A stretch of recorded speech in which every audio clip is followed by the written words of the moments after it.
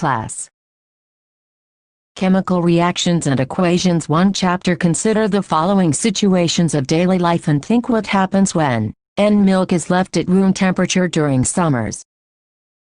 N an iron tower pan nail is left exposed to humid atmosphere and grapes get fermented and food is cooked. N food gets digested in our body and we respire. In all the above situations, the nature and the identity of the initial substance have somewhat changed. We have already learned about physical and chemical changes of matter in our previous classes. Whenever a chemical change occurs, we can say that a chemical reaction has taken place. You may perhaps be wondering as to what is actually meant by a chemical reaction. How do we come to know that a chemical reaction has taken place? Let us perform some activities to find the answer to these questions. Figure 1.1 Figure 1.1 Figure 1.1 Figure 1.1 Figure 1.1 Burning of a magnesium ribbon in air and collection of magnesium oxide in a watched glass. Activity 1.1 Activity 1.1 Activity 1.1 Activity 1.1 Activity 1.1 Caution. This activity needs the teacher's assistance. It would be better if students wear suitable eyeglasses and clean a magnesium ribbon about 3-4 centimeters long by rubbing it with sandpaper.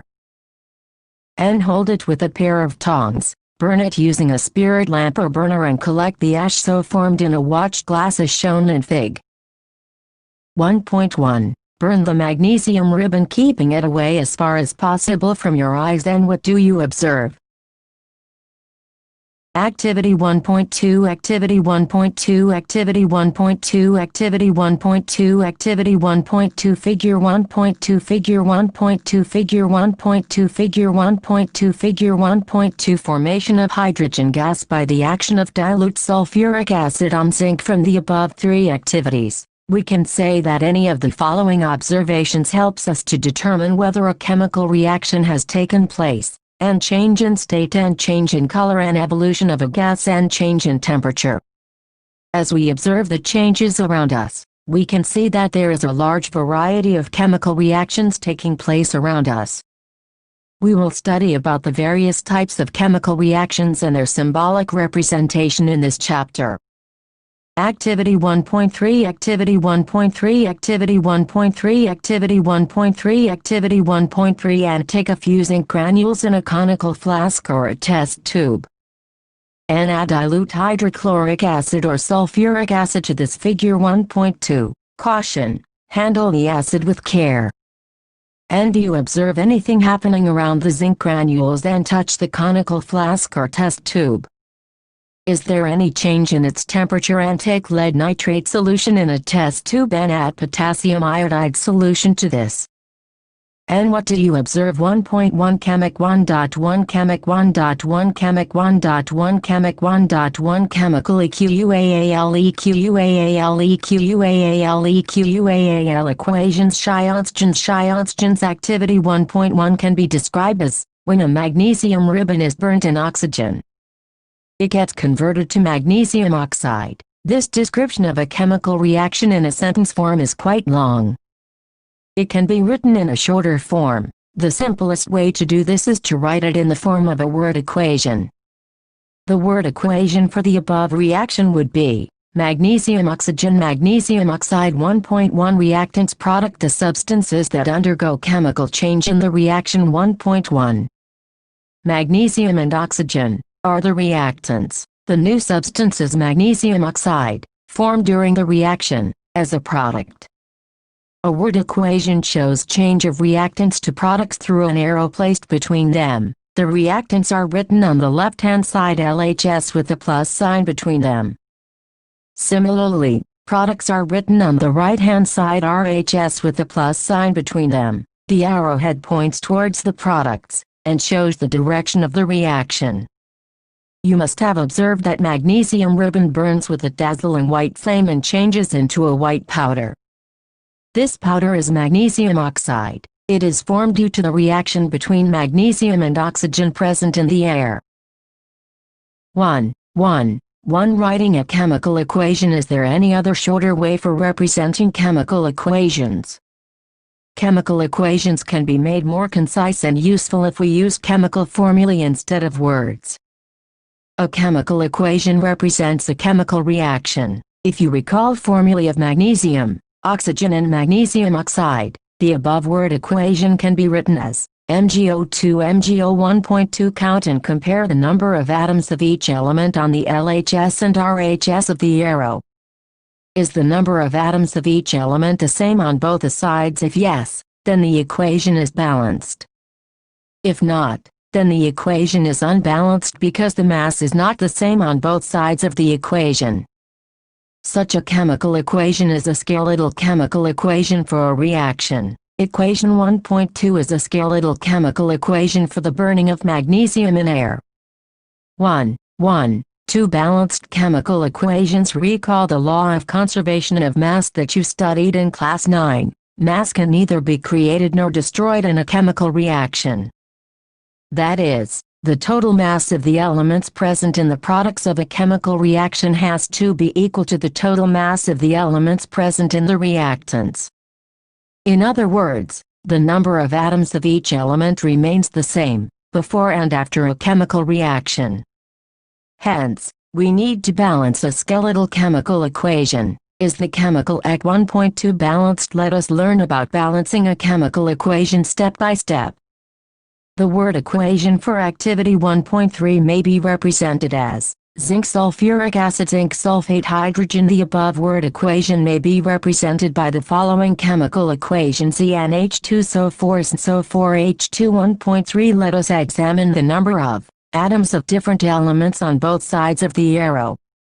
Element number of atoms and number of atoms. Reactants LHS and products RHS. CN11H22S11044 as the number of atoms of each element is the same on both sides of the arrow. EQ 1.3 is a balanced chemical equation. Let us try to balance the following chemical equation: FeH2O Fe3O4H2 1.4. Step I. To balance a chemical equation, first draw boxes around each formula. Do not change anything inside the boxes while balancing the equation. FeH2O Fe3O4H2 1.5. Step 2. List the number of atoms of different elements present in the unbalanced equation. 1.5. Element number of atoms in reactants LHS and products RHS. Fe13H22O14 to equalize the number of atoms. It must be remembered that we cannot alter the formulae of the compounds or elements involved in the reactions. For example, to balance oxygen atoms we can put coefficient 4 as 4H2O and not H2O4 or H2O4. Now the partly balanced equation becomes Fe4H2O Fe3O4H2. Step IV. Fe and H atoms are still not balanced. Pick any of these elements to proceed further. Let us balance hydrogen atoms in the partly balanced equation.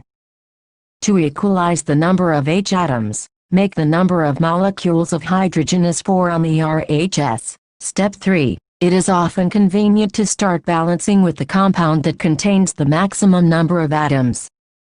It may be a reactant or a product. In that compound, select the element which has the maximum number of atoms. Using these criteria, we select Fe3O4 and the element oxygen in it. There are 4 oxygen atoms on the RHS and only 1 on the LHS. To balance the oxygen atoms, the equation would be Fe4H2O Fe3O4 4H2 atoms of in reactants in products oxygen I initial 1 inch H2O 4 inches Fe3O4 2 to balance 1x4 4 atoms of in reactants in products hydrogen I initial 8 inches 4H2O 2 in H22 to balance 8 2x4 1.6 partly balanced equation 1.7 partly balanced equation. To equalize Fe, we take 3 atoms of Fe on the LHS 3 Fe4H2O Fe3O4 4H2 1.8. Step 6. Finally, to check the correctness of the balanced equation, we count atoms of each element on both sides of the equation. 3Fe4H2O Fe3O4 4H to the numbers of atoms of elements on both sides of Ec 1.9 are equal. This equation is now balanced. This method of balancing chemical equations is called hidden trial method, as we make trials to balance the equation by using the smallest whole number coefficient. Step 7. Writing symbols of physical states. Writing symbols of physical states. Writing symbols of physical states. Writing symbols of physical states. Writing symbols of physical states. Carefully examine the above balanced deck. 1.9. Does this equation tell us anything about the physical state of each reactant and product? No information has been given in this equation about their physical states. To make a chemical equation more informative, the physical states of the reactants and products are mentioned along with their chemical formulae. The gaseous, liquid, aqueous and solid states of reactants and products are represented by the notations G, L, AC and S, respectively. The word aqueous AC is written if the reactant or product is present as a solution in water. The balanced deck. 1.9 becomes 3Fe4H2O Fe3O4S4H2G 1.10. Note that the symbol G is used with H2O to indicate that in this reaction water is used in the form of steam. Usually physical states are not included in a chemical equation unless it is necessary to specify them. Sometimes the reaction conditions, such as temperature, pressure, catalyst, etc., for the reaction are indicated above and or below the arrow in the equation. For example, COG2HG2 340 ATM CHOL3 1.116 COAC 12 HOL CHOX 60226 12 6 Sunlight Chlorophyll 222 AC 6 HOL 1.12 Glucose. Using these steps, can you balance Ec? 1.2 given in the text earlier. Step V. Examine the above equation and pick up the third element which is not balanced. You find that only one element is left to be balanced, that is, iron. Atoms of in reactants in products: iron I initial 1 inch Fe 3 inches Fe 3042 to balance 1x331.9 balanced equation. 1.2 Types of chemic 1.2 Types of chemic 1.2 Types of chemic 1.2 Types of chemic 1.2 Types of chemical REAAL reactions. Xions. We have learned in class 9 that during a chemical reaction atoms of one element do not change into those of another element. Nor do atoms disappear from the mixture or appear from elsewhere. Actually, chemical reactions involve the breaking and making of bonds between atoms to produce new substances. You will study about types of bonds formed between atoms in chapters 3 and 4. 1, 2, 1 Combination reaction. Activity 1.4 Activity 1.4 Activity 1.4 Activity 1.4 Activity 1.4 And take a small amount of calcium oxide or quicklime in a beaker. And slowly add water to this and touch the beaker as shown in figure 1.3. And do you feel any change in temperature?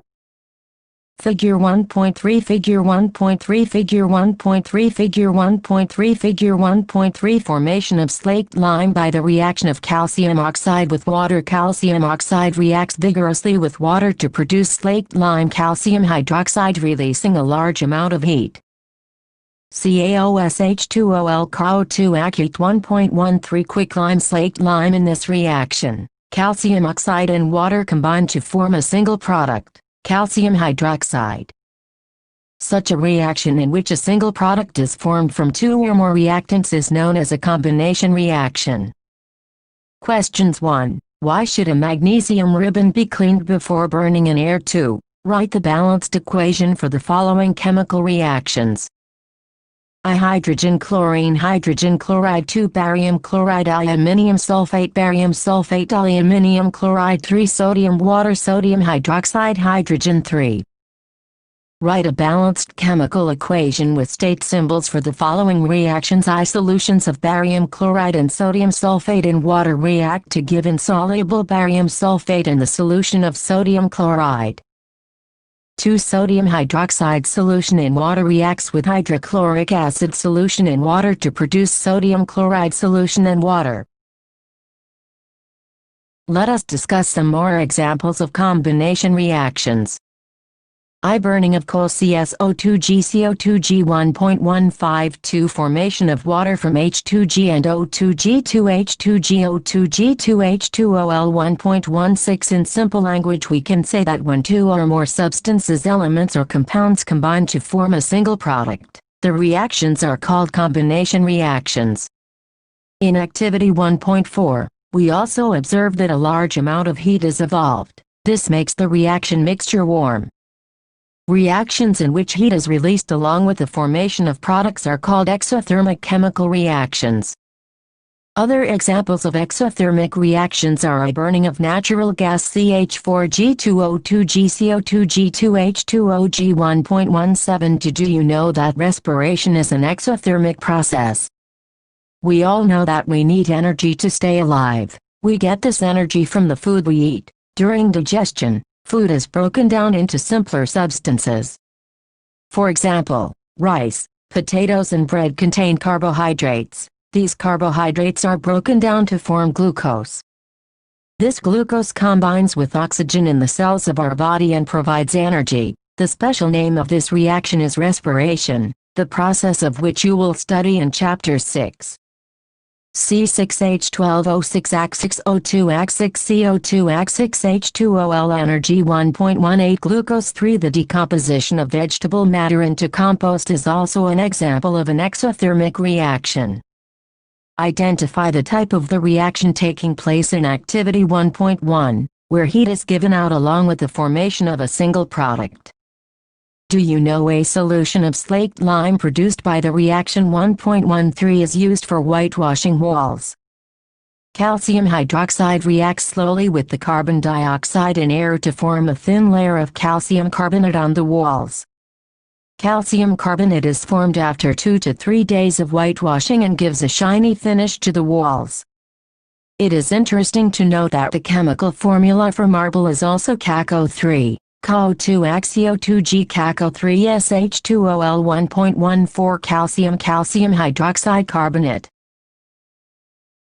Figure 1.5 Figure 1.5 Figure 1.5 Figure 1.5 Figure 1.5 Heating of lead nitrate and emission of nitrogen dioxide. Figure 1.4 Figure 1.4 Figure 1.4 Figure 1.4 Figure 1.4 Correct way of heating the boiling tube containing crystals of ferrous sulfate and of smelling the odor. Activity 1.6 Activity 1.6 Activity 1.6 Activity 1.6 Activity 1.6 And take about 2 grams lead nitrate powder in a boiling tube.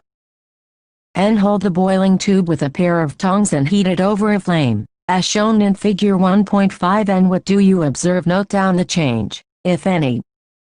You will observe the emission of brown fumes. These fumes are of nitrogen dioxide. Number 2. The reaction that takes place is Activity 1.5 Activity 1.5 Activity 1.5 Activity 1.5 Activity 1.5 And take about 2 grams ferrous sulfate crystals in a dry boiling tube. And note the color of the ferrous sulfate crystals. Then heat the boiling tube over the flame of a burner or spirit lamp as shown in Fig. 1.4 And observe the color of the crystals after heating. Have you noticed that the green color of the ferrous sulfate crystals has changed? You can also smell the characteristic odor of burning sulfur. 2 Feso4S heat Fe2O3SO2G So3G 1.19 ferrous sulfate ferric oxide. In this reaction you can observe that a single reactant breaks down to give simpler products. This is a decomposition reaction. Ferrous sulfate crystals Feso4 7H2O lose water when heated and the color of the crystals changes. It then decomposes to ferric oxide Fe2O3, sulfur dioxide SO2 and sulfur trioxide SO3. Ferric oxide is a solid, while SO2 and SO3 are gases. Decomposition of calcium carbonate to calcium oxide and carbon dioxide on heating is an important decomposition reaction used in various industries. Calcium oxide is called lime or quicklime. It has many uses. One is in the manufacture of cement. When a decomposition reaction is carried out by heating, it is called thermal decomposition. CaCO3S heat CaOSCO2G 1.20 limestone quicklime. Another example of a thermal decomposition reaction is given in Activity 1.6. 1, 2 decomposition reaction. Activity 1.7 Activity 1.7 Activity 1.7 Activity 1.7 Activity 1.7 Activity 1.8 Activity 1.8 Activity 1.8 Activity 1.8 Activity 1.8 And take about 2 grams silver chloride in a china dish. And what is its color? And place this china dish in sunlight for some time. Figure 1.7 and observe the color of the silver chloride after some time. Figure 1.7 Figure 1.7 Figure 1.7 Figure 1.7 Figure 1.7 Silver chloride turns gray in sunlight to form silver metal. You will see that white silver chloride turns gray in sunlight. This is due to the decomposition of silver chloride into silver and chlorine by light. 2 Cls sunlight. 2 SCl2G 1.22 And take a plastic mug. Drill 2 holes at its base and fit rubber stoppers in these holes. Insert carbon electrodes in these rubber stoppers as shown in Fig. 1.6 and connect these electrodes to a 6-volt battery and fill the mug with water such that the electrodes are immersed. Add a few drops of dilute sulfuric acid to the water and take 2 test tubes filled with water and invert them over the 2 carbon electrodes. And switch on the current and leave the apparatus undisturbed for some time, and you will observe the formation of bubbles at both the electrodes. These bubbles displace water in the test tubes, and is the volume of the gas collected the same in both the test tubes. And once the test tubes are filled with the respective gases, remove them carefully. And test these gases one by one by bringing a burning candle close to the mouth of the test tubes. Caution: this step must be performed carefully by the teacher. And what happens in each case and which gas is present in each test tube.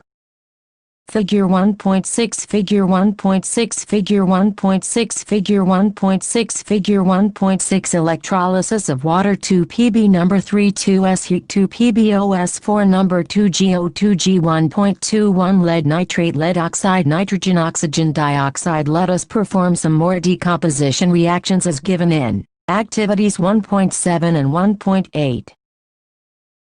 Figure 1.8 Figure 1.8 Figure 1.8 Figure 1.8 Figure 1.8 Iron nails dipped in copper sulfate solution. Questions 1. A solution of a substance X is used for whitewashing. I name the substance X and write its formula. 2. Write the reaction of the substance X named in I above with water. 2. Y is the amount of gas collected in one of the test tubes in Activity 1.7. Double of the amount collected in the other. Name this gas. 1, 2, 3 Displacement reaction. Activity 1.9 Activity 1.9 Activity 1.9 Activity 1.9 Activity 1.9 And take 3 iron nails and clean them by rubbing with sandpaper. And take 2 test tubes marked as A and B. In each test tube, take about 10 milliliters copper sulfate solution. And tie 2 iron nails with the thread and immerse them carefully in the copper sulfate solution in test tube B for about 20 minutes. Fig. 1.8. Keep 1 iron nail aside for comparison, and after 20 minutes, take out the iron nails from the copper sulfate solution.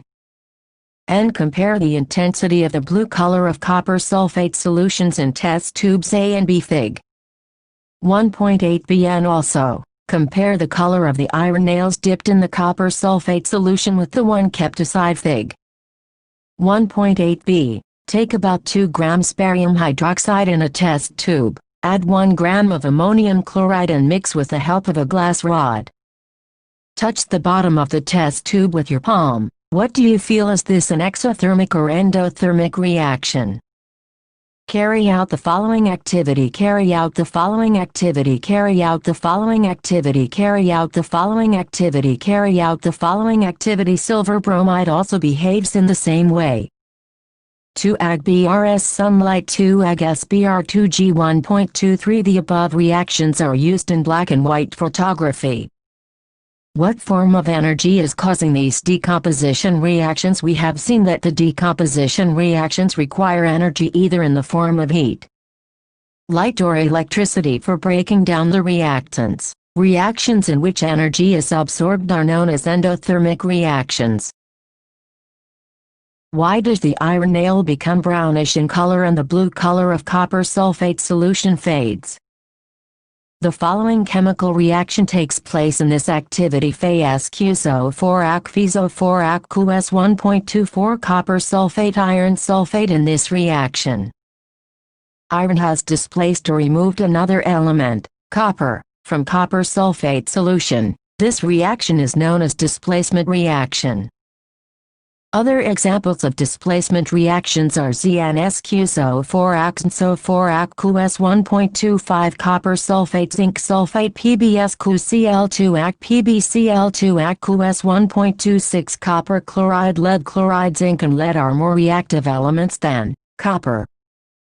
They displace copper from its compounds 1, 2, 4. Double displacement reaction activity 1.10 activity 1.10 activity 1.10 activity 1.10 activity 1.10 and take about 3 milliliters of sodium sulfate solution in a test tube. And in another test tube, take about 3 milliliters of barium chloride solution and mix the two solutions. Fig. 1.9 And what do you observe? Figure 1.9 Figure 1.9 Figure 1.9 Figure 1.9 Figure 1.9 Formation of barium sulfate and sodium chloride. You will observe that a white substance, which is insoluble in water, is formed. This insoluble substance formed is known as a precipitate. Any reaction that produces a precipitate can be called a precipitation reaction.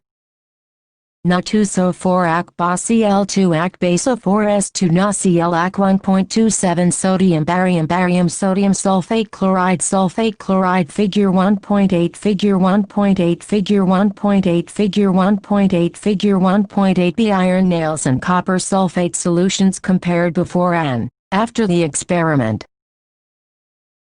1, 2, 5. Oxidation and reduction activity 1.11 activity 1.11 activity 1.11 activity 1.11 activity 1.11 and heat a china dish containing about 1 gram copper powder. Fig.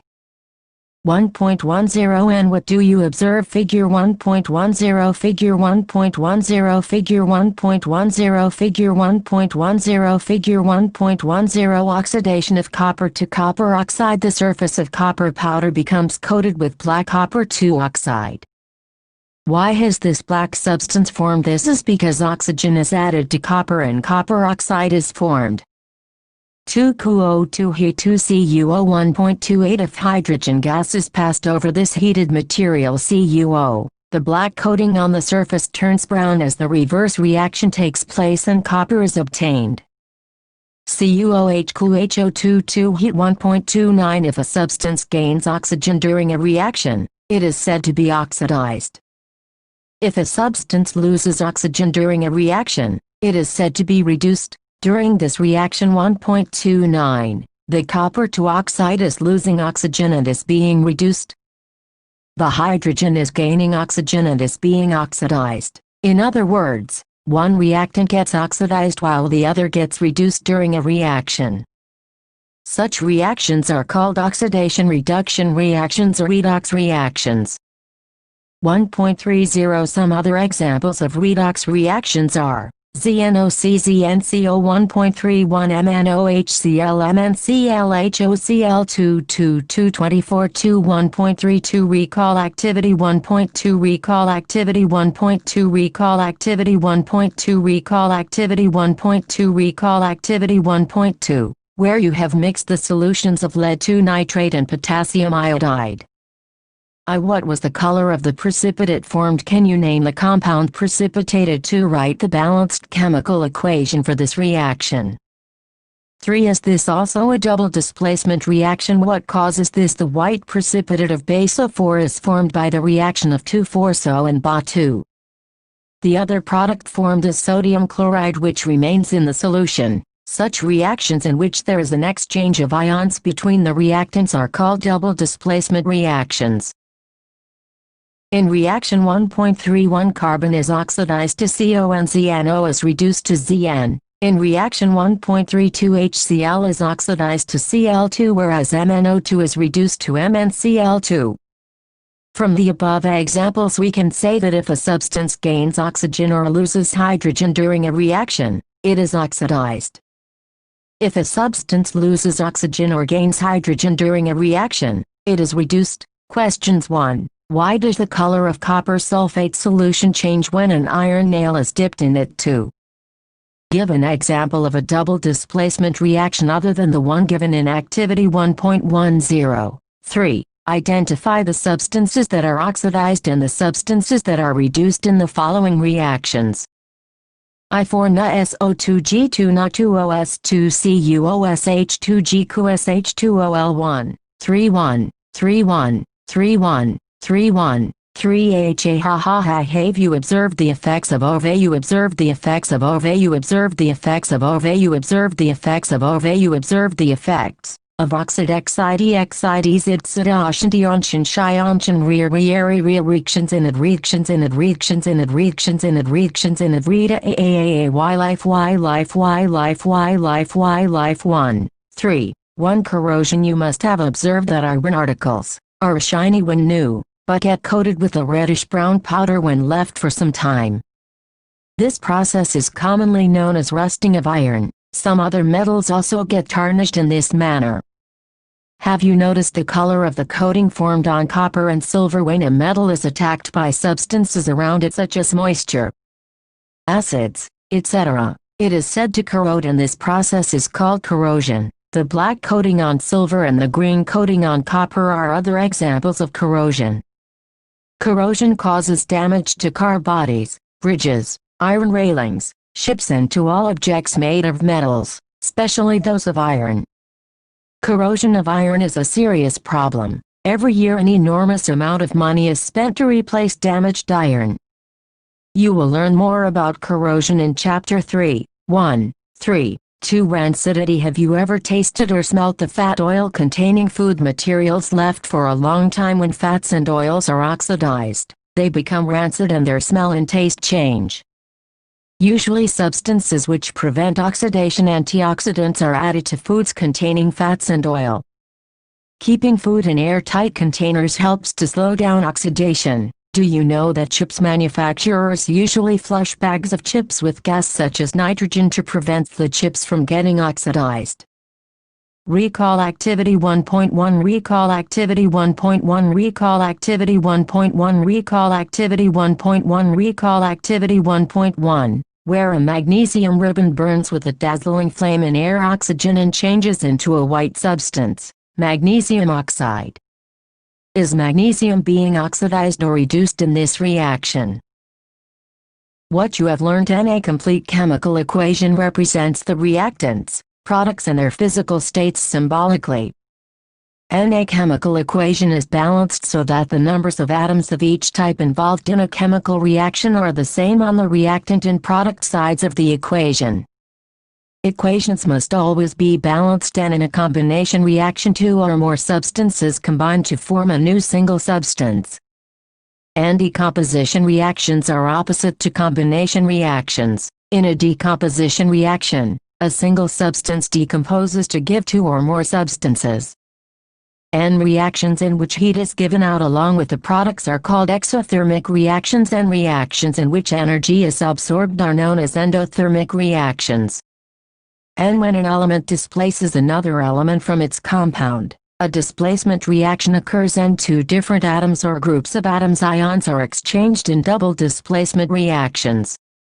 And precipitation reactions produce insoluble salts, and reactions also involve the gain or loss of oxygen or hydrogen by substances. Oxidation is the gain of oxygen or loss of hydrogen. Reduction is the loss of oxygen or gain of hydrogen. Exercises 1. Which of the statements about the reaction below are incorrect? 2 PbOSCS2 PbSCO2G lead is getting reduced. B. Carbon dioxide is getting oxidized. C. Carbon is getting oxidized. D. Lead oxide is getting reduced. IA and B2 and C3A, B and C Ivol 2, Fe 2032 Al 2032 Fe. The above reaction is an example of a combination reaction. B. Double displacement reaction.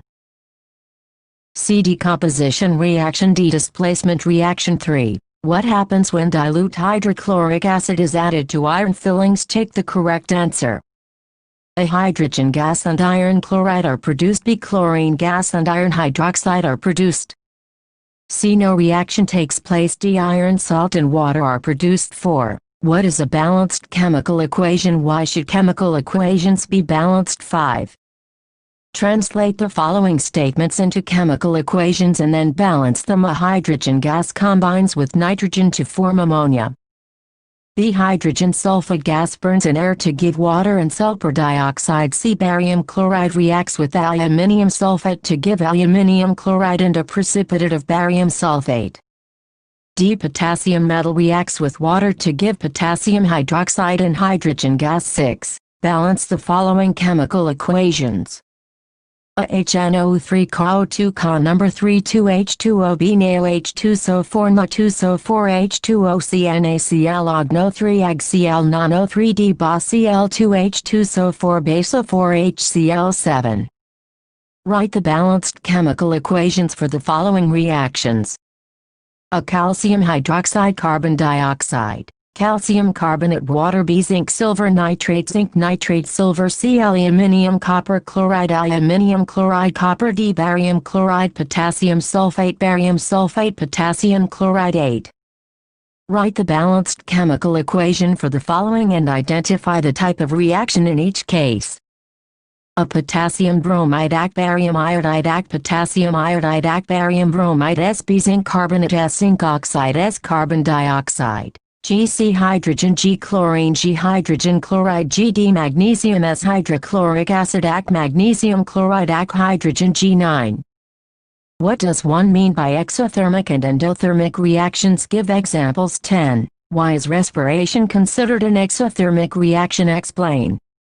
11. Why are decomposition reactions called the opposite of combination reactions? Write equations for these reactions. Science 16 Group Activity. Perform the following activity and take 4 beakers and label them as A, B, C and D and put 25 milliliters of water in A, B and C beakers and copper sulfate solution in beaker D and measure and record the temperature of each liquid contained in the beakers above and add 2 spatulas of potassium sulfate, ammonium nitrate, anhydrous copper sulfate and fine iron fillings to beakers A, B, C and D respectively and stir. And finally measure and record the temperature of each of the mixture above. Find out which reactions are exothermic and which ones are endothermic in nature. 12. Write one equation each for decomposition reactions where energy is supplied in the form of heat, light or electricity. 13. What is the difference between displacement and double displacement reactions? Write equations for these reactions. 14. In the refining of silver, the recovery of silver from silver nitrate solution involved displacement by copper metal. Write down the reaction involved. 15. What do you mean by a precipitation reaction? Explain by giving examples. 16. Explain the following in terms of gain or loss of oxygen with 2 examples each. Oxidation B reduction. 17. A shiny brown-colored element X on heating in air becomes black in color. Name the element X and a black-colored compound formed. 18. Why do we apply paint on iron articles? 19. Oil and fat-containing food items are flushed with nitrogen. Why? 20. Explain the following terms with 1 example each. A corrosion B rancidity. Acids, bases and salts. 2. Chapter you have learned in your previous classes that the sour and bitter tastes of food are due to acids and bases, respectively, present in them. If someone in the family is suffering from a problem of acidity after overeating, which of the following would you suggest as a remedy? Lemon juice, vinegar or baking soda solution? And which property did you think of while choosing the remedy? Surely you must have used your knowledge about the ability of acids and bases to nullify each other's effect. And recall how we tested sour and bitter substances without tasting them. You already know that acids are sour in taste and change the color of blue litmus to red, whereas bases are bitter and change the color of the red litmus to blue. Litmus is a natural indicator. Turmeric is another such indicator. Have you noticed that a stain of curry on a white cloth becomes reddish-brown when soap, which is basic in nature, is scrubbed on it? It turns yellow again when the cloth is washed with plenty of water. You can also use synthetic indicators such as methyl orange and phenolphthalein to test for acids and bases. In this chapter, we will study the reactions of acids and bases, how acids and bases cancel out each other's effects, and many more interesting things that we use and see in our day-to-day life. Do you know litmus solution is a purple dye, which is extracted from lichen, a plant belonging to the division Thylophyta, and is commonly used as an indicator. When the litmus solution is neither acidic nor basic, its color is purple. There are many other natural materials like red cabbage leaves, turmeric, colored petals of some flowers such as hydrangea, petunia and geranium, which indicate the presence of acid or base in a solution. These are called acid-base indicators or sometimes simply indicators. 2.12.12.12.12 1. Understanding the chemical properties of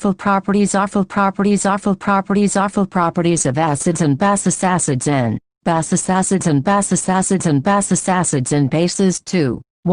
1 Acids and bases in the laboratory. Activity 2.1 Activity 2.1 Activity 2.1 Activity 2.1 Activity 2.1 These indicators tell us whether a substance is acidic or basic by change in color.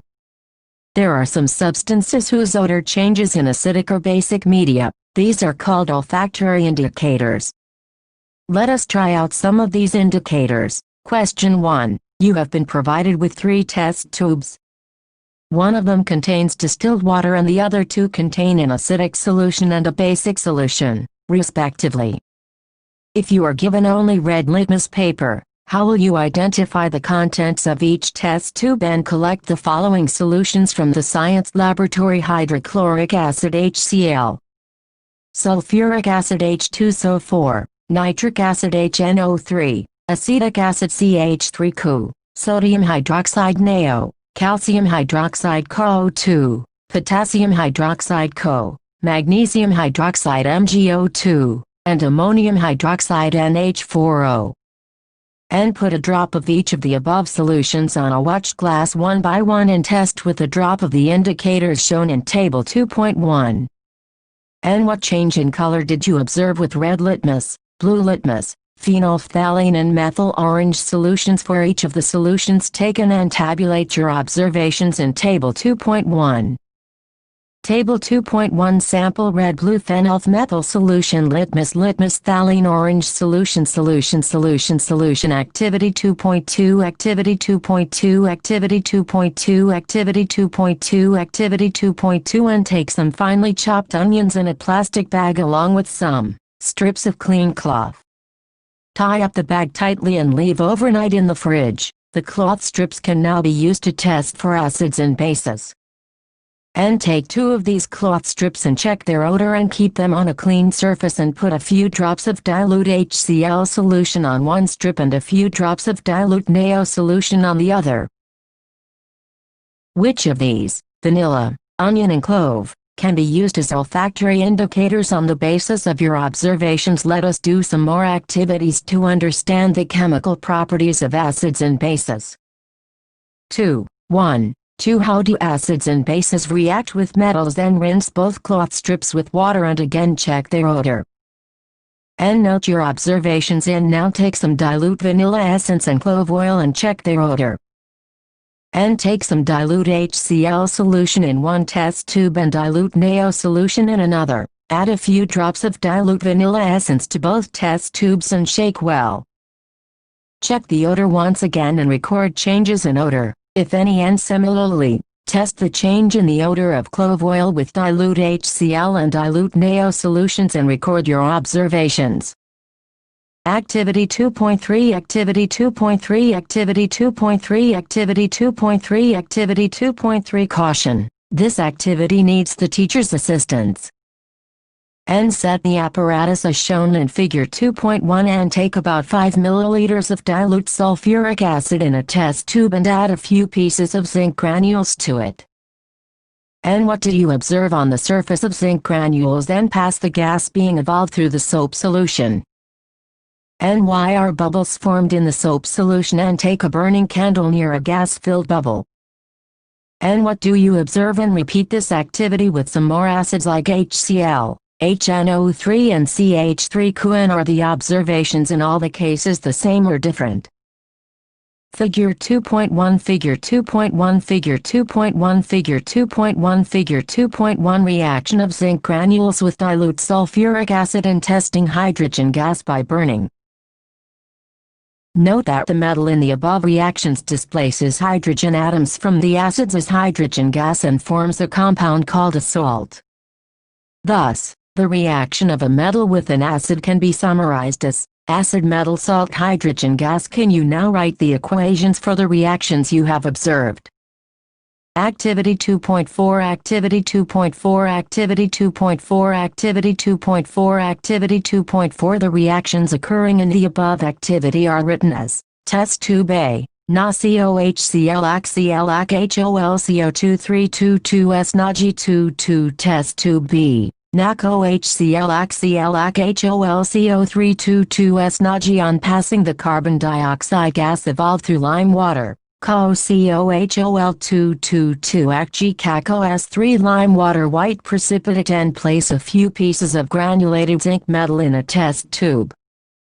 And add 2 milliliters of sodium hydroxide solution and warm the contents of the test tube and repeat the rest of the steps as in Activity 2.3 and record your observations. The reaction that takes place can be written as follows: 2 NaOX ZnS-NO2SH2G sodium zinc H. You find again that hydrogen is formed in the reaction.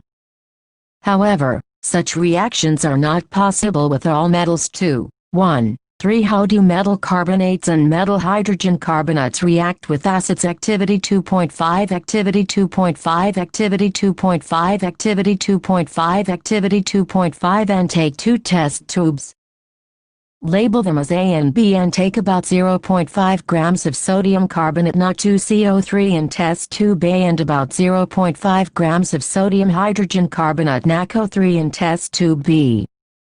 And add about 2 milliliters of dilute HCl to both the test tubes. And what do you observe? And pass the gas produced in each case through lime water calcium hydroxide solution as shown in Fig. 2.2 and record your observations. Figure 2.2 Figure 2.2 Figure 2.2 Figure 2.2 Figure 2.2 Passing carbon dioxide gas through calcium hydroxide solution. Activity 2.6 Activity 2.6 Activity 2.6 Activity 2.6 Activity 2.6 And take about 2 milliliters of dilute NaO solution in a test tube and add 2 drops of phenolphthalein solution. And what is the color of the solution? And add dilute HCl solution to the above solution drop by drop. And is there any color change for the reaction mixture? And why did the color of phenolphthalein change after the addition of an acid? And now add a few drops of NaO to the above mixture. And does the pink color of phenolphthalein reappear? And why do you think this has happened? On passing excess carbon dioxide, the following reaction takes place. CaCOSCOHCO33HOLCOG222 soluble in water limestone. Chalk and marble are different forms of calcium carbonate. All metal carbonates and hydrogen carbonates react with acids to give a corresponding salt, carbon dioxide and water. Thus, the reaction can be summarized as, in the above activity, we have observed that the effect of a base is nullified by an acid and vice versa. The reaction taking place is written as NaOACHClAcNaClAch2OL. The reaction between an acid and a base to give a salt and water is known as a neutralization reaction. In general, a neutralization reaction can be written as base acid salt water 2, 1, 5 reaction of metallic oxides with acids. Activity 2.7 Activity 2.7 Activity 2.7 Activity 2.7 Activity 2.7 And take a small amount of copper oxide in a beaker and add dilute hydrochloric acid slowly while stirring. And note the color of the solution. What has happened to the copper oxide? You will notice that the color of the solution becomes blue-green and the copper oxide dissolves. The blue-green color of the solution is due to the formation of copper 2 chloride in the reaction. The general reaction between a metal oxide and an acid can be written as metal oxide acid salt water metal carbonate metal hydrogen carbonate acid salt carbon dioxide water 2, 1, 4. How do acids and bases react with each other? Now write and balance the equation for the above reaction. Since metallic oxides react with acids to give salts and water, similar to the reaction of a base with an acid, metallic oxides are said to be basic oxides.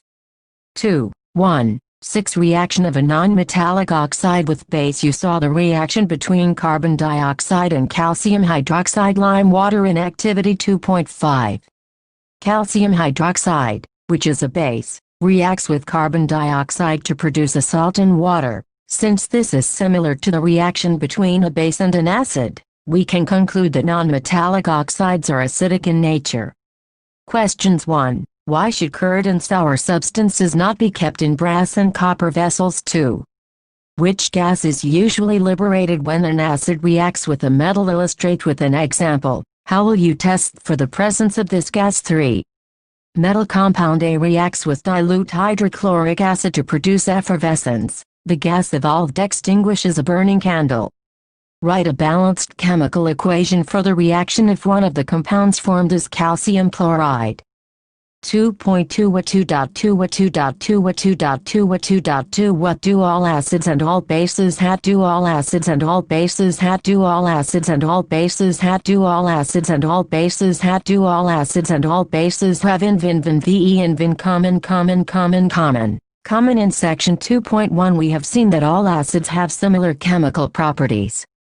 What leads to this similarity in properties? We saw in activity 2.3 that all acids generate hydrogen gas on reacting with metals, so hydrogen seems to be common to all acids.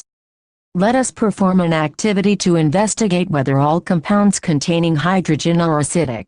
Activity 2.8 Activity 2.8 Activity 2.8 Activity 2.8 Activity 2.8 N. Take solutions of glucose, alcohol, hydrochloric acid, sulfuric acid, etc. N. Fix 2 nails on a cork, and place the cork in a 100 ml beaker and connect the nails to the 2 terminals of a 6-volt battery through a bulb and a switch, as shown in Fig. 2.3. And now pour some dilute HCl in the beaker and switch on the current and repeat with dilute sulfuric acid. And what do you observe? And repeat the experiment separately with glucose and alcohol solutions. What do you observe now? And does the bulb glow in all cases? The bulb will start glowing in the case of acids, as shown in figure 2.3, but you will observe that glucose and alcohol solutions do not conduct electricity. Glowing of the bulb indicates that there is a flow of electric current through the solution. The electric current is carried through the acidic solution by ions. Acids contain H-ionous cation and anions such as Cl and HCl, number 3 and HNO3, SO2 and H2SO4, CH3COO and CH3Cu, since the cation present in acids is H. This suggests that acids produce hydrogen ions, HAC, in solution, which are responsible for their acidic properties. Repeat the same activity using alkalis such as sodium hydroxide, calcium hydroxide, etc. What can you conclude from the results of this activity? 2. 1. What happens to an acid or a base in a water solution? Do acids produce ions only in aqueous solution? Let us test this. Activity 2.9 Activity 2.9 Activity 2.9 Activity 2.9 Activity 2.9 And take about 1 gram solid NaCl in a clean and dry test tube and set up the apparatus as shown in Fig. 2.4 And add some concentrated sulfuric acid to the test tube. And what do you observe? Is there a gas coming out of the delivery tube? And test the gas evolved successively with dry and wet blue litmus paper. And in which case does the litmus paper change color? And on the basis of the above activity, what do you infer about the acidic character of a dry HCl gas 2HCl solution? Figure 2.4 Figure 2.4 Figure 2.4 Figure 2.4 Figure 2.4 Preparation of HCl gas. This experiment suggests that hydrogen ions in HCl are produced in the presence of water. The separation of H-ion from HCl molecules cannot occur in the absence of water. HCl, H2O, H3O, Cl. Hydrogen ions cannot exist alone, but they exist after combining with water molecules. Thus hydrogen ions must always be shown as HAC or hydronium ion H3O. H2O, H3O. We have seen that acids give H3O or HAC ion in water. Let us see what happens when a base is dissolved in water. NaOSHO2 NiACOAC. Note to teachers: if the climate is very humid, you will have to pass the gas produced through a guard tube drying tube containing calcium chloride to dry the gas. CoSKACOAC HO2MgO2SHO2Mg2AC2OAC. Bases generate hydroxide ions in water. Bases which are soluble in water are called alkalis. Do you know all bases do not dissolve in water? An alkali is a base that dissolves in water. They are soapy to touch, bitter and corrosive. Never taste or touch them as they may cause harm. Which of the bases in the table 2.1 are alkalis? Now, as we have identified that all acids generate HAC and all bases generate OAC, we can view the neutralization reaction as follows. Acid-base salt water HXMOMXHOHACOAC H2OL. Let us see what is involved when water is mixed with an acid or a base. Activity 2.10 Activity 2.10 Activity 2.10 Activity 2.10 Activity 2.10 And take 10 milliliters water in a beaker.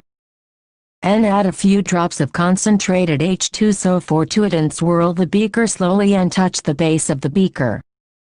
And is there a change in temperature, and is this an exothermic or endothermic process? And repeat the above activity with sodium hydroxide pellets and record your observations. Figure 2.5 Figure 2.5 Figure 2.5 Figure 2.5 Figure 2.5 Warning sign displayed on containers containing concentrated acids and bases. The process of dissolving an acid, or a base in water is a highly exothermic one. Care must be taken while mixing concentrated nitric acid or sulfuric acid with water. The acid must always be added slowly to water with constant stirring. If water is added to a concentrated acid, the heat generated may cause the mixture to splash out and cause burns. The glass container may also break due to excessive local heating. Look out for the warning sign shown in Fig. 2.5 on the can of concentrated sulfuric acid and on the bottle of sodium hydroxide pellets. Mixing an acid or base with water results in decrease in the concentration of ions H3OO per unit volume. Such a process is called dilution, and the acid or the base is said to be diluted. 2.3 How strong are acid or base solutions? 2.3 How strong are acid or base solutions? 2.3 How strong are acid or base solutions? 2.3 HOV strong or acid or base solutions? 2.3 HOV strong or acid or base solutions. We know how acid-base indicators can be used to distinguish between an acid and a base. We have also learned in the previous section about dilution and decrease in concentration of HRO ions in solutions. Can we quantitatively find the amount of these ions present in a solution? Can we judge how strong a given acid or base is? We can do this by making use of a universal indicator, which is a mixture of several indicators. The universal indicator shows different colors at different concentrations of hydrogen ions in a solution. A scale for measuring hydrogen ion concentration in a solution, called pH scale, has been developed. The P in pH stands for Potenz in German, meaning power. On the pH scale we can measure pH generally from 0 very acidic to 14 very alkaline.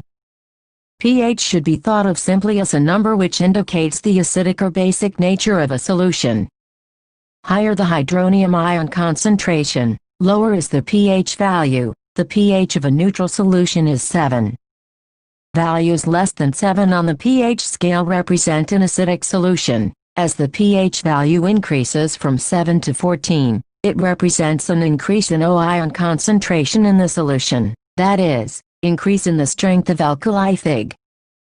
2.6. Generally, paper impregnated with the universal indicator is used for measuring pH. Questions 1. Why do HCl, HNO3, etc. show acidic characters in aqueous solutions while solutions of compounds like alcohol and glucose do not show acidic character? 2. Why does an aqueous solution of an acid conduct electricity? 3. Why does dry HCl gas not change the color of the dry litmus paper? 4. While diluting an acid, why is it recommended that the acid should be added to water and not water to the acid? 5. How is the concentration of hydronium ions H3O affected when a solution of an acid is diluted? 6. How is the concentration of hydroxide ions O affected when excess base is dissolved in a solution of sodium hydroxide? Figure 2.6 Figure 2.6 Figure 2.6 Figure 2.6 Figure 2.6 Variation of pH with the change in concentration of HAC and OAC ions. Activity 2.11 Activity 2.11 Activity 2.11 Activity 2.11 Activity 2.11 and tests the pH values of solutions given in Table 2.2. And record your observations and what is the nature of each substance on the basis of your observations. Figure 2.7 Figure 2.7 Figure 2.7 Figure 2.7 Figure 2.7 pH of some common substances shown on a pH paper. Colors are only a rough guide. The strength of acids and bases depends on the number of H ions and O ions produced, respectively. If we take hydrochloric acid and acetic acid of the same concentration, say 1 molar, then these produce different amounts of hydrogen ions. Acids that give rise to more H ions are said to be strong acids, and acids that give less H ions are said to be weak acids. Can you now say what weak and strong bases are? 2, 3, 1 imper 2, 3, 1 imper 2, 3, 1 imper 2, 3, 1 imper 2, 3. 1 Importance of pH and avertance of pH and avertance of pH and avertance of pH and avertance of pH in everyday life. Everyday life, everyday life, everyday life, everyday life. Are plants and animals pH sensitive? Our body works within the pH range of 7.0 to 7.8. Living organisms can survive only in a narrow range of pH change. When pH of rainwater is less than 5.6, it is called acid rain. When acid rain flows into the rivers, it lowers the pH of the river water. The survival of aquatic life in such rivers becomes difficult. Table 2.2 Solution color of approx nature of no pH paper emits substance pH value 1 saliva before meal 2 saliva after meal 3 lemon juice 4 colorless aerated drink 5 carrot juice 6 coffee 7 tomato juice 8 tap water 9 1m NaO 10 1m HCl. What is the pH of the soil in your backyard? Plants require a specific pH range for their healthy growth. To find out the pH required for the healthy growth of a plant, you can collect the soil from various places and check the pH in the manner described below in Activity 2.12. Also, you can note down which plants are growing in the region from which you have collected the soil. Acids and other planets. The atmosphere of Venus is made up of thick white and yellowish clouds of sulfuric acid. Do you think life can exist on this planet? Activity 2.12 Activity 2.12 Activity 2.12 Activity 2.12 Activity 2.12 And put about 2 grams soil in a test tube and add 5 milliliters water to it. And shake the contents of the test tube and filter the contents and collect the filtrate in a test tube. And check the pH of this filtrate with the help of universal indicator paper. And what can you conclude about the ideal soil pH for the growth of plants in your region? pH in our digestive system. It is very interesting to note that our stomach produces hydrochloric acid. It helps in the digestion of food without harming the stomach. During indigestion, the stomach produces too much acid and this causes pain and irritation. To get rid of this pain, people use bases called antacids. One such remedy must have been suggested by you at the beginning of this chapter. These antacids neutralize the excess acid. Magnesium hydroxide, milk of magnesia, a mild base, is often used for this purpose. pH change is the cause of tooth decay. Tooth decay starts when the pH of the mouth is lower than 5.5. Tooth enamel, made up of calcium hydroxyapatite, a crystalline form of calcium phosphate, is the hardest substance in the body. It does not dissolve in water, but is corroded when the pH in the mouth is below 5.5.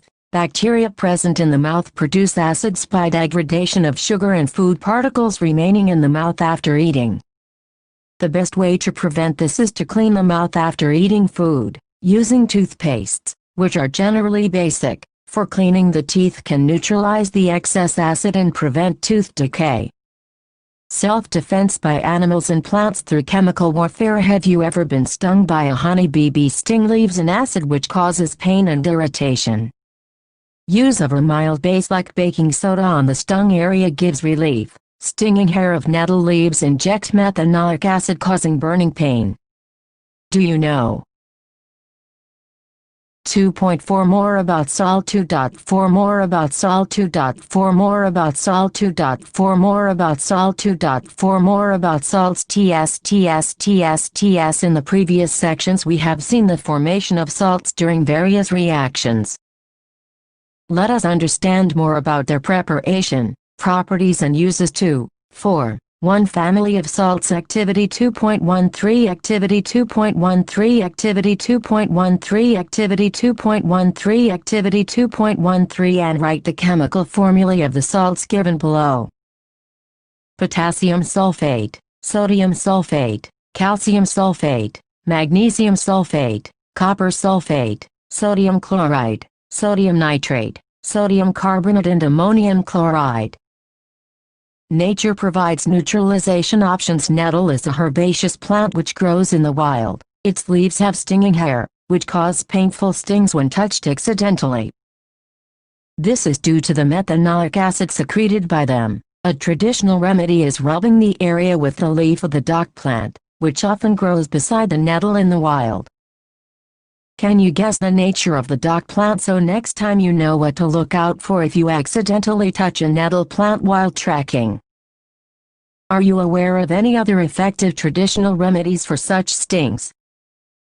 Table 2.3 Some naturally occurring acids. Natural source acid, vinegar, acetic acid, sour milk curd, lactic acid, orange citric acid, lemon citric acid, tamarind tartaric acid, ant sting, methanoic acid, tomato oxalic acid, nettle sting, methanoic acid. Questions 1. You have two solutions, A and B. The pH of solution A is 6 and pH of solution B is 8. Which solution has more hydrogen ion concentration? Which of this is acidic and which one is basic? 2. What effect does the concentration of HAC ions have on the nature of the solution? 3. Do basic solutions also have HAC ions? If yes, then why are these basic? 4. Under what soil condition do you think a farmer would treat the soil of his fields with quicklime calcium oxide or slaked lime calcium hydroxide or chalk calcium carbonate? Do you know? And identify the acids and bases from which the above salts may be obtained. And salts having the same positive or negative radicals are said to belong to a family. For example, NaCl and Na2SO4 belong to the family of sodium salts. Similarly, NaCl and KCl belong to the family of chloride salts. How many families can you identify among the salts given in this activity? 2. 4. 2 pH of salts. Activity 2.14. Activity 2.14. Activity 2.14. Activity 2.14. Activity 2.14. And collect the following salt samples: sodium chloride, potassium nitrate, aluminum chloride, zinc sulfate, copper sulfate, sodium acetate, sodium carbonate and sodium hydrogen carbonate. Some other salts available can also be taken. And check their solubility in water. Use distilled water only and check the action of these solutions on litmus and find the pH using a pH paper. And which of the salts are acidic, basic or neutral, and identify the acid or base used to form the salt. And report your observations in Table 2.4. Salts of a strong acid and a strong base are neutral with pH value of 7. On the other hand, salts of a strong acid and weak base are acidic with pH value less than 7, and those of a strong base and weak acid are basic in nature, with pH value more than 7. 2, 4, 3 chemicals from common salt. By now you have learnt that the salt formed by the combination of hydrochloric acid and sodium hydroxide solution is called sodium chloride. This is the salt that you use in food. You must have observed in the above activity that it is a neutral salt. Seawater contains many salts dissolved in it. Sodium chloride is separated from these salts. Deposits of solid salt are also found in several parts of the world. These large crystals are often brown due to impurities. This is called rock salt. Beds of rock salt were formed when seas of bygone ages dried up. Rock salt is mined like coal. You must have heard about Mahatma Gandhi's Dandi March. Did you know that sodium chloride was such an important symbol in our struggle for freedom? Table 2.4 Salt pH acid use base used. Common salt, a raw material for chemicals. The common salt thus obtained is an important raw material for various materials of daily use, such as sodium hydroxide, baking soda, washing soda, bleaching powder, and many more. Let us see how one substance is used for making all these different substances. Sodium hydroxide. When electricity is passed through an aqueous solution of sodium chloride called brine, it decomposes to form sodium hydroxide. The process is called the chlor-alkali process because of the products formed: chlor for chlorine and alkali for sodium hydroxide. 2 NaClAc2H2OL2 NaOAcCl2GH2G. Chlorine gas is given off at the anode, and hydrogen gas at the cathode. Sodium hydroxide solution is formed near the cathode. The 3 products produced in this process are all useful. Figure 2.8 shows the different uses of these products. Bleaching powder. You have already come to know that chlorine is produced during the electrolysis of aqueous sodium chloride brine. This chlorine gas is used for the manufacture of bleaching powder. Bleaching powder is produced by the action of chlorine on dry slaked lime CO2. Bleaching powder is represented as KOCl2, though the actual composition is quite complex. CO2Cl2 KOCl2H2O. Figure 2.8 Figure 2.8 Figure 2.8 Figure 2.8 Figure 2.8 Important products from the chlor-alkali process. Bleaching powder is used for bleaching cotton and linen in the textile industry, for bleaching wood pulp and paper factories, and for bleaching washed clothes in laundry. 2 as an oxidizing agent in many chemical industries, and 3 to make drinking water free from germs. Baking soda. The baking soda is commonly used in the kitchen for making tasty crispy pakoras, etc. Sometimes it is added for faster cooking. The chemical name of the compound is sodium hydrogen carbonate NaCO3. It is produced using sodium chloride as one of the raw materials. NaClHOCONHNHCl NaCO22343 ammonium sodium chloride hydrogen carbonate. Did you check the pH of sodium hydrogen carbonate in activity 2.14? Can you correlate why it can be used to neutralize an acid? It is a mild non-corrosive basic salt. The following reaction takes place when it is heated during cooking. 2 NaCO2COHOCO32322 heat sodium hydrogen carbonate. Sodium hydrogen carbonate has got various uses in the household. Uses of baking soda. For making baking powder, which is a mixture of baking soda, sodium hydrogen carbonate, and a mild edible acid such as tartaric acid. When baking powder is heated or mixed in water, the following reaction takes place. NaCO3HCO2H2O. Sodium salt of acid from any acid. Carbon dioxide produced during the reaction can cause bread or cake to rise, making them soft and spongy. 2 Sodium hydrogen carbonate is also an ingredient in antacids. Being alkaline, it neutralizes excess acid in the stomach and provides relief. 3 It is also used in soda acid fire extinguishers. Washing soda. Another chemical that can be obtained from sodium chloride is Na2CO3.10H2O. Washing soda. You have seen above that sodium carbonate can be obtained by heating baking soda. Recrystallization of sodium carbonate gives washing soda. It is also a basic salt. NaCOHO sodium carbonate 23223 What does 10H2O signify? Does it make Na2CO3 wet? We will address this question in the next section. Sodium carbonate and sodium hydrogen carbonate are useful chemicals for many industrial processes as well. Uses of washing soda. Sodium carbonate washing soda is used in glass, soap and paper industries. 2. It is used in the manufacture of sodium compounds such as borax. 3. Sodium carbonate can be used as a cleaning agent for domestic purposes. 5. It is used for removing permanent hardness of water. 2. 4.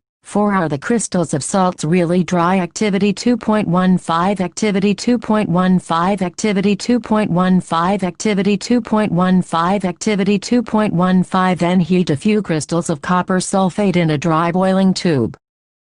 And what is the color of the copper sulfate after heating? And do you notice water droplets in the boiling tube? Where have these come from? And add 2-3 drops of water on the sample of copper sulfate obtained after heating. And what do you observe is the blue color of copper sulfate restored? Figure 2.9 Figure 2.9 Figure 2.9 Figure 2.9 Figure 2.9 Removing water of crystallization. Copper sulfate crystals which seem to be dry contain water of crystallization. When we heat the crystals, this water is removed and the salt turns white. If you moisten the crystals again with water, you will find that blue color of the crystals reappears. Water of crystallization is the fixed number of water molecules present in one formula unit of a salt. 5 water molecules are present in one formula unit of copper sulfate. Chemical formula for hydrated copper sulfate is CuSO4. 5H2O. Now you would be able to answer the question whether the molecule of Na2CO3.10H2O is wet. One other salt which possesses water of crystallization is gypsum. It has 2 water molecules as water of crystallization. It has the chemical formula CaSO4.2H2O. Let us look into the use of this salt. Plaster of Paris on heating gypsum at 373 K. It loses water molecules and becomes calcium sulfate hemihydrate 421 CaSO, HO2. This is called plaster of Paris, the substance which doctors use as plaster for supporting fractured bones in the right position. Plaster of Paris is a white powder and on mixing with water, it changes to gypsum once again giving a hard solid mess. CaSO12HO112HO CaSO.2HO42242 Plaster of Paris gypsum. Note that only half a water molecule is shown to be attached as water of crystallization. How can you get half a water molecule? It is written in this form because 2 formula units of CaSO4 share 1 molecule of water. Plaster of Paris is used for making toys, materials for decoration and for making surfaces smooth. Try to find out why is calcium sulfate hemihydrate called plaster of Paris. 1. What is the common name of the compound KOCl22? Name the substance which on treatment with chlorine yields bleaching powder. 3. Name the sodium compound which is used for softening hard water. 4. What will happen if a solution of sodium hydrocarbonate is heated? Give the equation of the reaction involved. 5. Write an equation to show the reaction between plaster of Paris and water. Questions which you have learned. An acid-base indicators are dyes or mixtures of dyes which are used to indicate the presence of acids and bases. An acidic nature of a substance is due to the formation of HAC ions in solution. Formation of OH ions in solution is responsible for the basic nature of a substance. And when an acid reacts with a metal, hydrogen gas is evolved and a corresponding salt is formed. And when the base reacts with a metal, along with the evolution of hydrogen gas, a salt is formed which has a negative ion composed of the metal and oxygen. And when an acid reacts with a metal carbonate or metal hydrogen carbonate, it gives the corresponding salt, carbon dioxide gas and water. N. Acidic and basic solutions in water conduct electricity because they produce hydrogen and hydroxide ions respectively. N. The strength of an acid or an alkali can be tested by using a scale called the pH scale 014, which gives the measure of hydrogen ion concentration in a solution. N. A neutral solution has a pH of exactly 7, while an acidic solution has a pH less than 7 and a basic solution a pH more than 7. N. Living beings carry out their metabolic activities within an optimal pH range, and mixing concentrated acids or bases with water is a highly exothermic process. N. Acids and bases neutralize each other to form corresponding salts and water of crystallization is the fixed number of water molecules present in one formula unit of a salt. N. Salts have various uses in everyday life and in industries. Exercises 1. A solution turns red litmus blue. Its pH is likely to be a 1B4C5D10-2. A solution reacts with crushed eggshells to give a gas that turns lime water milky. The solution contains NaCl, BHCl, ClCl, DKCl3. 10 ml of a solution of NaO is found to be completely neutralized by 8 ml of a given solution of HCl. If we take 20 ml of the same solution of NaO, the amount HCl solution the same solution as before required to neutralize it will be a 4 ml B, 8 ml C, 12 ml D, 16 ml 4. Which one of the following types of medicines is used for treating indigestion? Antibiotic B, analgesic C, antacid D, antiseptic 5. Write word equations and then balanced equations for the reaction taking place when a dilute sulfuric acid reacts with ink granules. B. Dilute hydrochloric acid reacts with magnesium ribbon. C. Dilute sulfuric acid reacts with aluminium powder. D. Dilute hydrochloric acid reacts with iron filing. 6. Compounds such as alcohols and glucose also contain hydrogen but are not categorized as acids. Describe an activity to prove it's 7. Why does distilled water not conduct electricity, whereas rainwater does? 8. Why do acids not show acidic behavior in the absence of water? 9. 5 solutions A, B, C, D and E when tested with universal indicator showed pHs 4, 1, 11, 7 and 9, respectively. Which solution is a neutral? B. Strongly alkaline. C. Strongly acidic. D. Weakly acidic. E. Weakly alkaline. Arrange the pH in increasing order of hydrogen ion concentration. 10. Equal lengths of magnesium ribbons are taken in test tubes A and B. Hydrochloric acid HCl is added to test tube A, while acetic acid CH3CU is added to test tube B. Amount and concentration taken for both the acids are same. In which test tube will the fizzing occur more vigorously and why? 11. Fresh milk has a pH of 6. How do you think the pH will change as it turns into curd? Explain your answer. 12. A milkman adds a very small amount of baking soda to fresh milk. A. Why does he shift the pH of the fresh milk from 6 to slightly alkaline? B. Why does this milk take a long time to set as curd? 13.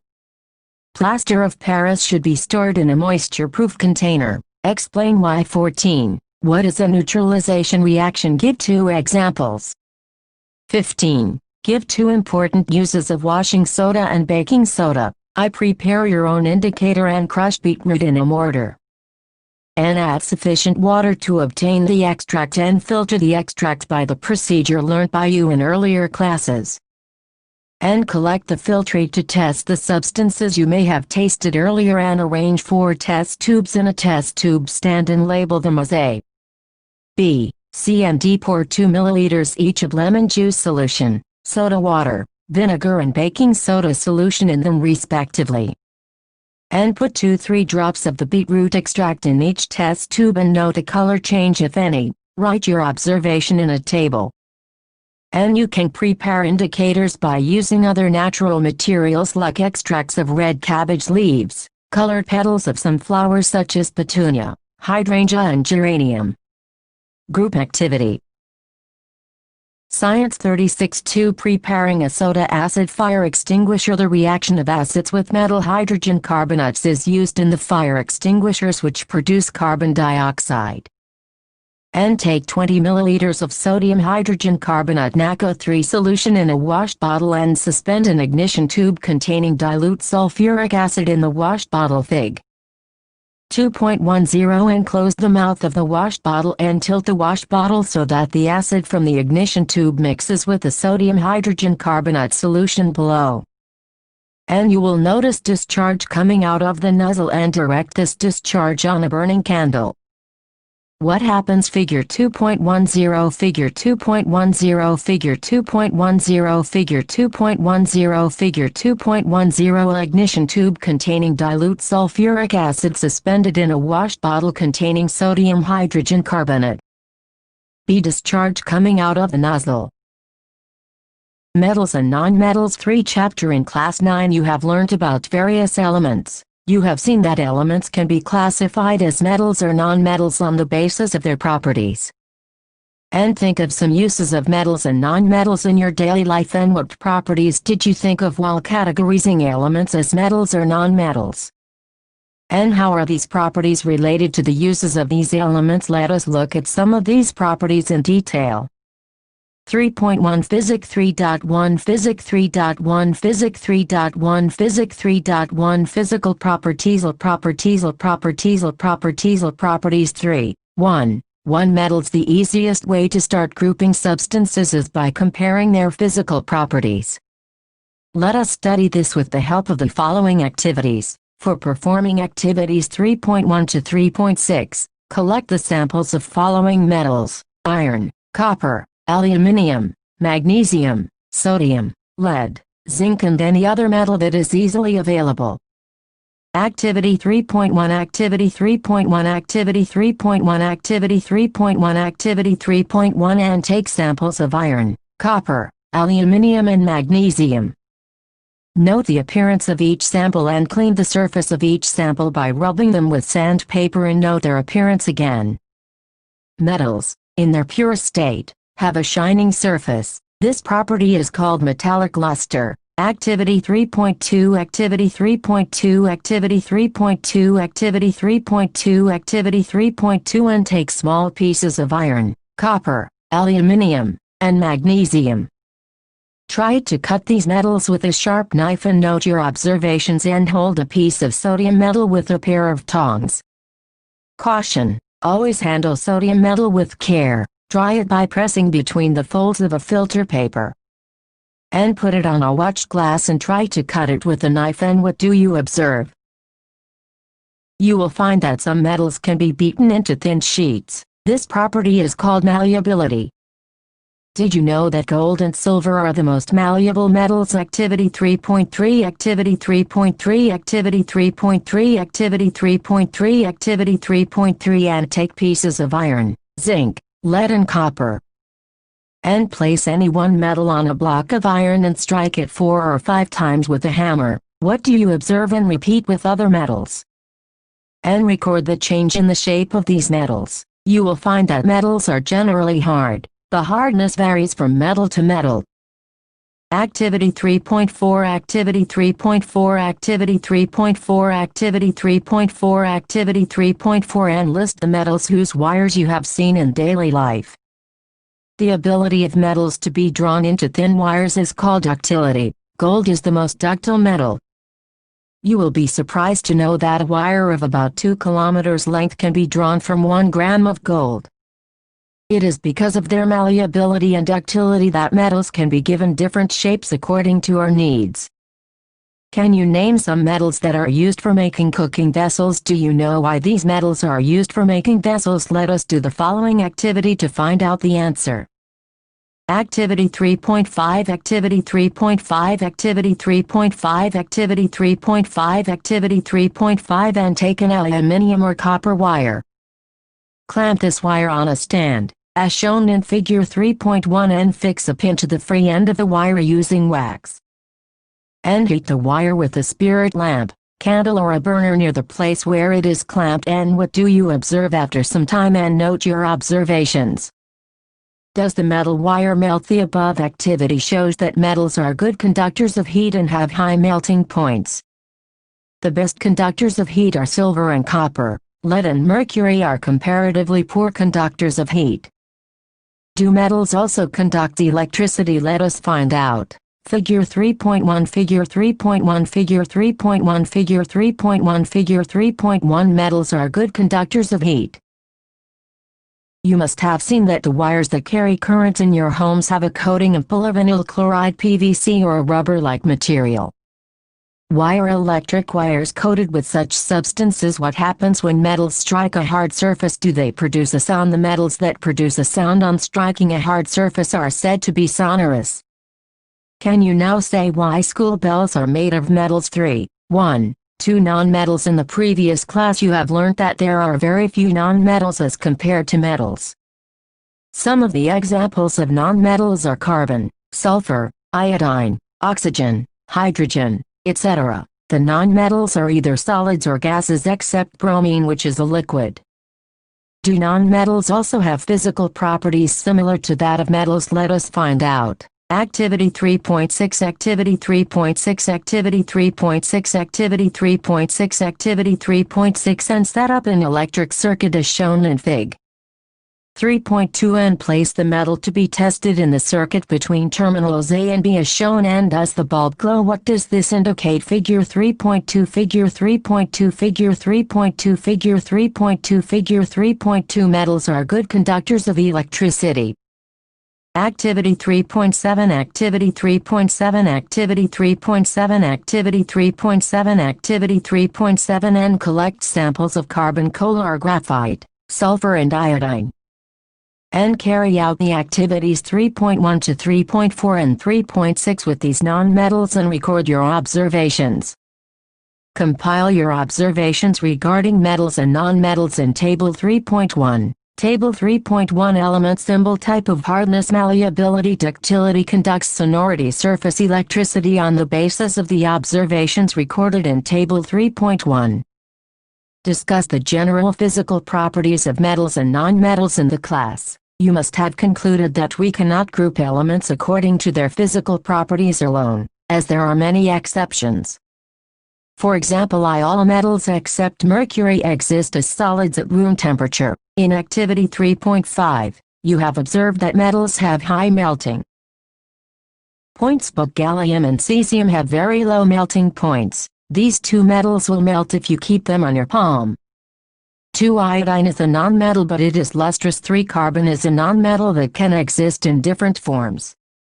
Each form is called an allotrope. Diamond, an allotrope of carbon, is the hardest natural substance known and has a very high melting and boiling point.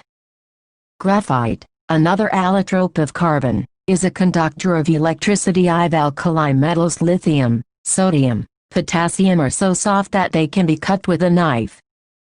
They have low densities and low melting points. Elements can be more clearly classified as metals and nonmetals on the basis of their chemical properties. Activity 3.8 Activity 3.8 Activity 3.8 Activity 3.8 Activity 3.8 And take a magnesium ribbon and some sulfur powder. And burn the magnesium ribbon. Collect the ashes formed and dissolve them in water and test the resultant solution with both red and blue litmus paper.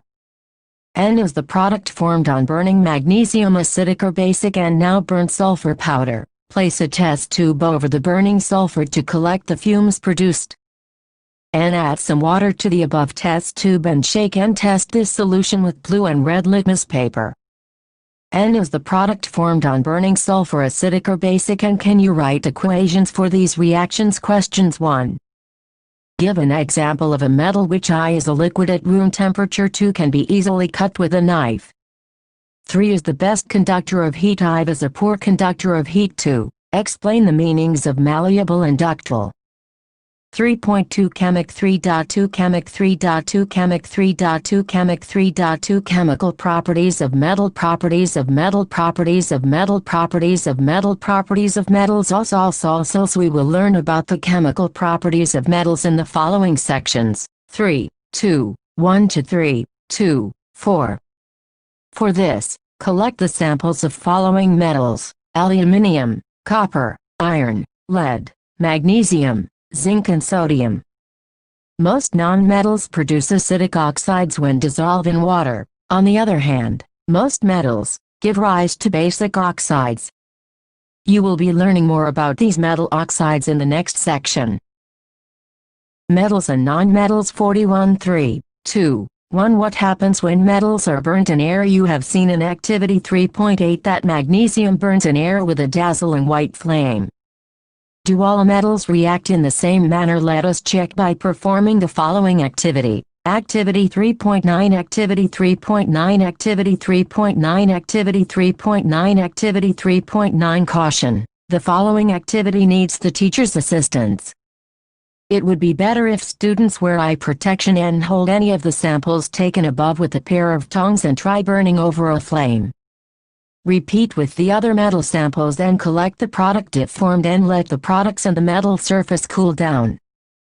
And which metals burn easily and what flame color did you observe when the metal burnt and how does the metal surface appear after burning, and arrange the metals in the decreasing order of their reactivity towards oxygen.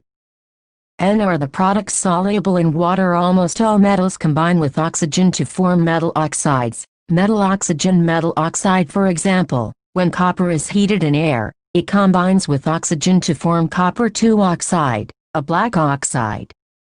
2CuO2 copper 2 oxide. Similarly, aluminium forms aluminium oxide 4Al3O2 2Al2O3 aluminium oxide. Recall from Chapter 2, how copper oxide reacts with hydrochloric acid.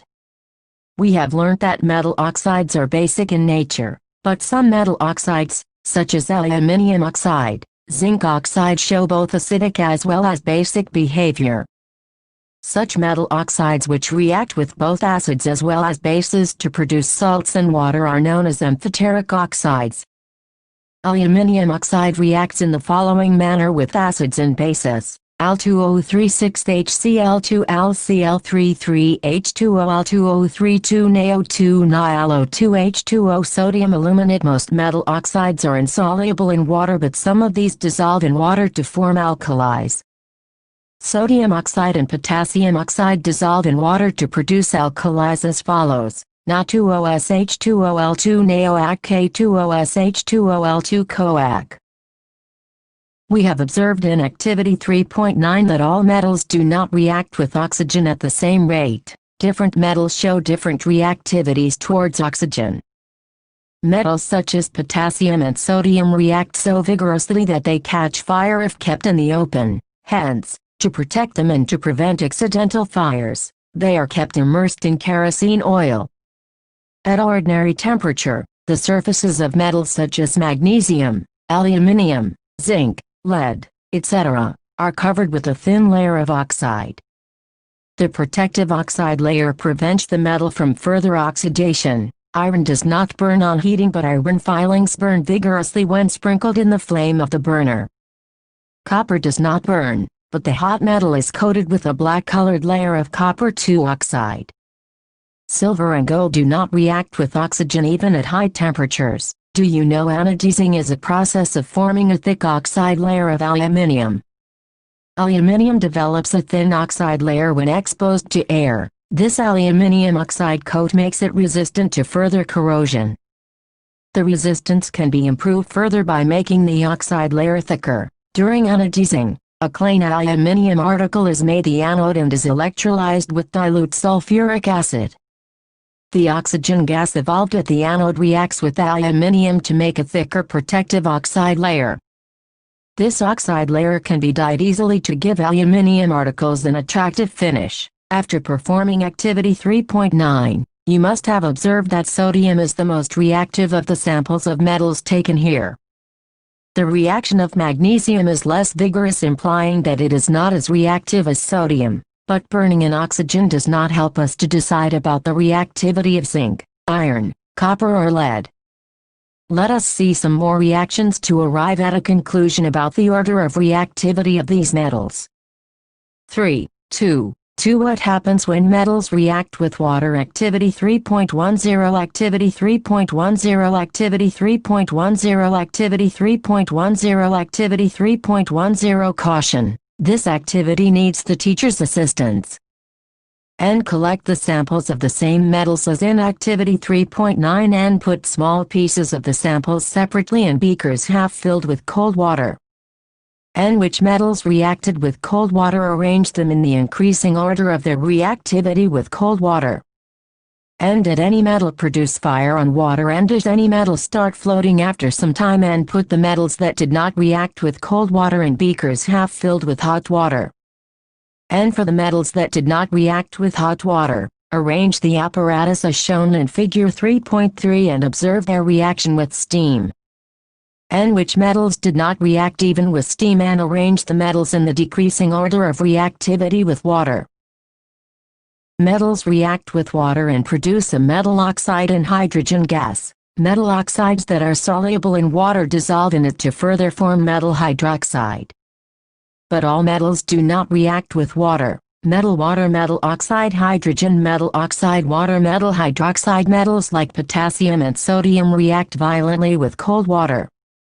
In case of sodium and potassium, the reaction is so violent and exothermic that the evolved hydrogen immediately catches fire. 2Ks2H2OL2 coag H2G heat energy 2 Na-S2H2OL2 neoag H2G heat energy. The reaction of calcium with water is less violent. The heat evolved is not sufficient for the hydrogen to catch fire. Ka-S2H2OL Ca2 Ag H2G. Calcium starts floating because the bubbles of hydrogen gas formed stick to the surface of the metal. Magnesium does not react with cold water. It reacts with hot water to form magnesium hydroxide and hydrogen. It also starts floating due to the bubbles of hydrogen gas sticking to its surface. Metals like aluminium, iron and zinc do not react either with cold or hot water, but they react with steam to form the metal oxide and hydrogen 2Al-S3H2OG Al2O3S3H2G3 Fe-S4H2OG Fe3O4S4H2G. Metals such as lead, copper, silver and gold do not react with water at all. 3. What happens when metals react with acids? You have already learnt that metals react with acids to give a salt and hydrogen gas. Figure 3.3 Figure 3.3 Figure 3.3 Figure 3.3 Figure 3.3 Action of steam on a metal. Metal dilute acid, salt, hydrogen. But do all metals react in the same manner? Let us find out. Activity 3.11 Activity 3.11 Activity 3.11 Activity 3.11 Activity 3.11 And collect all the metal samples except sodium and potassium again. If the samples are tarnished, rub them clean with sandpaper. Caution: do not take sodium and potassium as they react vigorously even with cold water. And put the samples separately in test tubes containing dilute hydrochloric acid and suspend thermometers in the test tubes, so that their bulbs are dipped in the acid. And observe the rate of formation of bubbles carefully and which metals reacted vigorously with dilute hydrochloric acid. And with which metal did you record the highest temperature, and arrange the metals in the decreasing order of reactivity with dilute acids. Write equations for the reactions of magnesium, aluminium, zinc and iron with dilute hydrochloric acid. Hydrogen gas is not evolved when a metal reacts with nitric acid. It is because HNO3 is a strong oxidizing agent. It oxidizes the H2 produced to water and itself gets reduced to any of the nitrogen oxides N2O. No, number 2. But magnesium Mg and manganese Mn react with very dilute HNO3 to evolve H2 gas. You must have observed in Activity 3.11 that the rate of formation of bubbles was the fastest in the case of magnesium. The reaction was also the most exothermic in this case. The reactivity decreases in the order Mgl, Zn, Fe. In the case of copper, no bubbles were seen and the temperature also remained unchanged. This shows that copper does not react with dilute HCl. Do you know aqua regia, Latin for royal water, is a freshly prepared mixture of concentrated hydrochloric acid and concentrated nitric acid in the ratio of 3:1. It can dissolve gold. Even though neither of these acids can do so alone, aqua regia is a highly corrosive, fuming liquid. It is one of the few reagents that is able to dissolve gold and platinum. 3, 2, 4. How do metals react with solutions of other metal salts? Activity 3.12 Activity 3.12 Activity 3.12 Activity 3.12 Activity 3.12 And take a clean wire of copper and an iron nail. And put the copper wire in a solution of iron sulfate and the iron nail in a solution of copper sulfate taken in test tubes Fig. 3.4 And record your observations after 20 minutes. And in which test tube did you find that a reaction has occurred, and on what basis can you say that a reaction has actually taken place, and can you correlate your observations for the activities 3.9, 3.10 and 3.11 and write a balanced chemical equation for the reaction that has taken place and name the type of reaction. Reactive metals can displace less reactive metals from their compounds in solution or molten form. We have seen in the previous sections that all metals are not equally reactive. We checked the reactivity of various metals with oxygen, water and acids. But all metals do not react with these reagents, so we were not able to put all the metal samples we had collected in decreasing order of their reactivity.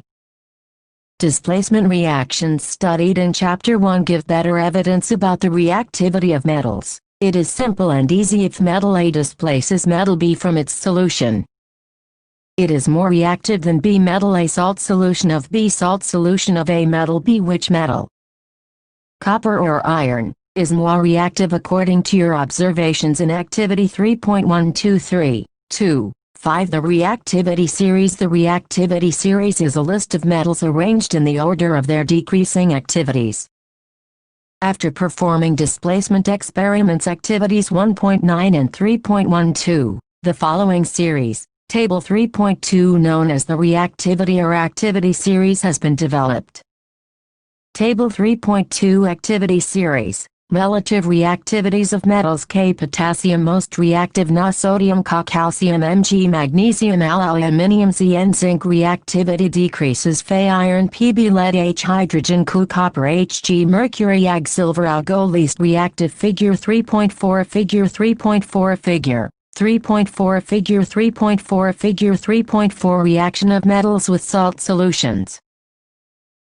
Questions 1. Why is sodium kept immersed in kerosene oil? 2. Write equations for the reactions of iron with steam. 2. Calcium and potassium with water. 3. Samples of 4 metals A, B, C and D were taken and added to the following solution one by one. The results obtained have been tabulated as follows. 3.3 How do met 3.3 How do met 3.3 How do met 3.3 How do met 3.3 How do metals and nonmetals and nonmetals and nonmetals and nonmetals and nonmetals react? CT in the above activities, you saw the reactions of metals with a number of reagents. Why do metals react in this manner? Let us recall what we learnt about the electronic configuration of elements in Class 9. We learnt that noble gases, which have a completely filled valence shell, show little chemical activity. We, therefore, explain the reactivity of elements as a tendency to attain a completely filled valence shell. Let us have a look at the electronic configuration of noble gases and some metals and nonmetals. We can see from Table 3.3 that a sodium atom has 1 electron in its outermost shell. If it loses the electron from its M shell, then its L shell now becomes the outermost shell, and that has a stable octet. The nucleus of this atom still has 11 protons, but the number of electrons has become 10, so there is a net positive charge giving us a sodium cation Na. On the other hand, chlorine has 7 electrons in its outermost shell. Use the table above to answer the following questions about metals A, B, C and D. Which is the most reactive metal? 2. What would you observe if B is added to a solution of copper 2 sulfate? 3. Arrange the metals A, B, C and D in the order of decreasing reactivity. 4. Which gas is produced when dilute hydrochloric acid is added to a reactive metal? Write the chemical reaction when iron reacts with dilute H2SO4. 5. What would you observe when zinc is added to a solution of iron 2 sulfate? Write the chemical reaction that takes place. metal iron 2 sulfate copper 2 sulfate zinc sulfate silver nitrate. A no reaction displacement B displacement no reaction C no reaction no reaction no reaction displacement D no reaction no reaction no reaction no reaction. And it requires one more electron to complete its octet. If sodium and chlorine were to react, the electron lost by sodium could be taken up by chlorine. After gaining an electron, the chlorine atom gets a unit negative charge, because its nucleus has 17 protons and there are 18 electrons in its K, L and M shells. This gives us a chloride anion C1, so both these elements can have a give and take relation between them as follows: Fig. 3.5, non-IE2, 8, 1 2, 8 sodium cation ClECl2, 8, 7 2, 8. 8 chloride anion. Figure 3.5 Figure 3.5 Figure 3.5 Figure 3.5 Figure 3.5 Formation of sodium chloride. Sodium and chloride ions, being oppositely charged, attract each other and are held by strong electrostatic forces of attraction to exist as sodium chloride NaCl. It should be noted that sodium chloride does not exist as molecules but aggregates of oppositely charged ions. Let us see the formation of one more ionic compound, magnesium chloride. Figure 3.6. Table 3.3 Electronic configurations of some elements. Type of element, atomic number of element, number electrons in shells. KLMN. Noble gases: helium He22, neon Ne1028, argon R18288, metals sodium Na11281, magnesium Mg12282. Aluminium Al13283, potassium K1928881, calcium Ca228882, nonmetals nitrogen N725, oxygen O826, fluorine F927, phosphorus P15285, sulfur S16286, chlorine Cl17287. Mg2, magnesium cation 228228, ClECl2. 8, 7 2, 8. 8 chloride anion. Figure 3.6 Figure 3.6 Figure 3.6 Figure 3.6 Figure 3.6 Formation of magnesium chloride. The compounds formed in this manner by the transfer of electrons from a metal to a nonmetal are known as ionic compounds or electrovalent compounds. Can you name a cation and anion present in MgCl2? 3. 1. Properties of ionic compounds. To learn about the properties of ionic compounds, let us perform the following activity. Activity 3.13 Activity 3.13 Activity 3.13 Activity 3.13 Activity 3.13 And take samples of sodium chloride, potassium iodide, barium chloride or any other salt from the science laboratory and what is the physical state of these salts, and take a small amount of a sample on a metal spatula and heat directly on the flame. Fig. 3.7. Repeat with other samples. Then what did you observe? Did the samples impart any color to the flame? Do these compounds melt? And try to dissolve the samples in water, petrol and kerosene. Are they soluble? And make a circuit as shown in Figure 3.8 and insert the electrodes into a solution of one salt. What did you observe? Test the other salt samples too in this manner, and what is your inference about the nature of these compounds? Figure 3.7 Figure 3.7 Figure 3.7 Figure 3.7 Figure 3.7 Heating a salt sample on a spatula. Figure 3.8 Figure 3.8 Figure 3.8 Figure 3.8 Figure 3.8 Testing the conductivity of a salt solution. Table 3.4 Melting and boiling points of some ionic compounds. Ionic melting point, boiling point, compound KKNaCl 1074 1686, LeCl 887 1600, KCl2 1045 1900, CaO 2850 3120, MgCl2 981 1685. You may have observed the following general properties for ionic compounds. Physical nature. Ionic compounds are solids and are somewhat hard because of the strong force of attraction between the positive and negative ions. These compounds are generally brittle and break into pieces when pressure is applied to melting and boiling points. Ionic compounds have high melting and boiling points. See Table 3.4. This is because a considerable amount of energy is required to break the strong interionic attraction. 3. Solubility. Electrovalent compounds are generally soluble in water and insoluble in solvents such as kerosene, petrol, etc. 5. Conduction of electricity. The conduction of electricity through a solution involves the movement of charged particles. A solution of an ionic compound in water contains ions, which move to the opposite electrodes when electricity is passed through the solution. Ionic compounds in the solid state do not conduct electricity because movement of ions in the solid is not possible due to their rigid structure. But ionic compounds conduct electricity in the molten state. This is possible in the molten state since the electrostatic forces of attraction between the oppositely charged ions are overcome due to the heat. Thus, the ions move freely and conduct electricity. Questions 1. I write the electron dot structures for sodium, oxygen and magnesium. 2. Show the formation of Na2O and MgO by the transfer of electrons. 3. What are the ions present in these compounds? 2. Why do ionic compounds have high melting points? 3.43, 43, 43, 43, 4. Occurrence of metals. Also, the Earth's crust is the major source of metals. Seawater also contains some soluble salts such as sodium chloride, magnesium chloride, etc. The elements or compounds, which occur naturally in the Earth's crust, are known as minerals. At some places, minerals contain a very high percentage of a particular metal and the metal can be profitably extracted from it. These minerals are called ores. 3, 4. 1. Extraction of metals. You have learned about the reactivity series of metals.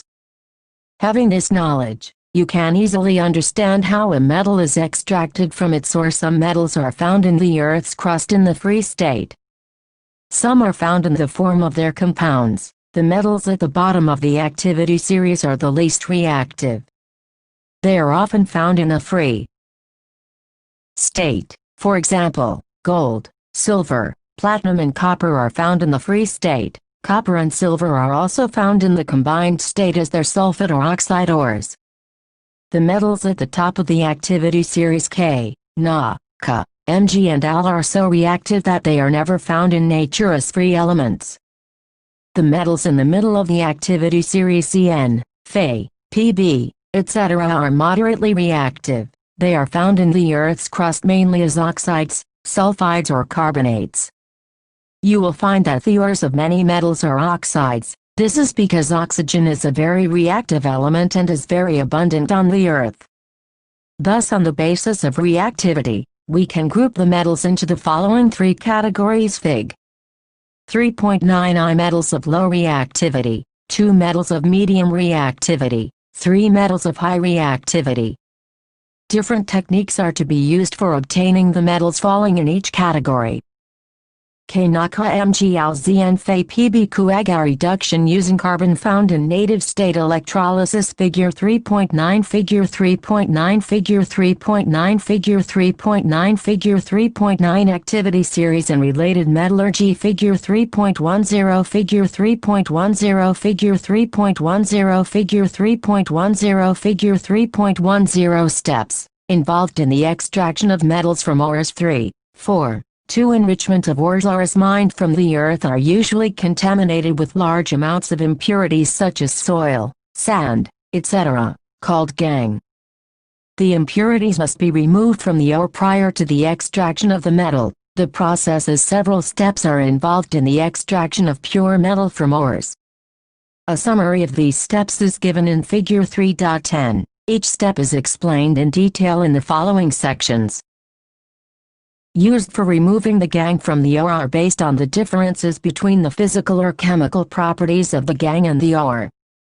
Different separation techniques are accordingly employed. 3, 4. 3. Extracting metals low in the activity series. Metals low in the activity series are very unreactive. The oxides of these metals can be reduced to metals by heating alone. For example, cinnabar HGS is an ore of mercury.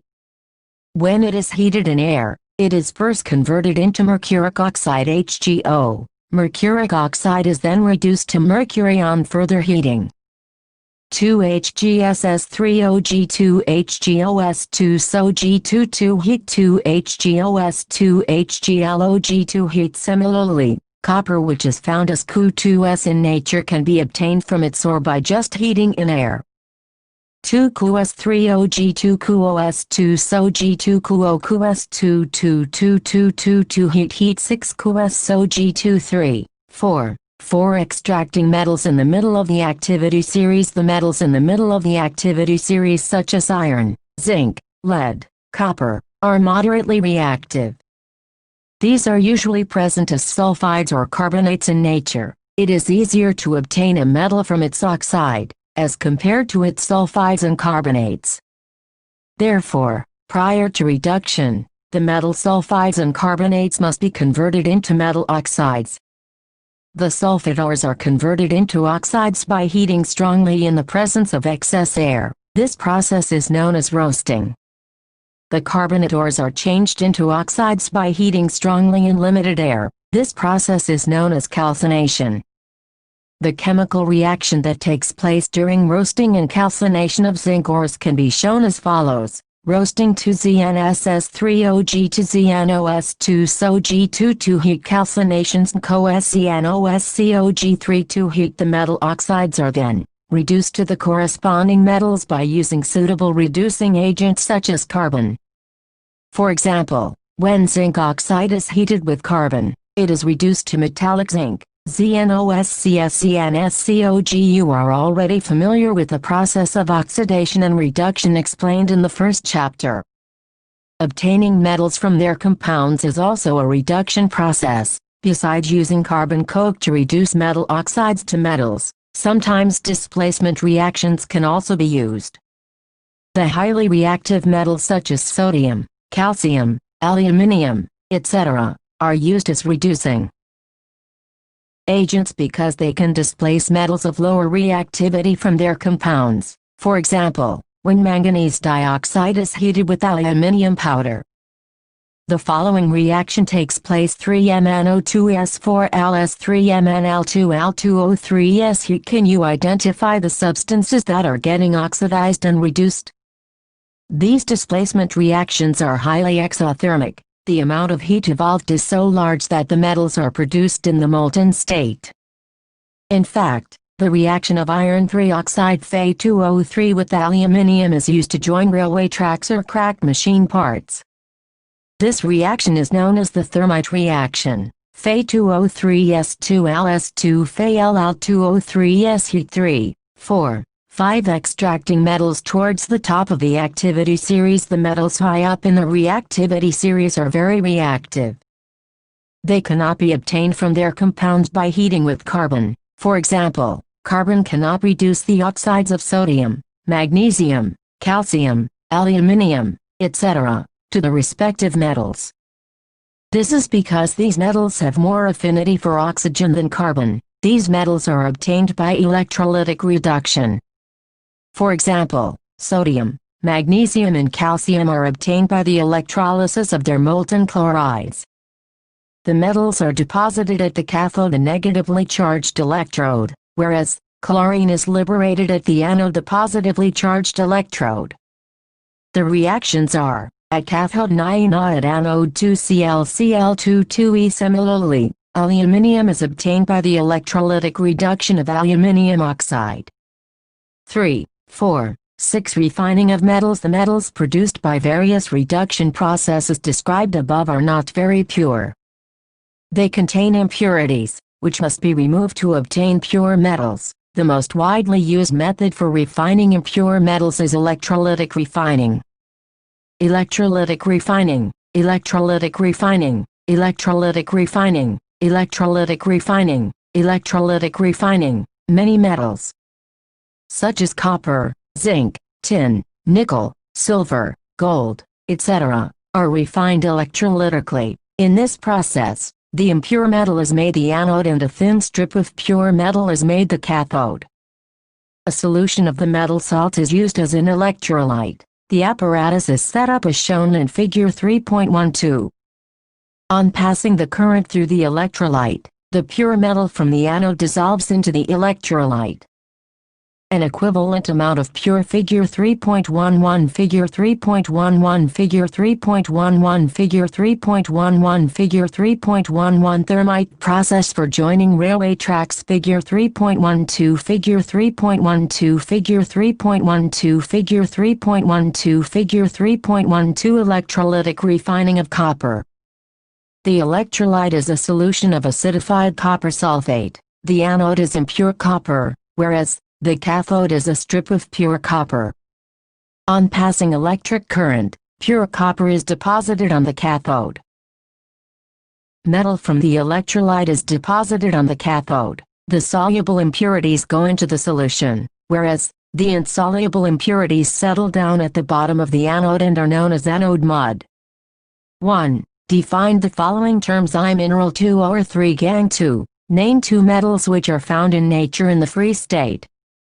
3. What chemical process is used for obtaining a metal from its oxide? Activity 3.14 Activity 3.14 Activity 3.14 Activity 3.14 Activity 3.14 And take 3 test tubes and place clean iron nails in each of them. And label these test tubes A, B and C. Pour some water in test tube A and cork it, and pour boiled distilled water in test tube B. Add about 1 milliliter of oil and cork it. The oil will float on water and prevent the air from dissolving in the water. And put some anhydrous calcium chloride in test tube C and cork it. Anhydrous calcium chloride will absorb the moisture, if any, from the air. Leave these test tubes for a few days and then observe Figure 3.13. Figure 3.13 Figure 3.13 Figure 3.13 Figure 3.13 Figure 3.13 Investigating the conditions under which iron rusts. In tube A, both air and water are present. In tube B, there is no air dissolved in the water. In tube C, the air is dry. You will observe that iron nails rust in test tube A, but they do not rust in test tubes B and C. In the test tube A, the nails are exposed to both air and water. In the test tube B, the nails are exposed to only water, and the nails in test tube C are exposed to dry air. What does this tell us about the conditions under which iron particles rust? Questions. 3.5 Corrosion 3.5 Corrosion 3.5 Corrosion 3.5 Corrosion 3.5 Corrosion. You have learned the following about corrosion in Chapter 1. And silver particles become black after some time when exposed to air. This is because it reacts with sulfur in the air to form a coating of silver sulfate, and copper reacts with moist carbon dioxide in the air and slowly loses its shiny brown surface and gains a green coat. This green substance is basic copper carbonate, and iron when exposed to moist air for a long time acquires a coating of a brown flaky substance called rust. Let us find out the conditions under which iron rusts. ABC. Do you know pure gold, known as 24-karat gold, is very soft? It is, therefore, not suitable for making jewelry. It is alloyed with either silver or copper to make it hard. Generally, in India, 22-karat gold is used for making ornaments. It means that 22 parts of pure gold is alloyed with 2 parts of either copper or silver. If one of the metals is mercury, then the alloy is known as an amalgam.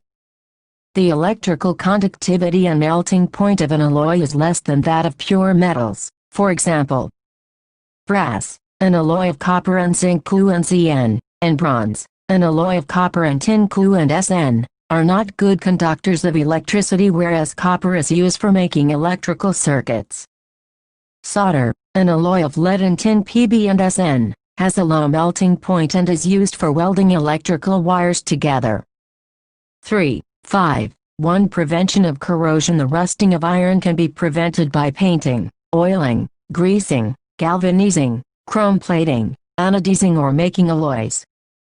Galvanization is a method of protecting steel and iron from rusting by coating them with a thin layer of zinc. The galvanized article is protected against rusting even if the zinc coating is broken. Can you reason this out? Alloying is a very good method of improving the properties of a metal.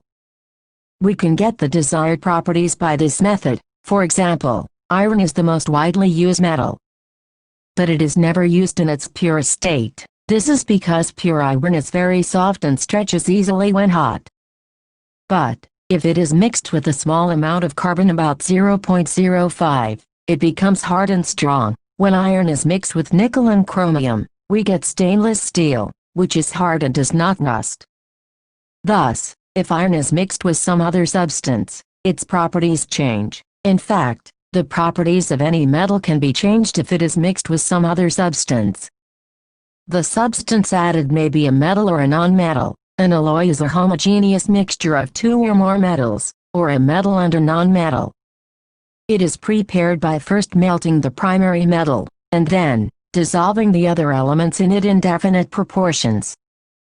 It is then cooled to room temperature. Iron pillar at Delhi. The wonder of ancient Indian metallurgy. The iron pillar near the Qutub Minar in Delhi was built more than 1,600 years ago by the iron workers of India. They had developed a process which prevented iron from rusting. For its quality of rust resistance, it has been examined by scientists from all parts of the world.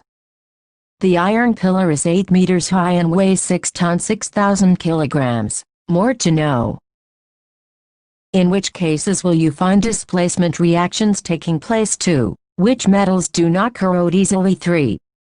What are alloys? Questions 1. Metallic oxides of zinc, magnesium and copper were heated with the following metals. Metal: zinc, magnesium, copper. Zinc oxide, magnesium oxide, copper oxide. Which you have learned N elements can be classified as metals and nonmetals. N metals are lustrous, malleable, ductile and are good conductors of heat and electricity. They are solids at room temperature, except mercury, which is a liquid. N metals can form positive ions by losing electrons to nonmetals. N metals combine with oxygen to form basic oxides. Aluminium oxide and zinc oxide show the properties of both basic as well as acidic oxides. These oxides are known as amphoteric oxides. And different metals have different reactivities with water and dilute acids. And a list of common metals arranged in order of their decreasing reactivity is known as an activity series. N metals above hydrogen in the activity series can displace hydrogen from dilute acids, and a more reactive metal displaces a less reactive metal from its salt solution. N metals occur in nature as free elements or in the form of their compounds, and the extraction of metals from their ores and then refining them for use is known as metallurgy. An alloy is a homogeneous mixture of two or more metals, or a metal and a nonmetal, and the surface of some metals, such as iron, is corroded when they are exposed to moist air for a long period of time. This phenomenon is known as corrosion, and nonmetals have properties opposite to that of metals. They are neither malleable nor ductile. They are bad conductors of heat and electricity, except for graphite, which conducts electricity. And nonmetals form negatively charged ions by gaining electrons when reacting with metals. And nonmetals form oxides which are either acidic or neutral. And nonmetals do not displace hydrogen from dilute acids. They react with hydrogen to form hydrides. Exercises 1. Which of the following pairs will give displacement reactions? A NaCl solution and copper metal, B MgCl2 solution and aluminium metal, C Feso4 solution and silver metal, D Ogno3 solution and copper metal. 2. Which of the following methods is suitable for preventing an iron frying pan from rusting? A applying grease, B applying paint, C applying a coating of zinc, D all of the above. 3. An element reacts with oxygen to give a compound with a high melting point. This compound is also soluble in water. The element is likely to be a calcium, B carbon, C silicon, D iron. 4. Food cans are coated with tin and not with ink because zinc is costlier than tin. B zinc has a higher melting point than tin. C zinc is more reactive than tin. D zinc is less reactive than tin. 5. You are given a hammer, a battery, a bulb, wires and a switch. How could you use them to distinguish between samples of metals and nonmetals? B. Assess the usefulness of these tests in distinguishing between metals and nonmetals. 6. What are amphoteric oxides? Give 2 examples of amphoteric oxides. 7. Name 2 metals which will displace hydrogen from dilute acids, and 2 metals which will not. Metals and nonmetals. 57. 8. In the electrolytic refining of a metal M, what would you take as the anode, the cathode and the electrolyte? 9. Pratyush took sulfur powder on a spatula and heated it. He collected the gas evolved by inverting a test tube over it, as shown in figure below. What will be the action of gas on I? Dry litmus paper to moist litmus paper. B. Write a balanced chemical equation for the reaction taking place. 10. State 2 ways to prevent the rusting of iron. 11. What type of oxides are formed when nonmetals combine with oxygen? 12.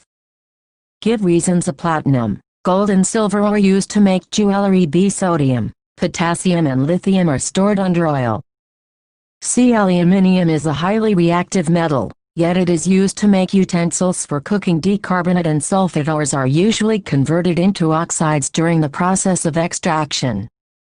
13. You must have seen tarnished copper vessels being cleaned with lemon or tamarind juice. Explain why these sour substances are effective in cleaning the vessels. 14. Differentiate between metal and non-metal on the basis of their chemical properties. 15. A man went door to door posing as a goldsmith. He promised to bring back the glitter of old and dull gold ornaments. An unsuspecting lady gave a set of gold bangles to him which he dipped in a particular solution. The bangles sparkled like new, but their weight was reduced drastically. The lady was upset, but after a futile argument the man beat a hasty retreat. Can you play the detective to find out the nature of the solution he had used? 16. Give reasons why copper is used to make hot water tanks and not steel, an alloy of iron. Collection of gas. Carbon and its compounds. 4. Chapter. In the last chapter, we came to know many compounds of importance to us. In this chapter we will study about some more interesting compounds and their properties. Also, we shall be learning about carbon, an element which is of immense significance to us in both its elemental form and in the combined form. Things made others of metal, of glass, clay. Activity 4.1 Activity 4.1 Activity 4.1 Activity 4.1 Activity 4.1 And make a list of 10 things you have used or consumed since the morning. And compile this list with the lists made by your classmates and then sort the items into the adjacent table. And if there are items which are made up of more than one material, put them into both the relevant columns. Look at the items that come in the last column of the above table filled by you. Your teacher will be able to tell you that most of them are made up of compounds of carbon. Can you think of a method to test this? What would be the product if a compound containing carbon is burnt? Do you know of any tests to confirm this? Food, clothes, medicines, books, or many of the things that you listed are all based on this versatile element carbon. In addition, all living structures are carbon-based. The amount of carbon present in the Earth's crust and in the atmosphere is quite meager. The Earth's crust has only 0.02 carbon in the form of minerals like carbonates, hydrogen carbonates, coal and petroleum, and the atmosphere has 0.03 of carbon dioxide. In spite of this small amount of carbon available in nature, the importance of carbon seems to be immense. In this chapter, we will know about the properties of carbon which make carbon so important to us. 4.1 Bonding in carbon. The covalent bond. In the previous chapter, we have studied the properties of ionic compounds. We saw that ionic compounds have high melting and boiling points and conduct electricity in solution or in the molten state. We also saw how the nature of bonding in ionic compounds explains these properties. Let us now study the properties of some carbon compounds. Most carbon compounds are poor conductors of electricity, as we have seen in Chapter 2, from the data given in Table 4.1 on the boiling and melting points of the carbon compounds. We find that these compounds have low melting and boiling points as compared to ionic compounds. Chapter 3. We can conclude that the forces of attraction between the molecules are not very strong, since these compounds are largely non-conductors of electricity. we can conclude that the bonding in these compounds does not give rise to any ions. In Class 9, we learnt about the combining capacity of various elements and how it depends on the number of valence electrons. Let us now look at the electronic configuration of carbon. The atomic number of carbon is 6. What would be the distribution of electrons in various shells of carbon? How many valence electrons will carbon have? We know that the reactivity of elements is explained as their tendency to attain a completely filled outer shell. That is, attain noble gas configuration. Elements forming ionic compounds achieve this by either gaining or losing electrons from the outermost shell. In the case of carbon, it has 4 electrons in its outermost shell and needs to gain or lose 4 electrons to attain noble gas configuration. If it were to gain or lose electrons, it could gain 4 electrons forming C4 anion, but it would be difficult for the nucleus with 6 protons to hold on to 10 electrons, that is, 4 extra electrons. 2. It could lose 4 electrons forming C4 cation, but it would require a large amount of energy to remove 4 electrons, leaving behind a carbon cation with 6 protons in its nucleus holding on to just 2 electrons. Carbon overcomes this problem by sharing its valence electrons with other atoms of carbon or with atoms of other elements. Not just carbon, but many other elements form molecules by sharing electrons in this manner. The shared electrons belong to the outermost shells of both the atoms and led to both atoms attaining the noble gas configuration. Before going on to compounds of carbon, let us look at some simple molecules formed by the sharing of valence electrons. The simplest molecule formed in this manner is that of hydrogen. As you have learned earlier, the atomic number of hydrogen is 1. Hence hydrogen has 1 electron in its K shell and it requires 1 more electron to fill the K shell. So 2 hydrogen atoms share their electrons to form a molecule of hydrogen, H2. This allows each hydrogen atom to attain the table 4.1 melting points and boiling points of some compounds of carbon. Compound melting boiling point K. Acetic acid CH3 Cu 290 391 Chloroform CHCl3 209 334 Ethanol CH3 CH2O 156 351 Methane CH4 90 111. Figure 4.4 Figure 4.4 Figure 4.4 Figure 4.4 Figure 4.4 Triple bond between 2 nitrogen atoms. Figure 4.3 Figure 4.3 Figure 4.3 Figure 4.3 Figure 4.3 Double bond between 2 oxygen atoms. Electronic configuration of the nearest noble gas, helium, which has 2 electrons in its K shell.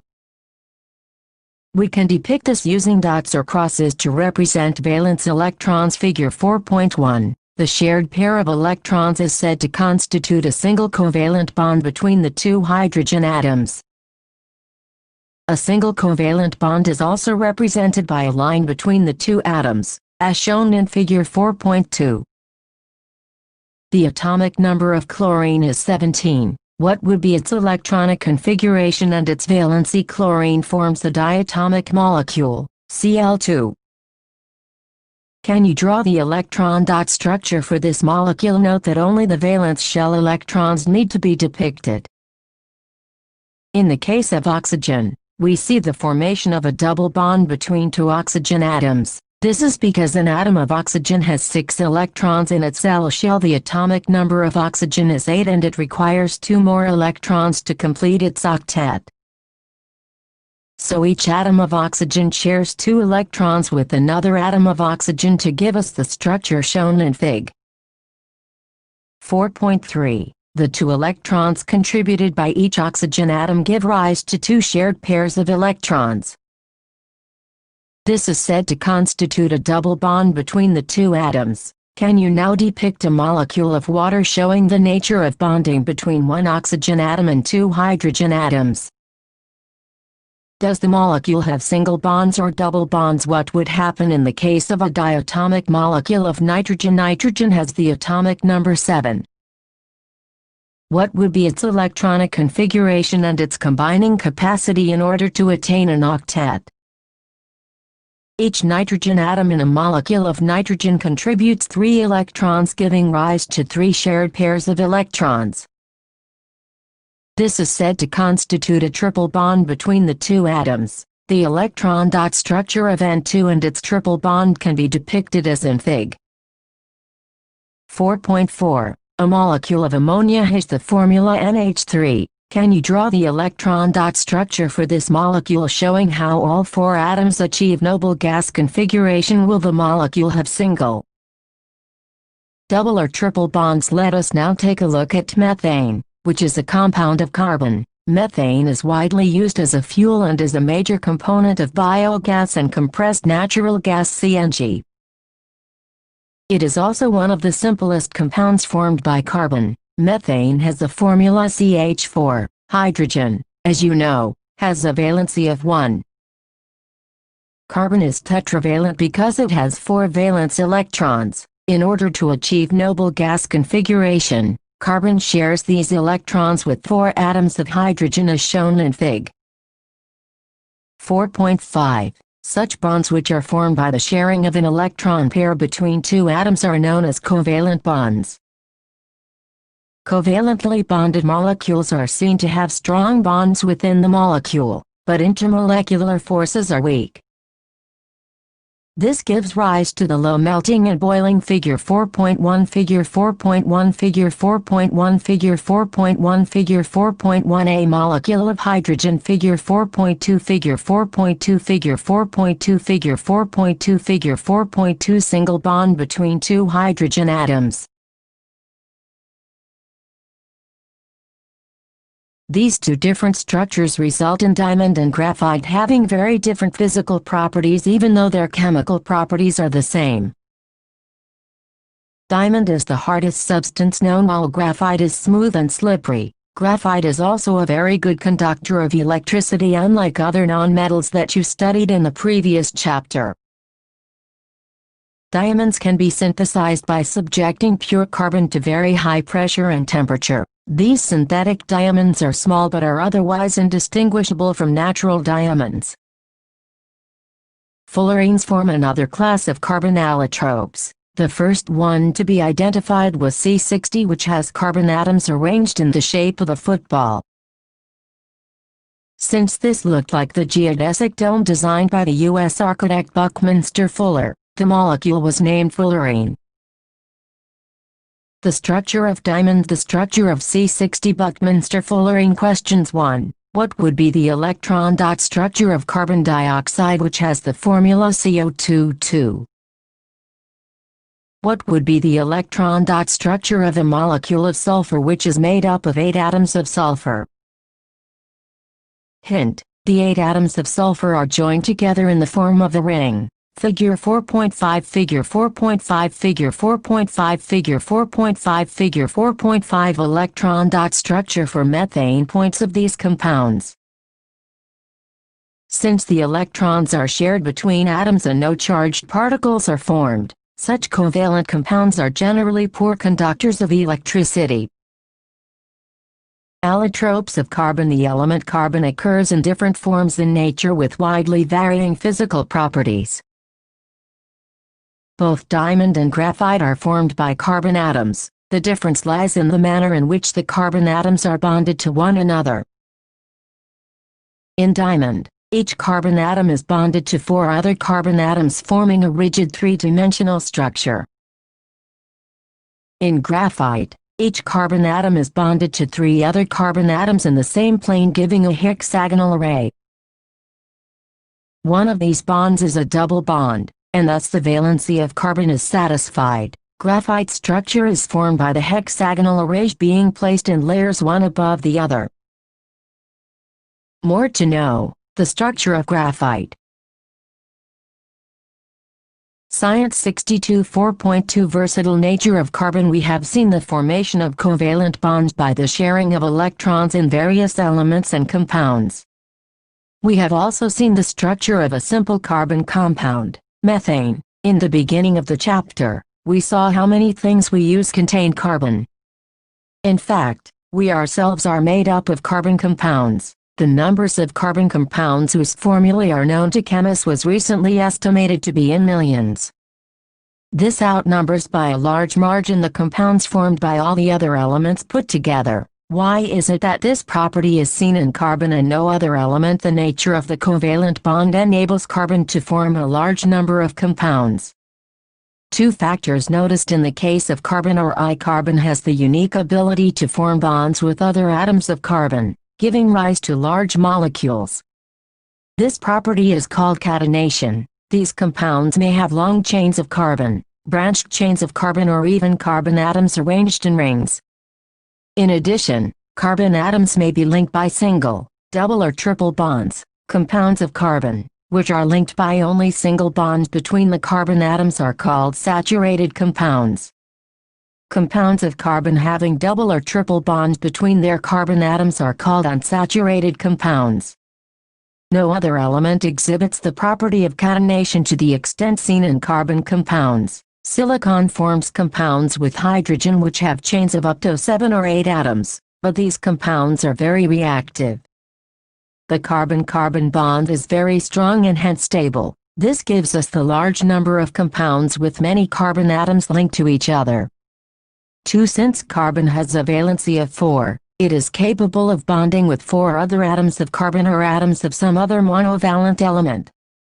Compounds of carbon are formed with oxygen, hydrogen, nitrogen, sulfur, chlorine and many other elements, giving rise to compounds with specific properties which depend on the elements other than carbon present in the molecule.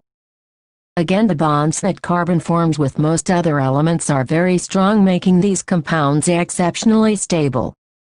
One reason for the formation of strong bonds by carbon is its small size. This enables the nucleus to hold onto the shared pairs of electrons strongly. The bonds formed by elements having bigger atoms are much weaker.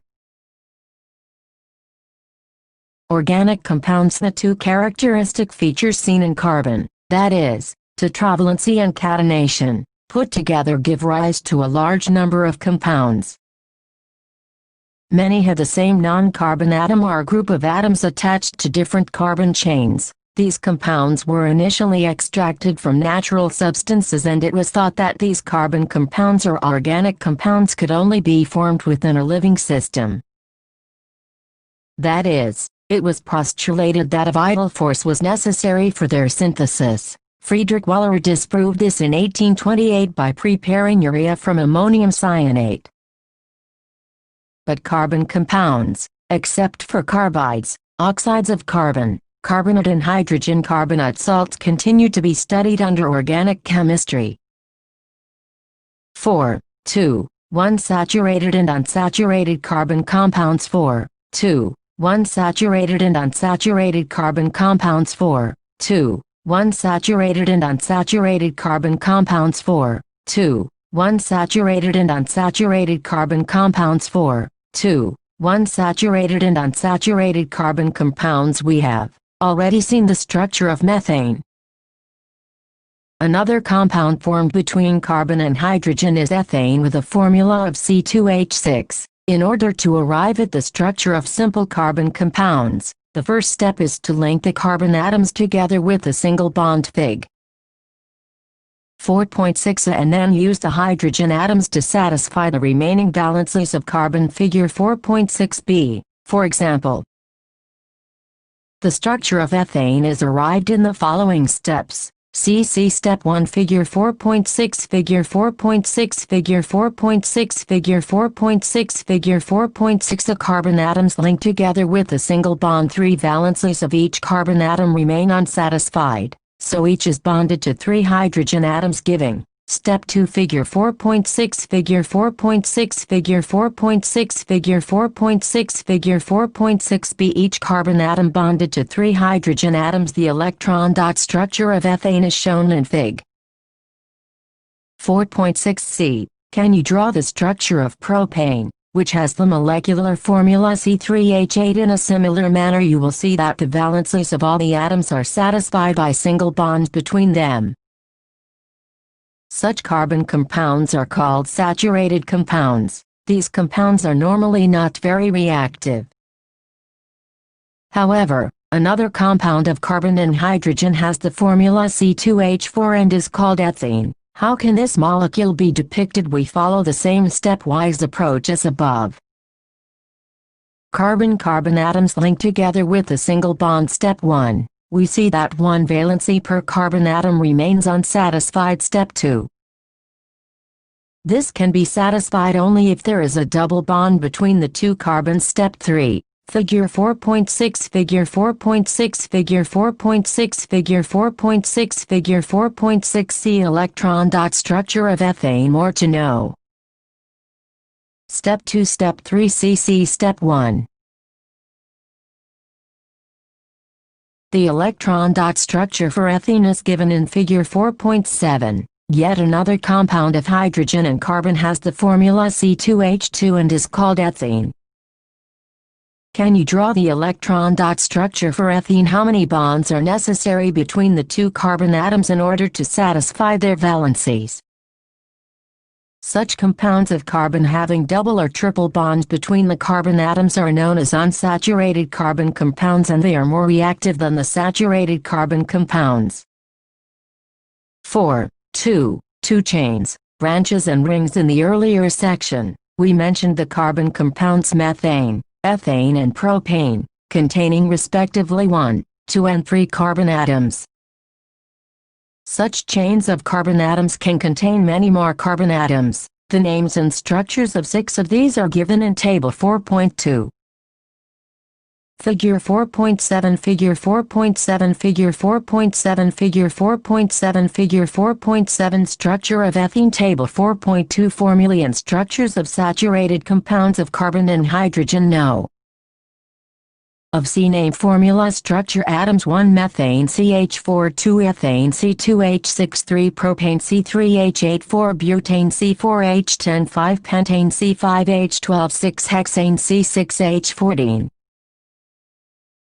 But, let us take another look at butane. If we make the carbon skeleton with 4 carbon atoms, we see that 2 different possible skeletons are CCCC Figure 4.8 Figure 4.8 Figure 4.8 Figure 4.8 Figure 4.8 2 possible carbon skeletons filling the remaining valencies with hydrogen gives us Figure 4.8 Figure 4.8 Figure 4.8 Figure 4.8 Figure 4.8 B complete molecules for 2 structures with formula C4H10. We see that both these structures have the same formula C4H10.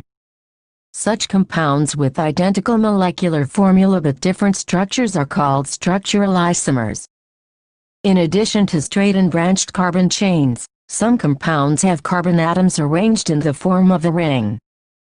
For example, cyclohexane has the formula C6H12 and the following structure of B. Figure 4.9 Figure 4.9 Figure 4.9 Figure 4.9 Figure 4.9 Structure of cyclohexane. The carbon skeleton B complete molecule. Can you draw the electron dot structure for cyclohexane? Straight chain, branched chain and cyclic carbon compounds, all may be saturated or unsaturated.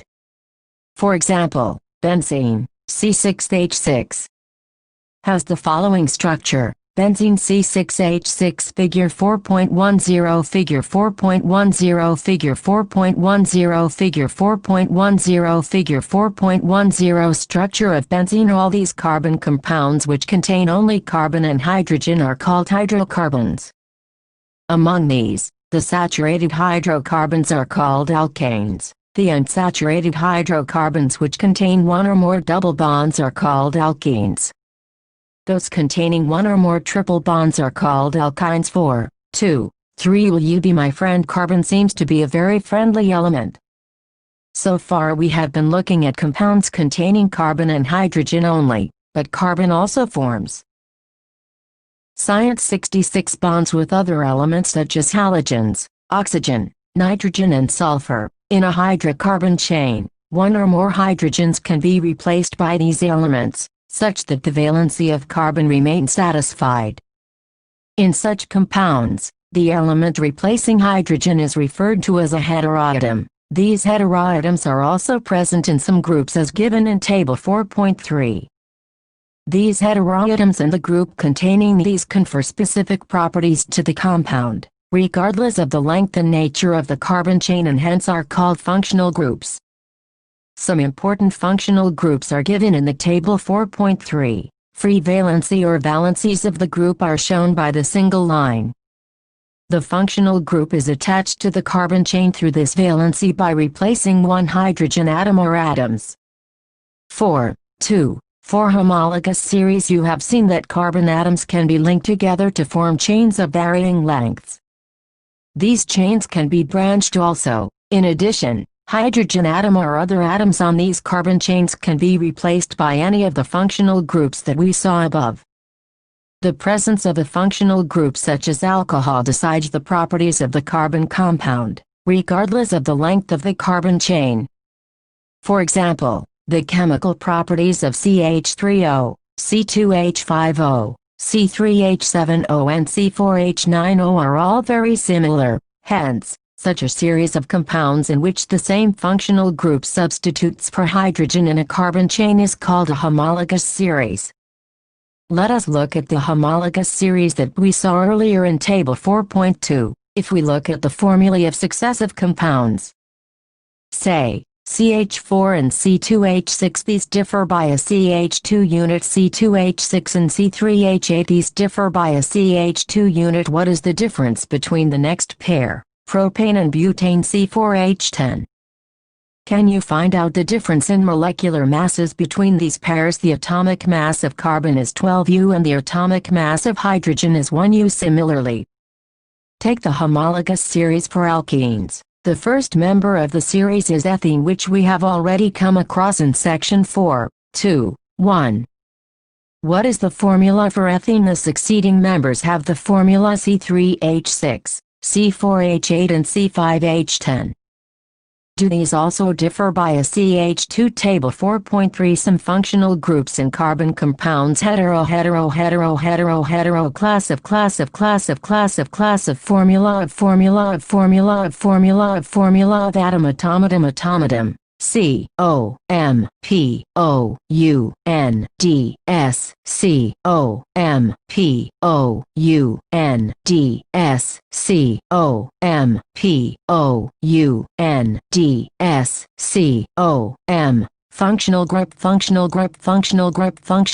Functional group ClBr halochlorobromo Cl. Br alkane substitutes per hydrogen atom oxygen 1. Alcohol O2, aldehyde 3, ketone 4, carboxylic acid. Unit: do you see any relation between the number of carbon and hydrogen atoms in these compounds? The general formula for alkenes can be written as CnH2n, where N2, 3, 4. Can you similarly generate the general formula for alkanes and alkynes? As the molecular mass increases in any homologous series, a gradation in physical properties is seen. This is because the melting and boiling points increase with increasing molecular mass. Other physical properties such as solubility in a particular solvent also show a similar gradation. But the chemical properties, which are determined solely by the functional group, remain similar in a homologous series. Activity 4.2 Activity 4.2 Activity 4.2 Activity 4.2 Activity 4.24 2. 5. Nomenclature of carbon compounds. The names of compounds in a homologous series are based on the name of the basic carbon chain modified by a prefix phrase before or suffix phrase after indicating the nature of the functional group. For example, the names of the alcohols taken in Activity 4.2 are methanol, ethanol, propanol and butanol. Naming a carbon compound can be done by the following method. I identify the number of carbon atoms in the compound. A compound having 3 carbon atoms would have the name propane. 2. In case a functional group is present, it is indicated in the name of the compound with either a prefix or a suffix as given in table 4.4. 3. If the name of the functional group is to be given as a suffix, and the suffix of the functional group begins with the vowel A, E, I, O, U, then the name of the carbon chain is modified by deleting the final E and adding the appropriate suffix. For example, a 3-carbon chain with a keto group would be named in the following manner: propane propan 1 propanone. If the carbon chain is unsaturated, then the final ane in the name of the carbon chain is substituted by ene or in as given in Table 4.4. For example, a 3-carbon chain with a double bond would be called propene, and if it has a triple bond, it would be called propyne. And calculate the difference in the formulae and molecular masses for a CH3O and C2H5O, BC2H5O and C3H7O. And CC3H7O and C4H9ON. Is there any similarity in these three? And arrange these alcohols in the order of increasing carbon atoms to get a family. Can we call this family a homologous series and generate the homologous series for compounds containing up to 4 carbons for the other functional groups given in Table 4.3? Bromo, etc. Questions 1. How many structural isomers can you draw for pentane? 2. What are the 2 properties of carbon which led to the huge number of carbon compounds we see around us? 3. What will be the formula and electron dot structure of cyclopentane? Table 4.4. Nomenclature of organic compounds. Class of prefix suffix. Example compounds. 1. Haloalkane prefix chloro, chloropropane bromopropane. 2. Alcohol suffix all-propanol. 3. Aldehyde suffix alpropanol. 4. Ketone suffix 1-propanone. 5. Carboxylic acid suffix oic acid propanoic acid. 6. Alkenes suffix ene propane. 7. Alkynes suffix in propyne. 4. Draw the structures for the following compounds: Ethanoic acid 2 bromopentane 3 butanone 5 hexanol. Are structural isomers possible for bromopentane? 5. How would you name the following compounds? ICH3CH2Br2 4.3 Chemical properties of carbon compounds. In this section we will be studying about some of the chemical properties of carbon compounds. Since most of the fuels we use are either carbon or its compounds, we shall first study combustion. 4, 3, 1 combustion. 4, 3, 1 combustion. 4, 3, 1 combustion. 4, 3, 1 combustion. 4, 3, 1 combustion. Carbon, in all its allotropic forms, burns in oxygen to give carbon dioxide along with the release of heat and light. Most carbon compounds also release a large amount of heat and light on burning. These are the oxidation reactions that you learned about in the first chapter: ICO2CO2 heat and light, 2CH4O2CO2H2O heat and light, 3CH3CH2OO2CO2H2O heat and light. Balance the latter two reactions like you learnt in the first chapter. Activity 4.3 Activity 4.3 Activity 4.3 Activity 4.3 Activity 4.3 Caution: this activity needs the teacher's assistance. And take some carbon compounds, naphthalene, camphor, alcohol, one by one on a spatula and burn them. And observe the nature of the flame and note whether smoke is produced, and place a metal plate above the flame. Is there a deposition on the plate in case of any of the compounds? Activity 4.4 Activity 4.4 Activity 4.4 Activity 4.4 Activity 4.4 Enlight a Bunsen burner and adjust the air hole at the base to get different types of flames. Presence of smoke. And when do you get a yellow, sooty flame, and when do you get a blue flame? Saturated hydrocarbons will generally give a clean flame, while unsaturated carbon compounds will give a yellow flame with lots of black smoke.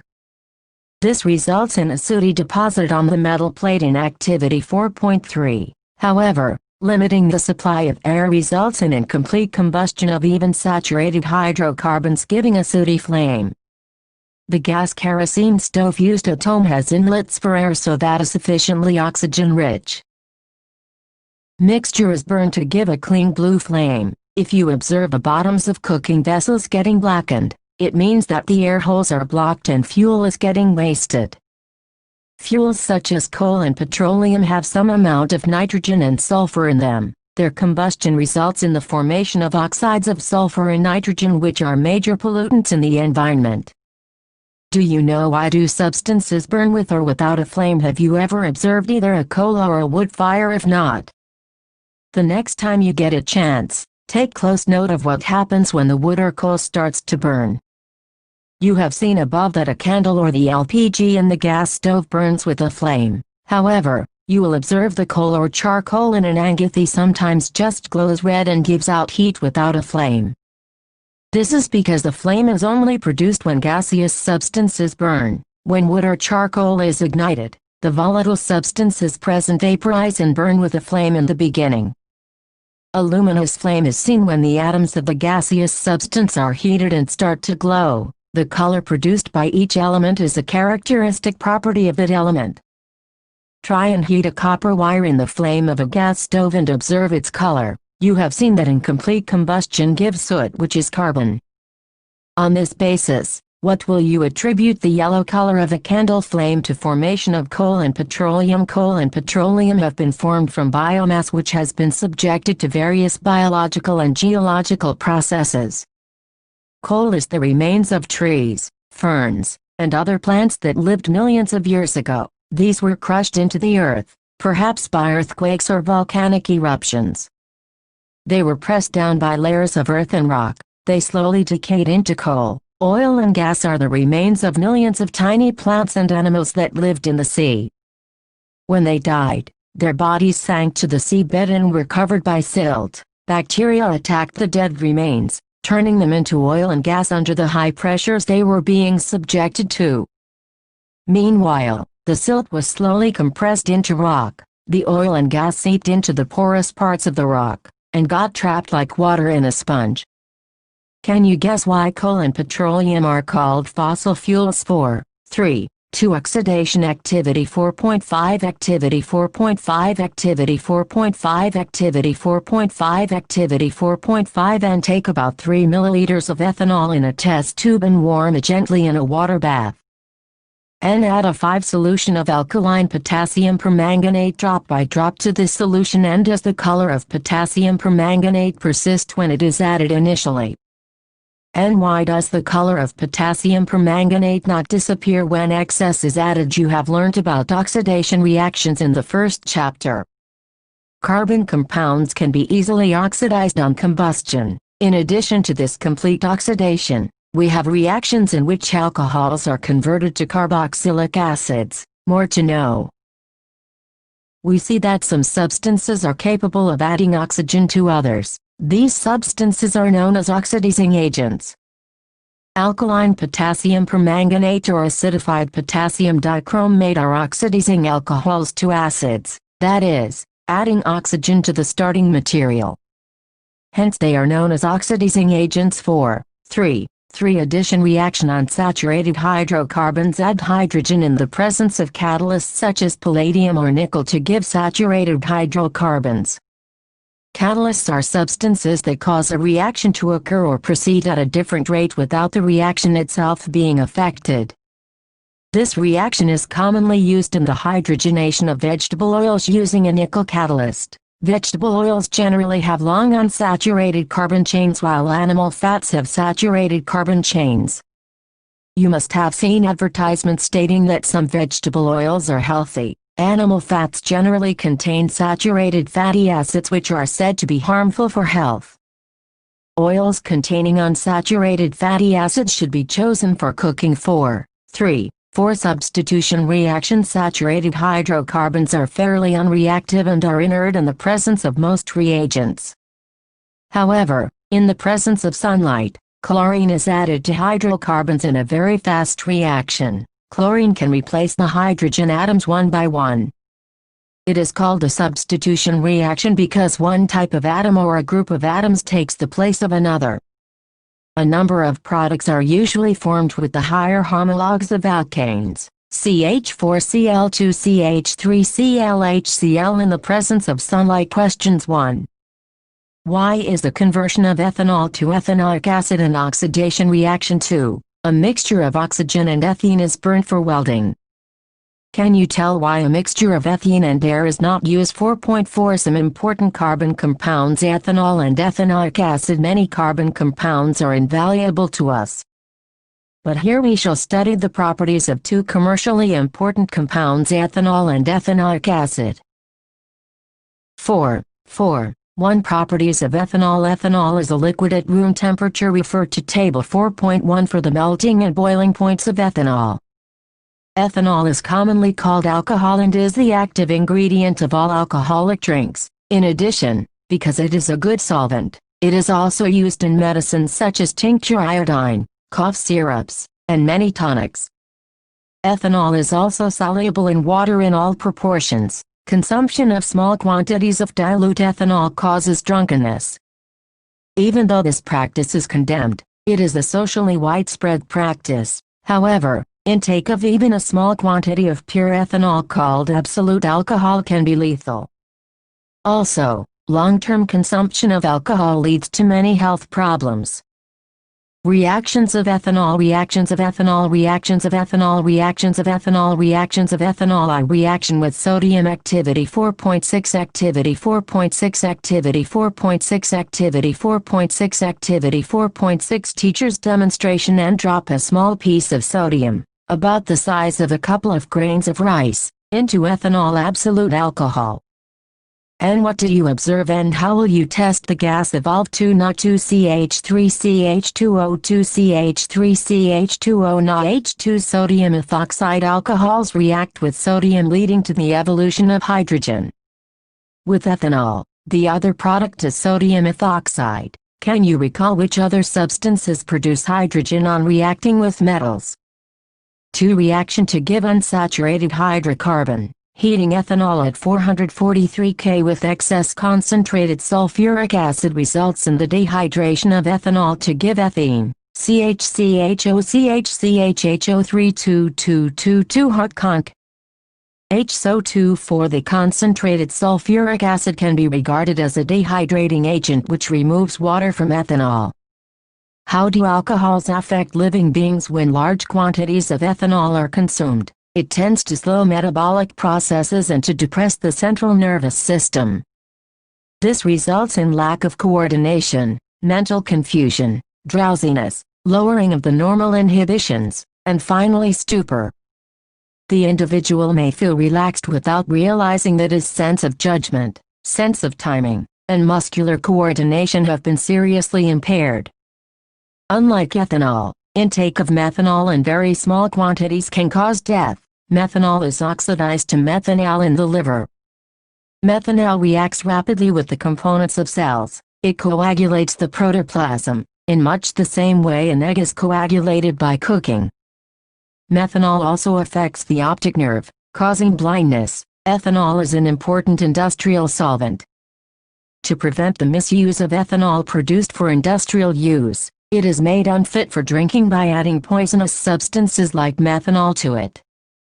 Dyes are also added to color the alcohol blue so that it can be identified easily. This is called denatured alcohol. Do you know? 4. 2 Properties of ethanoic acid. Ethanoic acid is commonly called acetic acid and belongs to a group of acids called carboxylic acids. 5/8 solution of acetic acid in water is called vinegar and is used widely as a preservative in pickles.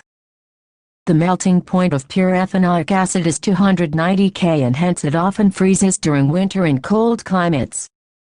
This gave rise to its name glacial acetic acid. The group of organic compounds called carboxylic acids are obviously characterized by their acidic nature. However, unlike mineral acids like HCl, which are completely ionized, carboxylic acids are weak acids. Activity 4.7 Activity 4.7 Activity 4.7 Activity 4.7 Activity 4.7 and compare the pH of dilute acetic acid and dilute hydrochloric acid using both litmus paper and universal indicator. N are both acids indicated by the litmus test and as the universal indicator show them as equally strong acids.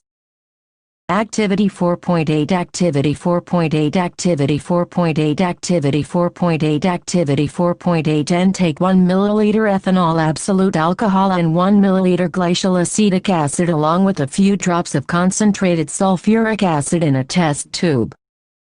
And warm in a water bath for at least 5 minutes as shown in figure 4.11 and pour into a beaker containing 50 ml of water and smell the resulting mixture. Reactions of ethanoic acid. Esterification reaction. Esters are most commonly formed by reaction of an acid and an alcohol.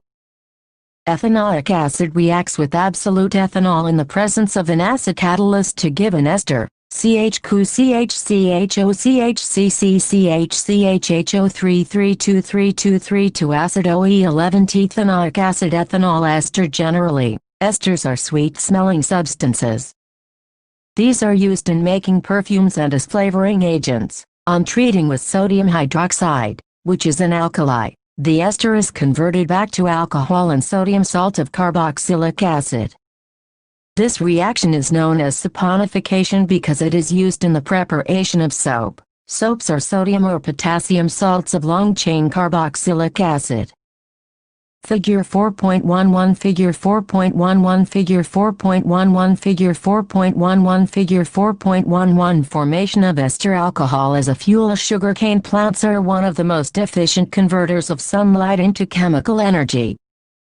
Sugarcane juice can be used to prepare molasses, which is fermented to give alcohol ethanol. Some countries now use alcohol as an additive in petrol since it is a cleaner fuel which gives rise to only carbon dioxide and water on burning insufficient air oxygen. More to know. CH Cook HCHOCH Kuna 325253 NaO2 reaction with a base, like mineral acids. Ethanoic acid reacts with a base such as sodium hydroxide to give a salt, sodium ethanoate, or commonly called sodium acetate, and water, NaOCH3CH3 Kuna H2O. How does ethanoic acid react with carbonates and hydrogen carbonates? Let us perform an activity to find out. Activity 4.9 Activity 4.9 Activity 4.9 Activity 4.9 Activity 4.9 And set up the apparatus as shown in Chapter 2, Activity 2.5.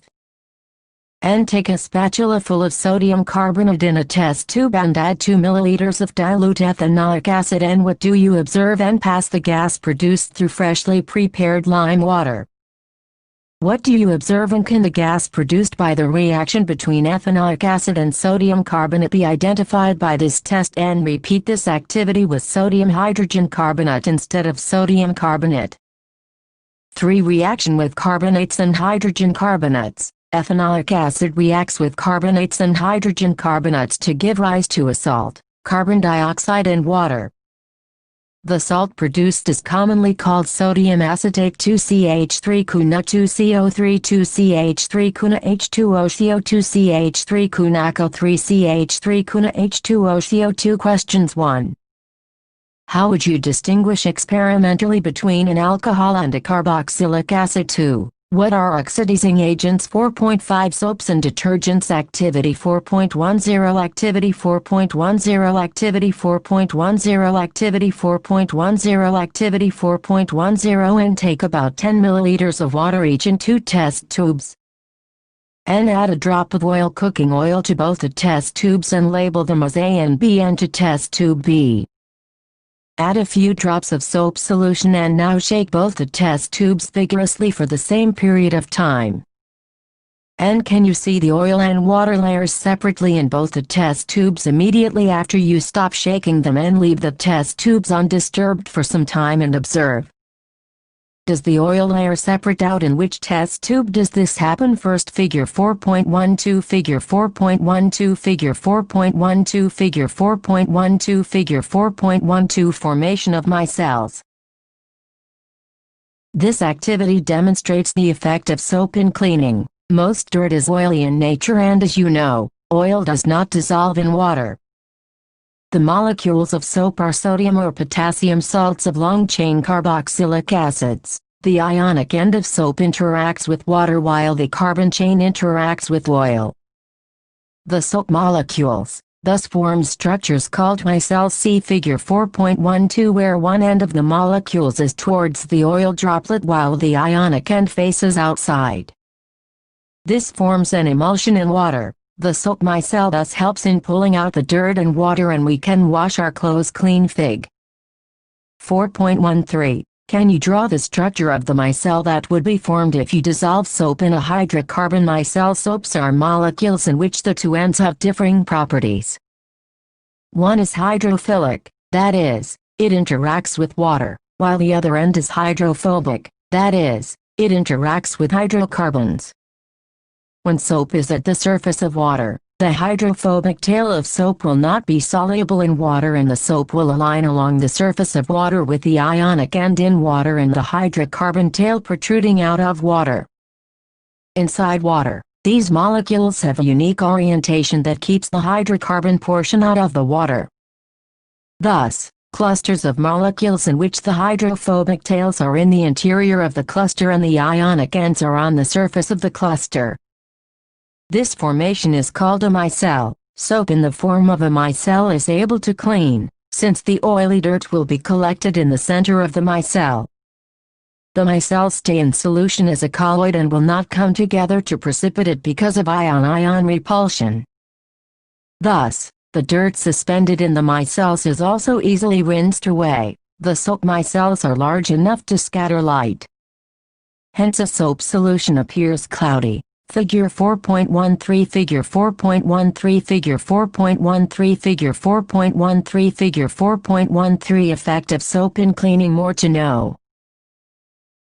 Activity 4.11 Activity 4.11 Activity 4.11 Activity 4.11 Activity 4.11 Intake about 10 milliliters of distilled water or rainwater and 10 milliliters of hard water from a tubule or hand pump in separate test tubes. And add a couple of drops of soap solution to both, then shake the test tubes vigorously for an equal period of time and observe the amount of foam formed. And in which test tube do you get more foam, and in which test tube do you observe a white curdy precipitate? Note for the teacher: if hard water is not available in your locality, prepare some hard water by dissolving hydrogen carbonates, sulfates, chlorides of calcium or magnesium in water. Activity 4.12 Activity 4.12 Activity 4.12 Activity 4.12 Activity 4.12 And take 2 test tubes with about 10 milliliters of hard water in each. And add 5 drops of soap solution to one and 5 drops of detergent solution to the other, and shake both test tubes for the same period. And do both test tubes have the same amount of foam, and in which test tube is a curdy solid formed? Questions 1. Would you be able to check if water is hard by using a detergent? 2. People use a variety of methods to wash clothes. Usually after adding the soap, they beat the clothes on a stone, or beat it with a paddle, scrub with a brush, or the mixture is agitated in a washing machine. Why is agitation necessary to get clean clothes? Have you ever observed while bathing that foam is formed with difficulty and an insoluble substance scum remains after washing with water? This is caused by the reaction of soap with the calcium and magnesium salts, which cause the hardness of water. Hence you need to use a larger amount of soap. This problem is overcome by using another class of compounds called detergents as cleansing agents. Detergents are generally sodium salts of sulfonic acids or ammonium salts with chlorides or bromides, ions, etc. Both have long hydrocarbon chain. The charged ends of these compounds do not form insoluble precipitates with the calcium and magnesium ions in hard water. Thus, they remain effective in hard water. Detergents are usually used to make shampoos and products for cleaning clothes. What you have learned: and carbon is a versatile element that forms the basis for all living organisms and many of the things we use. And this large variety of compounds is formed by carbon because of its tetravalency and the property of catenation that it exhibits. And covalent bonds are formed by the sharing of electrons between 2 atoms so that both can achieve a completely filled outermost shell. And carbon forms covalent bonds with itself and other elements such as hydrogen, oxygen, sulfur, nitrogen and chlorine. And carbon also forms compounds containing double and triple bonds between carbon atoms. These carbon chains may be in the form of straight chains, branched chains, or rings. And the ability of carbon to form chains gives rise to a homologous series of compounds in which the same functional group is attached to carbon chains of different lengths. And the functional groups such as alcohols, aldehydes, ketones and carboxylic acids bestow characteristic properties to the carbon compounds that contain them. N carbon and its compounds are some of our major sources of fuels, and ethanol and ethanoic acid are carbon compounds of importance in our daily lives. And the action of soaps and detergents is based on the presence of both hydrophobic and hydrophilic groups in the molecule, and this helps to emulsify the oily dirt and hence its removal. Exercises 1. Ethane. With the molecular formula C2H6 has a 6 covalent bonds, B 7 covalent bonds, C 8 covalent bonds, D 9 covalent bonds. 2. Butanone is a 4-carbon compound with the functional group of carboxylic acid. B aldehyde, C ketone, D alcohol. 3. While cooking, if the bottom of the vessel is getting blackened on the outside, it means that the food is not cooked completely. B the fuel is not burning completely, C the fuel is wet, D the fuel is burning completely. Science 78.4. Explain the nature of the covalent bond using the bond formation in CH3Cl5. Draw the electron dot structures for ethanoic acid. BH2SC propanone DF26. What is an homologous series? Explain with an example 7. How can ethanol and ethanoic acid be differentiated on the basis of their physical and chemical properties? 8. Why does micelle formation take place when soap is added to water? Will a micelle be formed in other solvents such as ethanol? Also 9. Why are carbon and its compounds used as fuels for most applications? 10. Explain the formation of scum when hard water is treated with soap. 11. What change will you observe if you test soap with litmus paper red and blue? 12. What is hydrogenation? What is its industrial application? 13. Which of the following hydrocarbons undergo addition reactions? C2H6, C3H8, C3H6, C2H2 and CH4. 14. Give a test that can be used to differentiate between saturated and unsaturated hydrocarbons. 15. Explain the mechanism of the cleaning action of soaps. I use molecular model kits to make models of the compounds you have learned in this chapter. 2. And take about 20 milliliters of castor oil, cottonseed oil, linseed oil, soybean oil in a beaker. Add 30 milliliters of 20 sodium hydroxide solution. Heat the mixture with continuous stirring for a few minutes till the mixture thickens. Add 5-10 grams of common salt to this.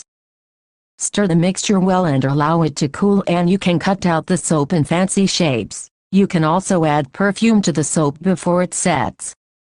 Group activity. Periodic classification of elements. 5. Chapter in Class 9 we have learnt that matter around us is present in the form of elements.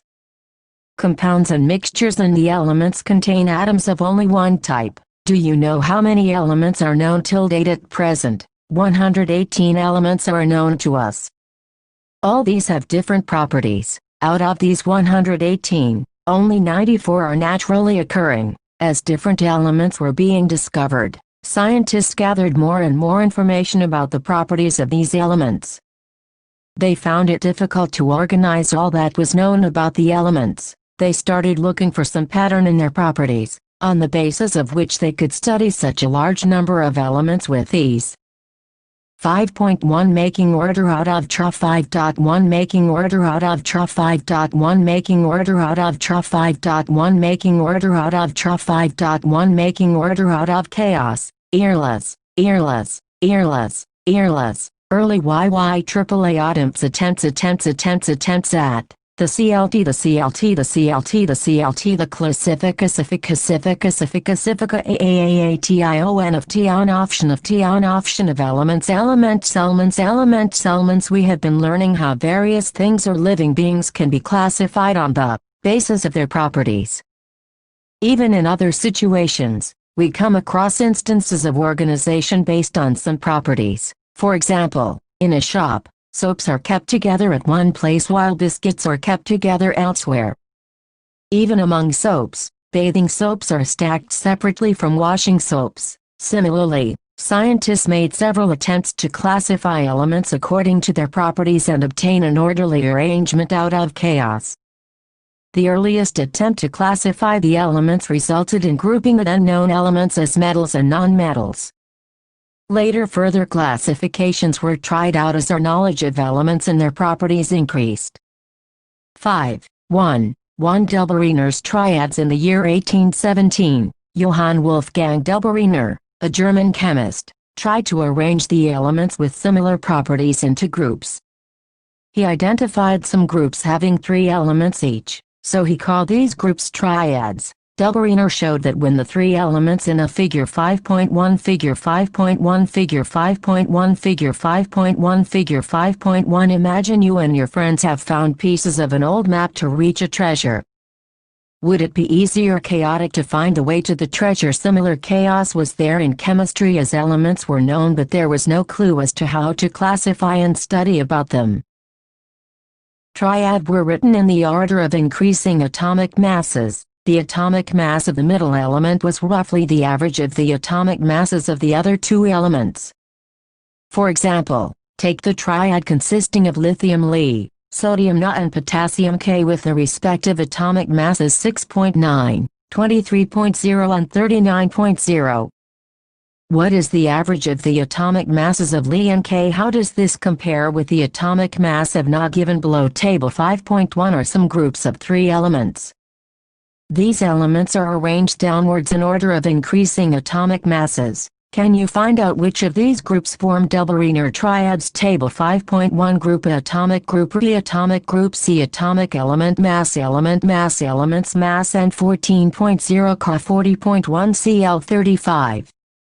5p 31.0 Sr 87.6 Br 79.9 S 74.9 Bob 137.3 I 126.9. You will find that groups B and C form Doppelrayner triads.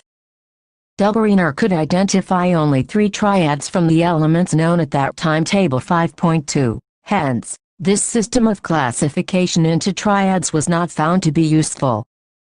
Table 5.2 Doppelrayner's triad. Johann Wolfgang Doppelrayner 1780–1849. Johann Wolfgang Doppelrayner studied as a pharmacist at Münchberg in Germany, and then studied chemistry at Strasbourg. Eventually he became a professor of chemistry and pharmacy at the University of Jena. Doppelrayner made the first observations on platinum as a catalyst and discovered similar triads of elements, which led to the development of the periodic table of elements. 5. 1. 2 Newland's law of octaves. The attempts of Doppelrayner encouraged other chemists to correlate the properties of elements with their atomic masses. In 1866, John Newlands, an English scientist, arranged the then known elements in the order of increasing atomic masses. He started with the element having the lowest atomic mass, hydrogen, and ended at thorium, which was the 56th element. He found that every 8th element had properties similar to that of the first. He compared this to the octaves found in music. Therefore, he called it the law of octaves. It is known as Newland's law of octaves. In Newland's octaves, the properties of lithium and sodium were found to be the same.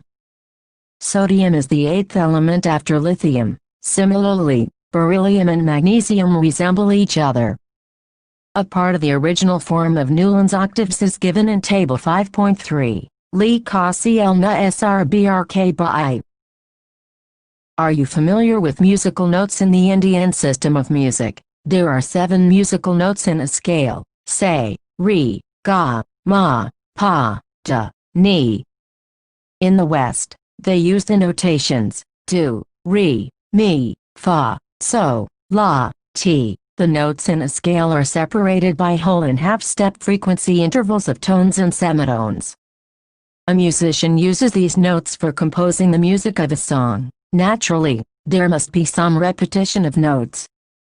Every 8th note is similar to the first one, and it is the first note of the next scale, and it was found that the law of octaves was applicable only up to calcium, as after calcium every 8th element did not possess properties similar to that of the first.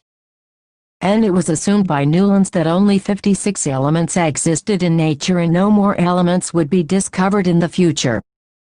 But, later on, several new elements were discovered, whose properties did not fit into the law of octaves. And in order to fit elements into his table, Newlands adjusted 2 elements in the same slot, but also put some unlike elements under the same note.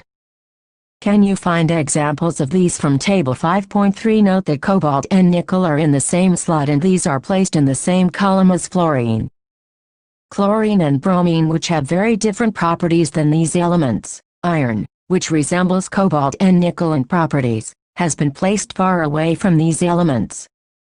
With the discovery of noble gases, the law of octaves became irrelevant. Thus, Newland's law of octaves worked well with lighter elements only.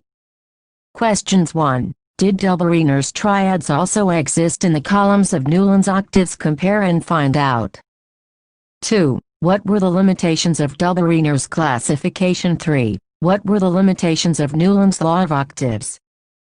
5.2 Making order out of Troph 5.2 Making order out of Troph 5.2 Making order out of Troph 5.2 Making order out of Troph 5.2 Making order out of chaos. Mendeleevus, Mendeleevus, Mendeleevus, Mendeleevus, Mendeleevus SSS periodic tabular periodic. Tabular periodic tabular periodic tabular periodic table. Even after the rejection of Newland's law of octaves, many scientists continued to search for a pattern that correlated the properties of elements with their atomic masses.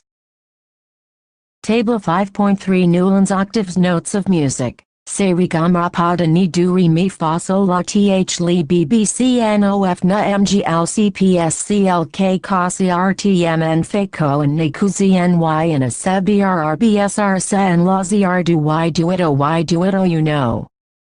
Oh no ho no ho no ho no. The main credit for classifying elements goes to Dmitry Ivanovich Mendeleev, a Russian chemist. He was the most important contributor to the early development of a periodic table of elements wherein the elements were arranged on the basis of their fundamental property, the atomic mass, and also on the similarity of chemical properties. Dmitry Ivanovich Mendeleev 1834–1907 Dmitry Ivanovich Mendeleev was born in Tobolsk in western Siberia, Russia on February 8, 1834. After his early education, Mendeleev could join a university only due to the efforts of his mother. Dedicating his investigations to his mother, he wrote, "She instructed with example, corrected with love and traveled with me to places spending her last resources and strength. She knew that with the aid of science without violence, with love but firmness, all superstitions, untruth and errors can be removed." The arrangement of elements he proposed is called Mendeleev's periodic table. The periodic table proved to be the unifying principle in chemistry. It was the motivation for the discovery of some new elements. When Mendeleev started his work, 63 elements were known. He examined the relationship between the atomic masses of the elements and their physical and chemical properties. Among chemical properties, Mendeleev concentrated on the compounds formed by elements with oxygen and hydrogen. He selected hydrogen and oxygen as they are very reactive and formed compounds with most elements. The formulae of the hydrides and oxides formed by an element were treated as one of the basic properties of an element for its classification. He then took 63 cards and on each card he wrote down the properties of one element. He sorted out the elements with similar properties and pinned the cards together on a wall. He observed that most of the elements got a place in a periodic table and were arranged in the order of their increasing atomic masses. It was also observed that there occurs a periodic recurrence of elements with similar physical and chemical properties. On this basis, Mendeleev formulated a periodic law, which states that the properties of elements are the periodic function of their atomic masses. Mendeleev's periodic table contains vertical columns called groups and horizontal rows called periods. Table 5.4.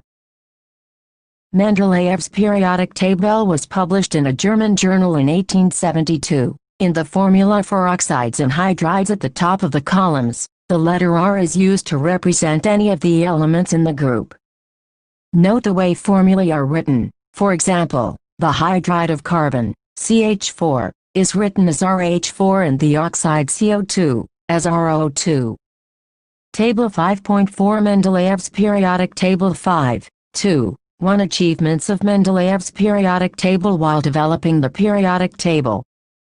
There were a few instances where Mendeleev had to place an element with a slightly greater atomic mass before an element with a slightly lower atomic mass. The sequence was inverted so that elements with similar properties could be grouped together. For example, cobalt atomic mass 58.9 appeared before nickel atomic mass 58.7. Looking at table 5.4, can you find out one more such anomaly further? Mendeleev left some gaps in his periodic table. Instead of looking upon these gaps as defects, Mendeleev boldly predicted the existence of some elements that had not been discovered at that time. Mendeleev named them by prefixing a Sanskrit numeral, Eka1 to the name of preceding element in the same group. For instance, scandium, gallium and germanium, discovered later, have properties similar to Eka boron, Eka aluminium and Eka silicon, respectively. The properties of Eka aluminium predicted by Mendeleev and those of the element, gallium, which was discovered later and replaced Eka aluminium, are listed as follows. Table 5.5. Table 5.5 Properties of Eka aluminium and gallium. Activity 5.1 Activity 5.1 Activity 5.1 Activity 5.1 Activity 5.1 And looking at its resemblance to alkali metals and the halogen family. Try to assign hydrogen a correct position in Mendeleev's periodic table and to which group and period should hydrogen be assigned. This provided convincing evidence for both the correctness and usefulness of Mendeleev's periodic table. Further, it was the extraordinary success of Mendeleev's prediction that led chemists not only to accept his periodic table but also recognize him as the originator of the concept on which it is based. Noble gases like helium, neon, and argon have been mentioned in many a context before this. These gases were discovered very late because they are very inert and present in extremely low concentrations in our atmosphere. One of the strengths of Mendeleev's periodic table was that, when these gases were discovered, they could be placed in a new group without disturbing the existing order. 5.2. Two limitations of Mendeleev's classification. Electronic configuration of hydrogen resembles that of alkali metals. Like alkali metals, hydrogen combines with halogens, oxygen and sulfur to form compounds having similar formulae, as shown in the examples here.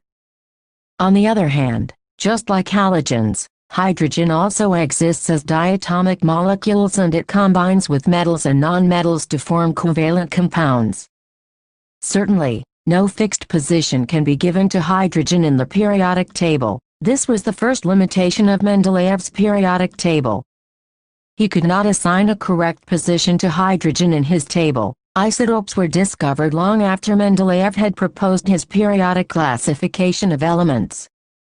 Let us recall that isotopes of an element have similar chemical properties, but different atomic masses. Property Eka aluminium gallium atomic mass 6869.7 Formula of oxide E2O3 Ga2O3 Formula of chloride ECl3 Ga-Cl3 Compounds of H of Na HCl NaCl H2O Na2O H2S Na2S. Questions 1. Use Mendeleev's periodic table to predict the formulae for the oxides of the following elements: K, C, Ai, C, Ba. 2. Besides gallium, which other elements have since been discovered that were left by Mendeleev in his periodic table? Ne2-3. What were the criteria used by Mendeleev in creating his periodic table? 4. Why do you think the noble gases are placed in a separate group? 5.3 Making order out of chaos. The modern 5.3 Making order out of chaos. The modern 5.3 Making order out of chaos. The modern 5.3 Making order out of chaos. The modern 5.3 Making order out of chaos. The modern periodic blah blah blah blah. In 1913, Henry Moseley showed that the atomic number symbolized as Z of an element is a more fundamental property than its atomic mass. Accordingly, Mendeleev's periodic law was modified and atomic number was adopted as the basis of modern periodic table, and the modern periodic law can be stated as follows. Properties of elements are a periodic function of their atomic number. Let us recall that the atomic number gives us the number of protons in the nucleus of an atom, and this number increases by 1 going from one element to the next. Elements, when arranged in order of increasing atomic number, led us to the classification known as the modern periodic table, Table 5.6. Prediction of properties of elements could be made with more precision when elements were arranged on the basis of increasing atomic number. Activity 5.2 Activity 5.2 Activity 5.2 Activity 5.2 Activity 5.2 And consider the isotopes of chlorine, Cl35 and Cl37. And would you place them in different slots because their atomic masses are different, and or would you place them in the same position because their chemical properties are the same? Thus, isotopes of all elements posed a challenge to Mendeleev's periodic law. Another problem was that the atomic masses do not increase in a regular manner in going from one element to the next. So it was not possible to predict how many elements could be discovered between two elements, especially when we consider the heavier elements. Activity 5.3 Activity 5.3 Activity 5.3 Activity 5.3 Activity 5.3 And how were the positions of cobalt and nickel resolved in the modern periodic table? And how were the positions of isotopes of various elements decided in the modern periodic table? And is it possible to have an element with atomic number 1.5 placed between hydrogen and helium? And where do you think should hydrogen be placed in the modern periodic table? Science 86 Table 5.6 Modern periodic table. As we can see, the modern periodic table takes care of three limitations of Mendeleev's periodic table. The anomalous position of hydrogen can be discussed after we see what are the bases on which the position of an element in the modern periodic table depends. 5.3.1 Position of elements in the modern periodic table. The modern periodic table has 18 vertical columns known as groups and 7 horizontal rows known as periods. Let us see what decides the placing of an element in a certain group and period. Activity 5.4 Activity 5.4 Activity 5.4 Activity 5.4 Activity 5.4 Activity 5.5 Activity 5.5 Activity 5.5 Activity 5.5 Activity 5.5 And look at the group 1 of the modern periodic table. And name the elements present in it and write down the electronic configuration of the first 3 elements of group 1. And what similarity do you find in their electronic configurations, and how many valence electrons are present in these 3 elements? And if you look at the modern periodic table 5.6, you will find that the elements Li, B, C, N, O, F, and they are present in the second period. Write down their electronic configurations. And do these elements also contain the same number of valence electrons, and do they contain the same number of shells? You will find that all these elements contain the same number of valence electrons. Similarly, you will find that the elements present in any one group have the same number of valence electrons. For example, elements fluorine F and chlorine Cl belong to group 17. How many electrons do fluorine and chlorine have in their outermost shells? Hence, we can say that groups in the periodic table signify an identical outer shell electronic configuration. On the other hand, the number of shells increases as we go down the group. There is an anomaly when it comes to the position of hydrogen because it can be placed either in group 1 or group 17 in the first period. Can you say why? You will find that these elements of second period do not have the same number of valence electrons, but they contain the same number of shells. You also observe that the number of valence shell electrons increases by 1 unit, as the atomic number increases by 1 unit on moving from left to right in a period. Or we can say that atoms of different elements with the same number of occupied shells are placed in the same period. Na, Mg, Al, C, P, S, Cl and R belong to the third period of the modern periodic table, since the electrons in the atoms of these elements are filled in K, L and M shells. Write the electronic configuration of these elements and confirm the above statement. Each period marks a new electronic shell getting filled. How many elements are there in the first, second, third and fourth periods? We can explain the number of elements in these periods based on how electrons are filled into various shells. You will study the details of this in higher classes. Recall that the maximum number of electrons that can be accommodated in a shell depends on the formula 2n2, where n is the number of the given shell from the nucleus. For example, K shell 2x122, hence the first period has 2 elements, L shell 2x228, hence the second period has 8 elements. The third, fourth, fifth, sixth and seventh periods have 8, 18, 18, 32 and 32 elements respectively. The reason for this you will study in higher classes. The position of an element in the periodic table tells us about its chemical reactivity. As you have learned, the valence electrons determine the kind and number of bonds formed by an element. Can you now say why Mendeleev's choice of formulae of compounds as the basis for deciding the position of an element in his table was a good one? How would this lead to elements with similar chemical properties being placed in the same group? 5, 3, 2 trends in the modern periodic table valency, as you know.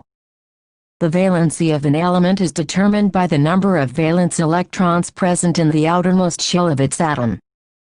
Activity 5.6 Activity 5.6 Activity 5.6 Activity 5.6 Activity 5.6 And how do you calculate the valency of an element from its electronic configuration? And what is the valency of magnesium with atomic number 12 and sulfur with atomic number 16, and similarly find out the valencies of the first 20 elements? And how does the valency vary in a period on going from left to right, and how does the valency vary in going down a group? Atomic size. The term atomic size refers to the radius of an atom. The atomic size may be visualized as the distance between the center of the nucleus and the outermost shell of an isolated atom. The atomic radius of hydrogen atom is 37 pm picometer, 1 pm 10-12 m. Let us study the variation of atomic size in a group and in a period. Activity 5.7 Activity 5.7 Activity 5.7 Activity 5.7 Activity 5.7 Anatomic radii of the elements of the second period are given below. Period 2 elements, BBON Lisi atomic radius PM, 88, 111, 66, 74, 152, 77, and arrange them in decreasing order of their atomic radii. N are the elements now arranged in the pattern of a period in the periodic table. N which elements have the largest and the smallest atoms. And how does the atomic radius change as you go from left to right in a period? You will see that the atomic size increases down the group. This is because new shells are being added as we go down the group. This increases the distance between the outermost electrons and the nucleus so that the atomic size increases in spite of the increase in nuclear charge. Metallic and non-metallic properties. Activity 5.8 Activity 5.8 Activity 5.8 Activity 5.8 Activity 5.8 And study the variation in the atomic radii of first group elements given below and arrange them in an increasing order. Group 1 elements. Nali RBCs K atomic radius PM, 186 152 244 262 231 And name the elements which have the smallest and the largest atoms. And how does the atomic size vary as you go down a group? Activity 5.9 Activity 5.9 Activity 5.9 Activity 5.9 Activity 5.9 And examine elements of the third period and classify them as metals and non-metals. And on which side of the periodic table do you find the metals, and on which side of the periodic table do you find the non-metals? As we can see, the metals like Na and Mg are towards the left-hand side of the periodic table, while the non-metals like sulfur and chlorine are found on the right-hand side. In the middle, we have silicon, which is classified as a semi-metal or metalloid because it exhibits some properties of both metals and non-metals. In the modern periodic table, a zigzag line separates metals from non-metals. The borderline elements, boron, silicon, germanium, arsenic, antimony, tellurium and polonium, are intermediate in properties and are called metalloids or semi-metals. As you have seen in Chapter 3, metals tend to lose electrons while forming bonds, that is, they are electropositive in nature. You will see that the atomic radius decreases in moving from left to right along a period. This is due to an increase in nuclear charge which tends to pull the electrons closer to the nucleus and reduces the size of the atom. Activity 5.10 Activity 5.10 Activity 5.10 Activity 5.10 Activity 5.10 And how do you think the tendency to lose electrons changes in a group? And how will this tendency change in a period as the effective nuclear charge acting on the valence shell electrons increases across a period? The tendency to lose electrons will decrease. Down the group, the effective nuclear charge experienced by valence. Activity 5.11 Activity 5.11 Activity 5.11 Activity 5.11 Activity 5.11 And how would the tendency to gain electrons change as you go from left to right across a period? And how would the tendency to gain electrons change as you go down a group as the trends in the electronegativity show? Nonmetals are found on the right-hand side of the periodic table towards the top. These trends also help us to predict the nature of oxides formed by the elements because it is known to you that the oxides of metals are basic and that of nonmetals are acidic in general. Electrons is decreasing because the outermost electrons are farther away from the nucleus. Therefore, these can be lost easily. Hence metallic character decreases across a period and increases down a group. Nonmetals, on the other hand, are electronegative. They tend to form bonds by gaining electrons. Let us learn about the variation of this property. Questions 1. How could the modern periodic table remove various anomalies of Mendeleev's periodic table? 2. Name 2 elements you would expect to show chemical reactions similar to magnesium. What is the basis for your choice? 3. Name 3 elements that have a single electron in their outermost shells. B. 2 elements that have 2 electrons in their outermost shells. C. 3 elements with filled outermost shells. 4. Lithium, sodium, potassium are all metals that react with water to liberate hydrogen gas. Is there any similarity in the atoms of these elements? B. Helium is an unreactive gas and neon is a gas of extremely low reactivity. What, if anything, do their atoms have in common? 5. In the modern periodic table, which are the metals among the first 10 elements? 6. By considering their position in the periodic table, which one of the following elements would you expect to have maximum metallic characteristic? Gauge is B. What you have learned: 10 elements are classified on the basis of similarities in their properties. N. Delbariner grouped the elements into triads and Newlands gave the law of octaves. N. Mendeleev arranged the elements in increasing order of their atomic masses and according to their chemical properties. N. Mendeleev even predicted the existence of some yet-to-be-discovered elements on the basis of gaps in his periodic table. N. Anomalies in arrangement of elements based on increasing atomic mass could be removed when the elements were arranged in order of increasing atomic number. A fundamental property of the element discovered by Moseley: N elements in the modern periodic table are arranged in 18 vertical columns called groups and 7 horizontal rows called periods. N elements thus arranged show periodicity of properties including atomic size, valency or combining capacity, and metallic and non-metallic character. Exercises 1. Which of the following statements is not a correct statement about the trends when going from left to right across the periods of periodic table? A. The elements become less metallic in nature. B. The number of valence electrons increases. C. The atoms lose their electrons more easily. D. The oxides become more acidic. 2. Element X forms a chloride with the formula XCl2, which is a solid with a high melting point. X would most likely be in the same group of the periodic table as NaBmgCaidC3. Which element has 2 shells, both of which are completely filled with electrons? B. The electronic configuration 2. 8. 2C a total of 3 shells, with 4 electrons in its valence shell. D. A total of 2 shells, with 3 electrons in its valence shell, twice as many electrons in its second shell as in its first shell. 4. What property do all elements in the same column of the periodic table as boron have in common? B. What property do all elements in the same column of the periodic table as fluorine have in common? 5. An atom has electronic configuration 2, 8, 7. What is the atomic number of this element? B. To which of the following elements would it be chemically similar?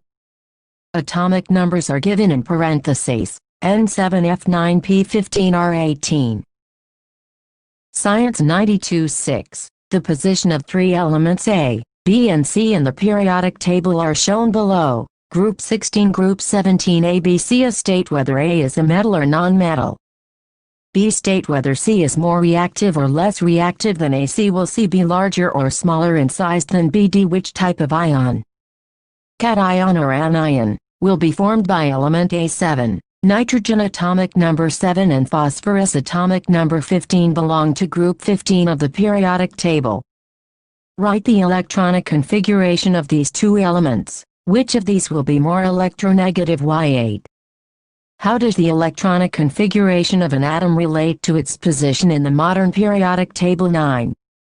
In the modern periodic table, calcium atomic number 20 is surrounded by elements with atomic numbers 12, 19, 21 and 38. Which of these have physical and chemical properties resembling calcium? 10. Compare and contrast the arrangement of elements in Mendeleev's periodic table and the modern periodic table. We have discussed the major attempts made for classifying elements. Find out from the internet or library about other attempts to classify elements. 2. We have studied the long form of the periodic table. The modern periodic law has been used to arrange elements in other ways too. Find out what are these. Group activity.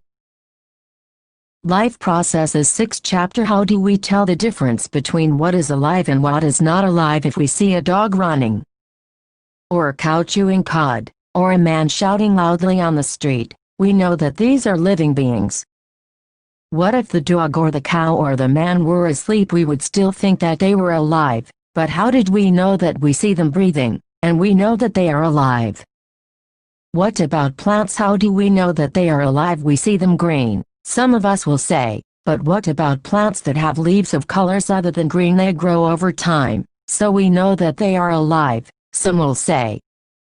In other words, we tend to think of some sort of movement, either growth-related or not, as common evidence for being alive.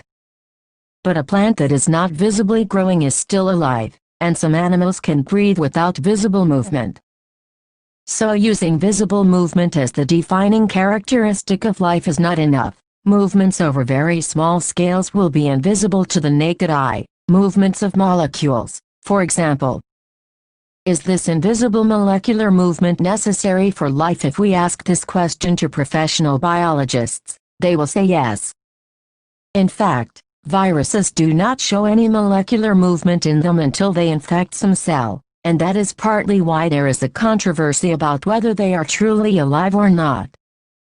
Why are molecular movements needed for life? We have seen in earlier classes that living organisms are well-organized structures. They can have tissues. Tissues have cells, cells have smaller components in them, and so on. Because of the effects of the environment, this organized, ordered nature of living structures is very likely to keep breaking down over time. If order breaks down, the organism will no longer be alive, so living creatures must keep repairing and maintaining their structures. Since all these structures are made up of molecules, they must move molecules around all the time. What are the maintenance processes in living organisms? Let us explore 6.1 WA 6.1 WA 6.1 WA 6.1 WA 6.1 What are life processes? TR life processes TR life processes TR life processes TR life processes The maintenance functions of living organisms must go on even when they are not doing anything particular. Even when we are just sitting in class, even if we are just asleep, this maintenance job has to go on. The processes which together perform this maintenance job are life processes. Since these maintenance processes are needed to prevent damage and breakdown, energy is needed for them. This energy comes from outside the body of the individual organism, so there must be a process to transfer a source of energy from outside the body of the organism, which we call food, to the inside, a process we commonly call nutrition. If the body size of the organisms is to grow, additional raw material will also be needed from outside. Since life on Earth depends on carbon-based molecules, most of these food sources are also carbon-based. Depending on the complexity of these carbon sources, different organisms can then use different kinds of nutritional processes. The outside sources of energy could be quite varied, since the environment is not under the control of the individual organism. These sources of energy, therefore, need to be broken down or built up in the body, and must be finally converted to a uniform source of energy that can be used for the various molecular movements needed for maintaining living structures, as well as to the kind of molecules the body needs to grow. For this, a series of chemical reactions in the body are necessary. Oxidizing-reducing reactions are some of the most common chemical means to break down molecules. For this, many organisms use oxygen sourced from outside the body. The process of acquiring oxygen from outside the body, and to use it in the process of breakdown of food sources for cellular needs, is what we call respiration. In the case of a single-celled organism, no specific organs for taking in food, exchange of gases or removal of wastes may be needed because the entire surface of the organism is in contact with the environment. But what happens when the body size of the organism increases and the body design becomes more complex in multicellular organisms? All the cells may not be in direct contact with the surrounding environment, thus, simple diffusion will not meet the requirements of all the cells. We have seen previously how, in multicellular organisms, various body parts have specialized in the functions they perform. We are familiar with the idea of these specialized tissues, and with their organization in the body of the organism.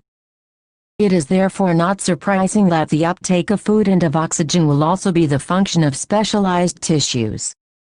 However, this poses a problem, since the food and oxygen are now taken up at one place in the body of the organisms, while all parts of the body need them. This situation creates a need for a transportation system for carrying food and oxygen from one place to another in the body. When chemical reactions use the carbon source and the oxygen for energy generation, they create byproducts that are not only useless for the cells of the body, but could even be harmful. These waste byproducts are therefore needed to be removed from the body and discarded outside by a process called excretion. Again, if the basic rules for body design in multicellular organisms are followed, a specialized tissue for excretion will be developed, which means that the transportation system will need to transport waste away from cells to this excretory tissue. Let us consider these various processes, so essential to maintain life, one by one. Questions 1. Why is diffusion insufficient to meet the oxygen requirements of multicellular organisms like humans? 2. What criteria do we use to decide whether something is alive? 3. What are outside raw materials used for by an organism? 4. What processes would you consider essential for maintaining life? 6.2 Nutrition 6.2 Nutrition 6.2 Nutrition 6.2 Nutrition 6.2 Nutrition. When we walk or ride a bicycle, we are using up energy.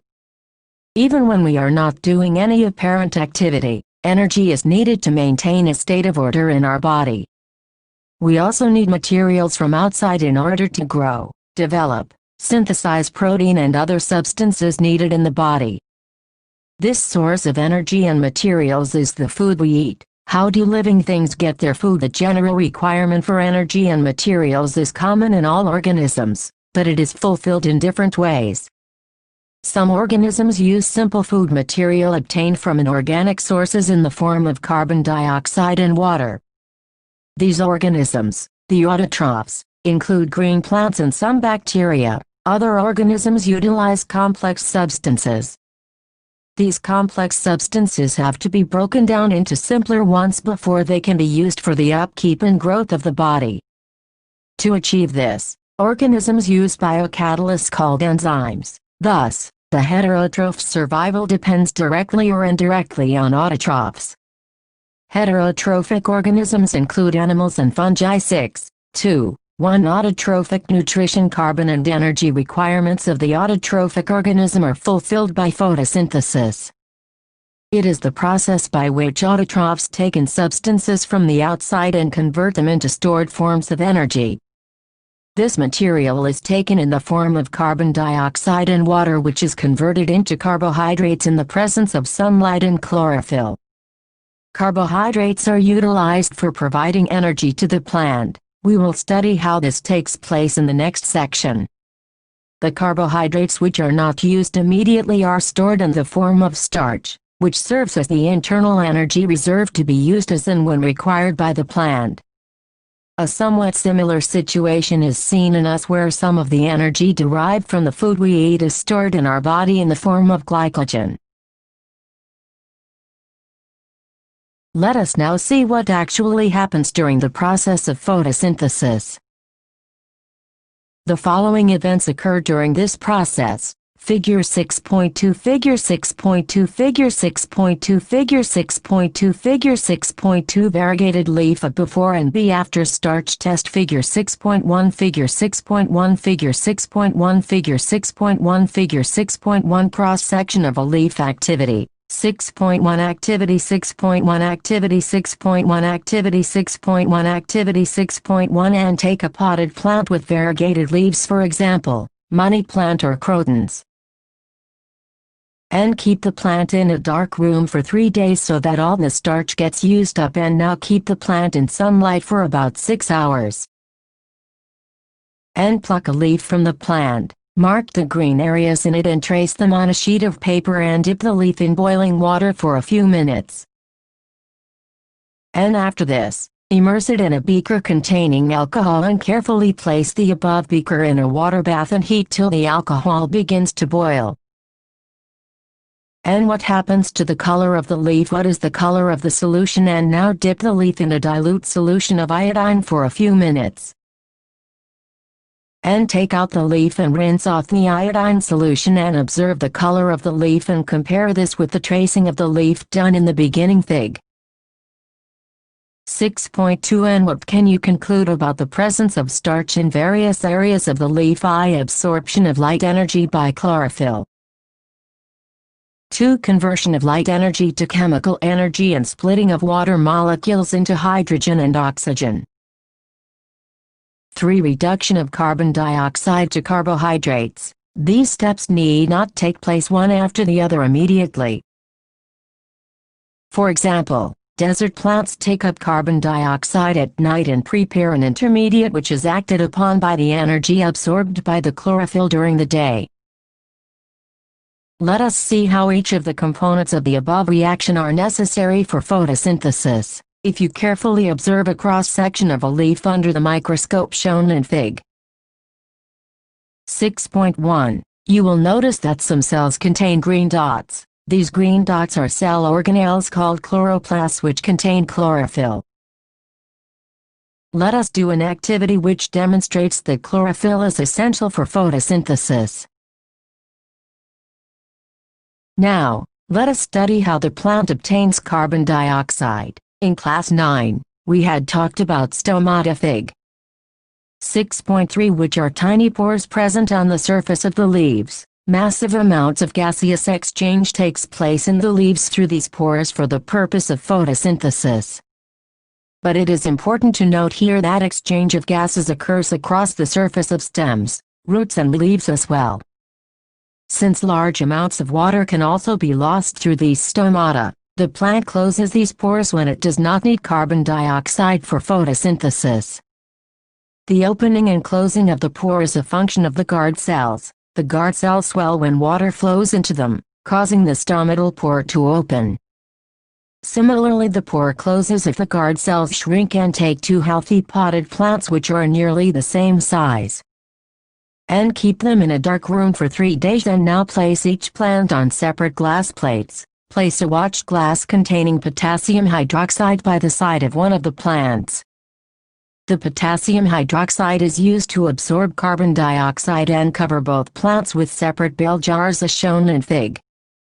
6.4, and use Vaseline to seal the bottom of the jars to the glass plates so that the setup is airtight. And keep the plants in sunlight for about 2 hours and pluck a leaf from each plant and check for the presence of starches in the above activity. And do both the leaves show the presence of the same amount of starch, and what can you conclude from this activity?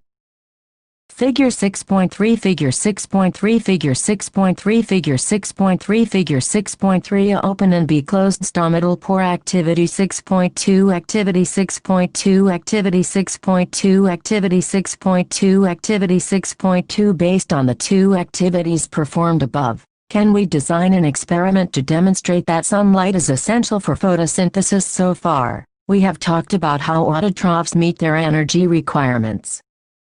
But they also need other raw materials for building their body. Water used in photosynthesis is taken up from the soil by the roots in terrestrial plants.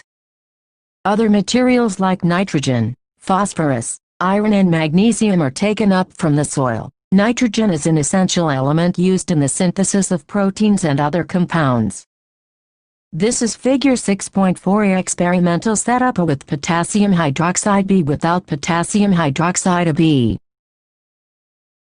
taken up in the form of inorganic nitrates or nitrites, or it is taken up as organic compounds which have been prepared by bacteria from atmospheric nitrogen. 6.2. Heterotrophic nutrition. Each organism is adapted to its environment. The form of nutrition differs depending on the type and availability of food material as well as how it is obtained by the organism. For example, whether the food source is stationary such as grass or mobile such as a deer, would allow for differences in how the food is accessed and what is the nutritive apparatus used by a cow and a lion. There is a range of strategies by which the food is taken in and used by the organism. Some organisms break down the food material outside the body and then absorb it. Examples are fungi like bread molds, yeast and mushrooms. Others take in whole material and break it down inside their bodies. What can be taken in and broken down depends on the body design and functioning. Some other organisms derive nutrition from plants or animals without killing them. This parasitic nutritive strategy is used by a wide variety of organisms like Cuscuta and Arbel, ticks, lice, leeches and tapeworms. 6.2.3. How do organisms obtain their nutrition? Since the food and the way it is obtained differ, the digestive system is different in various organisms. In single-celled organisms, the food may be taken in by the entire surface, but as the complexity of the organism increases, different parts become specialized to perform different functions. For example, amoeba takes in food using temporary finger-like extensions of the cell surface which fuse over the food particle, forming a food vacuole. Fig. 6.5. Inside the food vacuole, complex substances are broken down into simpler ones which then diffuse into the cytoplasm. The remaining undigested material is moved to the surface of the cell and thrown out. In Paramecium, which is also a unicellular organism, the cell has a definite shape and food is taken in at a specific spot. Food is moved to this spot by the movement of cilia which cover the entire surface of the cell. 6.2. For nutrition in human beings, the alimentary canal is basically a long tube extending from the mouth to the anus. In Figure 6.6, we can see that the tube has different parts. Various regions are specialized to perform different functions. What happens to the food once it enters our body? We shall discuss this process here. Figure 6.5, Figure 6.5, Figure 6.5, Figure 6.5, Figure 6.5. Nutrition in amoeba. Activity 6.3, Activity 6.3, Activity 6.3, Activity 6.3, Activity 6.3. And take 1 ml starch solution 1 and 2 test tubes A and B. and add 1 milliliter saliva to test tube A and leave both test tubes undisturbed for 20-30 minutes, and now add a few drops of dilute iodine solution to the test tubes. And in which test tube do you observe a color change, and what does this indicate about the presence or absence of starch in the two test tubes? And what does this tell us about the action of saliva on starch? We eat various types of food which has to pass through the same digestive tract. Naturally, the food has to be processed to generate particles which are small and of the same texture. This is achieved by crushing the food with our teeth. Since the lining of the canal is soft, the food is also wetted to make its passage smooth. When we eat something we like, our mouth waters. This is actually not only water, but a fluid called saliva secreted by the salivary glands.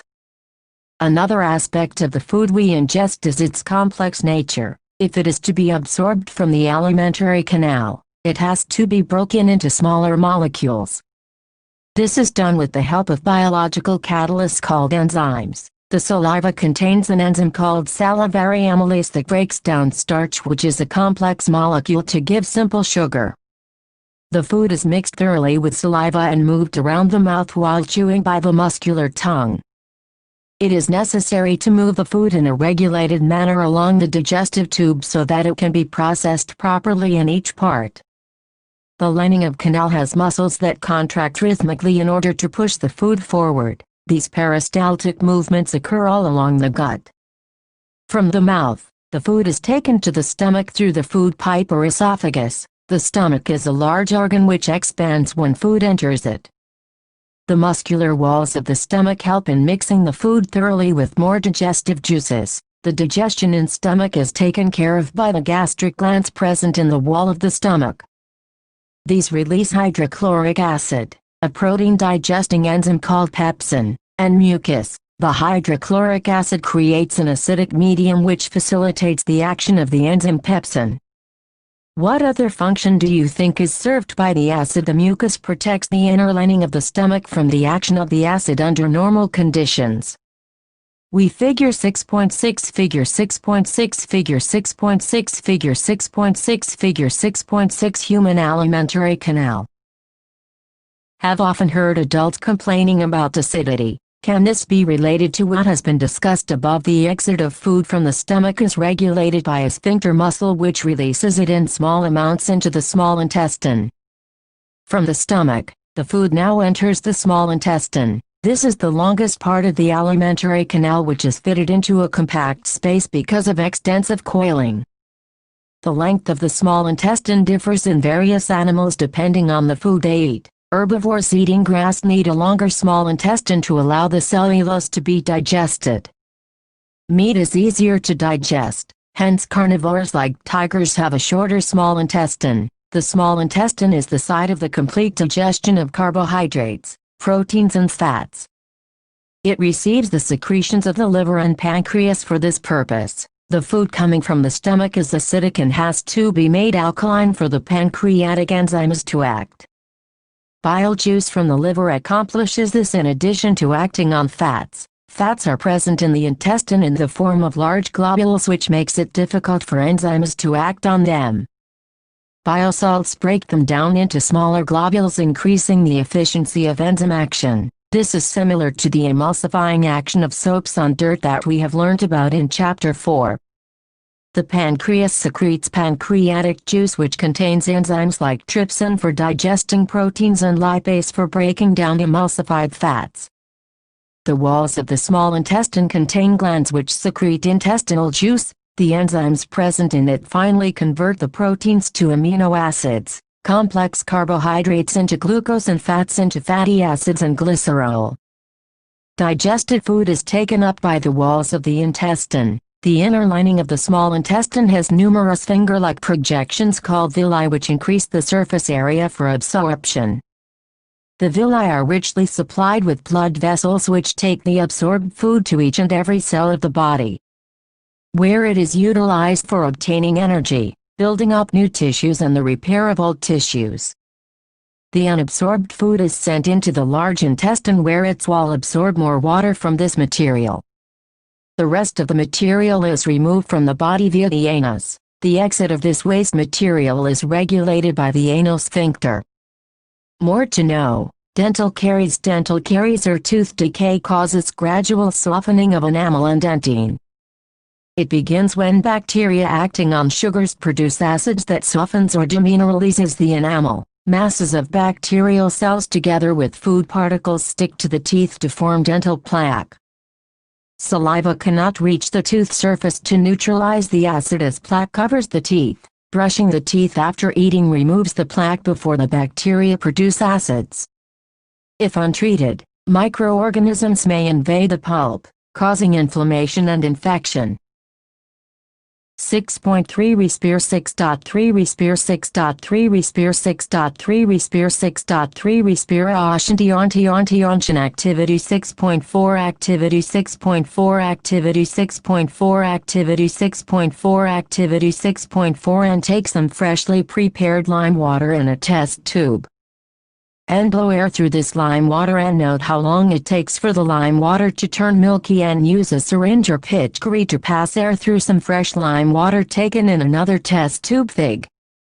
6.7 And note how long it takes for this lime water to turn milky and what does this tell us about the amount of carbon dioxide in the air that we breathe out. 1.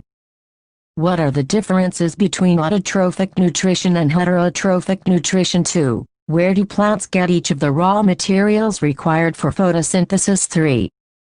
What is the role of the acid in our stomach? 4. What is the function of digestive enzymes? 5. How is the small intestine designed to absorb digested food? Tube test tube containing lime water rubber tube AB pitchfork questions Activity 6.5 Activity 6.5 Activity 6.5 Activity 6.5 Activity 6.5 And take some fruit juice or sugar solution and add some yeast to this. Take this mixture in a test tube fitted with a 1-hole cork and fit the cork with a bent glass tube. Dip the free end of the glass tube into a test tube containing freshly prepared lime water and what change is observed in the lime water and how long does it take for this change to occur. And what does this tell us about the products of fermentation? We have discussed nutrition and organisms in the last section. The food material taken in during the process of nutrition is used in cells to provide energy for various life processes. Diverse organisms do this in different ways. Some use oxygen to break down glucose completely into carbon dioxide and water. Some use other pathways that do not involve oxygen. Fig. 6.8. In all cases, the first step is the breakdown of glucose, a 6-carbon molecule, into a 3-carbon molecule called pyruvate. This process takes place in the cytoplasm. Further, the pyruvate may be converted into ethanol and carbon dioxide. This process takes place in yeast during fermentation. Since this process takes place in the absence of air oxygen, it is called anaerobic respiration. Breakdown of pyruvate using oxygen takes place in the mitochondria. This Figure 6.7 Figure 6.7 Figure 6.7 Figure 6.7 Figure 6.7 Air being passed into lime water with a pitchfork syringe. The air being exhaled into lime water. Process breaks up the 3-carbon pyruvate molecule to give 3 molecules of carbon dioxide. The other product is water. Since this process takes place in the presence of air oxygen, it is called aerobic respiration. The release of energy in this aerobic process is a lot greater than in the anaerobic process. Sometimes, when there is a lack of oxygen in our muscle cells, another pathway for the breakdown of pyruvate is taken. Here the pyruvate is converted into lactic acid, which is also a 3-carbon molecule. This buildup of lactic acid in our muscles during sudden activity causes cramps. Figure 6.8 Figure 6.8 Figure 6.8 Figure 6.8 Figure 6.8 Breakdown of glucose by various pathways. The energy released during cellular respiration is immediately used to synthesize a molecule called ADP, which is used to fuel all other activities in the cell. In these processes, ADP is broken down, giving rise to a fixed amount of energy which can drive the endothermic reactions taking place in the cell. ADP is the energy currency for most cellular processes. The energy released during the process of respiration is used to make an ADP molecule from ADP and an organic phosphate. Endothermic processes in the cell then use this ADP to drive the reactions. When the terminal phosphate linkage in ADP is broken using water, the energy equivalent to 30.5 kJ/mol is released. Think of how a battery can provide energy for many different kinds of uses. It can be used to obtain mechanical energy, light energy, electrical energy, and so on. Similarly, ADP can be used in the cells for the contraction of muscles, protein synthesis, conduction of nervous impulses, and many other activities. Since the aerobic respiration pathway depends on oxygen, aerobic organisms need to ensure that there is sufficient intake of oxygen. We have seen that plants exchange gases through stomata, and the large intercellular spaces ensure that all cells are in contact with air. Carbon dioxide and oxygen are exchanged by diffusion here. They can go into more to know cells, or away from them and out into the air. The direction of diffusion depends upon the environmental conditions and the requirements of the plant. At night, when there is no photosynthesis occurring, CO2 elimination is the major exchange activity going on. During the day, CO2 generated during respiration is used up for photosynthesis, hence there is no CO2 release. Instead, oxygen release is the major event at this time. Animals have evolved different organs for the uptake of oxygen from the environment and for getting rid of the carbon dioxide produced. Terrestrial animals can breathe the oxygen in the atmosphere, but animals that live in water need to use the oxygen dissolved in water. Activity 6.6 Activity 6.6 Activity 6.6 Activity 6.6 Activity 6.6 And observe fish in an aquarium. They open and close their mouths, and the gill slits or the operculum which covers the gill slits behind their eyes also open and close. Are the timings of the opening and closing of the mouth and gill slits coordinated in some manner, and count the number of times the fish opens and closes its mouth in a minute. And compare this to the number of times you breathe in and out in a minute. Since the amount of dissolved oxygen is fairly low compared to the amount of oxygen in the air, the rate of breathing in aquatic organisms is much faster than that seen in terrestrial organisms. Fishes take in water through their mouths and force it past the gills where the dissolved oxygen is taken up by blood. Terrestrial organisms use the oxygen in the atmosphere for respiration. This oxygen is absorbed by different organs in different animals. All these organs have a structure that increases the surface area which is in contact with the oxygen-rich atmosphere. Since the exchange of oxygen and carbon dioxide has to take place across this surface is very fine and delicate.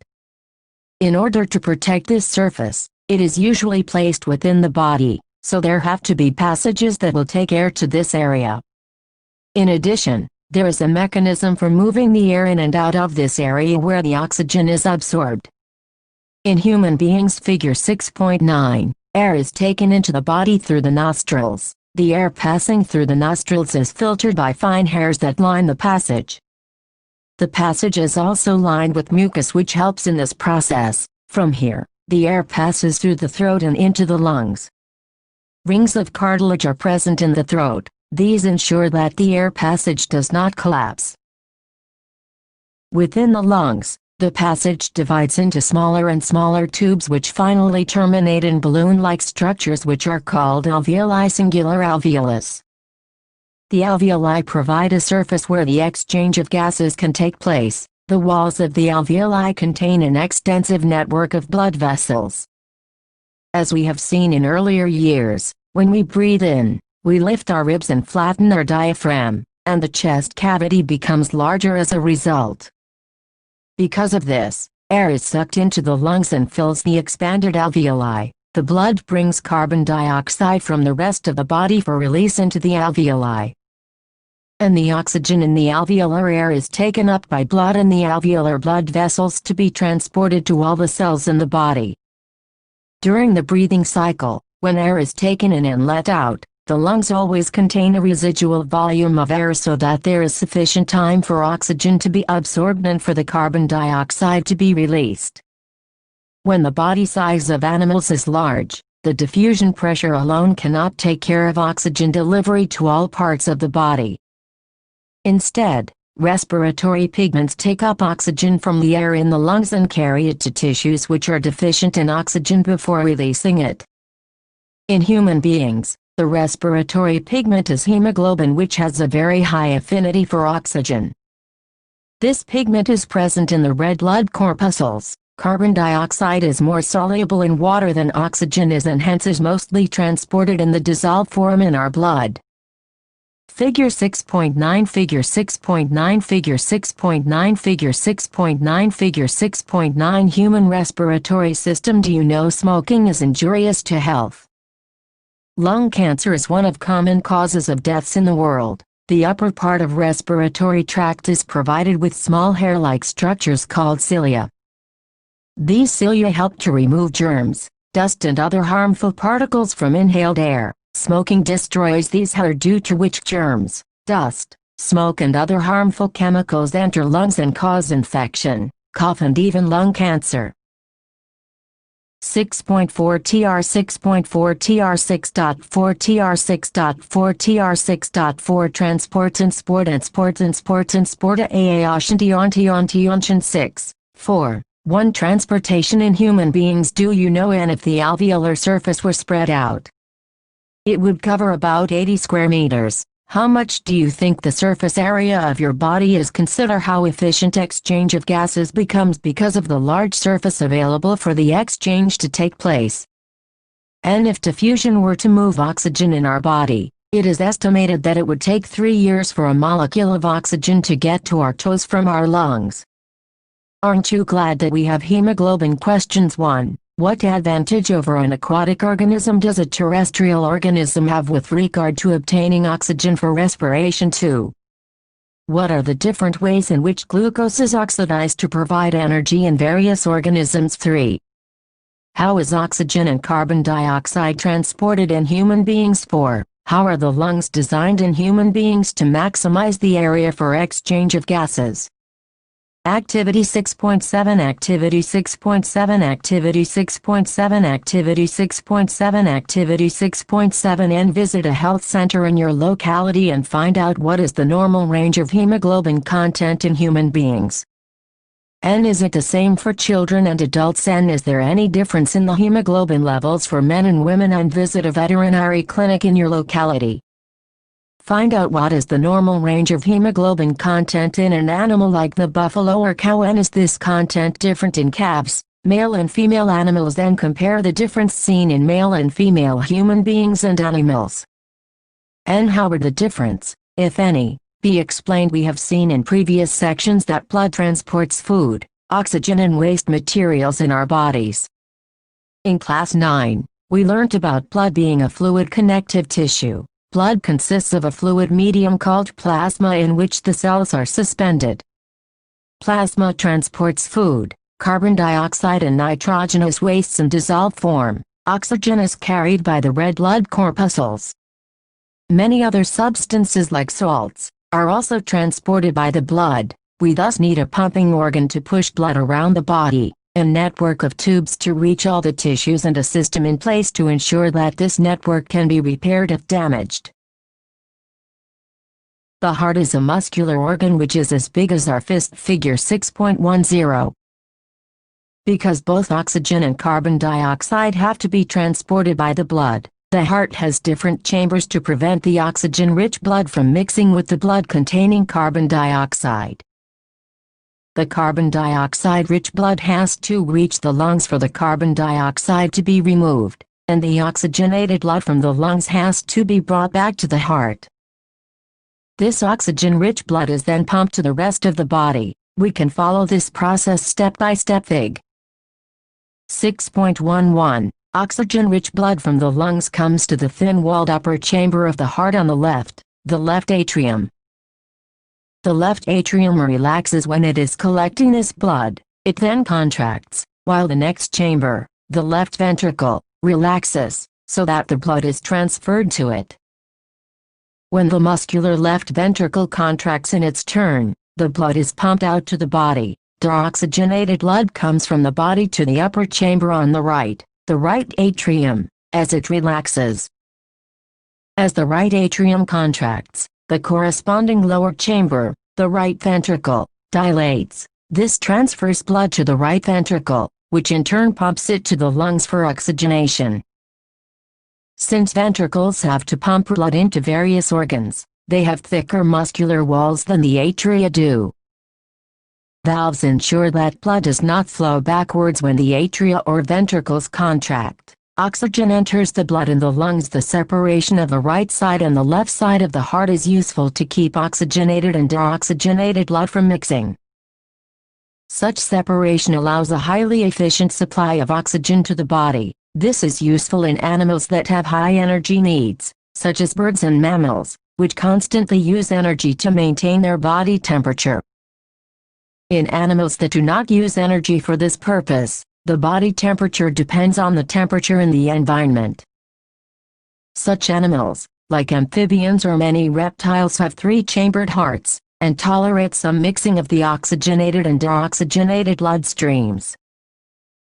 Fishes, on the other hand, have only two chambers to their hearts, and the blood is pumped to the gills, is oxygenated air, and passes directly to the rest of the body. Thus, blood goes only once through the heart in the fish during one cycle of passage through the body. On the other hand, it goes through the heart twice during each cycle in other vertebrates. This is known as double circulation. Or pump the heart. Figure 6.10, Figure 6.10, Figure 6.10, Figure 6.10, Figure 6.10. Schematic sectional view of the human heart. Figure 6.11, Figure 6.11, Figure 6.11, Figure 6.11, Figure 6.11. Schematic representation of transport and exchange of oxygen and carbon dioxide.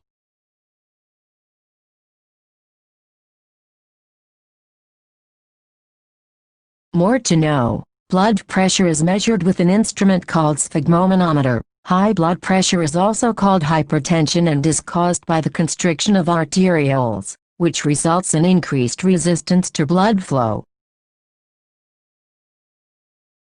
It can lead to the rupture of an artery and internal bleeding. Blood pressure. The force that blood exerts against the wall of a vessel is called blood pressure. This pressure is much greater in arteries than in veins. The pressure of blood inside the artery during ventricular systolic contraction is called systolic pressure, and pressure in artery during ventricular diastole relaxation is called diastolic pressure. The normal systolic pressure is about 120 mm of Hg and diastolic pressure is 80 mm of Hg. The tubes, blood vessels. Arteries are the vessels which carry blood away from the heart to various organs of the body. Since the blood emerges from the heart under high pressure, the arteries have thick, elastic walls. Veins collect the blood from different organs and bring it back to the heart. They do not need thick walls because the blood is no longer under pressure. Instead, they have valves that ensure that the blood flows only in one direction. On reaching an organ or tissue, the artery divides into smaller and smaller vessels to bring the blood in contact with all the individual cells. The smallest vessels have walls which are 1 cell thick and are called capillaries. Exchange of material between the blood and surrounding cells takes place across this thin wall. The capillaries then join together to form veins that convey the blood away from the organ or tissue. Maintenance by platelets. What happens if this system of tubes develops a leak? Think about situations when we are injured and start bleeding.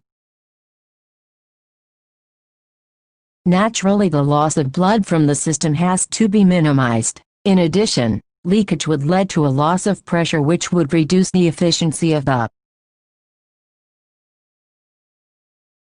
pumping system. To avoid this, the blood has platelet cells which circulate around the body and plug these leaks by helping to clot the blood at these points of injury. Lymph. There is another type of fluid also involved in transportation. This is called lymph or tissue fluid. Through the pores present in the walls of capillaries, some amount of plasma, proteins and blood cells escape into intercellular spaces in the tissues to form the tissue fluid or lymph. It is similar to the plasma of blood but colorless and contains less protein. Lymph drains into lymphatic capillaries from the intercellular spaces, which join to form large lymph vessels that finally open into larger veins. Lymph carries digested and absorbed fat from intestine and drains excess fluid from extracellular space back into the blood. 6.4.2 Transportation in plants. We have discussed earlier how plants take in simple compounds such as CO2 and photosynthesize energy stored in their chlorophyll-containing organs, namely leaves. The other kinds of raw materials needed for building plant bodies will also have to be taken up separately. For plants, the soil is the nearest and richest source of raw materials like nitrogen, phosphorus and other minerals. The absorption of these substances therefore occurs through the part in contact with the soil, namely roots. If the distances between soil-contacting organs and chlorophyll-containing organs are small, energy and raw materials can easily diffuse to all parts of the plant body. But if these distances become large because of changes in plant body design, diffusion processes will not be sufficient to provide raw material in leaves and energy in roots. A proper system of transportation is therefore essential in such situations. Energy needs differ between different body designs. Plants do not move, and plant bodies have a large proportion of dead cells in many tissues. As a result, plants have low energy needs, and can use relatively slow transport systems. The distances over which transport systems have to operate, however, can be very large in plants such as very tall trees. Plant transport systems will move energy stores from leaves and raw materials from roots. These two pathways are constructed as independently organized conducting tubes.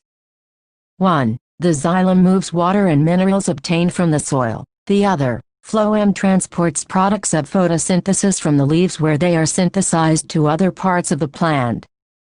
We have studied the structure of these tissues in detail in Class 9, Transport of Water in Xylem Tissue. Vessels and tracheids of the roots, stems and leaves are interconnected to form a continuous system of water-conducting channels reaching all parts of the plant. At the roots, cells in contact with the soil actively take up ions. This creates a difference in the concentration of these ions between the root and the soil. Water, therefore,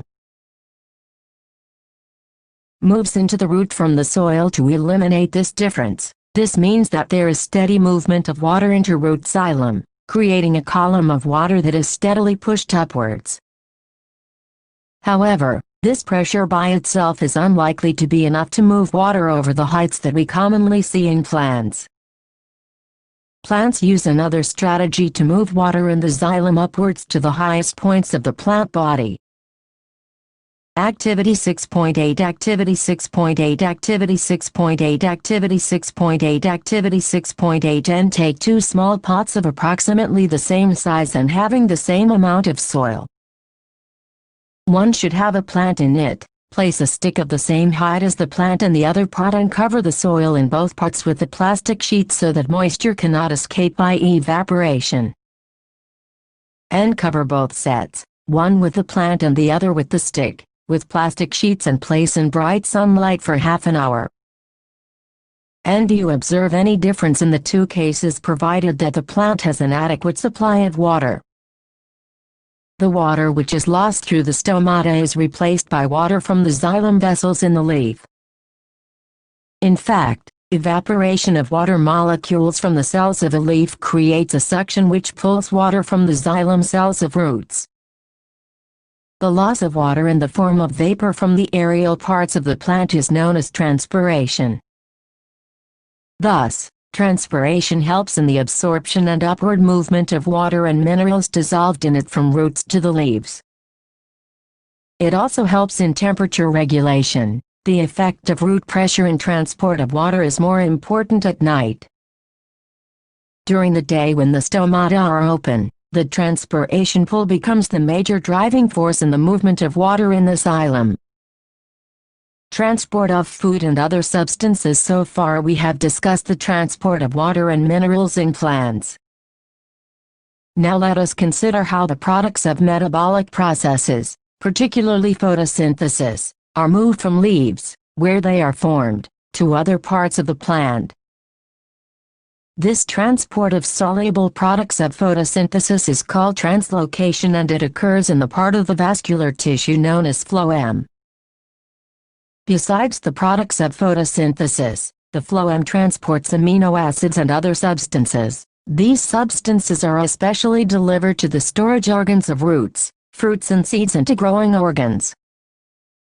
The translocation of food and other substances takes place in the sieve tubes with the help of adjacent companion cells both in upward and downward directions.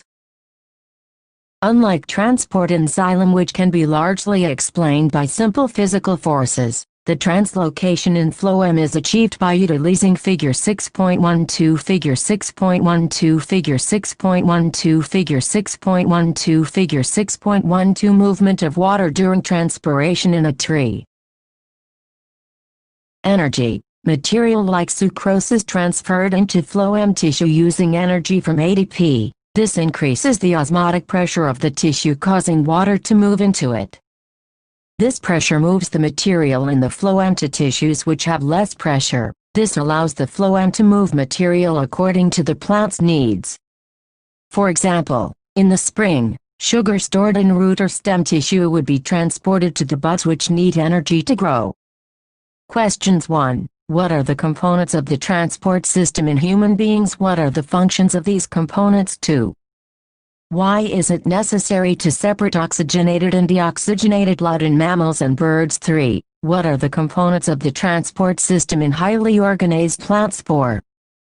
How are water and minerals transported in plants? 5. How is food transported in plants? 6.5 x 6.5 x 6.5 x 6.5 x 6.5 Excretion, Respiration. We have already discussed how organisms get rid of gaseous wastes generated during photosynthesis or respiration. Other metabolic activities generate nitrogenous materials which need to be removed. The biological process involved in the removal of these harmful metabolic wastes from the body is called excretion. Different organisms use varied strategies to do this. Many unicellular organisms remove these wastes by simple diffusion from the body surface into the surrounding water. As we have seen in other processes, complex multicellular organisms use specialized organs to perform the same function. 6.5.1 Excretion in human beings. The excretory system of human beings. Figure 6.13 includes a pair of kidneys, a pair of ureters, a urinary bladder and a urethra. Kidneys are located in the abdomen, one on either side of the backbone. Urine produced in the kidneys passes through the ureters into the urinary bladder, where it is stored until it is released through the urethra. How is urine produced? The purpose of making urine is to filter out waste products from the blood. Just as CO2 is removed from the blood in the lungs, nitrogenous waste such as urea or uric acid are removed from blood in the kidneys. It is then no surprise that the basic filtration unit in the kidneys, Figure 6.13 excretory system in human beings, like in the lungs, is a cluster of very thin-walled blood capillaries. Each capillary cluster in the kidney is associated with the cup-shaped end of a coiled tube called Bowman's capsule that collects the filtrate. Fig. 6.14. Each kidney has large numbers of these filtration units called nephrons packed close together. Some substances in the initial filtrate, such as glucose, amino acids, salts and a major amount of water, are selectively reabsorbed as the urine flows along the tube. The amount of water reabsorbed depends on how much excess water there is in the body, and on how much of dissolved waste there is to be excreted. The urine forming in each kidney eventually enters a long tube, the ureter, which connects the kidneys with the urinary bladder. Urine is stored in the urinary bladder until the pressure of the expanded bladder leads to the urge to pass it out through the urethra. The bladder is muscular, so it is under nervous control, as we have discussed elsewhere. As a result, we can usually control the urge to urinate. More to know. Artificial kidney hemodialysis. Kidneys are vital organs for survival. Several factors like infections, injury or restricted blood flow to kidneys reduce the activity of kidneys. This leads to accumulation of poisonous wastes in the body, which can even lead to death. In case of kidney failure, an artificial kidney can be used. An artificial kidney is a device to remove nitrogenous waste products from the blood through dialysis. Artificial kidneys contain a number of tubes with a semi-permeable lining, suspended in a tank filled with dilysing fluid.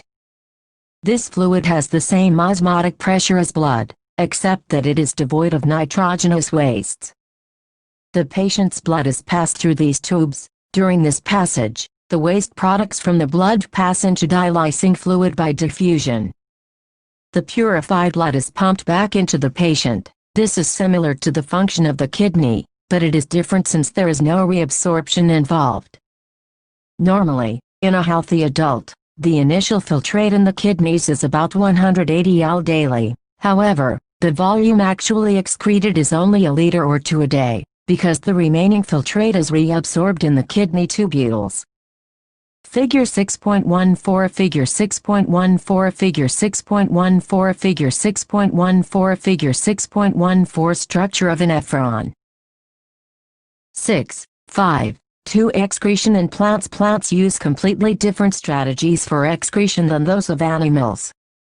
Oxygen itself can be thought of as a waste product generated during photosynthesis. We have discussed earlier how plants deal with oxygen as well as CO2. They can get rid of excess water by transpiration. For other wastes, plants use the fact that many of their tissues consist of dead cells, and that they can even lose some parts such as leaves. Many plant waste products are stored in cellular vacuoles. Waste products may be stored in leaves that fall off. Other waste products are stored as resins and gums, especially in old xylem. Plants also excrete some waste substances into the soil around them. Questions 1. Describe the structure and functioning of nephrons. 2. What are the methods used by plants to get rid of excretory products? 3. How is the amount of urine produced regulated, which you have learned, and movement of various types can be taken as an indication of life? And maintenance of life requires processes like nutrition, respiration, transport of materials within the body, and excretion of waste products. And autotrophic nutrition involves the intake of simple inorganic materials from the environment and using an external energy source like the sun to synthesize complex high-energy organic material. And heterotrophic nutrition involves the intake of complex material prepared by other organisms and in human beings. The food eaten is broken down by various steps along the alimentary canal, and the digested food is absorbed in the small intestine to be sent to all cells in the body. And during the process of respiration, organic compounds such as glucose are broken down to provide energy in the form of ADP. ADP is used to provide energy for other reactions in the cell, and respiration may be aerobic or anaerobic. Aerobic respiration makes more energy available to the organism, and in human beings, the transport of materials such as oxygen, carbon dioxide, food and excretory products is a function of the circulatory system. The circulatory system consists of the heart, blood and blood vessels, and in highly differentiated plants, transport of water, minerals, food and other materials is a function of the vascular tissue, which consists of xylem and phloem. And in human beings, excretory products in the form of soluble nitrogen compounds are removed by the nephrons in the kidneys. And plants use a variety of techniques to get rid of waste material. For example, waste material may be stored in the cell vacuoles or as gum and resin, removed in the falling leaves, or excreted into the surrounding soil.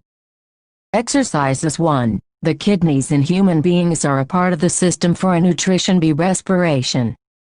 C. Excretion. D. Transportation. 2. The xylem in plants are responsible for a transport of water. B. Transport of food. C. Transport of amino acids. D. Transport of oxygen. 3. The autotrophic mode of nutrition requires a carbon dioxide and water.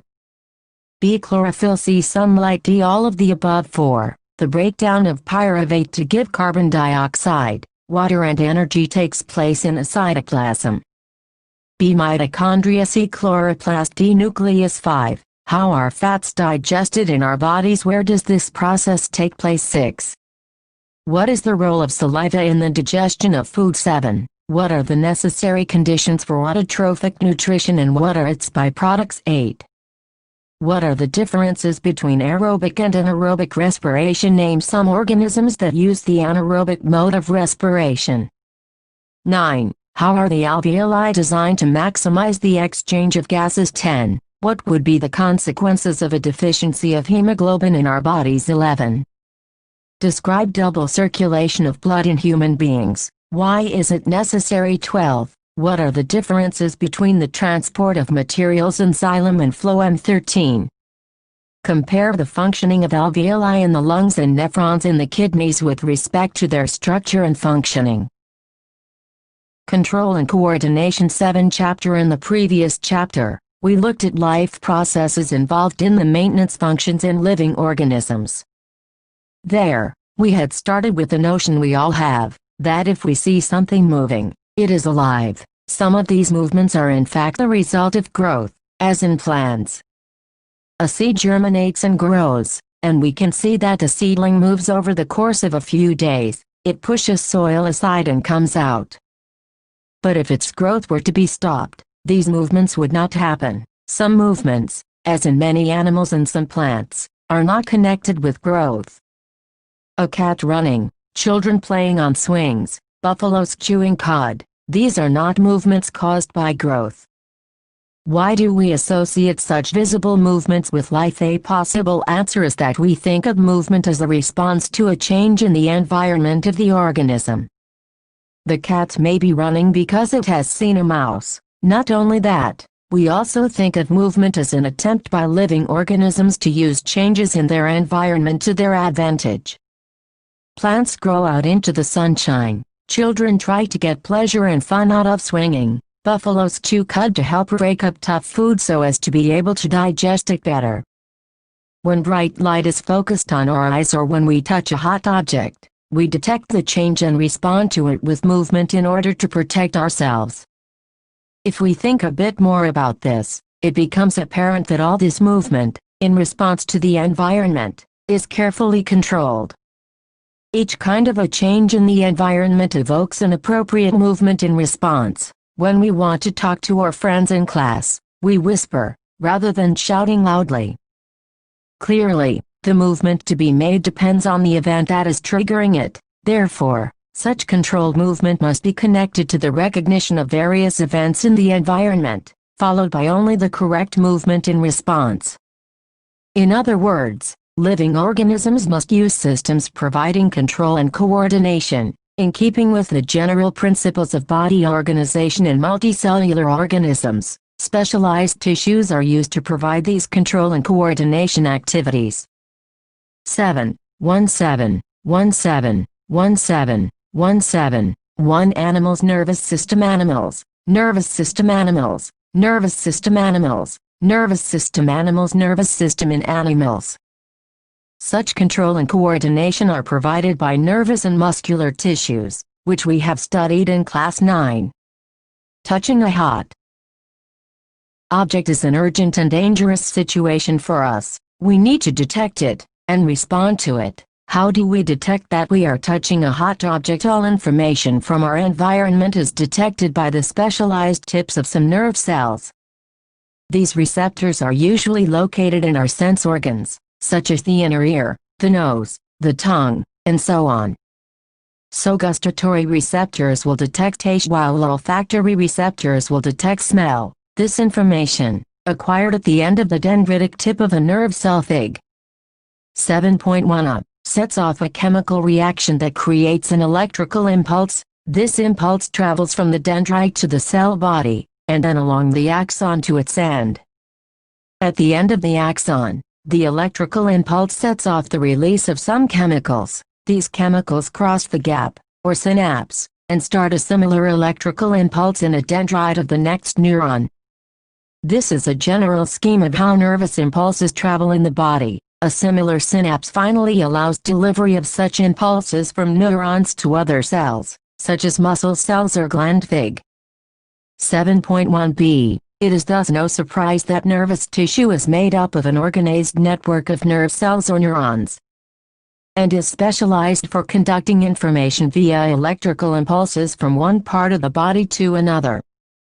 Look at Figure 7.1a and identify the parts of a neuron I where information is acquired, 2 through which information travels as an electrical impulse, and 3 where this impulse must be converted into a chemical signal for onward transmission.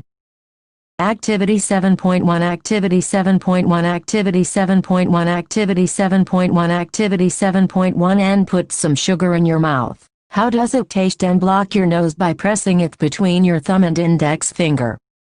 Now eat sugar again. Is there any difference in its taste? And while eating lunch, block your nose in the same way and notice if you can fully appreciate the taste of the food you are eating. Is there a difference in how sugar and food taste if your nose is blocked? If so, why might this be happening? Read and talk about possible explanations for these kinds of differences. Do you come across a similar situation when you have a cold? Figure 7.1 Figure 7.1 Figure 7.1 Figure 7.1 Figure 7.1 A structure of neuron B. Neuromuscular junction of B. 7.1. 1. What happens in reflex actions? Reflex is a word we use very commonly when we talk about some sudden action in response to something in the environment. We say I jumped out of the way of the bus reflexly, or I pulled my hand back from the flame reflexly, or I was so hungry my mouth started watering reflexly. What exactly do we mean? A common idea in all such examples is that we do something without thinking about it, or without feeling in control of our reactions. Yet these are situations where we are responding with some action to changes in our environment. How is control and coordination achieved in such situations? Let us consider this further. Take one of our examples. Touching a flame is an urgent and dangerous situation for us, or in fact, for any animal. How would we respond to this? One seemingly simple way is to think consciously about the pain and the possibility of getting burned, and therefore move our hand. An important question then is, how long will it take us to think all this? The answer depends on how we think. If nerve impulses are sent around the way we have talked about earlier, then thinking is also likely to involve the creation of such impulses. Thinking is a complex activity, so it is bound to involve a complicated interaction of many nerve impulses from many neurons. If this is the case, it is no surprise that the thinking tissue in our body consists of dense networks of intricately arranged neurons.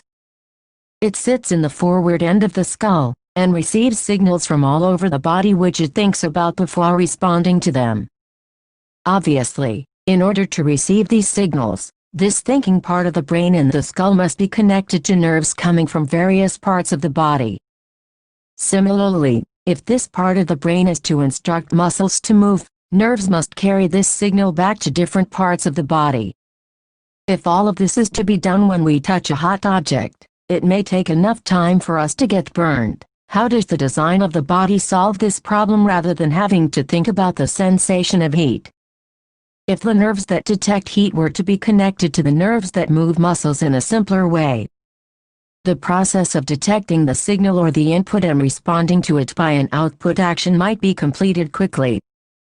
Such a connection is commonly called a reflex arc. Figure 7.2. Where should such reflex arc connections be made between the input nerve and the output nerve? The best place, of course, would be at the point where they first meet each other.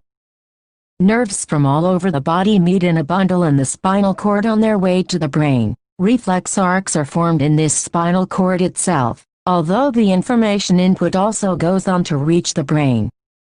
Of course, reflex arcs have evolved in animals because the thinking process of the brain is not fast enough.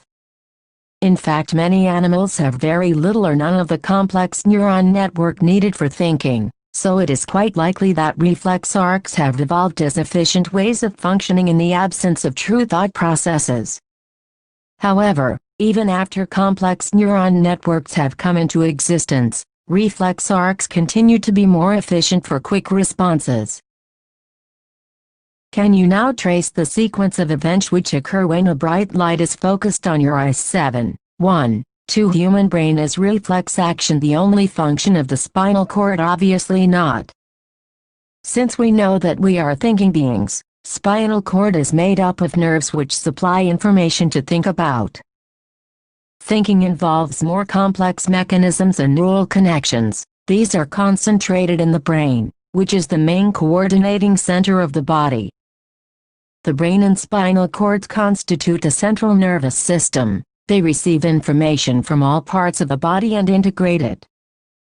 We also think about our actions. Writing, talking, moving a chair, clapping at the end of a program are examples of voluntary actions which are based on deciding what to do next.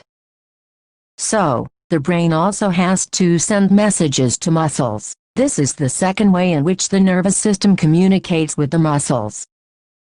The communication between the central nervous system and the other parts of the body is facilitated by the peripheral nervous system consisting of cranial nerves arising from the brain and spinal nerves arising from the spinal cord. The brain thus allows us to think and take actions based on that thinking. As you will expect, this is accomplished through a complex design, with different parts of the brain responsible for integrating different inputs and outputs. The brain has three such major parts or regions, namely the forebrain, midbrain and hindbrain. The forebrain is the main thinking part of the brain. It has regions which receive sensory impulses from various receptors. Separate areas of the forebrain are specialized for hearing, smell, sight and so on. There are separate areas of association where this sensory information is interpreted by putting it together with information from other receptors as well as with information that is already stored in the brain. Based on Figure 7.2, Figure 7.2, Figure 7.2, Figure 7.2, Figure 7.2 reflex arc. All this, a decision is made about how to respond and the information is passed on to the motor areas which control the movement of voluntary muscles, for example, our leg muscles. However, certain sensations are distinct from seeing or hearing. For example, how do we know that we have eaten enough? The sensation of feeling full is because of a center associated with hunger, which is in a separate part of the forebrain. Study the label diagram of the human brain. We have seen that the different parts have specific functions. Can we find out the function of each part? Let us look at the other use of the word reflex that we have talked about in the introduction. Our mouth waters when we see food we like without our meaning to. Our hearts beat without our thinking about it. In fact, we cannot control these actions easily by thinking about them even if we wanted to. Do we have to think about or remember to breathe or digest food? So, in between the simple reflex actions like change in the size of the pupil, and the thought-out actions such as moving a chair, there is another set of muscle movements over which we do not have any thinking control. Many of these involuntary actions are controlled by the midbrain and hindbrain. All these involuntary actions including blood pressure, salivation and vomiting are controlled by the medulla in the hindbrain. Think about activities like walking in a straight line, riding a bicycle, picking up a pencil. These are possible due to a part of the hindbrain called the cerebellum. It is responsible for precision of voluntary actions and maintaining the posture and balance of the body. Imagine what would happen if each of these events failed to take place if we were not thinking about it. Figure 7.3, Figure 7.3, Figure 7.3, Figure 7.3, Figure 7.3 Human brain. 7. 1. 3. How are these tissues protected? A delicate organ like the brain, which is so important for a variety of activities, needs to be carefully protected. For this, the body is designed so that the brain sits inside a bony box. Inside the box, the brain is contained in a fluid-filled balloon which provides further shock absorption. If you run your hand down the middle of your back, you will feel a hard, bumpy structure. This is the vertebral column or backbone which protects the spinal cord. 7. 1. 4. How does the nervous tissue cause action? So far, we have been talking about nervous tissue. and how it collects information, sends it around the body, processes information, makes decisions based on information, and conveys decisions to muscles for action. In other words, when the action or movement is to be performed, muscle tissue will do the final job. How do animal muscles move? When a nerve impulse reaches the muscle fiber must move. How does a muscle cell move? The simplest notion of movement at the cellular level is that muscle cells will move by changing their shape so that they shorten. So the next question is, how do muscle cells change their shape? The answer must lie in the chemistry of cellular components. Muscle cells have special proteins that change both their shape and their arrangement in the cell in response to nervous electrical impulses. When this happens, new arrangements of these proteins give the muscle cells a shorter form. Remember when we talked about muscle tissue in class 9, there were different kinds of muscles, such as voluntary muscles and involuntary muscles. Based on what we have discussed so far, what do you think the differences between these would be? Questions 1. What is the difference between a reflex action and walking? 2. What happens at the synapse between two neurons? 3. Which part of the brain maintains posture and equilibrium of the body? 4. How do we detect the smell of an Agarbatti incense stick? 5. What is the role of the brain in reflex action? 7.2 Coordinate 7.2 Coordinate 7.2 Coordinate 7.2 Coordinate 7.2 Coordination and PLTION and PLTION and PLTION and PLTION in plants and sense animals have a nervous system for controlling and coordinating the activities of the body. But plants have neither a nervous system nor muscles, so how do they respond to stimuli? When we touch the leaves of a chumui the sensitive or touch-me-not plant of the mimosa family, they begin to fold up and droop. When a seed germinates, the root goes down, the stem comes up into the air. What happens? Firstly, the leaves of the sensitive plant move very quickly in response to touch. There is no growth involved in this movement. On the other hand, the directional movement of a seedling is caused by growth. If it is prevented from growing, it will not show any movement, so plants show two different types of movement, one dependent on growth and the other independent of growth. 7.2. 1 Immediate response to stimulus. Let us think about the first kind of movement, such as that of the sensitive plant. Since no growth is involved, the plant must actually move its leaves in response to touch, but there is no nervous tissue, nor any muscle tissue. How does the plant detect the touch, and how do the leaves move in response? Figure 7.4 Figure 7.4 Figure 7.4 Figure 7.4 Figure 7.4 The sensitive plant. If we think about where exactly the plant is touched, and what part of the plant actually moves, it is apparent that movement happens at a point different from the point of touch. So, information that a touch has occurred must be communicated. The plants also use electrical chemical means to convey this information from cell to cell, but unlike in animals, there is no specialized tissue in plants for the conduction of information. Finally, again as in animals, some cells must change shape in order for movement to happen, instead of the specialized proteins found in animal muscle cells. Plant cells change shape by changing the amount of water in them, resulting in swelling or shrinking, and therefore in changing shapes. 7.2. Movement due to growth. Some plants like the pea plant climb up other plants or fences by means of tendrils. These tendrils are sensitive to touch. When they come in contact with any support, the part of the tendril in contact with the object does not grow as rapidly as the part of the tendril away from the object. This causes the tendril to circle around the object and thus cling to it. More commonly, plants respond to stimuli slowly by growing in a particular direction. Because this growth is directional, it appears as if the plant is moving. Let us understand this type of movement with the help of an example. Environmental triggers such as light or gravity will change the directions that plant parts grow in. These directional, or tropic, movements can be either towards the stimulus, or away from it. So, in two different kinds of phototropic movement, shoots respond by bending towards light while roots respond by bending away from it. How does this help the plant? Plants show tropism in response to other stimuli as well. The roots of a plant always grow downwards while the shoots usually grow upwards and away from the earth. This upward and downward growth of shoots and roots, respectively, in response to the pull of earth or gravity is, obviously, geotropism. Fig. 7.6. If hydro means water and chemo refers to chemicals, what would hydrotropism and chemotropism mean? Can we think of examples of these kinds of directional growth movements? One example of chemotropism is the growth of pollen tubes towards ovules, about which we will learn more when we examine the reproductive processes of living organisms. Let us now once again think about how information is communicated in the bodies of multicellular organisms.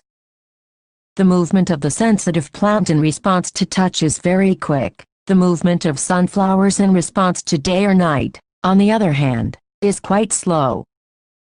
Growth-related movement of plants will be even slower. Even in animal bodies, there are carefully controlled directions to growth. Our arms and fingers grow in certain directions, not haphazardly, so controlled movements can be either slow or fast. If fast responses to stimuli are to be made, information transfer must happen very quickly. For this, the medium of transmission must be able to move rapidly. Activity 7.2 Activity 7.2 Activity 7.2 Activity 7.2 Activity 7.2 And fill a conical flask with water and cover the neck of the flask with a wire mesh. And keep 2 or 3 freshly germinated bean seeds on the wire mesh and take a cardboard box which is open from one side. And keep the flask in the box in such a manner that the open side of the box faces light coming from a window. Fig. 7.5 Then after 2 or 3 days, you will notice that the shoots bend towards light and roots away from light. And now turn the flask so that the shoots are away from light and the roots towards light. Leave it undisturbed in this condition for a few days. And have the old parts of the shoot and root changed direction, and are there differences in the direction of the new growth? And what can we conclude from this activity? Figure 7.5 Figure 7.5 Figure 7.5 Figure 7.5 Figure 7.5 Response of the plant to the direction of light. Figure 7.6 Figure 7.6 Figure 7.6 Figure 7.6 Figure 7.6 Plant showing geotropism. Electrical impulses are an excellent means for this, but there are limitations to the use of electrical impulses. Firstly, they will reach only those cells that are connected by nervous tissue, not each and every cell in the animal body. Secondly, once an electrical impulse is generated in a cell and transmitted, the cell will take some time to reset its mechanisms before it can generate and transmit a new impulse. In other words, cells cannot continually create and transmit electrical impulses. It is thus no wonder that most multicellular organisms use another means of communication between cells, namely, chemical communication. If, instead of generating an electrical impulse, stimulated cells release a chemical compound, this compound would diffuse all around the original cell. If other cells around have the means to detect this compound using special molecules on their surfaces, then they would be able to recognize information, and even transmit it. This will be slower, of course, but it can potentially reach all cells of the body, regardless of nervous connections, and it can be done steadily and persistently. These compounds, or hormones used by multicellular organisms for control and coordination, show a great deal of diversity, as we would expect. Different plant hormones help to coordinate growth, development and responses to the environment. They are synthesized at places away from where they act and simply diffuse to the area of action. Let us take an example that we have worked with earlier. Activity 7.2. When growing plants detect light, a hormone called auxin, synthesized at the shoot tip, helps the cells to grow longer. When light is coming from one side of the plant, auxin diffuses towards the shady side of the shoot. This concentration of auxin stimulates the cells to grow longer on the side of the shoot which is away from light. Thus, the plant appears to bend towards light, Another example of plant hormones are gibberellins which, like auxins, help in the growth of the stem.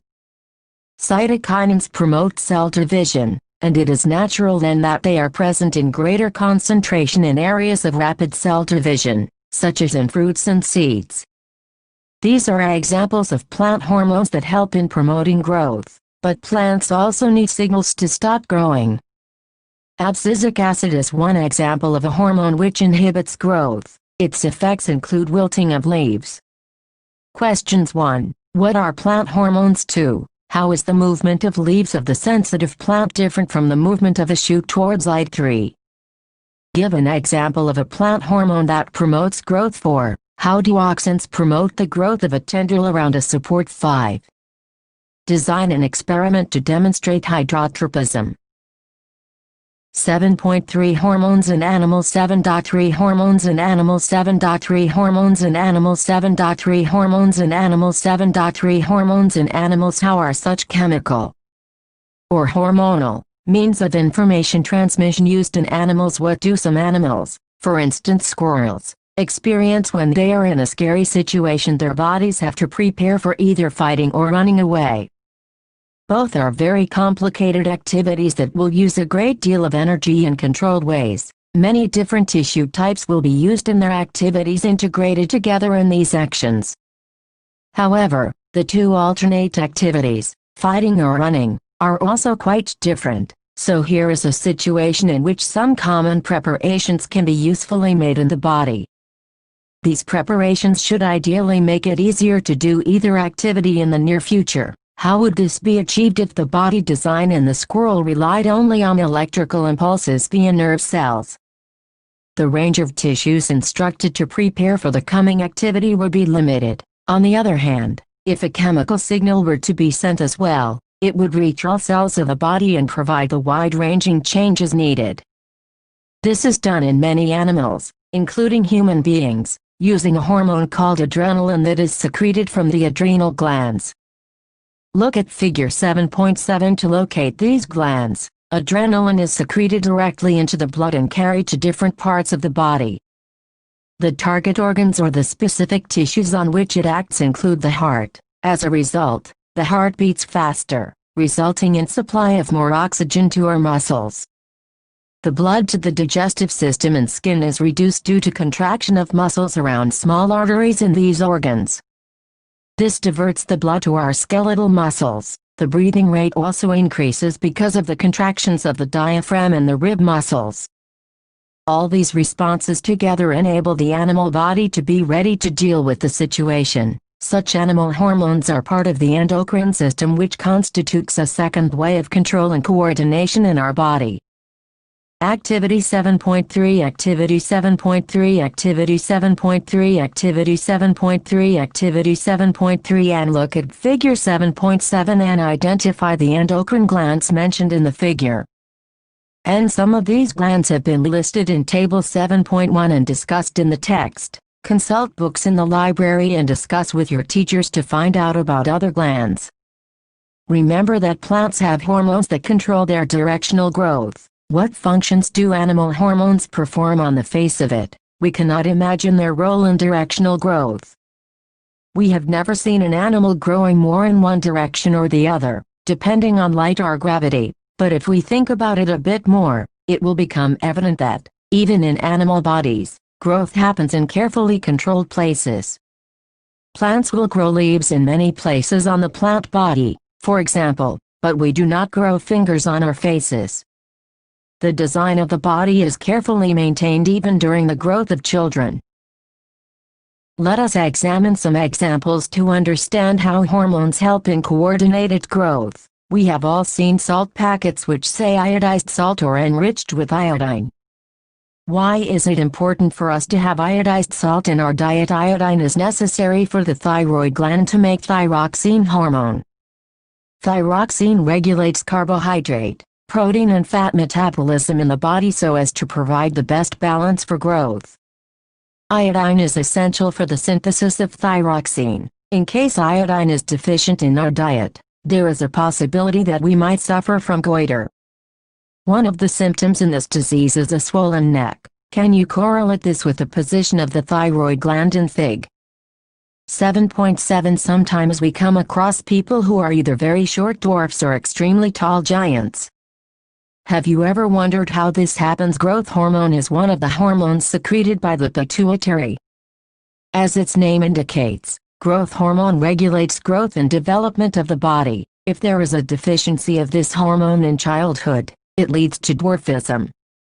You must have noticed many dramatic changes in your appearance as well as that of your friends as you approach 10-12 years of age. These changes associated with puberty are because of the secretion of testosterone in males and estrogen in females. Do you know anyone in your family or friends who has been advised by the doctor to take less sugar in their diet because they are suffering from diabetes as a treatment? They might be taking injections of insulin. This is a hormone which is produced by the pancreas and helps in regulating blood sugar levels. If it is not secreted in proper amounts, the sugar level in the blood rises, causing many harmful effects. Figure 7.7 Figure 7.7 Figure 7.7 Figure 7.7 Figure 7.7 Endocrine glands in human beings: A male, B female. A B. Do you know hypothalamus plays an important role in the release of many hormones? For example, when the level of growth hormone is low, the hypothalamus releases growth hormone releasing factor, which stimulates the pituitary gland to release growth hormone. If it is so important that hormones should be secreted in precise quantities, we need a mechanism through which this is done. The timing and amount of hormone released are regulated by feedback mechanisms. For example, if the sugar levels in blood rise, they are detected by the cells of the pancreas, which respond by producing more insulin.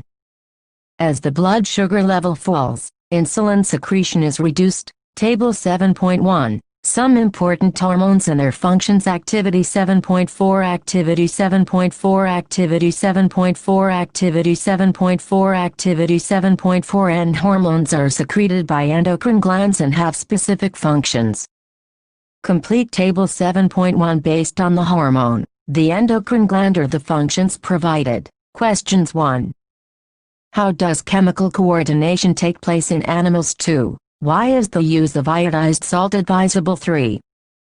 How does our body respond when adrenaline is secreted into the blood? 4. Why are some patients of diabetes treated by giving injections of insulin? What you have learned. And control and coordination are the functions of the nervous system and hormones in our bodies.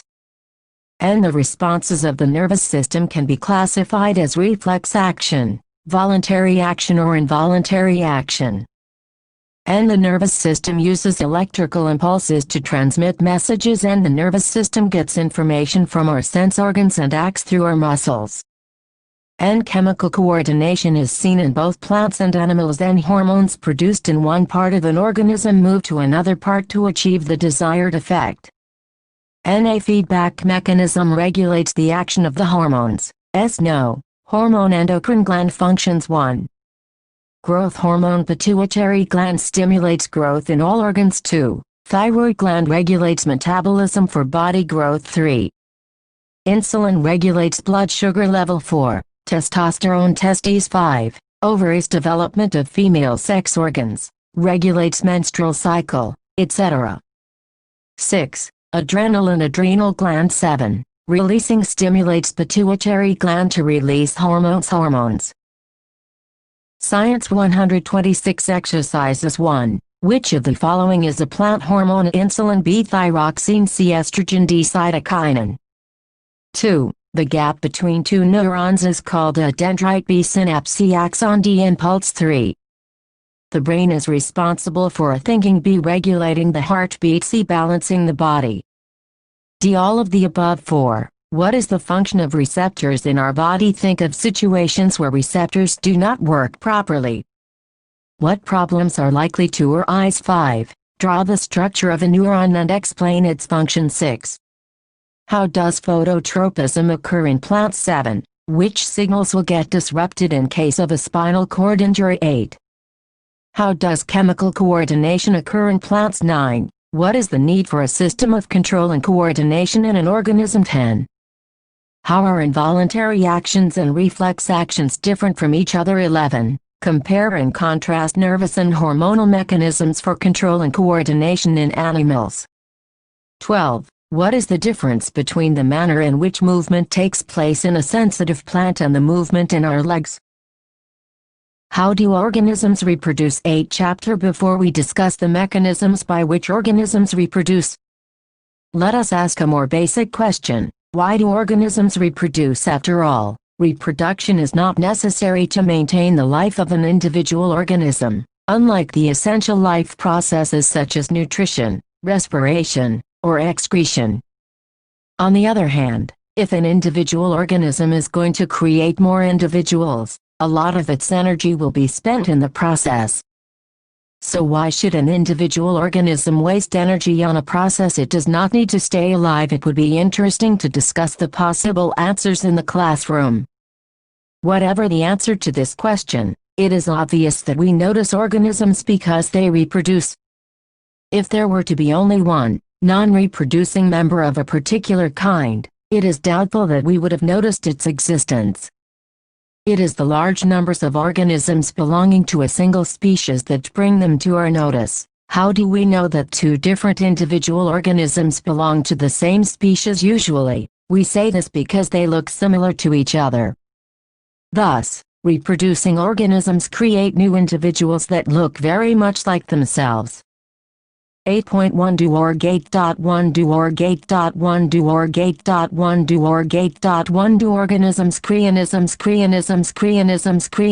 create exit exact copies OFCT copies of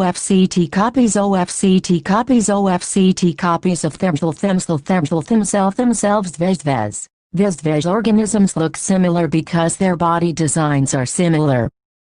If body designs are to be similar, the blueprints for these designs should be similar. Thus, reproduction at its most basic level will involve making copies of the blueprints of body design. In Class 9, we learned that the chromosomes in the nucleus of a cell contain information for inheritance of features from parents to next generation in the form of DNA deoxyribonucleic acid molecules. The DNA in the cell nucleus is the information source for making proteins. If the information is changed, different proteins will be made.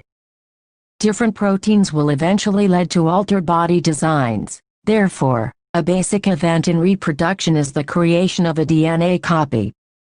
Cells use chemical reactions to build copies of their DNA. This creates two copies of the DNA in a reproducing cell, and they will need to be separated from each other. However, keeping one copy of DNA in the original cell and simply pushing the other one out would not work, because the copy pushed out would not have any organized cellular structure for maintaining life processes.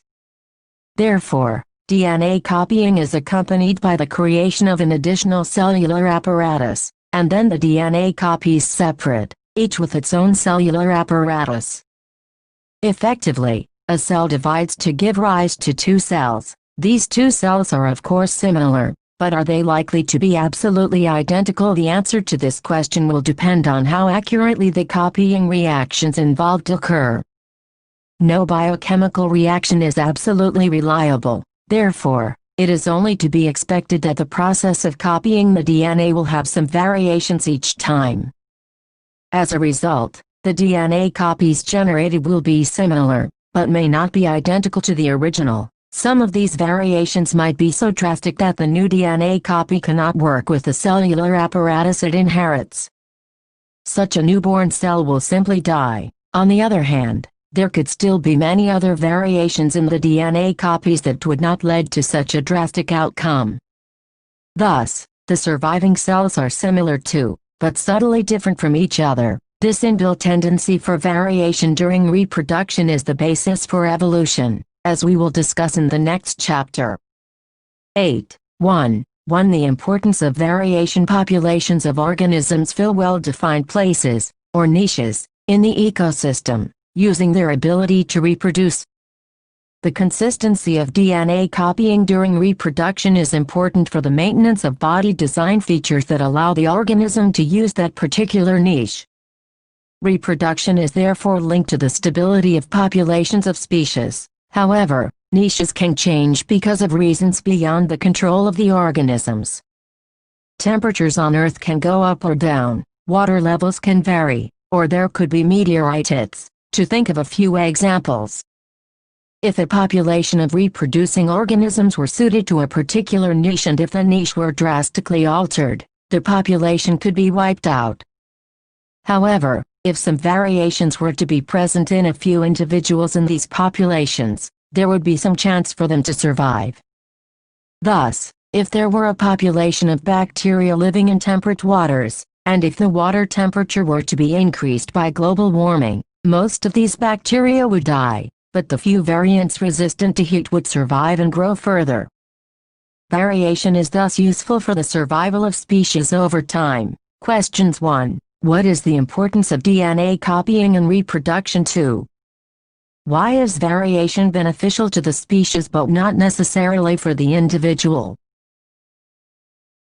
Figure 8.1 A Figure 8.1 A Figure 8.1 A Figure 8.1 A Figure 8.1 A binary fission in amoeba. Activity 8.2 Activity 8.2 Activity 8.2 Activity 8.2 Activity 8.2 8.2 Modes of reproduction used by single. 8.2 Modes of reproduction used by single. 8.2 Modes of reproduction used by single. 8.2 Modes of reproduction used by single. 8.2 Modes of reproduction used by single. Capital O, capital R, capital G, capital A, capital N, capital I, capital S, capital M, capital S, capital O, capital R, capital G, capital A, capital N, capital I, capital S, capital M, capital S, capital O, capital R, capital G, capital A, capital N, capital I, capital S, capital M, capital S, capital O, capital R, capital G. Activity 8.1 Activity 8.1 Activity 8.1 Activity 8.1 Activity 8.1 And dissolve about 10 gm of sugar in 100 milliliters of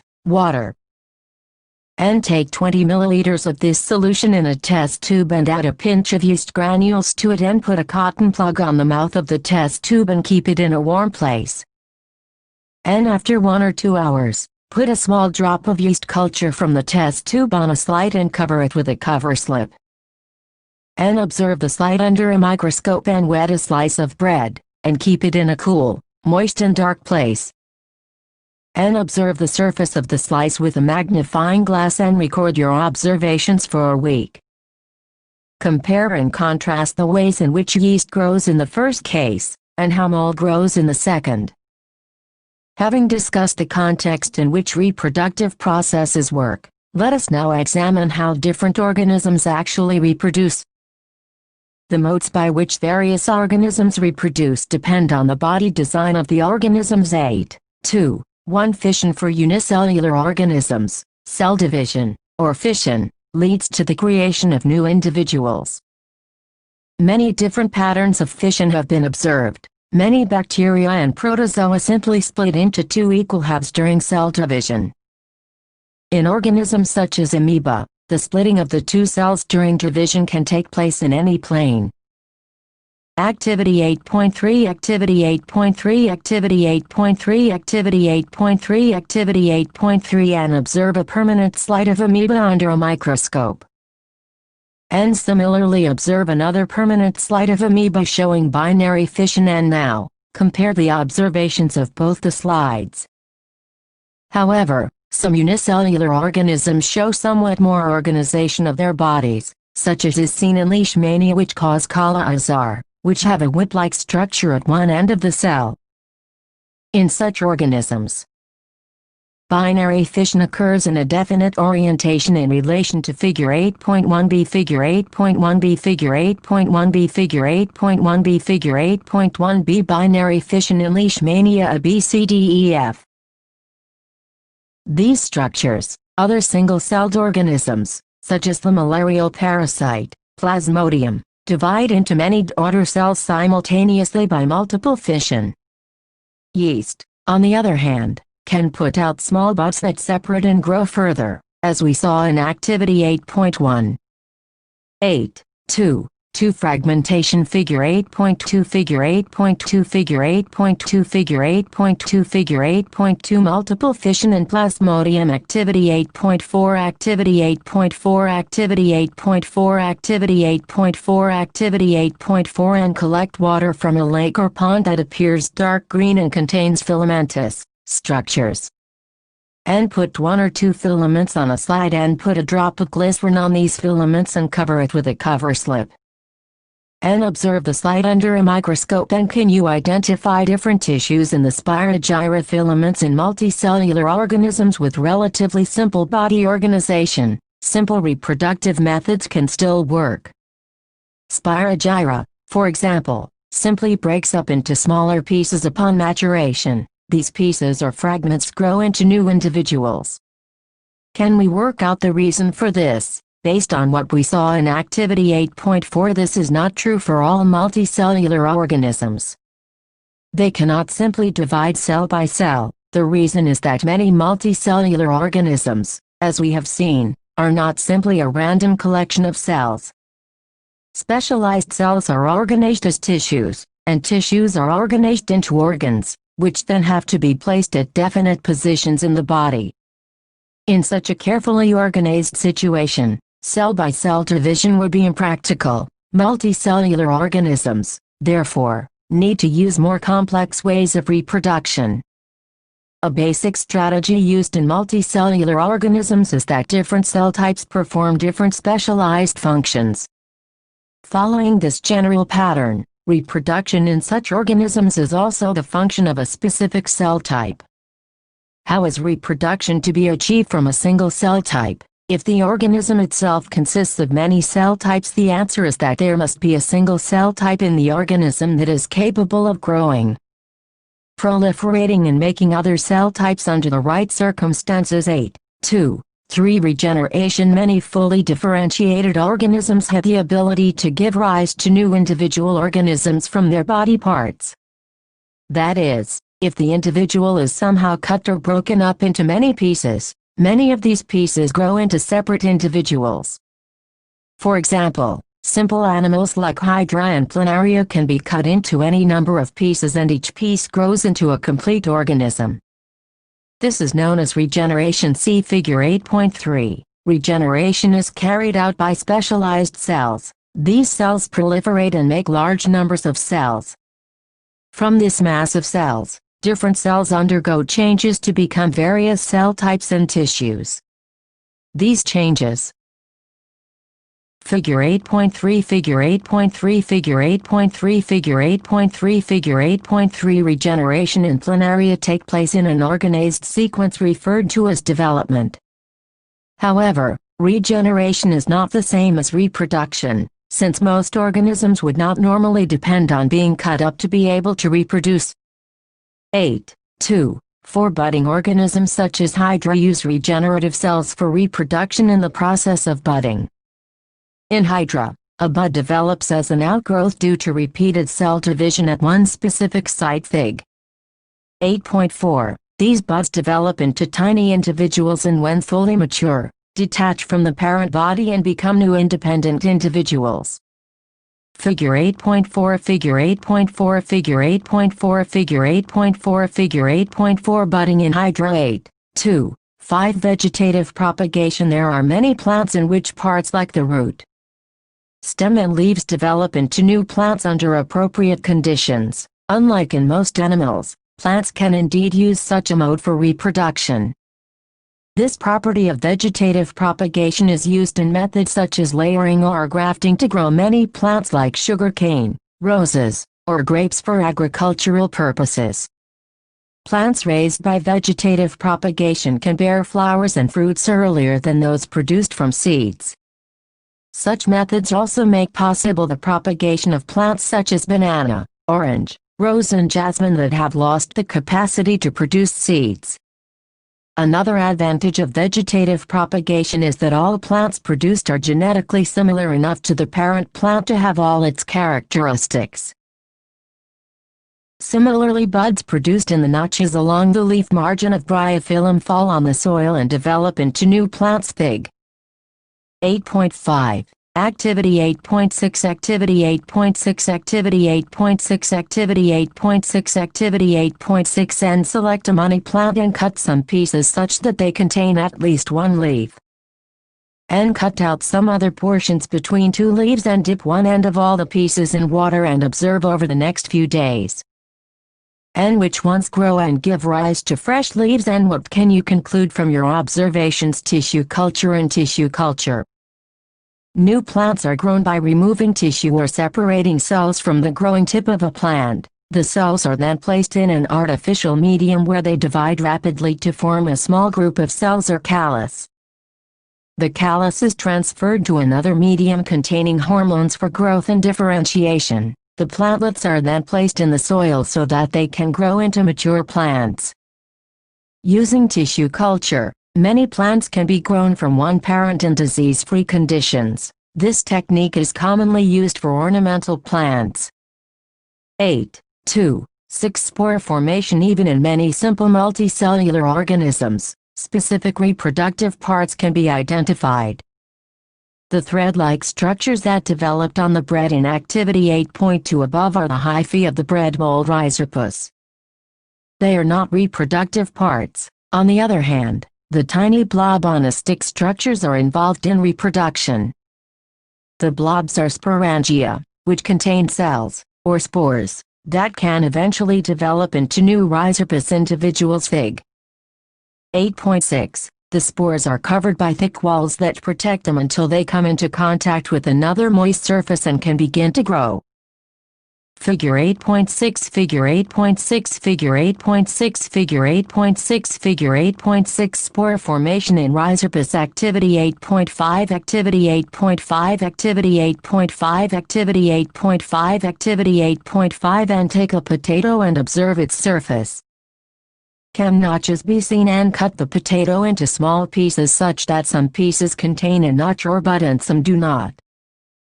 And spread some cotton on a tray and wet it. Place the potato pieces on this cotton. Note where the pieces with the buds are placed. And observe changes taking place in these potato pieces over the next few days. Make sure that the cotton is kept moistened. And which are the potato pieces that give rise to fresh green shoots and roots? Figure 8.5 Figure 8.5 Figure 8.5 Figure 8.5 Figure 8.5 Leaf of bryophyllum with buds. More to know. All the modes of reproduction that we have discussed so far allow new generations to be created from a single individual. This is known as asexual reproduction. Questions 1. How does binary fission differ from multiple fission? 2.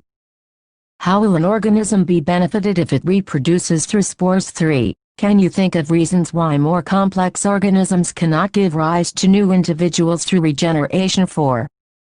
Why is vegetative propagation practiced for growing some types of plants? 5. Why is DNA copying an essential part of the process of reproduction? 8.3 Sexual Reproduction 8.3 Sexual Reproduction 8.3 Sexual Reproduction 8.3 Sexual Reproduction 8.3 Sexual Reproduction. We are also familiar with modes of reproduction that depend on the involvement of two individuals before a new generation can be created. Bulls alone cannot produce new calves, nor can hens alone produce new chicks. In such cases, both sexes, males and females, are needed to produce new generations. What is the significance of this sexual mode of reproduction? Are there any limitations of the asexual mode of reproduction, which we have been discussing above? 8.3. 1. Why the sexual mode of reproduction? The creation of two new cells from one involves copying of the DNA as well as of the cellular apparatus. The DNA copying mechanism, as we have noted, cannot be absolutely accurate, and the resultant errors are a source of variations in populations of organisms. Every individual organism cannot be protected by variations, but in a population, variations are useful for ensuring the survival of the species. It would therefore make sense if organisms came up with reproductive modes that allowed more and more variation to be generated. While DNA copying mechanisms are not absolutely accurate, they are precise enough to make the generation of variation a fairly slow process. If the DNA copying mechanisms were to be less accurate, many of the resultant DNA copies would not be able to work with the cellular apparatus, and would die. So how can the process of making variants be speeded up? Each new variation is made in a DNA copy that already has variations accumulated from previous generations. Thus, two different individuals in a population would have quite different patterns of accumulated variations. Since all of these variations are in living individuals, it is assured that they do not have any really bad effects. Combining variations from two or more individuals would thus create new combinations of variants. Each combination would be novel, since it would involve two different individuals. The sexual mode of reproduction incorporates such a process of combining DNA from two different individuals during reproduction. But this creates a major difficulty. If each new generation is to be the combination of the DNA copies from two pre-existing individuals, then each new generation will end up having twice the amount of DNA that the previous generation had. This is likely to mess up the control of the cellular apparatus by the DNA. How many ways can we think of for solving this difficulty? We have seen earlier that as organisms become more complex, the specialization of tissue increases. One solution that many multicellular organisms have found for the problem mentioned above is to have special lineages of cells in specialized organs in which only half the number of chromosomes and half the amount of DNA is compared to the non-reproductive body cells. This is achieved by a process of cell division called meiosis. Thus, when these germ cells from two individuals combine during sexual reproduction to form a new individual, it results in re-establishment of the number of chromosomes and the DNA content in the new generation. If the zygote is to grow and develop into an organism which has highly specialized tissues and organs, then it has to have sufficient stores of energy for doing this. In very simple organisms, it is seen that the two germ cells are not very different from one another, or may even be similar. But as the body designs become more complex, the germ cells also specialize. One germ cell is large and contains the food stores while the other is smaller and likely to be motile. Conventionally, the motile germ cell is called the male gamete and the germ cell containing the stored food is called the female gamete. We shall see in the next few sections how the need to create these two different types of gametes give rise to differences in the male and female reproductive organs and, in some cases, differences in the bodies of the male and female organisms. 3. Sexual reproduction in flowering plants. The reproductive parts of angiosperms are located in the flower. You have already studied the different parts of a flower: sepals, petals, stamens and pistil. Stamens and pistil are the reproductive parts of a flower which contain the germ cells.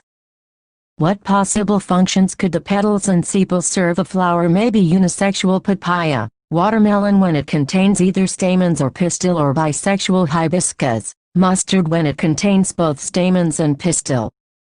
Stamen is the male reproductive part and it produces pollen grains that are yellowish in color.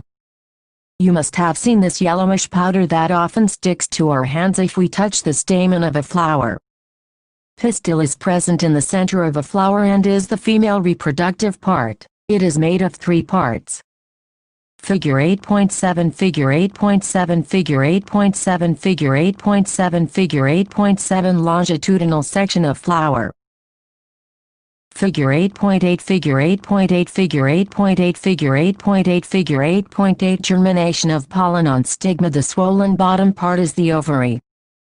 Middle elongated part is the style and the terminal part, which may be sticky, is the stigma. The ovary contains ovules and each ovule has an egg cell.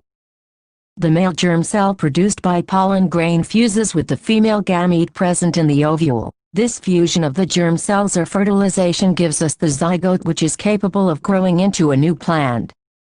Thus the pollen needs to be transferred from the stamen to the stigma. If this transfer of pollen occurs in the same flower, it is referred to as self-pollination.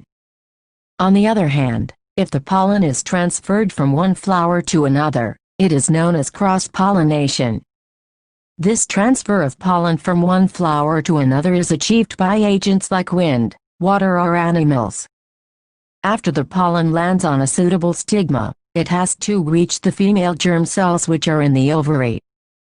For this, a tube grows out of the pollen grain and travels through the style to reach the ovary. After fertilization, the zygote divides several times to form an embryo within the ovule. The ovule develops a tough coat and is gradually converted into a seed. The ovary grows rapidly and ripens to form a fruit. Meanwhile, the petals, sepals, stamens, style and stigma may shrivel and fall off. Have you ever observed any flower part still persisting in the fruit? Try and work out the advantages of seed formation for the plant. The seed contains the future plant or embryo which develops into a seedling under appropriate conditions. This process is known as germination. Activity 8.7 Activity 8.7 Activity 8.7 Activity 8.7 Activity 8.7 And soak a few seeds of Bengal gram chana and keep them overnight. And drain the excess water and cover the seeds with a wet cloth and leave them for a day. Make sure that the seeds do not become dry. And cut open the seeds carefully and observe the different parts and compare your observations with the fig. 8.9 And see if you can identify all the parts. 8.3 Reproduction in human beings. So far, we have been discussing the variety of modes that different species use for reproduction. Let us now look at the species that we are most interested in, namely, humans. Humans use a sexual mode of reproduction. How does this process work? Let us begin at an apparently unrelated point. All of us know that our bodies change as we become older. You have learned changes that take place in your body earlier in class 8 also. We notice that our height has increased continuously from early age till now. We acquire teeth. We even lose the old, so-called milk teeth and acquire new ones. Figure 8.9 Figure 8.9 Figure 8.9 Figure 8.9 Figure 8.9 Germination. All of these are changes that can be grouped under the general process of growth, in which the body becomes larger. But in early teenage years, a whole new set of changes occurs that cannot be explained simply as body enlargement. Instead, the appearance of the body changes, proportions change, new features appear, and so do new sensations. Some of these changes are common to both boys and girls. We begin to notice thick hair growing in new parts of the body such as armpits and the genital area between the thighs, which can also become darker in color. Thinner hair can also appear on legs and arms, as well as on the face. The skin frequently becomes oily and we might begin to develop pimples. We begin to be conscious and aware of both our own bodies and those of others in new ways. On the other hand, there are also changes taking place that are different between boys and girls. In girls, breast size begins to increase, with darkening of the skin of the nipples at the tips of the breasts. Also, girls begin to menstruate at around this time. Boys begin to have new thick hair growth on the face and their voices begin to crack. Further, the penis occasionally begins to become enlarged and erect, either in daydreams or at night. All of these changes take place slowly, over a period of months and years. They do not happen all at the same time in one person, nor do they happen at an exact age. In some people, they happen early and quickly, while in others, they can happen slowly. Also, each change does not become complete quickly either. So, for example, thick hair on the face in boys appears as a few scattered hairs first, and only slowly does the growth begin to become uniform. Even so, all these changes show differences between people. Just as we have differently shaped noses or fingers, so also we have different patterns of hair growth, or size and shape of breast or penis. All of these changes are aspects of the sexual maturation of the body. Why does the body show sexual maturation at this age? We have talked about the need for specialized cell types and multicellular bodies to carry out specialized functions. The creation of germ cells to participate in sexual reproduction is another specialized function, and we have seen that plants develop special cell and tissue types to create them. Human beings also develop special tissues for this purpose. However, while the body of the individual organism is growing to its adult size, the resources of the body are mainly directed at achieving this growth. While that is happening, the maturation of the reproductive tissue is not likely to be a major priority. Thus, as the rate of general body growth begins to slow down, reproductive tissues begin to mature. This period during adolescence is called puberty. So how do all the changes that we have talked about link to the reproductive process? We must remember that the sexual mode of reproduction means that germ cells from two individuals have to join together. This can happen by the external release of germ cells from the bodies of individuals, as happens in flowering plants.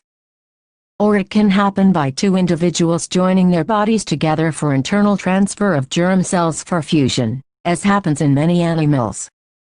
If animals are to participate in this process of mating, their state of sexual maturity must be identifiable by other individuals. Many changes during puberty, such as new hair growth patterns, are signals that sexual maturation is taking place. On the other hand, the actual transfer of germ cells between two people needs special organs for the sexual act, such as the penis when it is capable of becoming erect. In mammals such as humans, their baby is carried in the mother's body for a long period, and will be breastfed later. The female reproductive organs and breasts will need to mature to accommodate these possibilities. Let us look at the systems involved in the process of sexual reproduction. 8.3. A male reproductive system. The male reproductive system Fig. 8.10 consists of portions which produce the germ cells and other portions that deliver the germ cells to the site of fertilization. The formation of germ cells or sperms takes place in the testes. These are located outside the abdominal cavity in scrotum because sperm formation requires a lower temperature than the normal body temperature. We have discussed the role of the testes in the secretion of the hormone, testosterone, in the previous chapter. In addition to regulating the formation of sperms, testosterone brings about changes in appearance seen in boys at the time of puberty. The sperms formed are delivered through the vas deferens, which unites with a tube coming from the urinary bladder. The urethra thus forms a common passage for both the sperms and urine, along the path of the vas deferens. Glands like the prostate and the seminal vesicles hide their secretions so that the sperms are now in a fluid which makes their transport easier, and this fluid also provides nutrition. The sperms are tiny bodies that consist of mainly genetic material and a long tail that helps them to move towards the female germ cell. 8.3. 3b Female reproductive system. The female germ cells or eggs are made in the ovaries. They are also responsible for the production of some hormones. Look at Figure 8.11 and identify the various organs in the female reproductive system. Figure 8.10 Figure 8.10 Figure 8.10 Figure 8.10 Figure 8.10 Human male reproductive system. Figure 8.11 Figure 8.11 Figure 8.11 Figure 8.11 Figure 8.11 Human female reproductive system. When a girl is born, the ovaries already contain thousands of immature eggs. On reaching puberty, some of these start maturing. One egg is produced every month by one of the ovaries. The egg is carried from the ovary to the womb through a thin oviduct or fallopian tube. The two oviducts unite into an elastic bag-like structure known as the uterus. The uterus opens into the vagina through the cervix. The sperms enter through the vaginal passage during sexual intercourse. They travel upwards and reach the oviduct where they may encounter the egg. The fertilized egg zygote starts dividing and form a ball of cells or embryo. The embryo is implanted in the lining of the uterus where they continue to grow and develop organs to become fetus. We have seen in earlier sections that the mother's body is designed to undertake the development of the child. Hence the uterus prepares itself every month to receive and nurture the growing embryo. The lining thickens and is richly supplied with blood to nourish the growing embryo. The embryo gets nutrition from the mother's blood with the help of a special tissue called placenta.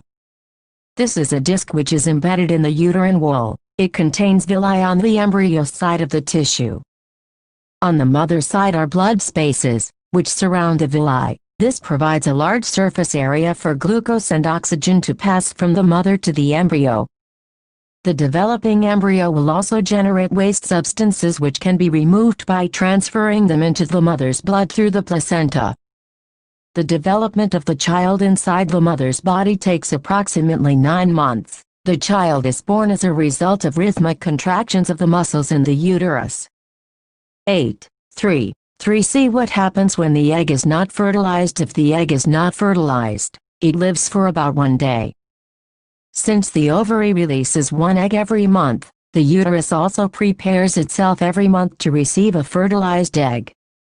Thus its lining becomes thick and spongy. This would be required for nourishing the embryo if fertilization had taken place. Now, however, this lining is not needed any longer, so the lining slowly breaks and comes out through the vagina as blood and mucus. This cycle takes place roughly every month and is known as menstruation. It usually lasts for about 2 to 8 days. 8.3. 3D reproductive health. As we have seen, the process of sexual maturation is gradual, and takes place while general body growth is still going on. Therefore, some degree of sexual maturation does not necessarily mean that the body or the mind is ready for sexual acts or for having and bringing up children. How do we decide if the body or the mind is ready for this major responsibility? All of us are under many different kinds of pressures about these issues. There can be pressure from our friends for participating in many activities, whether we really want to or not. There can be pressure from families to get married and start having children. There can be pressure from government agencies to avoid having children. In this situation, making choices can become very difficult. We must also consider the possible health consequences of having sex. We have discussed in Class 9 that diseases can be transmitted from person to person in a variety of ways. Since the sexual act is a very intimate connection of bodies, it is not surprising that many diseases can be sexually transmitted. These include bacterial infections such as gonorrhea and syphilis, and viral infections such as warts and HIV/AIDS. Is it possible to prevent the transmission of such diseases during the sexual act using a covering called a condom for the penis during sex? Helps to prevent transmission of many of these infections to some extent. The sexual act always has the potential to lead to pregnancy. Pregnancy will make major demands on the body and the mind of the woman, and if she is not ready for it, her health will be adversely affected. Therefore, many ways have been devised to avoid pregnancy. These contraceptive methods fall in a number of categories. One category is the creation of a mechanical barrier so that sperm does not reach the egg. Condoms on the penis or similar coverings worn in the vagina can serve this purpose. Another category of contraceptives acts by changing the hormonal balance of the body so that eggs are not released and fertilization cannot occur. These drugs commonly need to be taken orally as pills. However, since they change hormonal balances, they can cause side effects too. Other contraceptive devices such as the loop or the copper T are placed in the uterus to prevent pregnancy. Again, they can cause side effects due to irritation of the uterus. If the vas deferens in the male is blocked, sperm transfer will be prevented.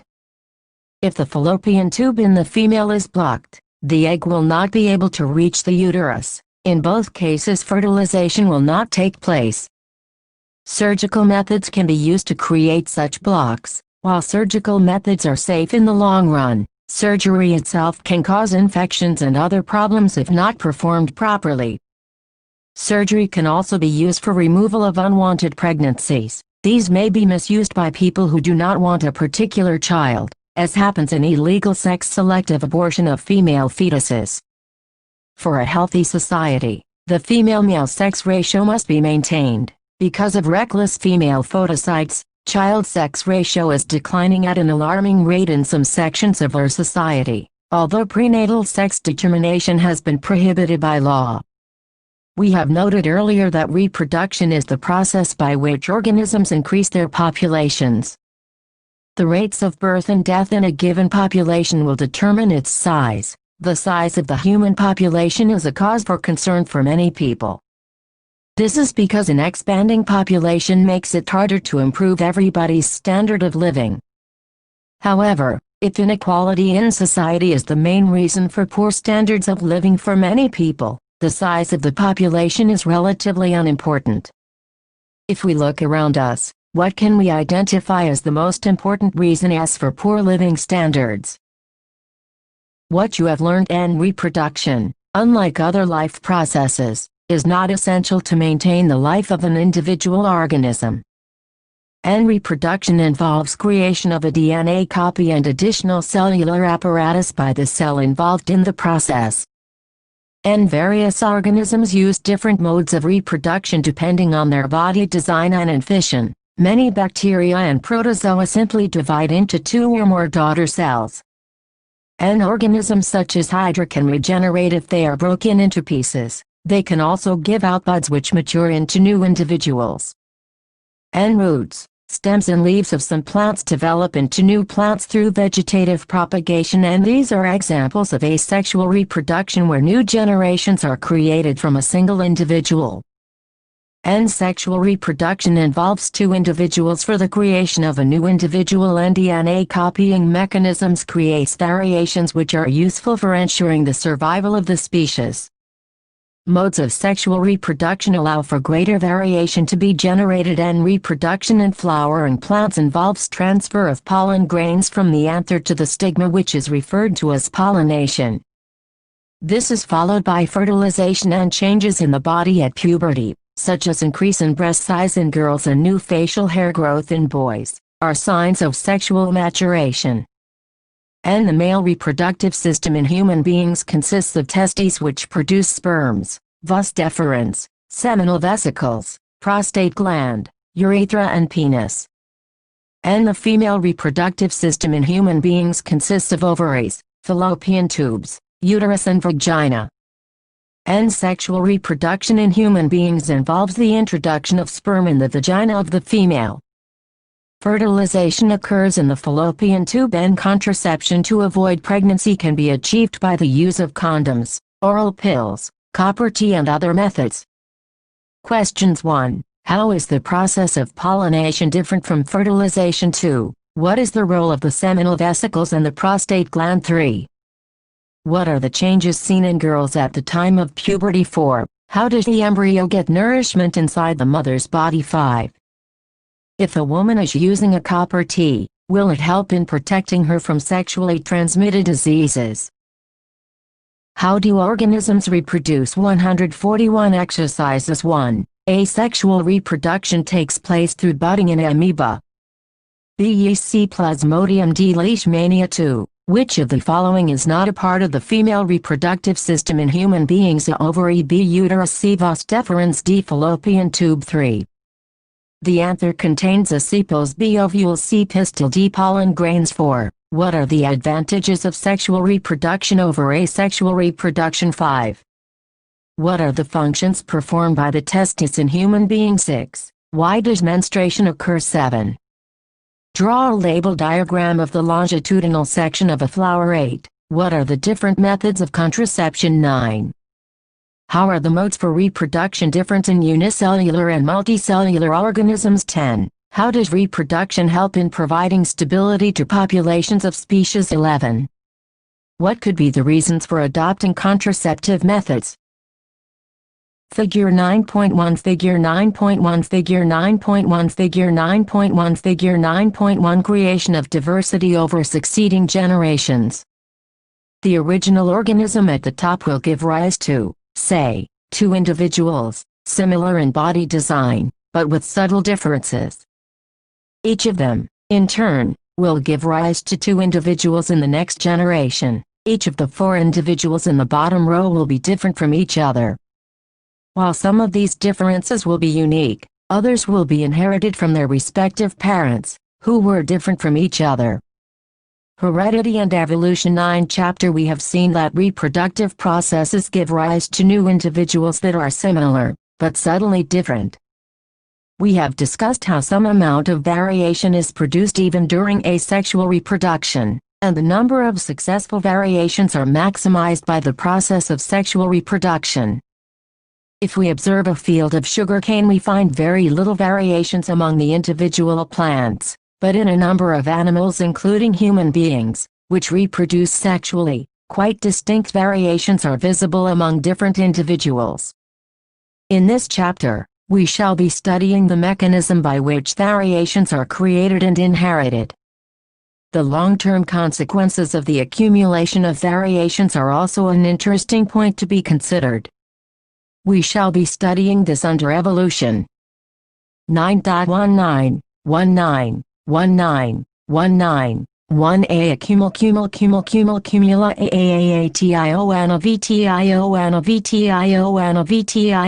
VTION varia area aeration Shionshin during reproduction. Inheritance from the previous generation provides both a common basic body design, and subtle changes in it, for the next generation. Now think about what would happen when this new generation, in its turn, reproduces. The second generation will have differences that they inherit from the first generation, as well as newly created differences. Fig. 9.1. Figure 9.1 would represent the situation if a single individual reproduces, as happens in asexual reproduction. If one bacterium divides, and then the resultant two bacteria divide again, the four individual bacteria generated would be very similar. There would be only very minor differences between them, generated due to small inaccuracies in DNA copying. However, if sexual reproduction is involved, even greater diversity will be generated, as we will see when we discuss the rules of inheritance. Do all these variations in a species have equal chances of surviving in the environment in which they find themselves? Obviously not. Depending on the nature of variations, different individuals would have. 9.2 Heredity 9.2 Heredity 9.2 Heredity 9.2 Heredity 9.2 Heredity. The most obvious outcome of the reproductive process still remains the generation of individuals of similar design. The rules of heredity determine the process by which traits and characteristics are reliably inherited. Let us take a closer look at these rules. 9.2. 1. Inherited traits. What exactly do we mean by similarities and differences? We know that a child bears all the basic features of a human being. However, it does not look exactly like its parents, and human populations show a great deal of variation.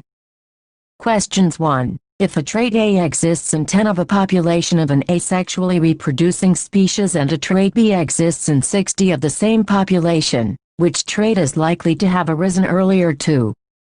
How does the creation of variations in a species promote survival? Activity 9.1 Activity 9.1 Activity 9.1 Activity 9.1 Activity 9.1 And observe the ears of all the students in the class.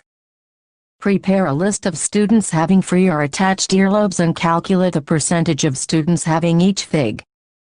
9.2. Find out about the earlobes of the parents of each student in the class. Correlate the earlobe type of each student with that of their parents. Based on this evidence, suggest a possible rule for the inheritance of earlobe types.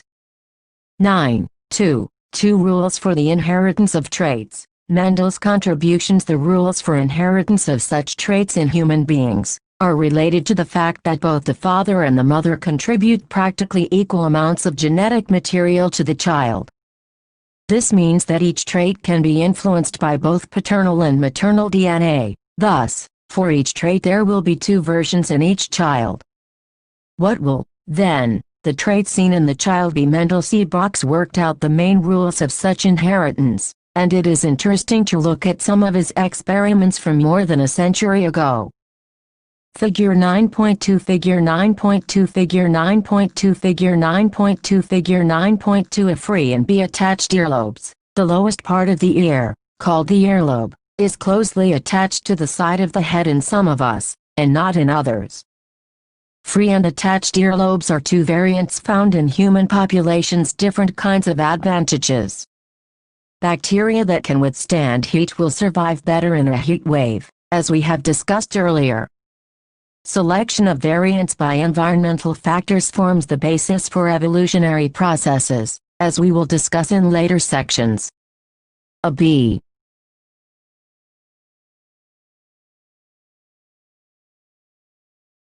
Mendel used a number of contrasting visible characters of garden bees, round wrinkled seeds, tall short plants, white violet flowers and so on. He took pea plants with different characteristics, a tall plant and a short plant, produced progeny by crossing them, and calculated the percentages of tall or short progeny. In the first place, there were no halfway characteristics in this first generation, or F1 progeny, no medium height plants. All plants were tall. This meant that only one of the parental traits was seen, not some mixture of the two. So the next question was, were the tall plants in the F1 generation exactly the same as the tall plants of the parent generation? Mendelian experiments test this by getting both the parental plants and these F1 tall plants to reproduce by self-pollination. The progeny of the parental plants are, of course, all tall. However, the second generation, or F2, progeny of the F1 tall plants are not all tall. Instead, 1/4 of them are short. This indicates that both the tallness and shortness traits were inherited in the F1 plants, but only the tallness trait was expressed. This led Mendel to propose that 2 copies of factor now called genes controlling traits are present in sexually reproducing organism. These 2 may be identical, or may be different, depending on the parentage. A pattern of inheritance can be worked out with this assumption, as shown in Fig. 9.3. Gregor Johann Mendel 1822-1884. Mendel was educated in a monastery and went on to study science and mathematics at the University of Vienna. Failure in the examinations for a teaching certificate did not suppress his zeal for scientific quest. He went back to his monastery and started growing peas. Many others had studied the inheritance of traits in peas and other organisms earlier. But Mendel blended his knowledge of science and mathematics and was the first one to keep count of individuals exhibiting a particular trait in each generation. This helped him to arrive at the laws of inheritance. Figure 9.3 Figure 9.3 Figure 9.3 Figure 9.3 Figure 9.3 Inheritance of traits over 2 generations. Activity 9.2 Activity 9.2 Activity 9.2 Activity 9.2 Activity 9.2 and in Fig. 9.3. What experiment would we do to confirm that the F2 generation did in fact have a 1:1 ratio of TT? TT and TT trait combinations. In this explanation, both TT and TT are tall plants, while only TT is a short plant. In other words, a single copy of D is enough to make the plant tall, while both copies have to be T for the plant to be short. Traits like T are called dominant traits, while those that behave like T are called recessive traits. Work out which trait would be considered dominant and which one recessive in Figure 9.4. XRRI around, green RRYY wrinkled, yellow RRYRRI around, yellow F1 XRRI F1 RRI F1 315 round, yellow 108 round, green 101 wrinkled, yellow 32 wrinkled, green 9331 556 seed 16 Figure 9.5 Independent inheritance of 2 separate traits. Shape and color of seeds are y ry ry ry r y ry ry ry r r y y ry r ry r r y ry r ry r r y ry r ry r r y r r y y r r y r r y ry r r y ry f2 Figure 9.5 Figure 9.5 Figure 9.5 Figure 9.5 Figure 9.5 Independent inheritance of two separate traits. Shape and color of seeds. What happens when pea plants showing two different characteristics, rather than just one, are bred with each other? What do the progeny of a tall plant with round seeds and a short plant with wrinkled seeds look like? They are all tall and have round seeds.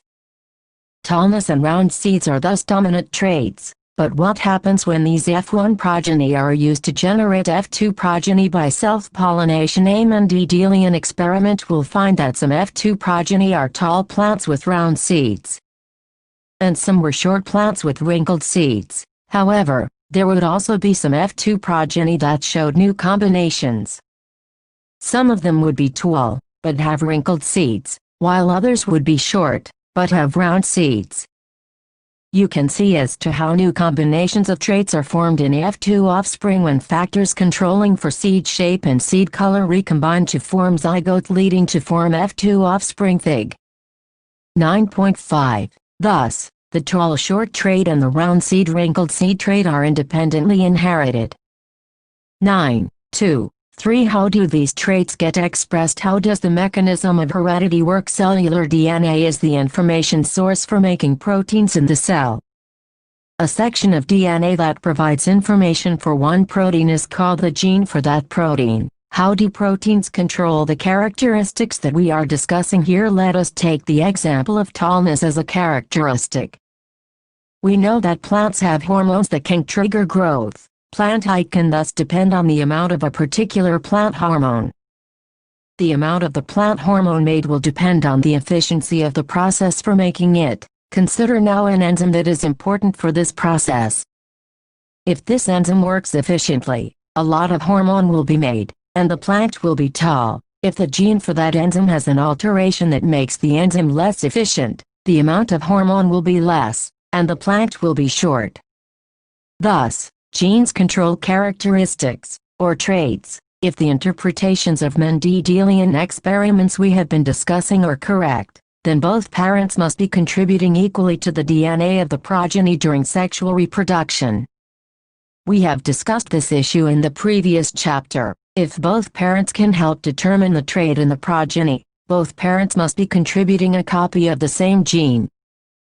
This means that each pea plant must have two sets of all genes, one inherited from each parent. For this mechanism to work, each germ cell must have only one gene set.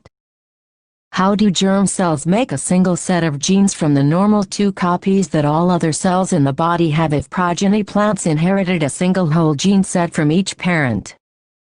Then the experiment explained in Figure 9.5 cannot work. This is because the two characteristics R and Y would then be linked to each other and cannot be independently. Figure 9.4 Figure 9.4 Figure 9.4 Figure 9.4 Figure 9.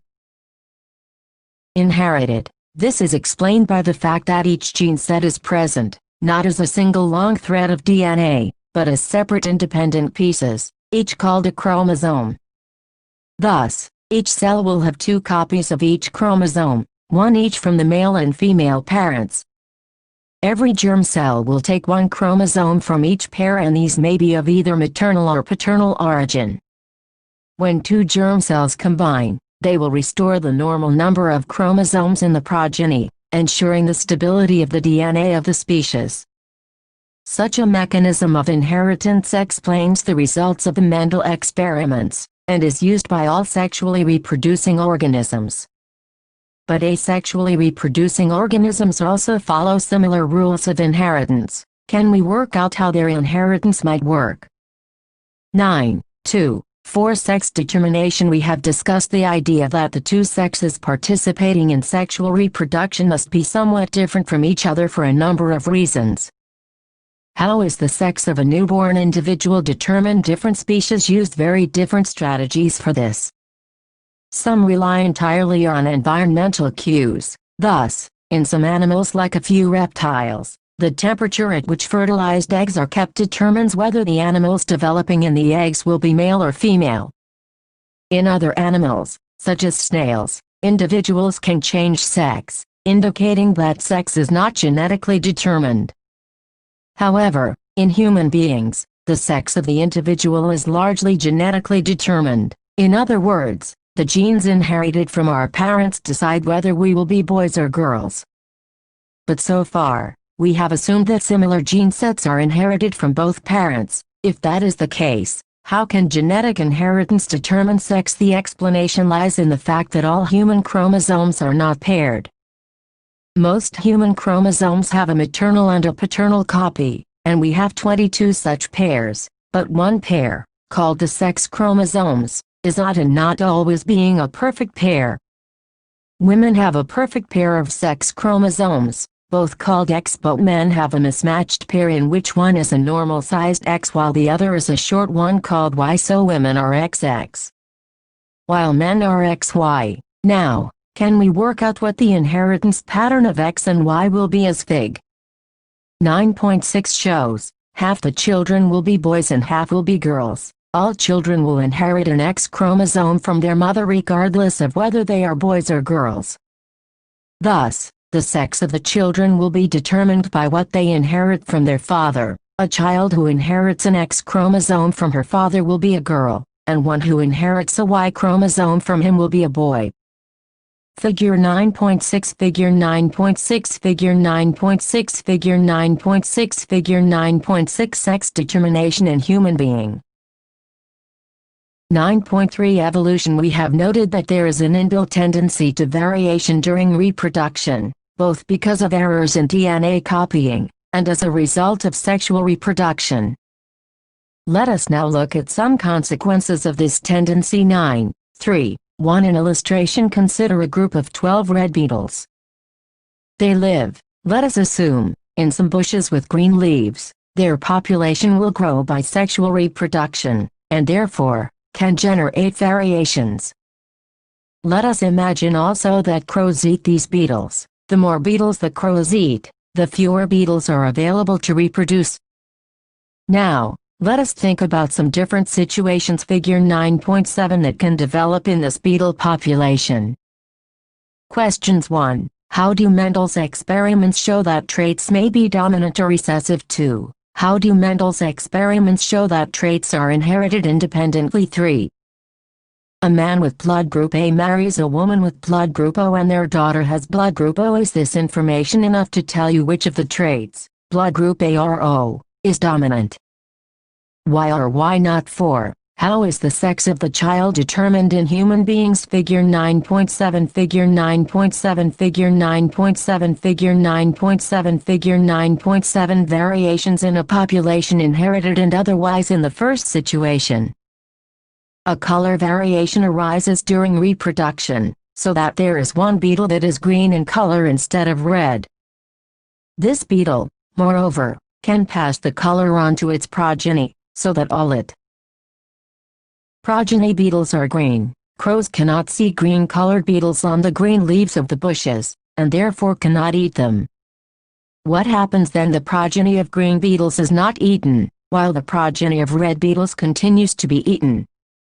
As a result, there are more and more green beetles than red ones in the beetle population. In a second situation, again, a color variation arises during reproduction, but now it results in a beetle that is blue in color instead of red.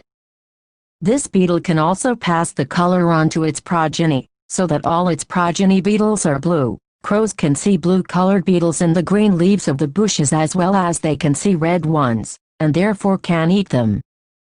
What happens initially in the population? As it expands, there are a few blue beetles, but most are red. But at this point, an elephant comes by and stamps on the bushes where the beetles live. This kills most of the beetles. By chance, the few beetles that have survived are mostly blue. The beetle population slowly expands again, but now, the beetles in the population are mostly blue.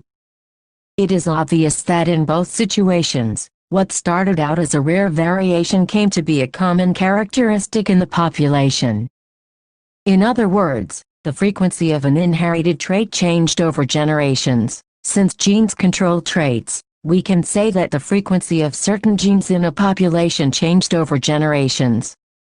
This is the essence of the idea of evolution, but there are interesting differences, too, in the two situations. In the first case, the variation became common because it gave a survival advantage. In other words, it was naturally selected. We can see that the natural selection is exerted by the crows. The more crows there are, the more red beetles would be eaten, and the more the proportion of green beetles in the population would be. Thus, natural selection is directing evolution in the beetle population. It results in adaptations in the beetle population to fit their environment better. In the second situation, the color change gave no survival advantage. Instead, it was simply a matter of accidental survival of beetles of one color that changed the common characteristic of the resultant population. The elephant would not have caused such major havoc in the beetle population if the beetle population had been very large. So, accidents in small populations can change the frequency of some genes in a population, even if they give no survival advantage. This is the notion of genetic drift, which provides diversity without any adaptations. Now consider a third situation. In this, as the beetle population begins to expand, the bushes start suffering from a plant disease. The amount of leaf material for the beetles is reduced, the beetles are poorly nourished as a result. The average weight of adult beetles decreases from what it used to be when leaves were plentiful, but there is no genetic change occurring. After a few years and a few beetle generations of such scarcity, the plant disease is eliminated. There is a lot of leaf food. At this time, what would we expect the weight of the beetles to be? 9.3. To acquired and inherited traits. We discussed the idea that the germ cells of sexually reproducing populations are made in specialized reproductive tissue. If the weight of the beetle is reduced because of starvation, that will not change the DNA of the germ cells. Therefore, low weight is not a trait that can be inherited by the progeny of a starving beetle. Therefore, even if some generations of beetles are low in weight because of starvation, that is not an example of evolution, since the change is not inherited over generations. Change in non-reproductive tissues cannot be passed on to the DNA of the germ cells. Therefore, the experiences of an individual during its lifetime cannot be passed on to its progeny, and cannot direct evolution. Consider another example of how an individual cannot pass on to its progeny the experiences of its lifetime. If we breed a group of mice, all their progeny will have tails, as expected. Now, if the tails of these mice are removed by surgery in each generation, do these tailless mice have tailless progeny? The answer is no, and it makes sense because removal of the tail cannot change the genes of the germ cells of the mice. Charles Robert Darwin 1809-1882. Charles Darwin set out on a voyage when he was 22 years old. The 5-year voyage took him to South America and the islands off its coast. The studies that he conducted during this voyage were to change forever the way we look at the variety of life on Earth. Interestingly, after he got back to England, he never left its shores again. He stayed at home and conducted various experiments that led him to formulate his hypothesis that evolution took place due to natural selection.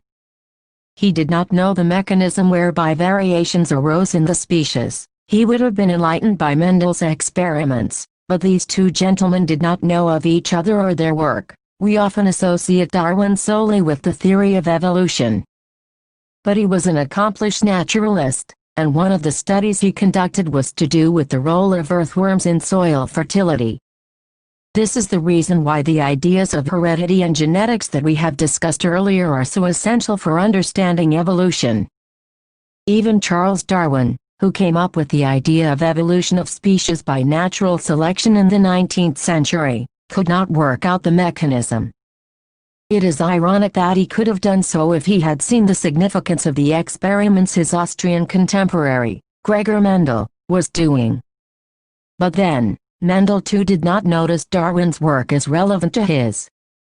Origin of life on Earth. Darwin's theory of evolution tells us how life evolved from simple to more complex forms, and Mendel's experiments give us the mechanism for the inheritance of traits from one generation to the next. But neither tells us anything about how life began on Earth in the first place. Questions 1. What are the different ways in which individuals with a particular trait may increase in a population? 2.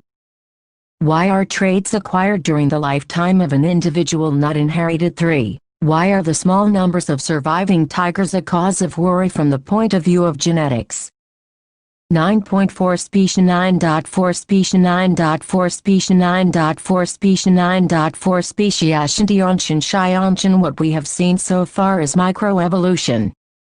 That means that the changes are small, even though they are significant. Also, they simply change the common characteristics of a particular species. But this does not properly explain as to how new species come into existence. That can be said to have happened only if this group of beetles we are thinking about splits into two populations that cannot reproduce with each other. When this happens, they can be called two independent species. So, can we extend the reasoning we have used above to explain such speciation? Consider what would happen if the bushes the beetles feed on are spread widely over a mountain range. The beetle population becomes very large as a result, but individual beetles feed mostly on a few nearby bushes throughout their lifetime. They do not travel far, so, in this huge population of beetles, there will be subpopulations in neighborhoods. Since male and female beetles have to meet for reproduction to happen, most reproduction will be within these subpopulations. Of course, an occasional adventurous beetle might go from one site to another, or a beetle is picked up by a crow from one site and dropped in the other site without being eaten. In either case, the migrant beetle will reproduce with the local population. This will result in the genes of the migrant beetle entering a new population. This kind of gene flow is bound to J.B.S. Haldane, a British scientist who became a citizen of India later, suggested in 1929 that life must have developed from the simple inorganic molecules which were present on Earth soon after it was formed. He speculated that the conditions on Earth at that time, which were far from the conditions we see today, could have given rise to more complex organic molecules that were necessary for life. The first primitive organisms would arise from further chemical synthesis. How did these organic molecules arise? An answer was suggested by the experiment conducted by Stanley L. Miller and Harold C. Urey in 1953. They assembled an atmosphere similar to that thought to exist on early Earth. This had molecules like ammonia, methane and hydrogen sulfide, but no oxygen over water. This was maintained at a temperature just below 100 degrees Celsius, and sparks were passed through the mixture of gases to simulate lightning. At the end of a week, 15 of the carbon from methane had been converted to simple compounds of carbon, including amino acids which make up protein molecules. So, can life arise afresh on Earth even now? Do you know? Happen between populations that are partly, but not completely separated. If, however, between two such subpopulations a large river comes into existence, the two populations will be further isolated. The levels of gene flow between them will decrease even further. Over generations, genetic drift will accumulate different changes in each subpopulation. Also, natural selection may also operate differently in these different geographic locations. Thus, for example, in the territory of one subpopulation, crows are eliminated by eagles. But this does not happen for the other subpopulation, where crow numbers are very high. As a result, the green variation will not be selected at the first site, while it will be strongly selected at the second. Together, the processes of genetic drift and natural selection will result in these two isolated subpopulations of beetles becoming more and more different from each other. Eventually, members of these two groups will be incapable of reproducing with each other even if they happen to meet. There can be a number of ways by which this can happen. If the DNA changes are severe enough, such as a change in the number of chromosomes, eventually the germ cells of the two groups cannot fuse with each other. or a new variation emerges in which green females will not mate with red males, but only with green males. This allows very strong natural selection for greenness. Now, if such a green female beetle meets a red male from the other group, her behavior will ensure that there is no reproduction between them. Effectively, new species of beetles are being generated. Questions 1. What factors could lead to the rise of a new species? 2. Will geographical isolation be a major factor in the speciation of a self-pollinating plant species? Why or why not? 3. Will geographical isolation be a major factor in the speciation of an organism that reproduces asexually? Why or why not? 9.5 F9.5 F9.5 F9.5 F9.5 Evolution and Coloration and Coloration and Coloration and Coloration and Classifica Oxidation based on these principles, we can work out the evolutionary relationships of the species we see around us. It is a sort of going backwards in time.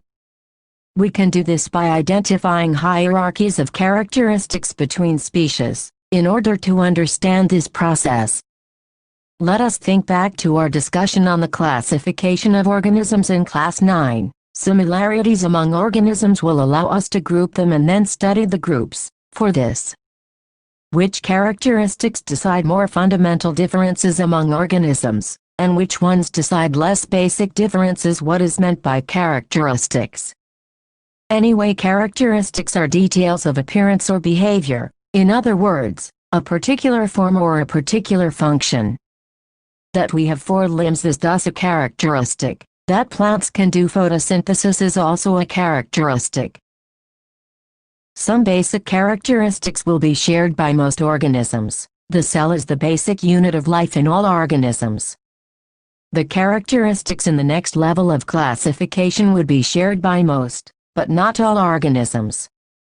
A basic characteristic of cell design that differs among different organisms is whether the cell has a nucleus. Bacterial cells do not, while the cells of most other organisms do. Among organisms with nucleated cells, which ones are unicellular and which ones multicellular? That property marks a very basic difference in body design, because of specialization of cell types and tissues. Among multicellular organisms, whether they can undertake photosynthesis or not will provide the next level of classification. Among the multicellular organisms that cannot do photosynthesis, whether the skeleton is inside the body or around the body will mark another fundamental design difference. We can see that, even in these few questions that we have asked, a hierarchy is developing that allows us to make classification groups. The more characteristics two species will have in common, the more closely they are related, and the more closely they are related, the more recently they will have had a common ancestor. An example will help. A brother and a sister are closely related. They have common ancestors in the first generation before them, namely, their parents. A girl and her first cousin are also related, but less than the girl and her brother. This is because cousins have common ancestors, their grandparents, in the second generation before them, not in the first one. We can now appreciate that classification of species is in fact a reflection of their evolutionary relationship. We can thus build up small groups of species with recent common ancestors, then supergroups of these groups with more distant common ancestors, and so on. In theory, we can keep going backwards like this until we come to the notion of a single species at the very beginning of evolutionary time. If that is the case, then at some point in the history of the Earth, non-living material must have given rise to life. There are many theories about how this might have happened. It would be interesting to come up with theories of our own. 9.5.1 Tracing evolutionary relationships. When we try to follow evolutionary relationships, how do we identify characteristics as common? These characteristics in different organisms would be similar because they are inherited from a common ancestor. As an example, consider the fact that mammals have 4 limbs, as do birds, reptiles and amphibians. Fig.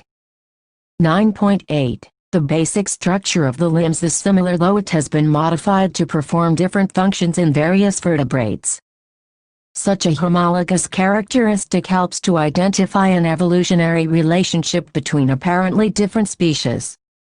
However, all similarities simply in organ shape are not necessarily because of common ancestry. What would we think about the wings of Figure 9.8, Figure 9.8, Figure 9.8, Figure 9.8, Figure 9.8 homologous organ? Figure 9.9, Figure 9.9, Figure 9.9, Figure 9.9, Figure 9.9 analogous organs, the wing of a bat and the wing of a bird. Birds and bats, for example. Fig. 9.9 birds and bats have wings, but squirrels and lizards do not. So are birds and bats more closely related to each other than to squirrels or lizards? Before we jump to this conclusion, let us look at the wings of birds and bats more closely. When we do that, we find that the wings of bats are skin-fold stretched mainly between elongated fingers. But the wings of birds are a feathery covering all along the arm. The designs of the two wings, their structure and components, are thus very different. They look similar because they have a common use for flying, but their origins are not common. This makes them analogous characteristics, rather than homologous characteristics. It would now be interesting to think about whether bird arms and bat arms should be considered homologous or analogous. 9.5.2 Fossil. Such studies of organ structure can be done not only on current species, but also on species that are no longer alive. How do we know that these extinct species ever existed? We know this from finding fossils. Figure 9.10. What are fossils? Usually, when organisms die, their bodies will decompose and be lost, but every once in a while, the body or at least some parts may be in an environment that does not let it decompose completely. If a dead insect gets caught in hot mud, for example, it will not decompose quickly, and the mud will eventually harden and retain the impression of the body parts of the insect.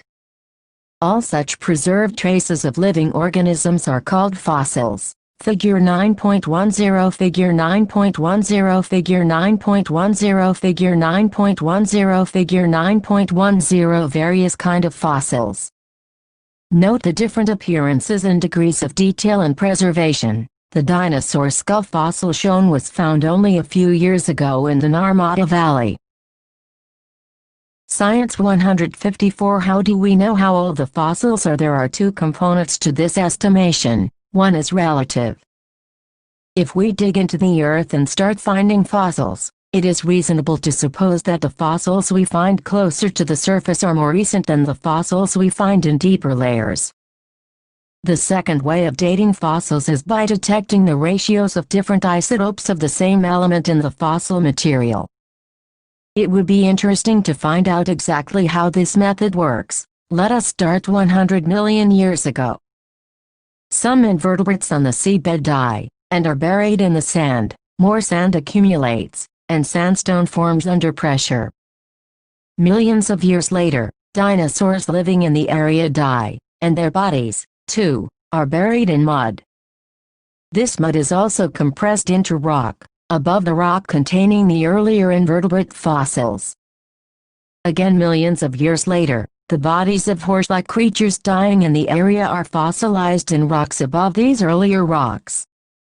Much later, by erosion or water flow wears away some of the rock and exposes the horse-like fossils. As we dig deeper, we will find older and older fossils. Do you know how do fossils form layer by layer?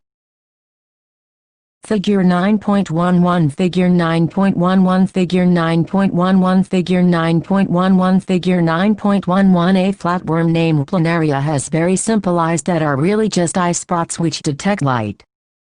9.5.3 Evolution by stages. A question that arises here is, if complicated organs, such as the eye, are selected for the advantage they provide, how can they be generated by a single DNA change? Surely such complex organs will be created bit by bit over generations, but how can each intermediate change be selected for? There are a number of possible explanations. Even an intermediate stage, Figure 9.11, such as a rudimentary eye, can be useful to some extent. This might be enough to give a fitness advantage. In fact, the eye, like the wing, seems to be a very popular adaptation. Insects have them, so does an octopus, and so do vertebrates. And the structure of the eye in each of these organisms is different, enough for them to have separate evolutionary origins. Also, a change that is useful for one property to start with can become useful later for quite a different function. Feathers, for example, can start out as providing insulation in cold weather, figure 9.12, but later, they might become useful for flight. In fact, some dinosaurs had feathers, although they could not fly using the feathers. Birds seem to have later adapted the feathers to flight. This, of course, means that birds are very closely related to reptiles. Since dinosaurs were reptiles, it is all very well to say that very dissimilar-looking structures evolved from a common ancestral design. It is true that analysis of the organ structure in fossils allows us to make estimates of how far back evolutionary relationships go. But those are guesses about what happened in history. Are there any current examples of such a process? The wild cabbage plant is a good example. Humans have, over more than 2,000 years, cultivated wild cabbage as a food plant, and generated different vegetables from it by selection. See Fig. 9.13. This is, of course, artificial selection rather than natural selection, so some farmers have wanted to select for very short distances between leaves, and have bred the cabbage we eat. Some have wanted to select for arrested flower development, and have bred broccoli, or for sterile flowers, and have made the cauliflower. Some have selected for swollen parts, and come up with kohlrabi. Some have simply looked for slightly larger leaves, and come up with a leafy vegetable called kale. Would we have thought that all these structures are descended from the same ancestor if we had not done it ourselves? Figure 9.12, Figure 9.12, Figure 9.12, Figure 9.12, Figure 9.12. Dinosaurs and the evolution of feather. Another way of tracing evolutionary relationships depends on the original idea that we started with. That idea was that changes in DNA during reproduction are the basic events in evolution. If that is the case, then comparing the DNA of different species should give us a direct estimate of how much the DNA has changed during the formation of these species. This method is now extensively used to define evolutionary relationships. Molecular phylogeny. We have been discussing how changes in the DNA during cell division would lead to changes in the proteins that are made from this new DNA. Another point that has been made is that these changes would accumulate from one generation to the next. Could this be used to trace the changes in DNA backwards in time and find out where each change diverged from the other? Molecular phylogeny does exactly this. This approach is based on the idea that organisms which are more distantly related will accumulate a greater number of differences in their DNA. Such studies trace the evolutionary relationships, and it has been highly gratifying to find that the relationships among different organisms shown by molecular phylogeny match the classification scheme that we learnt in Class 9. Questions 1. Give an example of characteristics being used to determine how close two species are in evolutionary terms. 2. Can the wing of a butterfly and the wing of a bat be considered homologous organs? Why or why not? 3. What are fossils? What do they tell us about the process of evolution? 9.6 F9.6 F9.6 F9.6 F9.6 Evolution should not be equevolution, should not be equevolution, should not be equevolution, should not be equevolution, should not be equated with progress in an exercise of tracing the family trees of species. We need to remember certain things. Firstly, there are multiple branches possible at each and more to know. Figure 9.13, Figure 9.13, Figure 9.13, Figure 9.13, Figure 9.13. Evolution of wild cabbage. Every stage of this process, so it is not as if one species is eliminated to give rise to a new one. A new species has emerged, but that does not necessarily mean, like the beetle example we have been thinking about, that the old species will disappear. It will all depend on the environment. Also, It is not as if the newly generated species are in any way better than the older one.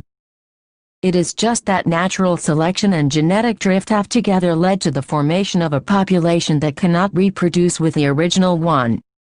So, for example, it is not true that human beings have evolved from chimpanzees. Rather, both human beings and chimpanzees have a common ancestor a long time ago.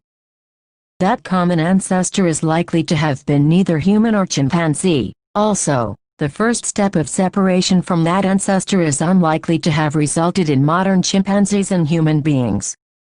Instead, the two resultant species have probably evolved in their own separate ways to give rise to the current forms. In fact, there is no real progress in the idea of evolution. Evolution is simply the generation of diversity and the shaping of the diversity by environmental selection. The only progressive trend in evolution seems to be that more and more complex body designs have emerged over time. However, again, it is not as if the older designs are inefficient, so many of the older and simpler designs still survive. In fact, one of the simplest life forms, bacteria, inhabit the most inhospitable habitats like hot springs, deep-sea thermal vents and the ice in Antarctica.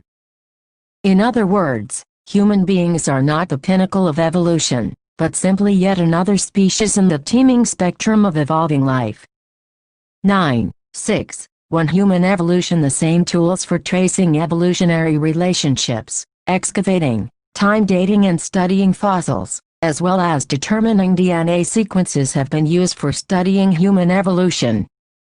There is a great diversity of human forms and features across the planet, so much so that, for a long time, people used to talk about human races. Skin color used to be the commonest way of identifying these so-called races. Some were called yellow, some black, white or brown. A major question debated for a long time was, have these apparent groups evolved differently over recent years? The evidence has become very clear. The answer is that there is no biological basis to the notion of human races. All humans are a single species.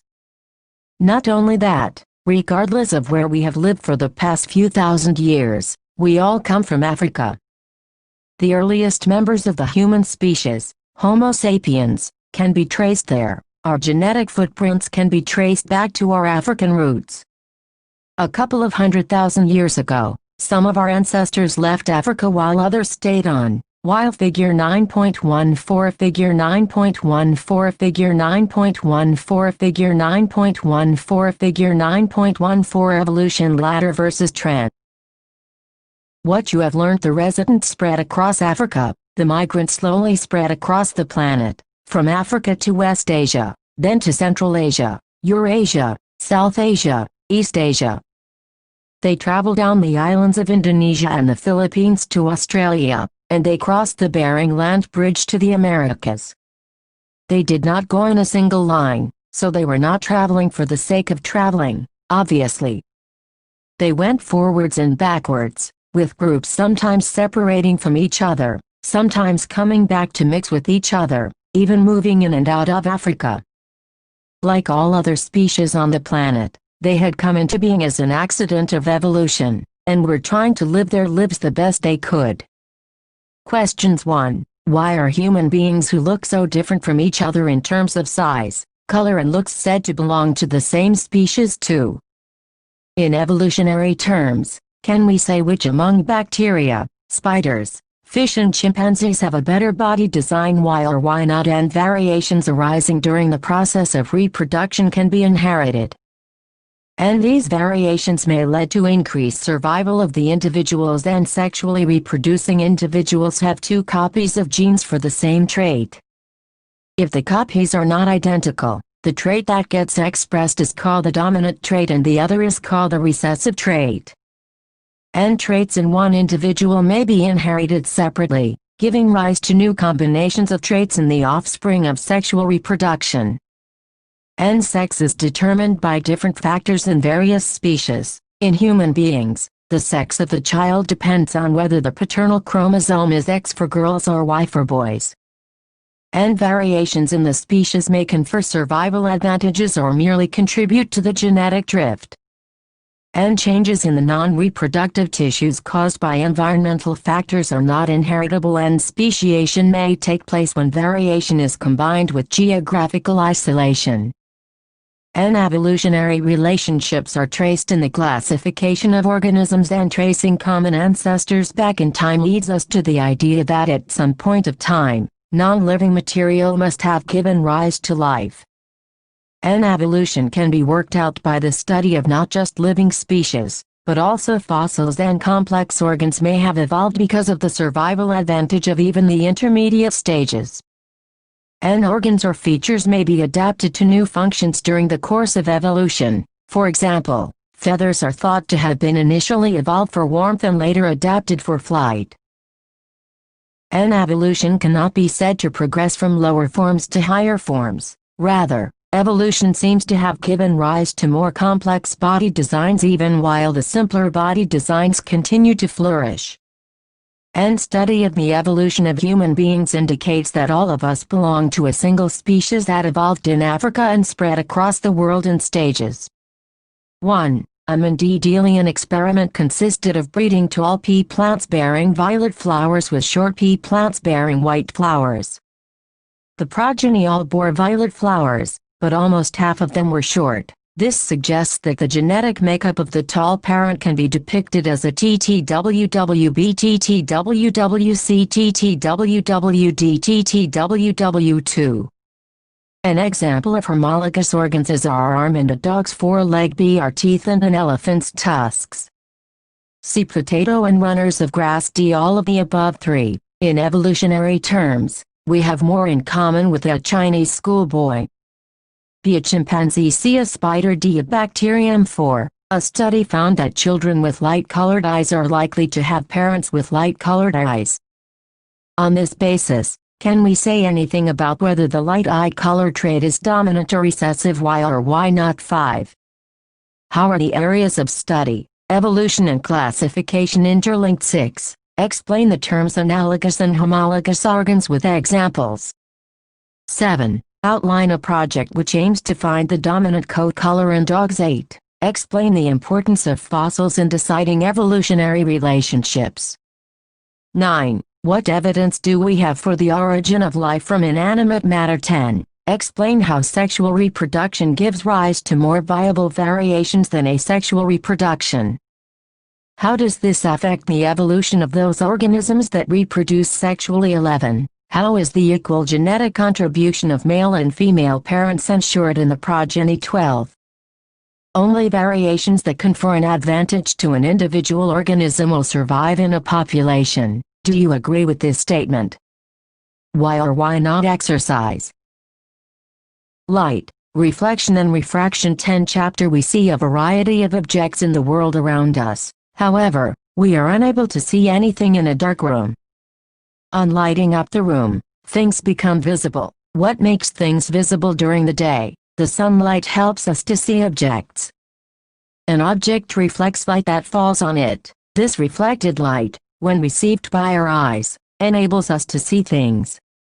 We are able to see through a transparent medium as light is transmitted through it. There are a number of common wonderful phenomena associated with light, such as image formation by mirrors, the twinkling of stars, the beautiful colors of a rainbow, bending of light by a medium, and so on.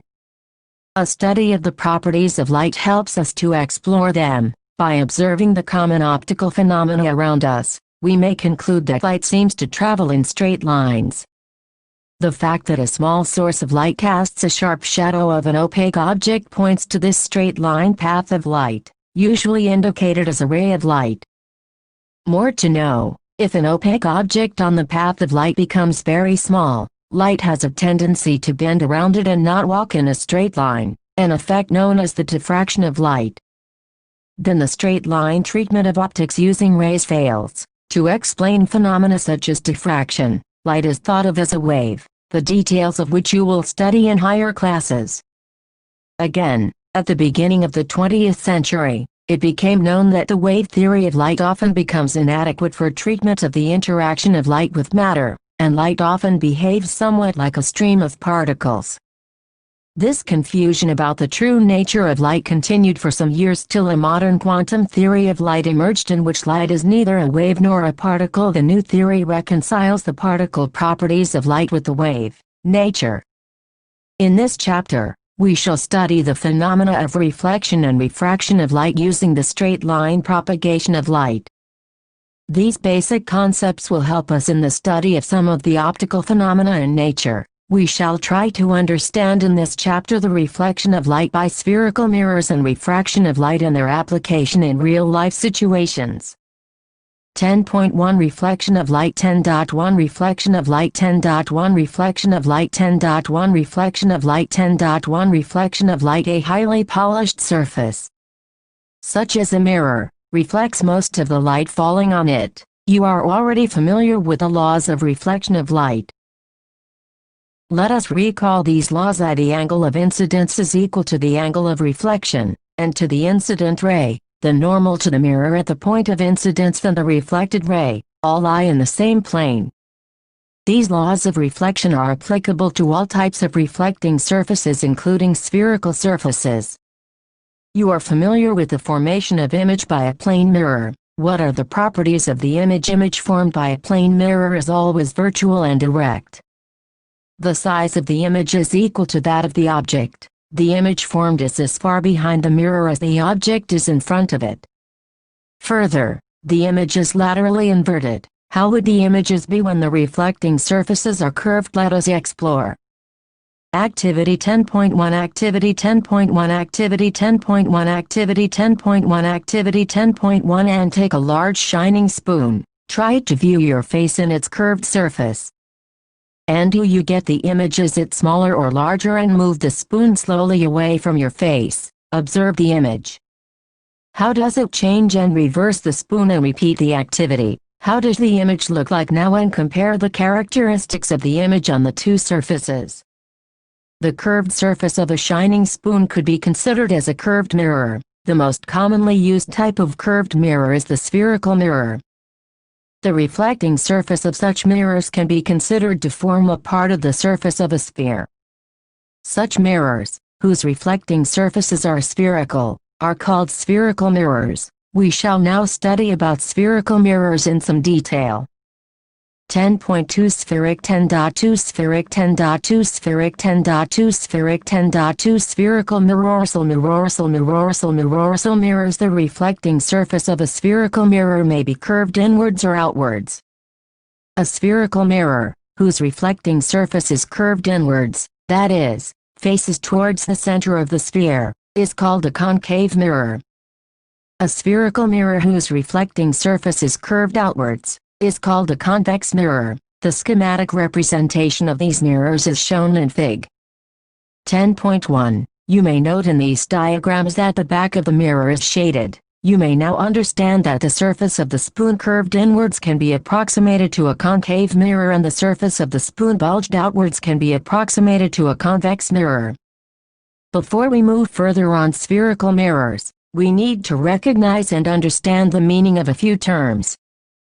These terms are commonly used in discussions about spherical mirrors. The center of the reflecting surface of a spherical mirror is a point called a pole. It lies on the surface of the mirror. The pole is usually represented by the letter P. Figure 10.1 Figure 10.1 Figure 10.1 Figure 10.1 Figure 10.1 Schematic representation of spherical mirrors. The shaded side is non-reflecting. A concave mirror. B. Convex mirror. The reflecting surface of a spherical mirror forms a part of a sphere. This sphere has a center. This point is called the center of curvature of the spherical mirror. It is represented by the letter C. Please note that the center of curvature is not a part of the mirror. It lies outside its reflecting surface. The center of curvature of a concave mirror lies in front of it. However, it lies behind the mirror in case of a convex mirror. You may note this in Figure 10.2 and B.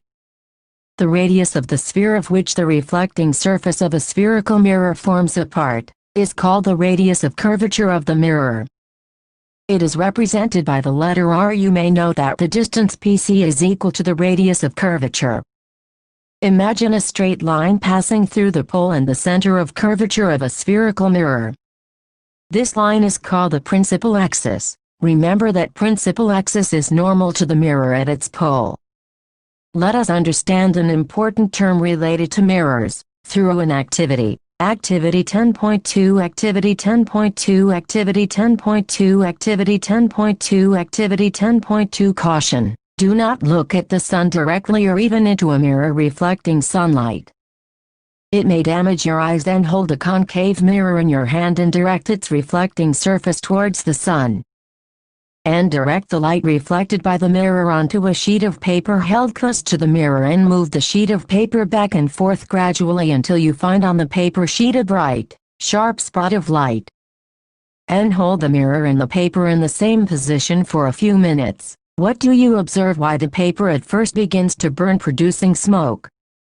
Eventually it may even catch fire. Why does it burn? The light from the sun is converged at a point, as a sharp, bright spot by the mirror.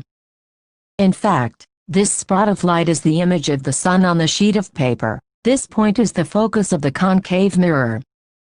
The heat produced due to the concentration of sunlight ignites the paper. The distance of this image from the position of the mirror gives the approximate value of focal length of the mirror.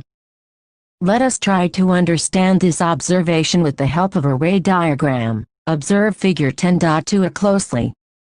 A number of rays parallel to the principal axis are falling on a concave mirror. Observe the reflected rays. They are all meeting, intersecting at a point on the principal axis of the mirror. This point is called the principal focus of the concave mirror. Similarly, observe figure 10.2b. How are the rays parallel to the principal axis? Reflected by a convex mirror, the reflected rays appear to come from a point on the principal axis. This point is called the principal focus of the convex mirror. The principal focus is represented by the letter F. The distance between the pole and the principal focus of a spherical mirror is called the focal length. It is represented by the letter F. Figure 10.2 Figure 10.2 Figure 10.2 Figure 10.2 Figure 10.2 A concave mirror B. Convex mirror B. The reflecting surface of a spherical mirror is by and large spherical. The surface, then, has a circular outline. The diameter of the reflecting surface of spherical mirror is called its aperture. In figure 10.2, distance Mn represents the aperture. We shall consider in our discussion only such spherical mirrors whose aperture is much smaller than its radius of curvature. Is there a relationship between the radius of curvature r and focal length f of a spherical mirror? For spherical mirrors of small apertures, the radius of curvature is found to be equal to twice the focal length. We put this as r2f. This implies that the principal focus of a spherical mirror lies midway between the pole and center of curvature. 1.0.2. 1. Image formation by spherical mirrors. You have studied about the image formation by plane mirrors. You also know the nature, position and relative size of the images formed by them. How about the images formed by spherical mirrors? How can we locate the image formed by a concave mirror for different positions of the object? Are the images real or virtual? Are they enlarged, diminished, or have the same size? We shall explore this with an activity. Activity 10.3 Activity 10.3 Activity 10.3 Activity 10.3 Activity 10.3 You have already learned a way of determining the focal length of a concave mirror. In Activity 10.2, you have seen that the sharp bright spot of light you got on the paper is, in fact, the image of the sun. It was a tiny, real, inverted image. You got the approximate focal length of the concave mirror by measuring the distance of the image from the mirror. And take a concave mirror, find out its approximate focal length in the way described above. Note down the value of focal length. You can also find it out by obtaining image of a distant object on a sheet of paper and mark a line on a table with a chalk. Place the concave mirror on a stand. Place the stand over the line such that its pole lies over the line. And draw with a chalk 2 more lines parallel to the previous line such that the distance between any 2 successive lines is equal to the focal length of the mirror. These lines will now correspond to the positions of the points P, F and C, respectively. Remember, for a spherical mirror of small aperture, the principal focus F lies midway between the pole P and the center of curvature C, and keep a bright object, say a burning candle, at a position far beyond C. Place a paper screen and move it in front of the mirror till you obtain a sharp bright image of the candle flame on it. And observe the image carefully. Note down its nature, position and relative size with respect to the object size. And repeat the activity by placing the candle just beyond C, B at C, C between F and C, D at F, and E between P and F. And in one of the cases, you may not get the image on the screen. Identify the position of the object in such a case. Then, look for its virtual image in the mirror itself and note down and tabulate your observations.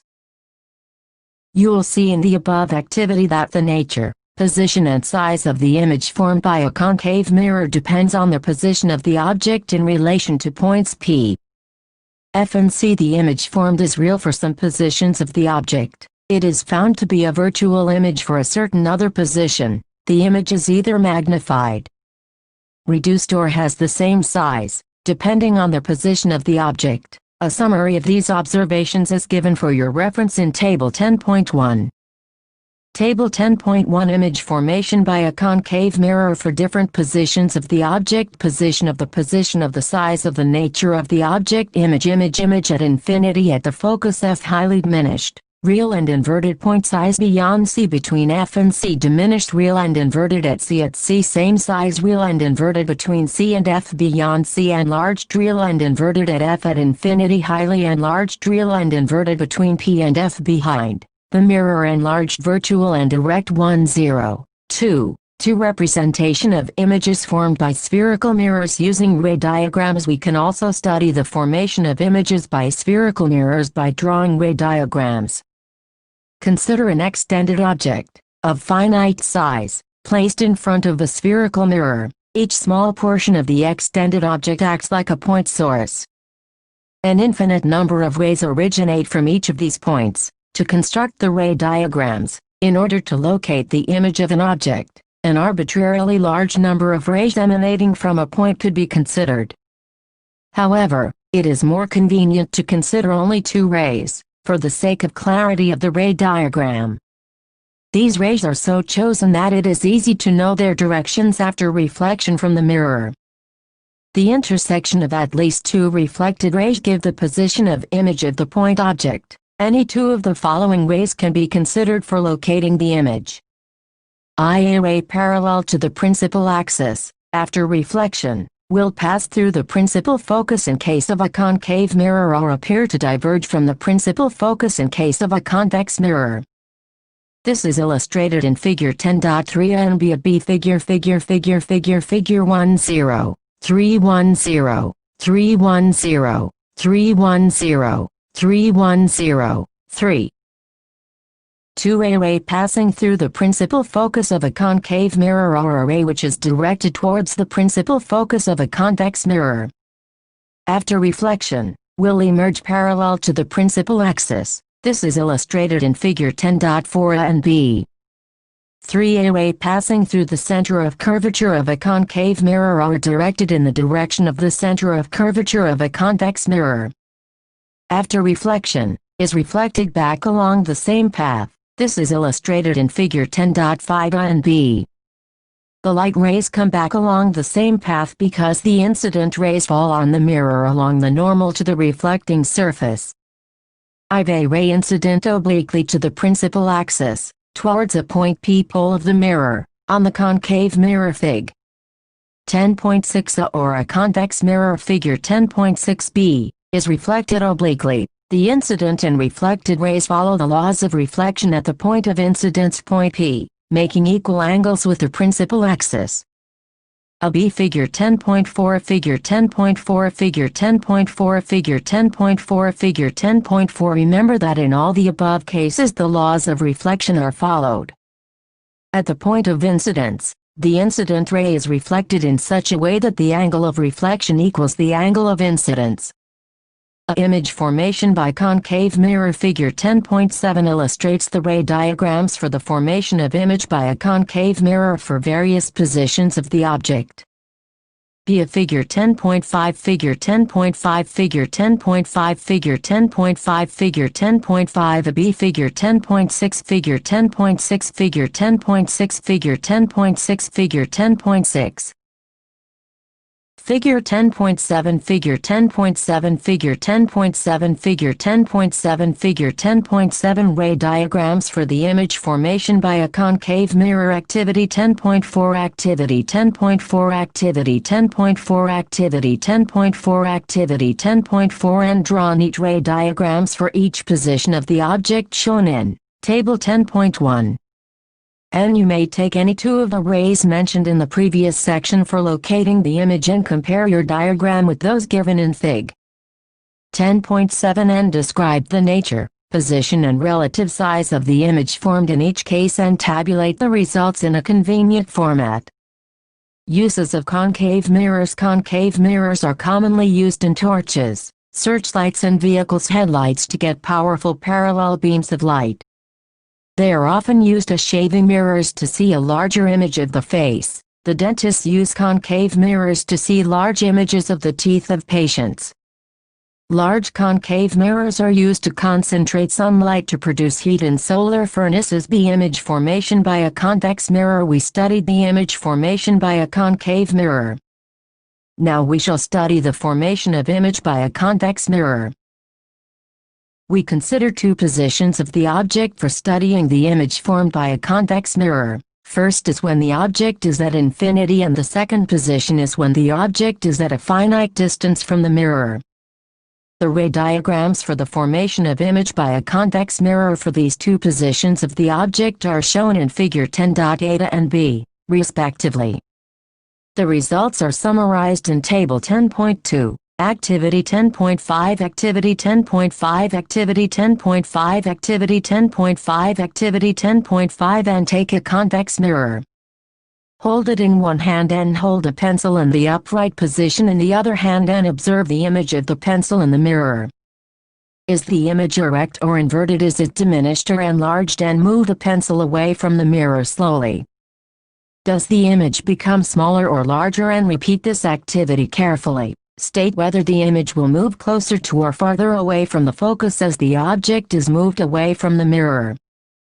Figure 10.8 Figure 10.8 Figure 10.8 Figure 10.8 Figure 10.8 Formation of image by a convex mirror. You have so far studied the image formation by a plane mirror, a concave mirror and a convex mirror. Which of these mirrors will give the full image of a large object? Let us explore through an activity.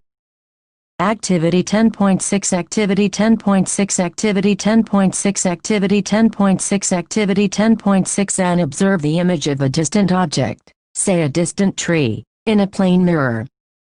And could you see a full-length image? Table 10.2 Nature, position and relative size of the image formed by a convex mirror. Position of the size of the nature of the object. Image at infinity at the focus F. Highly diminished, virtual and erect behind the mirror. Point size between infinity between P and F. Diminished, virtual and erect and the pole P if behind the mirror. And try with plane mirrors of different sizes. Did you see the entire object in the image? And repeat this activity with a concave mirror. Did the mirror show full-length image of the object? And now try using a convex mirror. Did you succeed? Explain your observations with reason. You can see a full-length image of a tall building tree in a small convex mirror. One such mirror is fitted in a wall of Agra Fort facing Taj Mahal. If you visit the Agra Fort, try to observe the full image of Taj Mahal. To view distinctly, you should stand suitably at the terrace adjoining the wall. Uses of convex mirrors. Convex mirrors are commonly used as rear-viewing mirrors in vehicles. These mirrors are fitted on the sides of the vehicle, enabling the driver to see traffic behind him or to facilitate safe driving. Convex mirrors are preferred because they always give an erect, though diminished, image. Also, they have a wider field of view as they are curved outwards. Thus, Convex mirrors enable the driver to view a much larger area than would be possible with a plane mirror. Questions 1. Define the principal focus of a concave mirror. 2. The radius of curvature of a spherical mirror is 20 centimeters. What is its focal length? 3. Name a mirror that can give an erect and enlarged image of an object. 4. Why do we prefer a convex mirror as a rear-view mirror in vehicles? 1, 0, 2, 3. Sign convention for reflection by spherical mirrors while dealing with the reflection of light by spherical mirrors. We shall follow a set of sign conventions called the new Cartesian sign convention. In this convention, the pole P of the mirror is taken as the origin Fig. 10.9. The principal axis of the mirror is taken as the x-axis XX of the coordinate system. The conventions are as follows. I. The object is always placed to the left of the mirror. This implies that the light from the object falls on the mirror from the left-hand side. 2. All distances parallel to the principal axis are measured from the pole of the mirror. 3. All the distances measured to the right of the origin along x-axis are taken as positive, while those measured to the left of the origin along x-axis are taken as negative. 5. Distances measured perpendicular to and above the principal axis along y-axis are taken as positive. The distances measured perpendicular to and below the principal axis along y-axis are taken as negative. The new Cartesian sign convention described above is illustrated in Figure 10.9 for your reference. These sign conventions are applied to obtain the mirror formula and solve related numerical problems. 1, 0, 2, 4. Mirror formula and magnification in a spherical mirror. The distance of the object from its pole is called the object distance U. The distance of the image from the pole of the mirror is called the image distance V. You already know that the distance of the principal focus from the pole is called the focal length F. There is a relationship between these three quantities given by the mirror formula, which is expressed as 111 volt UF 10.1. This formula is valid in all situations for all spherical mirrors for all positions of the object. You must use the new Cartesian sign convention while substituting numerical values for U, V, F, and R in the mirror formula for solving problems. Magnification produced by a spherical mirror gives the relative extent to which the image of an object is magnified with respect to the object's size. It is expressed as the ratio of the height of the image to the height of the object. It is usually represented by the letter m. If h is the height of the object and h is the height of the image, then the magnification m produced by a spherical mirror is given by m height of the image height of the object HHM HH 10.2. The magnification m is also related to the object distance u and image distance v. It can be expressed as magnification m HHVU 10.3. You may note that the height of the object is taken to be positive as the object is usually placed above the principal axis. The height of the image should be taken as positive for virtual images. However, it is to be taken as negative for real images. A negative sign in the value of the magnification indicates that the image is real. A positive sign in the value of the magnification indicates that the image is virtual. Figure 10.9 Figure 10.9 Figure 10.9 Figure 10.9 Figure 10.9 The new Cartesian sign convention for spherical mirrors. Science 170 Example 10.1 A convex mirror used for rear view on an automobile has a radius of curvature of 3.00 meters. If a bus is located at 5.00 meters from this mirror, find the position, nature and size of the image. Solution: radius of curvature R 3.00 meters, object distance U 5.00 meters, image distance V height of the image, H focal length. FR2 3.00 meters to 1.50 meters as the principal focus of a convex mirror is behind the mirror since 111 VUF4. 111 volt FU 1.50 to 15.00 1.50 15.005.001.57.50 V7.56.50 1.15 meters. The image is 1.15 meters at the back of the mirror.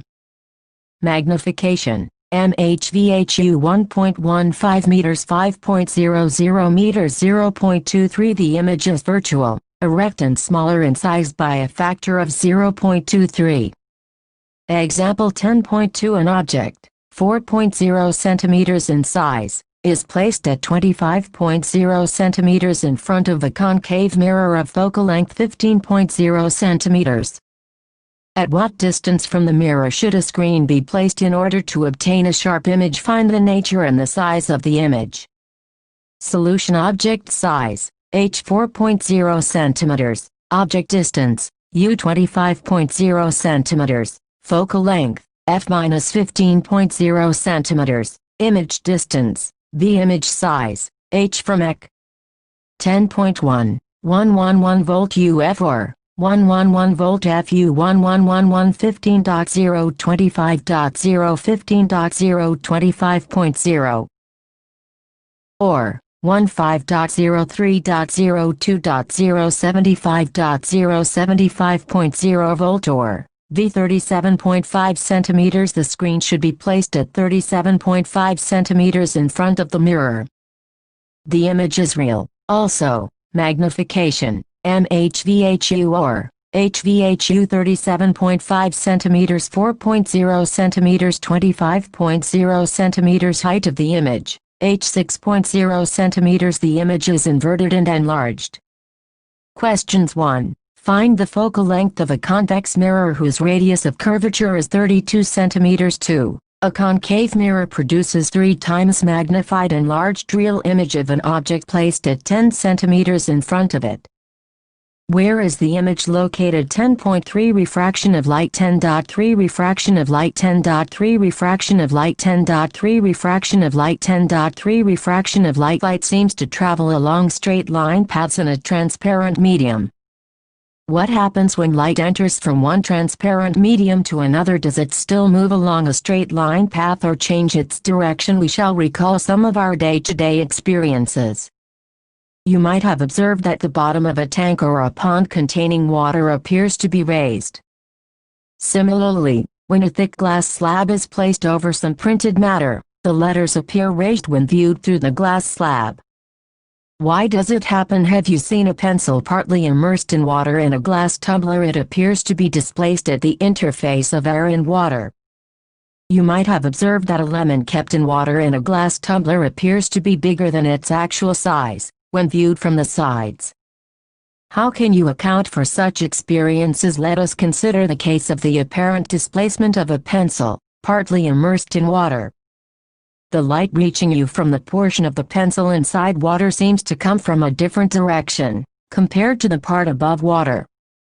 This makes the pencil appear to be displaced at the interface. For similar reasons, the letters appear to be raised, when seen through a glass slab placed over it. Does a pencil appear to be displaced to the same extent, if instead of water, we use liquids like kerosene or turpentine? Will the letters appear to rise to the same height if we replace a glass slab with a transparent plastic slab? You will find that the extent of the effect is different for different pair of media. These observations indicate that light does not travel in the same direction in all media. It appears that when traveling obliquely from one medium to another, the direction of propagation of light in the second medium changes. This phenomenon is known as refraction of light. Let us understand this phenomenon further by doing a few activities. Activity 10.7 Activity 10.7 Activity 10.7 Activity 10.7 Activity 10.7 And place a coin at the bottom of a bucket filled with water. And with your eye to a side above water, try to pick up the coin in one go. Did you succeed in picking up the coin? And repeat the activity. Why did you not succeed in doing it in one go? And ask your friends to do this. Compare your experience with theirs. Activity 10.8 Activity 10.8 Activity 10.8 Activity 10.8 Activity 10.8 And place a large shallow bowl on a table and put a coin in it. And move away slowly from the bowl. Stop when the coin just disappears from your sight and ask a friend to pour water gently into the bowl without disturbing the coin. And keep looking for the coin from your position. Does the coin becomes visible again from your position? How could this happen? The coin becomes visible again on pouring water into the bowl. The coin appears slightly raised above its actual position due to refraction of light. Activity 10.9 Activity 10.9 Activity 10.9 Activity 10.9 Activity 10.9 And draw a thick straight line in ink over a sheet of white paper placed on a table. And place a glass slab over the line in such a way that one of its edges makes an angle with the line. And look at the portion of the line under the slab from the sides. What do you observe? Does the line under the glass slab appear to be bent at the edges? And next, place the glass slab such that it is normal to the line. What do you observe now? Does the part of the line under the glass slab appear bent? And look at the line from the top of the glass slab. Does the part of the line, beneath the slab, appear to be raised? Why does this happen? 103. 1. Refraction through a rectangular glass slab. To understand the phenomenon of refraction of light through a glass slab, let us do an activity. In this activity, you will note, the light ray has changed its direction at points O and O. Note that both the points O and O lie on surfaces separating two transparent media. Draw a perpendicular NN to AB at O and another perpendicular MM to CD at O. The light ray at point O has entered from a rarer medium to a denser medium, that is, from air to glass. Note that the light ray has bent towards the normal. At O, the light ray has entered from glass to air, that is, from a denser medium to a rarer medium. The light here has bent away from the normal. Compare the angle of incidence with the angle of refraction at both refracting surfaces AB and CD, in figure 10.10. A ray EO is obliquely incident on surface AB, called incident ray. OO is the refracted ray and OH is the emergent ray. You may observe that the emergent ray is parallel to the direction of the incident ray. Why does it happen so? The extent of bending of a ray of light at the opposite parallel faces AB air glass interface and CD glass air interface of the rectangular glass slab is equal and opposite. This is why the ray emerges parallel to the incident ray. However, the light ray shifted sideward slightly. What happens when a light ray is incident normally to the interface of two media? Try and find out. Now you are familiar with the refraction of light. Refraction is due to change in the speed of light as it enters from one transparent medium to another. Experiments show that refraction of light occurs according to certain laws. Activity 10.10 Activity 10.10 Activity 10.10 Activity 10.10 Activity 10.10 And fix a sheet of white paper on a drawing board using drawing pins. And place a rectangular glass slab over the sheet in the middle and draw the outline of the slab with a pencil. Let us name the outline as ABCD and take 4 identical pins and fix 2 pins, say E and F, vertically such that the line joining the pins is inclined to the edge AB and look for the images of the pins E and F through the opposite edge. Fix 2 other pins, say G and H, such that these pins and the images of E and F lie on a straight line and remove the pins in the slab. And join the positions of tip of the pins E and F and produce the line up to AB. Let EF meet AB at O similarly. Join the positions of tip of the pins G and H and produce it up to the edge CD. Let HG meet CD at O and join O and O. Also produce EF up to P. As shown by a dotted line in figure 10.10. Figure 10.10 Figure 10.10 Figure 10.10 Figure 10.10 Figure 10.10 Refraction of light through a rectangular glass slab. The following are the laws of refraction of light. I. The incident ray, the refracted ray and the normal to the interface of two transparent media at the point of incidence, all lie in the same plane. 2. The ratio of sine of angle of incidence to the sine of angle of refraction is a constant, for the light of a given color and for the given pair of media. This law is also known as Snell's law of refraction. This is true for angle 0, I, 90 O if I is the angle of incidence and R is the angle of refraction. Then, since in I are constant 10.4, this constant value is called the refractive index of the second medium with respect to the first. Let us study about refractive index in some detail. 103. To the refractive index, you have already studied that a ray of light that travels obliquely from one transparent medium into another will change its direction in the second medium. The extent of the change in direction that takes place in a given pair of media may be expressed in terms of the refractive index, the constant appearing on the right-hand side of Act 10.4. The refractive index can be linked to an important physical quantity, the relative speed of propagation of light in different media. It turns out that light propagates with different speeds in different media. Light travels fastest in vacuum with speed of 3x 108 meters s1. In air, the speed of light is only marginally less, compared to that in vacuum. It reduces considerably in glass or water.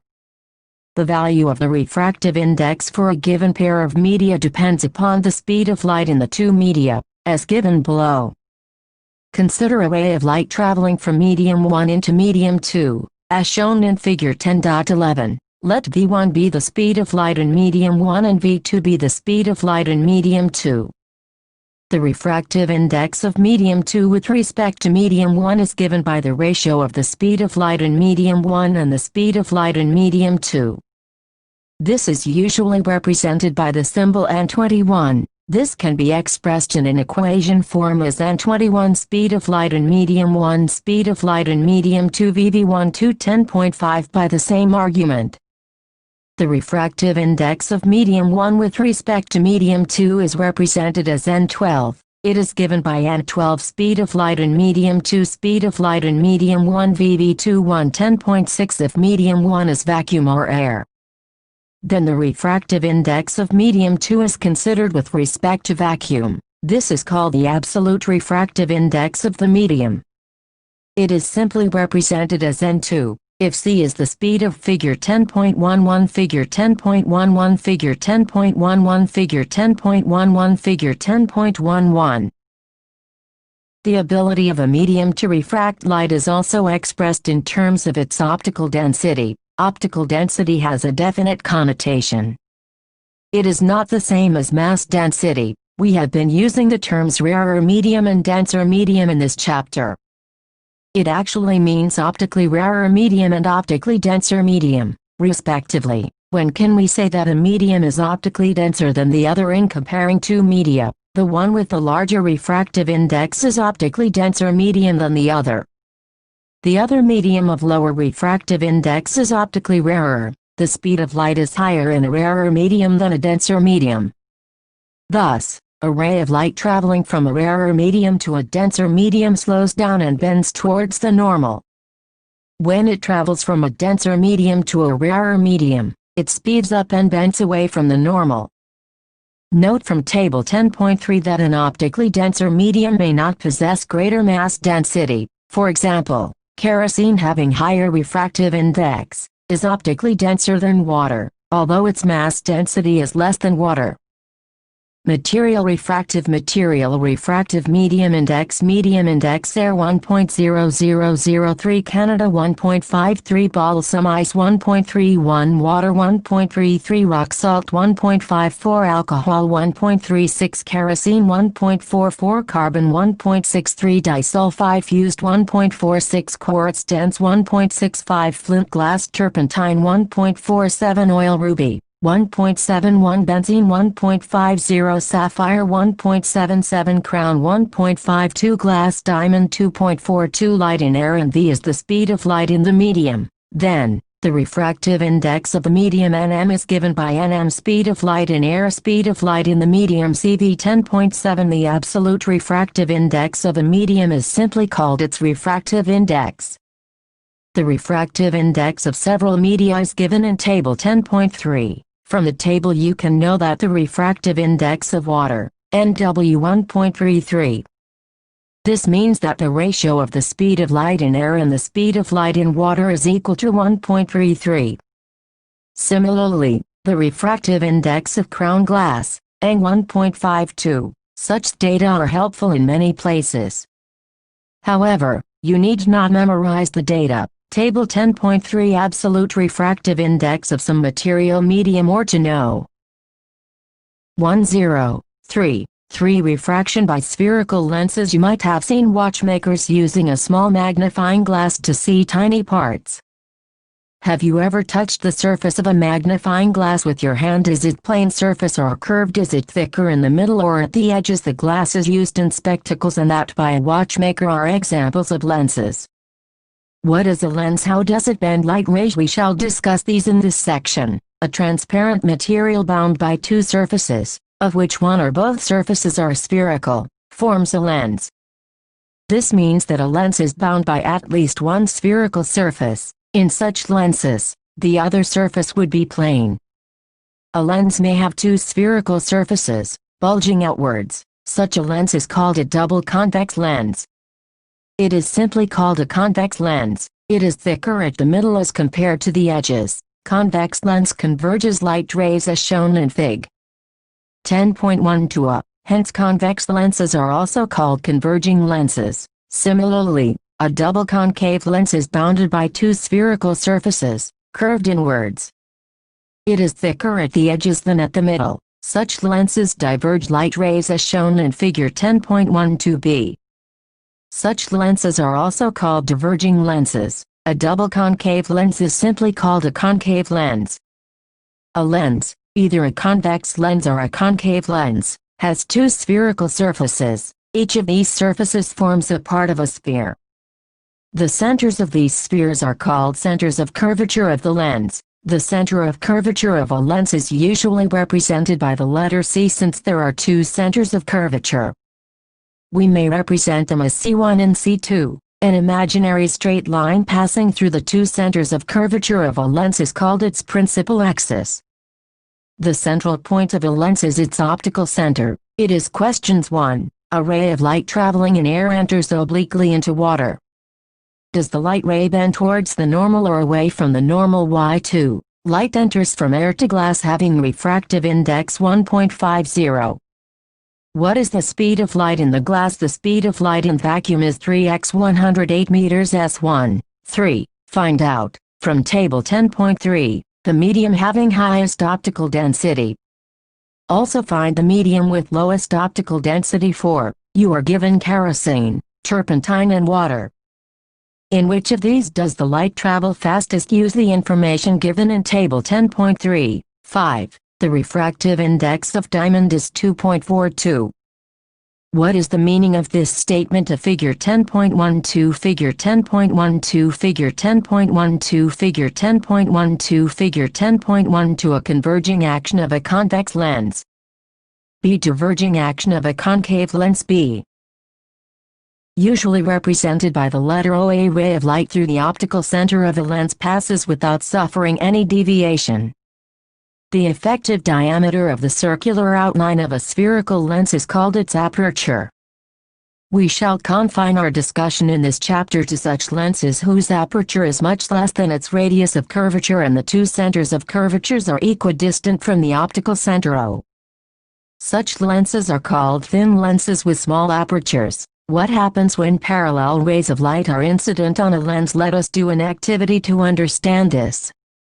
Activity 10.11 Activity 10.11 Activity 10.11 Activity 10.11 Activity 10.11 Caution: do not look at the sun directly or through a lens while doing this activity or otherwise. You may damage your eyes if you do so, and hold a convex lens in your hand. Direct it towards the sun and focus the light from the sun on a sheet of paper. Obtain a sharp right image of the sun and hold the paper and the lens in the same position for a while. Keep observing the paper. What happened? Why? Recall your experience in Activity 10.2. The paper begins to burn, producing smoke. It may even catch fire after a while. Why does this happen? The light from the sun constitutes parallel rays of light. These rays were converged by the lens at the sharp bright spot formed on the paper. In fact, the bright spot you got on the paper is a real image of the sun. The concentration of the sunlight at a point generated heat. This caused the paper to burn. Now, we shall consider rays of light parallel to the principal axis of a lens. What happens when you pass such rays of light through a lens? This is illustrated for a convex lens in Figure 10.12a and for a concave lens in Figure 10.12b. Observe Figure 10.12 carefully. Several rays of light parallel to the principal axis are falling on a convex lens. These rays, after refraction from the lens, are converging to a point on the principal axis. This point on the principal axis is called the principal focus of the lens. Let us see now the action of a concave lens. Observe Figure 10.12b carefully. Several rays of light parallel to the principal axis are falling on a concave lens. These rays, after refraction from the lens, are appearing to diverge from a point on the principal axis. This point on the principal axis is called the principal focus of the concave lens. If you pass parallel rays from the opposite surface of the lens, you get another principal focus on the opposite side. Letter F is usually used to represent principal focus. However, a lens has two principal foci. They are represented by F1 and F2. The distance of the principal focus from the optical center of a lens is called its focal length. The letter F is used to represent the focal length. How can you find the focal length of a convex lens? Recall the activity 10.11. In this activity, the distance between the position of the lens and the position of the image of the sun gives the approximate focal length of the lens. 103. 4 Image formation by lenses. Lenses form images by refracting light. How do lenses form images? What is their nature? Let us study this for a convex lens first. Activity 10.12 Activity 10.12 Activity 10.12 Activity 10.12 Activity 10.12 And take a convex lens. Find its approximate focal length in a way described in Activity 10.11. And draw 5 parallel straight lines, using chalk, on a long table such that the distance between the successive lines is equal to the focal length of the lens. And place the lens on a lens stand. Place it on the central line such that the optical center of the lens lies just over the line. And the two lines on either side of the lens correspond to F and to F of the lens respectively. Mark them with appropriate letters such as to F1, F1, F2 and to F2, respectively. And place a burning candle, far beyond to F1 to the left. Obtain a clear sharp image on a screen on the opposite side of the lens. And note down the nature, position and relative size of the image and repeat this activity by placing object just behind to F1. Between F1 and to F1 at F1, between F1 and O note down and tabulate your observations, the nature, position and relative size of the image formed by convex lens for various positions of the object is summarized in Table 10.4. Let us now do an activity to study the nature, position and relative size of the image formed by a concave lens. Table 10.4 Nature, position and relative size of the image formed by a convex lens for various positions of the object. Position of relative size of nature of object. The image at infinity at focus F2 highly diminished. Real and inverted point size beyond to F1 between F2 and to F2 diminished. Real and inverted at to F1 at to F2 same size. Real and inverted between F1 and to F1 beyond to F2 enlarged. Real and inverted at focus F1 at infinity infinitely large. Real and inverted, highly enlarged between focus F1 on the same side. Enlarged virtual and direct into the lens as the optical center of object. The summary of the above activity is given in Table 10.5 below. Activity 10.13 Activity 10.13 Activity 10.13 Activity 10.13 Activity 10.13 And take a concave lens. Place it on a lens stand and place a burning candle on one side of the lens and look through the lens from the other side and observe the image. Try to get the image on a screen, if possible. If not, observe the image directly through the lens. And note down the nature, relative size and approximate position of the image and move the candle away from the lens. Note the change in the size of the image. What happens to the size of the image when the candle is placed too far away from the lens? What conclusion can you draw from this activity? A concave lens will always give a virtual, erect and diminished image, irrespective of the position of the object. 103. 5. Image formation in lenses using ray diagrams. We can represent image formation by lenses using ray diagrams. Ray diagrams will also help us to study the nature, position and relative size of the image formed by lenses. For drawing ray diagrams in lenses, alike of spherical mirrors, we consider any two of the following rays. A ray of light from the object parallel to the principal axis, after refraction from a convex lens, passes through the principal focus on the other side of the lens, as shown in Fig. 10.13a. In case of a concave lens, the ray appears to diverge from the principal focus located on the same side of the lens, as shown in Fig. 10.13b. A B Table 10.5 Nature. Position and relative size of the image formed by a concave lens for various positions of the object. Position of relative size of nature of object. The image at infinity at focus f1 highly diminished.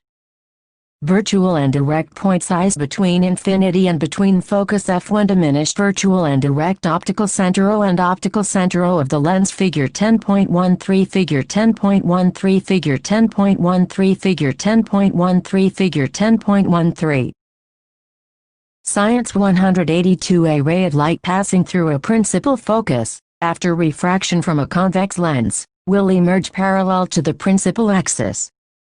This is shown in Figure 10.14a. A ray of light appearing to meet at the principal focus of a concave lens, after refraction, will emerge parallel to the principal axis.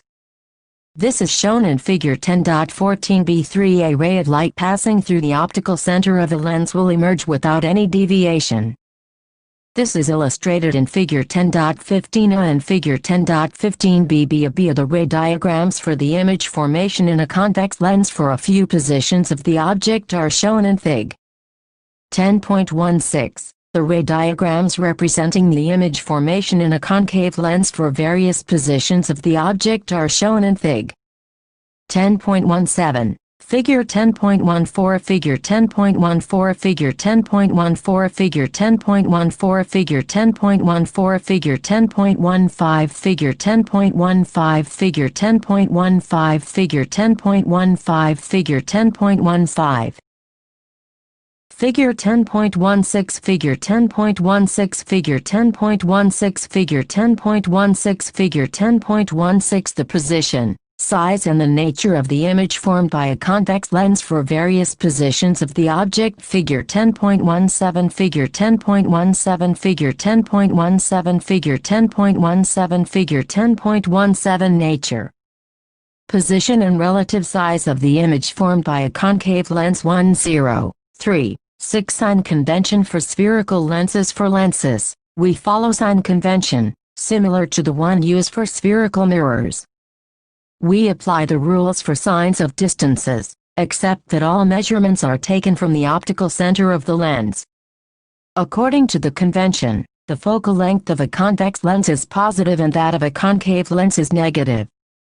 You must take care to apply appropriate signs for the values of u, v, f, object height h and image height h.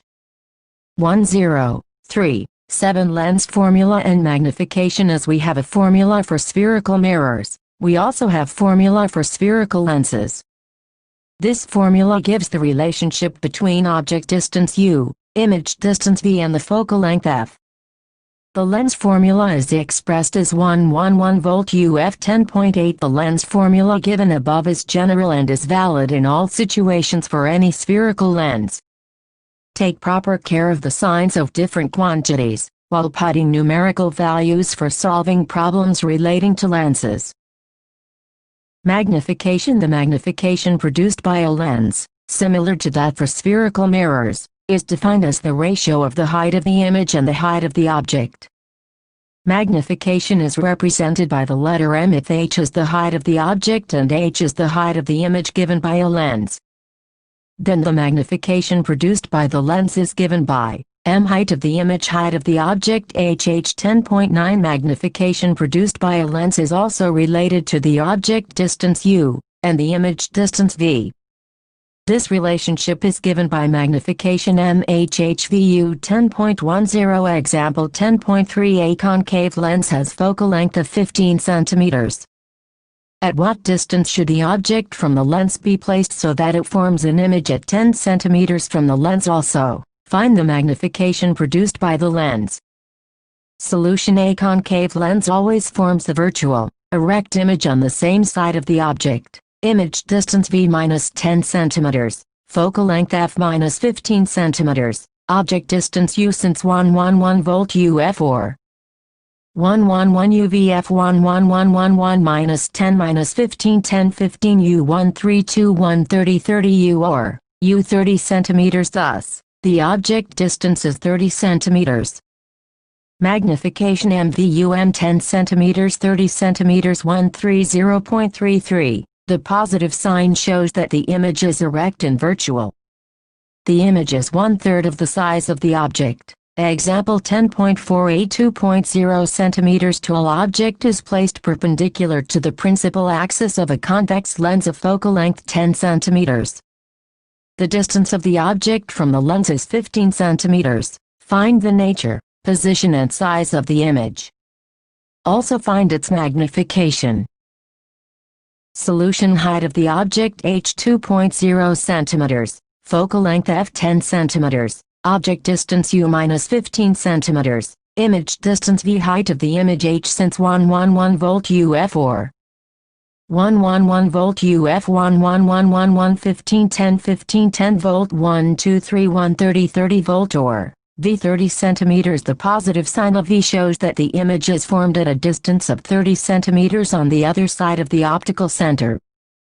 The image is real and inverted. Magnification MHVHU or HHVU. Height of the image h 2.0 30 minus 15 4.0 cm. Magnification MVU or 30 cm to 15 cm. M. The negative signs of M and H show that the image is inverted and real. It is formed below the principal axis. Thus, a real, inverted image, 4 cm tall, is formed at a distance of 30 cm on the other side of the lens.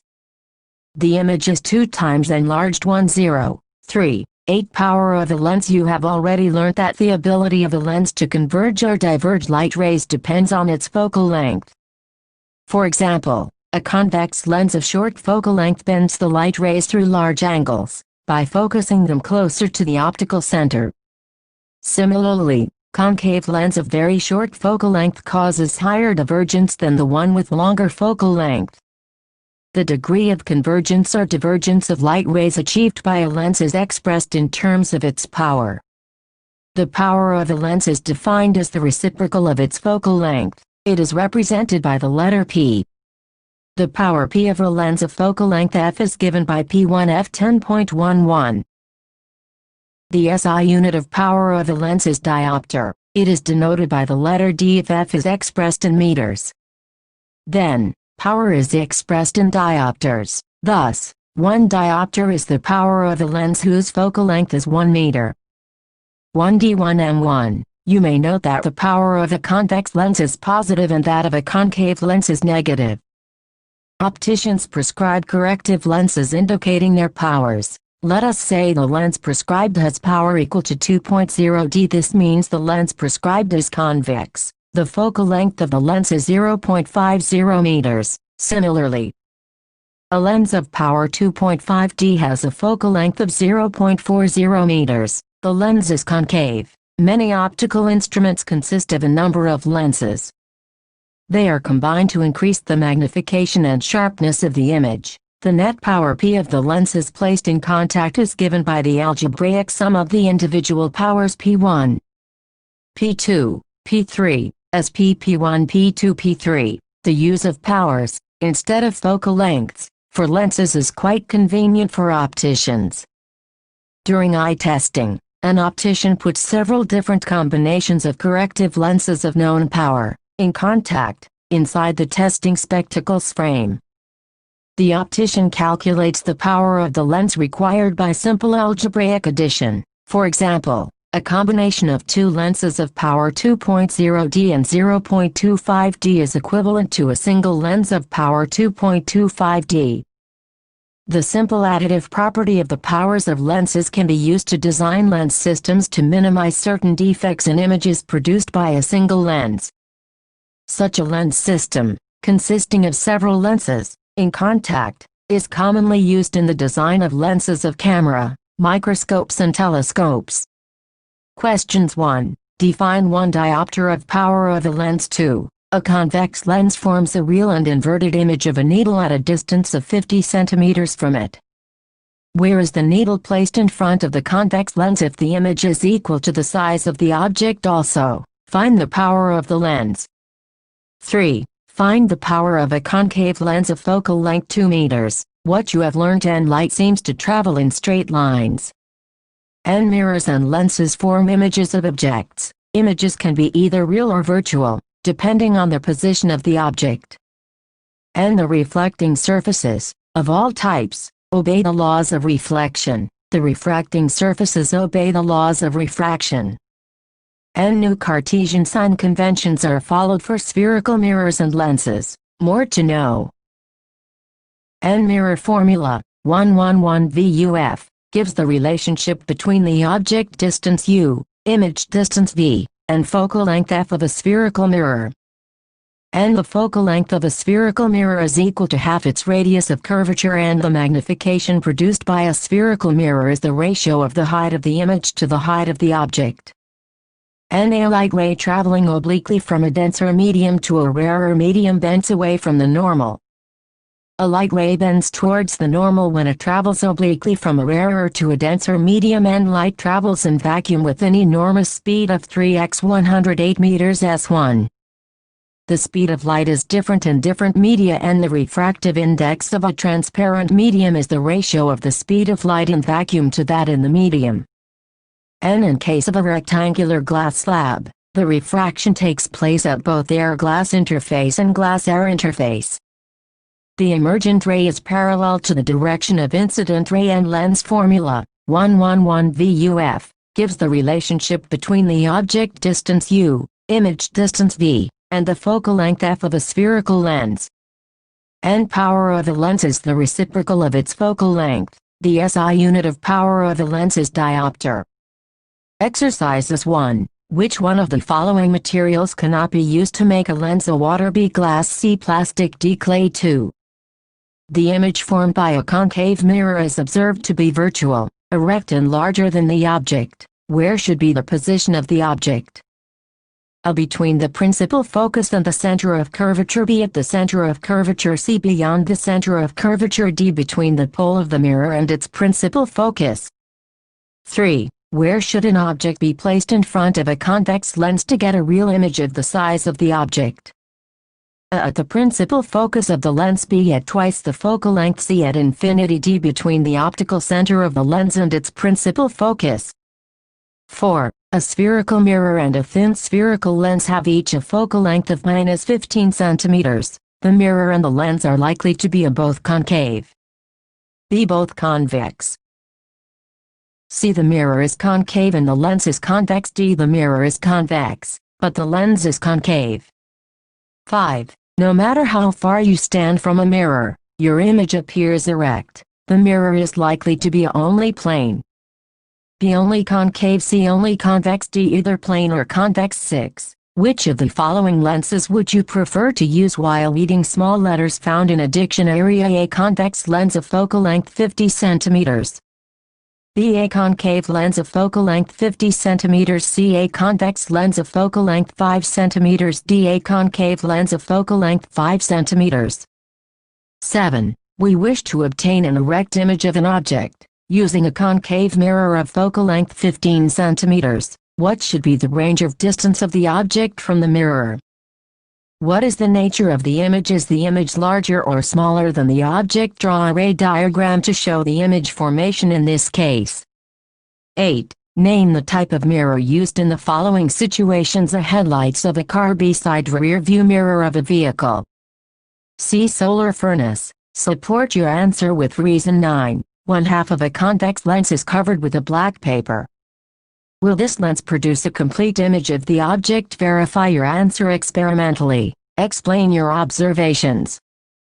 10. An object 5 cm in length is held 25 cm away from a converging lens of focal length 10 cm. Draw the ray diagram and find the position, size and the nature of the image formed. 11. A concave lens of focal length 15 cm forms an image 10 cm from the lens. How far is the object placed from the lens? Draw the ray diagram. 12. An object is placed at a distance of 10 cm from a convex mirror of focal length 15 cm. Find the position and nature of the image.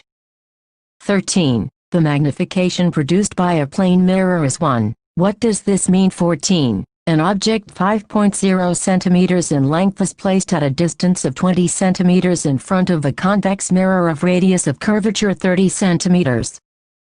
Find the position of the image, its nature and size. 15. An object of size 7.0 cm is placed at 27 cm in front of a concave mirror of focal length 18 cm. At what distance from the mirror should a screen be placed, so that a sharp focused image can be obtained? Find the size and the nature of the image. 16. Find the focal length of a lens of power 2.0D. What type of lens is this? 17. A doctor has prescribed a corrective lens of power 1.5D. Find the focal length of the lens. Is the prescribed lens diverging or converging? The human eye and the colorful world. 11. Chapter you have studied in the previous chapter about refraction of light by lenses. You also studied the nature, position and relative size of images formed by lenses. How can these ideas help us in the study of the human eye? The human eye uses light and enables us to see objects around us. It has a lens in its structure. What is the function of the lens in a human eye? How do the lenses used in spectacles correct defects of vision? Let us consider these questions in this chapter. We have learned in the previous chapter about light and some of its properties. In this chapter, we shall use these ideas to study some of the optical phenomena in nature. We shall also discuss about rainbow formation, splitting of white light and blue color of the sky. 11.1 The human eye. The human eye is one of the most valuable and sensitive sense organs. It enables us to see the wonderful world and the colors around us. On closing the eyes, we can identify objects to some extent by their smell, taste, sound they make or by touch. It is, however, impossible to identify colors while closing the eyes. Thus, of all the sense organs, the human eye is the most significant one as it enables us to see the beautiful, colorful world around us. The human eye is like a camera. Its lens system forms an image on a light-sensitive screen called the retina. Light enters the eye through a thin membrane called the cornea. It forms the transparent bulge on the front surface of the eyeball as shown in Fig. 11.1. The eyeball is approximately spherical in shape with a diameter of about 2.3 centimeters. Most of the refraction for the light rays entering the eye occurs at the outer surface of the cornea. The crystalline lens merely provides the finer adjustment of focal length required to focus objects at different distances on the retina. We find the structure called iris behind the cornea. Iris is a dark muscular diaphragm that controls the size of the pupil. The pupil regulates and controls the amount of light. Figure 11.1 Figure 11.1 Figure 11.1 Figure 11.1 Figure 11.1 The human eye. Entering the eye lens forms an inverted real image of the object on the retina. The retina is a delicate membrane having enormous number of light-sensitive cells. The light-sensitive cells get activated upon illumination and generate electrical signals. These signals are sent to the brain via the optic nerves. The brain interprets these signals, and finally, processes the information so that we perceive objects as they are. Do you know damage to or malfunction of any part of the visual system can lead to significant loss of visual functioning? For example, if any of the structures involved in the transmission of light, like the cornea, pupil, eye lens, aqueous humor and vitreous humor, or those responsible for conversion of light to electrical impulse, like the retina or even the optic nerve that transmits these impulses to the brain, is damaged, It will result in visual impairment. You might have experienced that you are not able to see objects clearly for some time when you enter from bright light to a room with dim light. After some time, however, you may be able to see things in the dim lit room. The pupil of an eye acts like a variable aperture whose size can be varied with the help of the iris. When the light is very bright, the iris contracts the pupil to allow less light to enter the eye. However, in dim light the iris expands the pupil to allow more light to enter the eye. Thus, the pupil opens completely through the relaxation of the iris. 1 power of accommodation. The eye lens is composed of a fibrous, jelly-like material. Its curvature can be modified to some extent by the ciliary muscles. The change in the curvature of the eye lens can thus change its focal length. When the muscles are relaxed, the lens becomes thin. Thus, its focal length increases. This enables us to see distant objects clearly. When you are looking at objects closer to the eye, the ciliary muscles contract. This increases the curvature of the eye lens. The eye lens then becomes thicker. Consequently, the focal length of the eye lens decreases. This enables us to see nearby objects clearly. The ability of the eye lens to adjust its focal length is called accommodation. However, the focal length of the eye lens cannot be decreased below a certain minimum limit. Try to read a printed page by holding it very close to your eyes. You may see the image being blurred or feel strain in the eye. To see an object comfortably and distinctly, you must hold it at about 25 centimeters from the eyes. The minimum distance, at which objects can be seen most distinctly without strain, is called the least distance of distinct vision. It is also called the near point of the eye. For a young adult with normal vision, the near point is about 25 centimeters. The farthest point up to which the eye can see objects clearly is called the far point of the eye. It is infinity for a normal eye. You may note here a normal eye can see objects clearly that are between 25 centimeters and infinity. Sometimes, the crystalline lens of people at old age becomes milky and cloudy. This condition is called cataract. This causes partial or complete loss of vision. It is possible to restore vision through a cataract surgery. Why do we have two eyes for vision and not just one? There are several advantages of our having two eyes instead of one. It gives a wider field of view. A human being has a horizontal field of view of about 150 degrees with one eye and of about 180 degrees with two eyes. The ability to detect faint objects is, of course, enhanced with two detectors instead of one. Some animals, usually prey animals, have their two eyes positioned on opposite sides of their heads to give the widest possible field of view. But our two eyes are positioned on the front of our heads, and it thus reduces our field of view in favor of what is called stereopsis. Shut one eye and the world looks flat, two-dimensional. Keep both eyes open and the world takes on the third dimension of depth. Because our eyes are separated by a few centimeters, each eye sees a slightly different image. Our brain combines the two images into one, using the extra information to tell us how close or far away things are. 11.2 Defects of vision and their correction. 11.2 Defects of vision and their correction. 11.2 Defects of vision and their correction. 11.2 Defects of vision and their correction. 11.2 Defects of vision and their correction. Sometimes, the eye may gradually lose its power of accommodation. In such conditions, the person cannot see the objects distinctly and comfortably. The vision becomes blurred due to the refractive defects of the eye. There are mainly three common refractive defects of vision. These are eye myopia or nearsightedness, 2 hypermetropia or farsightedness, and 3 presbyopia. These defects can be corrected by the use of suitable spherical lenses. We discuss below these defects and their correction. Myopia. Myopia is also known as nearsightedness. A person with myopia can see nearby objects clearly but cannot see distant objects distinctly. A person with this defect has the far point nearer than infinity. Such a person may see clearly up to a distance of a few meters. In a myopic eye, the image of a distant object is formed in front of the retina, figure 11.2b, and not at the retina itself. This defect may arise due to excessive curvature of the eye lens, or to elongation of the eyeball. This defect can be corrected by using a concave lens of suitable power. This is illustrated in Fig. 11.2c. A concave lens of suitable power will bring the image back onto the retina and thus the defect is corrected. Do you know Figure 11.2? Figure 11.2 Figure 11.2 Figure 11.2 Figure 11.2 A. B. The myopic eye, and C. Correction for myopia with a concave lens.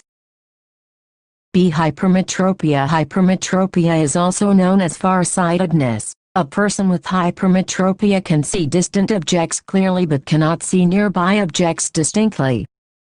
The near point, for the person, is farther away from the normal near point 25 centimeters. Such a person has to keep a reading material much beyond 25 centimeters from the eye for comfortable reading. This is because the light rays from a colossal B object are focused at a point behind the retina as shown in Fig. 11.3b. This defect arises either because the focal length of the eye lens is too long, or the eyeball has become too small. This defect can be corrected by using a convex lens of appropriate power. This is illustrated in Fig. 11.3c. Eyeglasses with converging lenses provide the additional focusing power required for forming the image on the retina. C. Presbyopia. The power of accommodation of the eye usually decreases with aging. For most people, the near point gradually recedes away. They find it difficult to see nearby objects comfortably and distinctly without corrective eyeglasses. This defect is called presbyopia. It arises due to the gradual weakening of the ciliary muscles and diminishing flexibility of the eye lens. Sometimes, a person may suffer from both myopia and hypermetropia. Such people often require bifocal lenses. A common type of bifocal lenses consists of both concave and convex lenses. The upper portion consists of a concave lens. It facilitates distant vision. The lower part is a convex lens. It facilitates near vision. These days, it is possible to correct the refractive defects with contact lenses or through surgical interventions. Figure 11.3 Figure 11.3 Figure 11.3 Figure 11.3 Figure 11.3 A. B. The hypermetropic eye, and C. Correction for hypermetropia and near point of a hypermetropic eye. And near point of a normal eye. Questions 1. What is meant by power of accommodation of the eye? 2. A person with a myopic eye cannot see objects beyond 1.2 meters distinctly. What should be the type of the corrective lens used to restore proper vision? 3. What is the far point and near point of the human eye with normal vision? 4. A student has difficulty reading the blackboard while sitting in the last row. What could be the defect the child is suffering from? How can it be corrected? Think it over. You talk of wondrous things you see. You say the sun shines bright, I feel warm. But how can we make it day or night? See Sibber. Do you know that our eyes can live even after our death by donating our eyes after we die?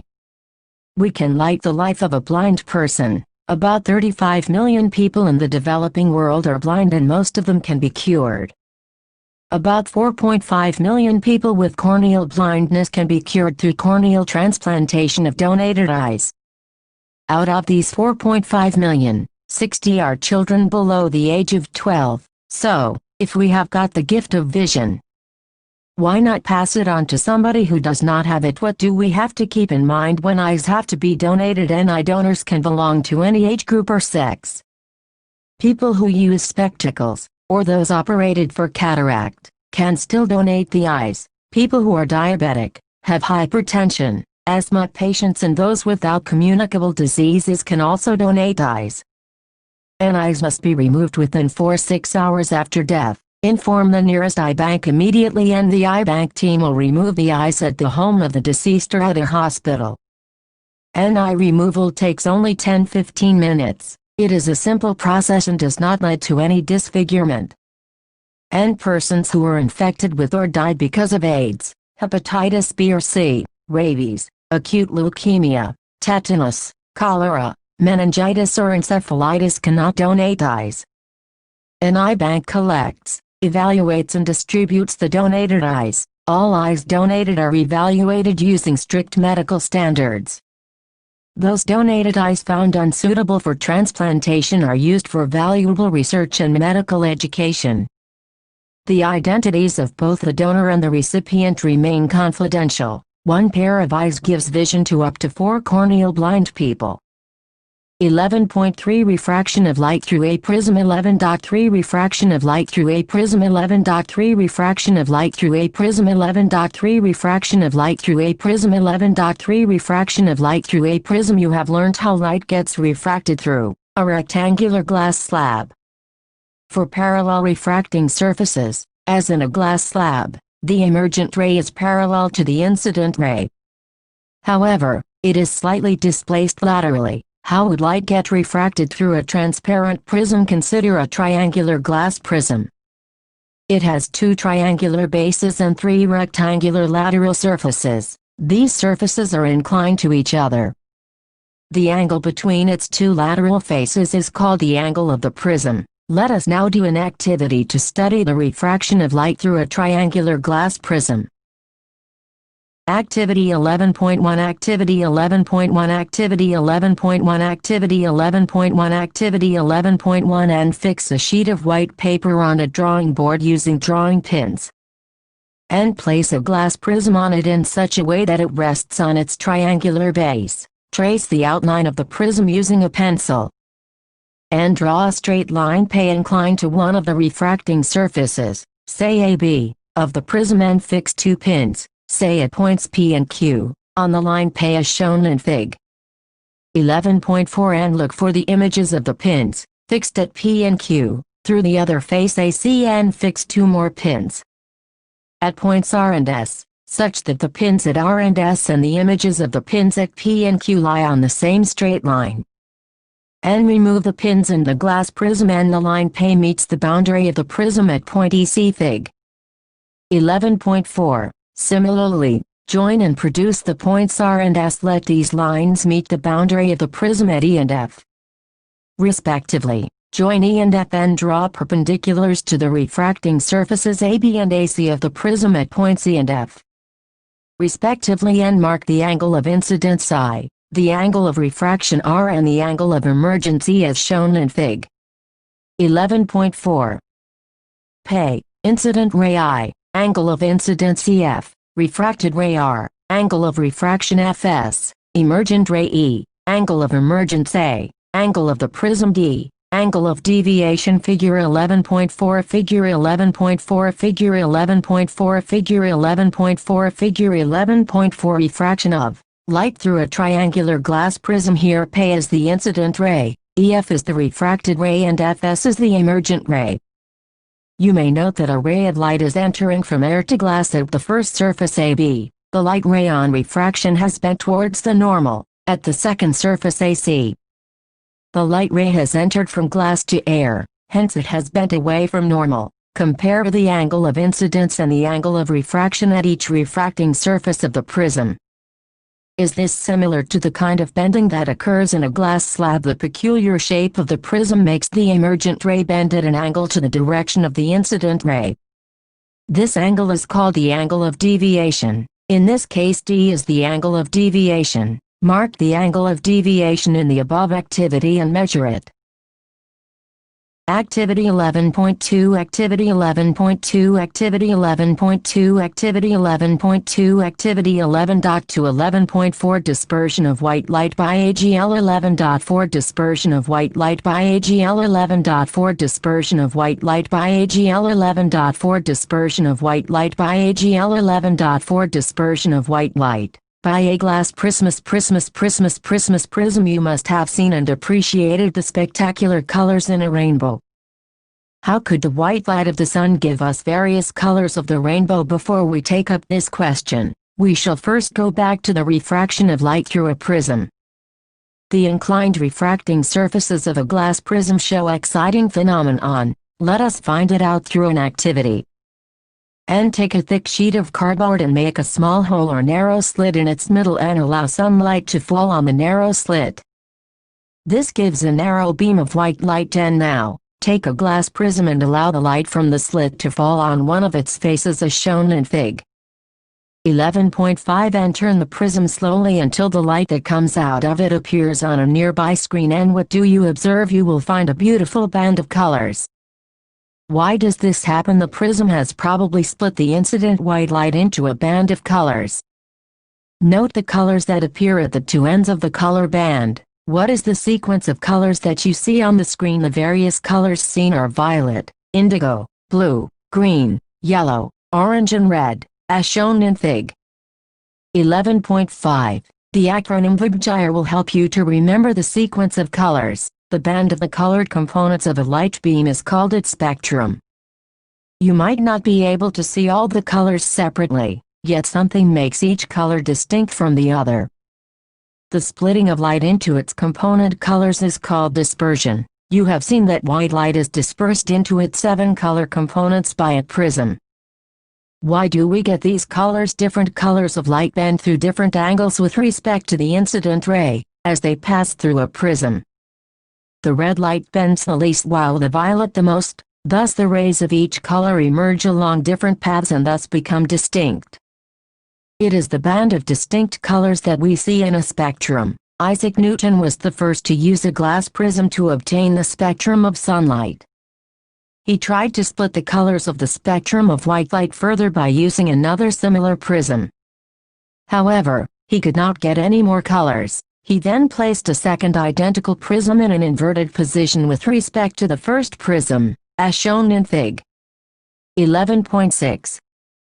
This figure 11.5 figure 11.5 figure 11.5 figure 11.5 figure 11.5 dispersion of white light by the glass prism figure 11.6 figure 11.6 figure 11.6 figure 11.6 figure 11.6 recombination of the spectrum of white light.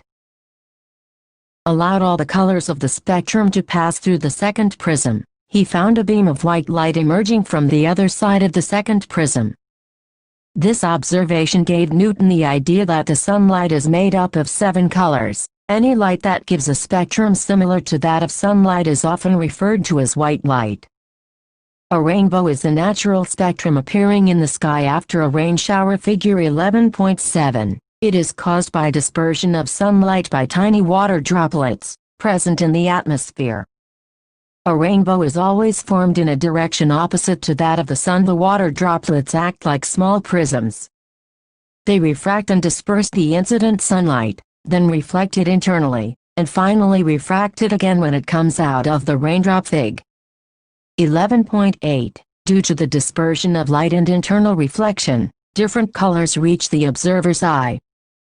You can also see a rainbow on a sunny day when you look at the sky through a waterfall or through a water fountain, with the sun behind you. 11.5 Atmospheric refraction. You might have observed the apparent random wavering or flickering of objects seen through a turbulent stream of hot air rising above a fire or a radiator. The air just above the fire becomes hotter than the air further up. The hotter air is lighter, less dense than the cooler air above it, and has a refractive index slightly less than that of the cooler air. Since the physical conditions of the refracting medium air are not stationary, the apparent position of the object, as seen through the hot air, fluctuates. This wavering is thus an effect of atmospheric refraction of light by the Earth's atmosphere on a small scale in our local environment. The twinkling of stars is a similar phenomenon on a much larger scale. Let us see how we can explain it. Twinkling of stars. The twinkling of a star is due to atmospheric refraction of starlight. The starlight, on entering the Earth's atmosphere, undergoes refraction continuously before it reaches the Earth. The atmospheric refraction occurs in a medium of gradually changing refractive index. Since the atmosphere bends starlight towards the normal, the apparent position of the star is slightly different from its actual position.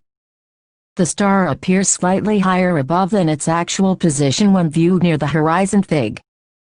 11.9. Further, this apparent position of the star is not stationary, but keeps on changing slightly, since the physical conditions of the Earth's atmosphere are not stationary, as was the case in the previous paragraph.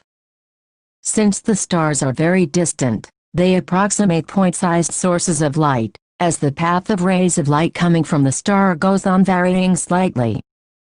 The apparent position of the star fluctuates and the amount of Figure 11.7 Figure 11.7 Figure 11.7 Figure 11.7 Figure 11.7 Rainbow in the sky Figure 11.9 Figure 11.9 Figure 11.9 Figure 11.9 Figure 11.9 Apparent star position due to atmospheric refraction. Figure 11.8 Figure 11.8 Figure 11.8 Figure 11.8 Figure 11.8 Rainbow formation sunlight raindrop. Figure 11.10 Figure 11.10 Figure 11.10 Figure 11.10 Figure 11.10 Atmospheric refraction effects at sunrise and sunset. Starlight entering the eye flickers, the star sometimes appears brighter, and at some other time, fainter, which is the twinkling effect. Why don't the planets twinkle? The planets are much closer to the Earth, and are thus seen as extended sources. If we consider a planet as a collection of a large number of point-sized sources of light, the total variation in the amount of light entering our eye from all the individual point-sized sources will average out to zero, thereby nullifying the twinkling effect. Advanced sunrise and delayed sunset. The sun is visible to us about 2 minutes before the actual sunrise, and about 2 minutes after the actual sunset because of atmospheric refraction. By actual sunrise, we mean the actual crossing of the horizon by the sun. Figure 11.10 shows the actual and apparent positions of the sun with respect to the horizon. The time difference between actual sunset and the apparent sunset is about 2 minutes. The apparent flattening of the sun's disk at sunrise and sunset is also due to the same phenomenon. 11.6 Scattering of light. The interplay of light with objects around us gives rise to several spectacular phenomena in nature. The blue color of the sky, color of water in deep sea, the reddening of the sun at sunrise and the sunset are some of the wonderful phenomena we are familiar with. In the previous class, you have learned about the scattering of light by colloidal particles. The path of a beam of light passing through a true solution is not visible. However, its path becomes visible through a colloidal solution where the size of the particles is relatively larger. 1.1.6. 1 Tyndall effect. The Earth's atmosphere is a heterogeneous mixture of minute particles. These particles include smoke, tiny water droplets, suspended particles of dust and molecules of air. When a beam of light strikes such fine particles, the path of the beam becomes visible. The light reaches us, after being reflected diffusely by these particles. The phenomenon of scattering of light by the colloidal particles gives rise to Tyndall effect, which you have studied in Class 9. This phenomenon is seen when a fine beam of sunlight enters a smoke-filled room through a small hole. Thus, scattering of light makes the particles visible. Tyndall effect can also be observed when sunlight passes through a canopy of a dense forest. Here, tiny water droplets in the mist scatter light. The color of the scattered light depends on the size of the scattering particles.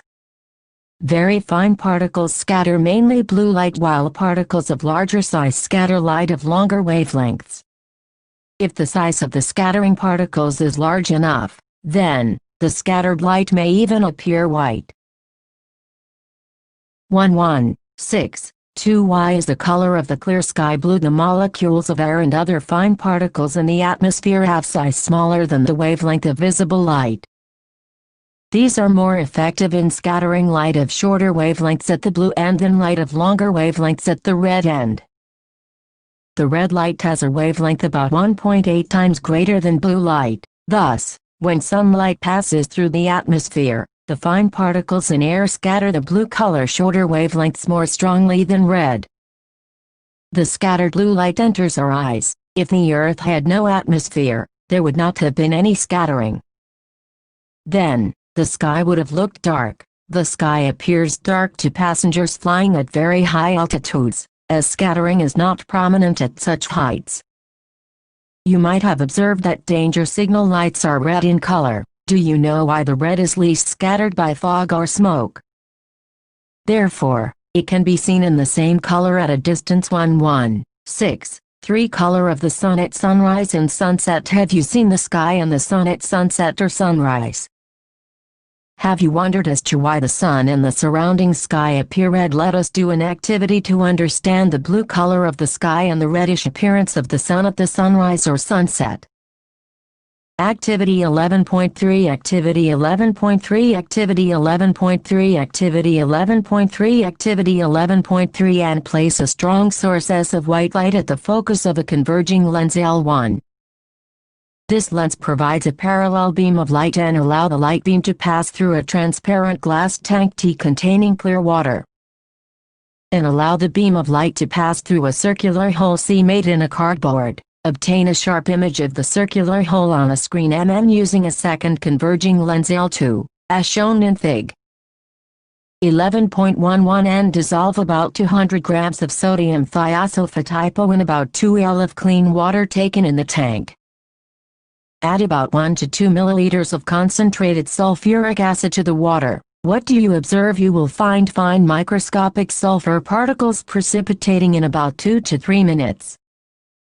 As the sulfur particles begin to form, you can observe the blue light from the 3 sides of the glass tank. This is due to scattering of short wavelengths by minute colloidal sulfur particles. Observe the color of the transmitted light from the 4th side of the glass tank facing the circular hole. It is interesting to observe at first the orange-red color and then bright crimson-red color on the screen. Figure 11.11 Figure 11.11 Figure 11.11 Figure 11.11 Figure 11.11 An arrangement for observing scattering of light in colloidal solution. This activity demonstrates the scattering of light that helps you to understand the bluish color of the sky and the reddish appearance of the sun at the sunrise or the sunset. Light from the sun near the horizon passes through thicker layers of air and larger distance in the Earth's atmosphere before reaching our eyes. Fig. 11.12. However, light from the sun overhead would travel relatively shorter distance. At noon, the sun appears white as only a little of the blue and violet colors are scattered. Near the horizon, most of the blue light and shorter wavelengths are scattered away by the particles. Therefore, the light that reaches our eyes is of longer wavelengths. This gives rise to the reddish appearance of the sun. Figure 11.12 Figure 11.12 Figure 11.12 Figure 11.12 Figure 11.12 Reddening of the sun at sunrise and sunset, which you have learned, and the ability of the eye to focus on both near and distant objects by adjusting its focal length, is called the accommodation of the eye, and the smallest distance at which the eye can see objects clearly without strain is called the near point of the eye, or the least distance of distinct vision. For a young adult with normal vision, it is about 25 centimeters, and the common refractive defects of vision include myopia, hypermetropia and presbyopia. Myopia, short-sightedness. The image of distant objects is focused before the retina is corrected by using a concave lens of suitable power. Hypermetropia, farsightedness. The image of nearby objects is focused beyond the retina is corrected by using a convex lens of suitable power. The eye loses its power of accommodation at old age, and the splitting of white light into its component colors is called dispersion. And scattering of light causes the blue color of sky and the reddening of the sun at sunrise and sunset. Exercise. Electricity 12 Chapter Electricity has an important place in modern society. It is a controllable and convenient form of energy for a variety of uses in homes, schools, hospitals, industries and so on. What constitutes electricity? How does it flow in an electric circuit? What are the factors that control or regulate the current through an electric circuit? In this chapter, we shall attempt to answer such questions. We shall also discuss the heating effect of electric current and its applications. 12.1 Electric current and circuit. 12.1 Electric current and circuit. 12.1 Electric current and circuit. 12.1 Electric current and circuit. 12.1 Electric current and circuit. We are familiar with air current and water current.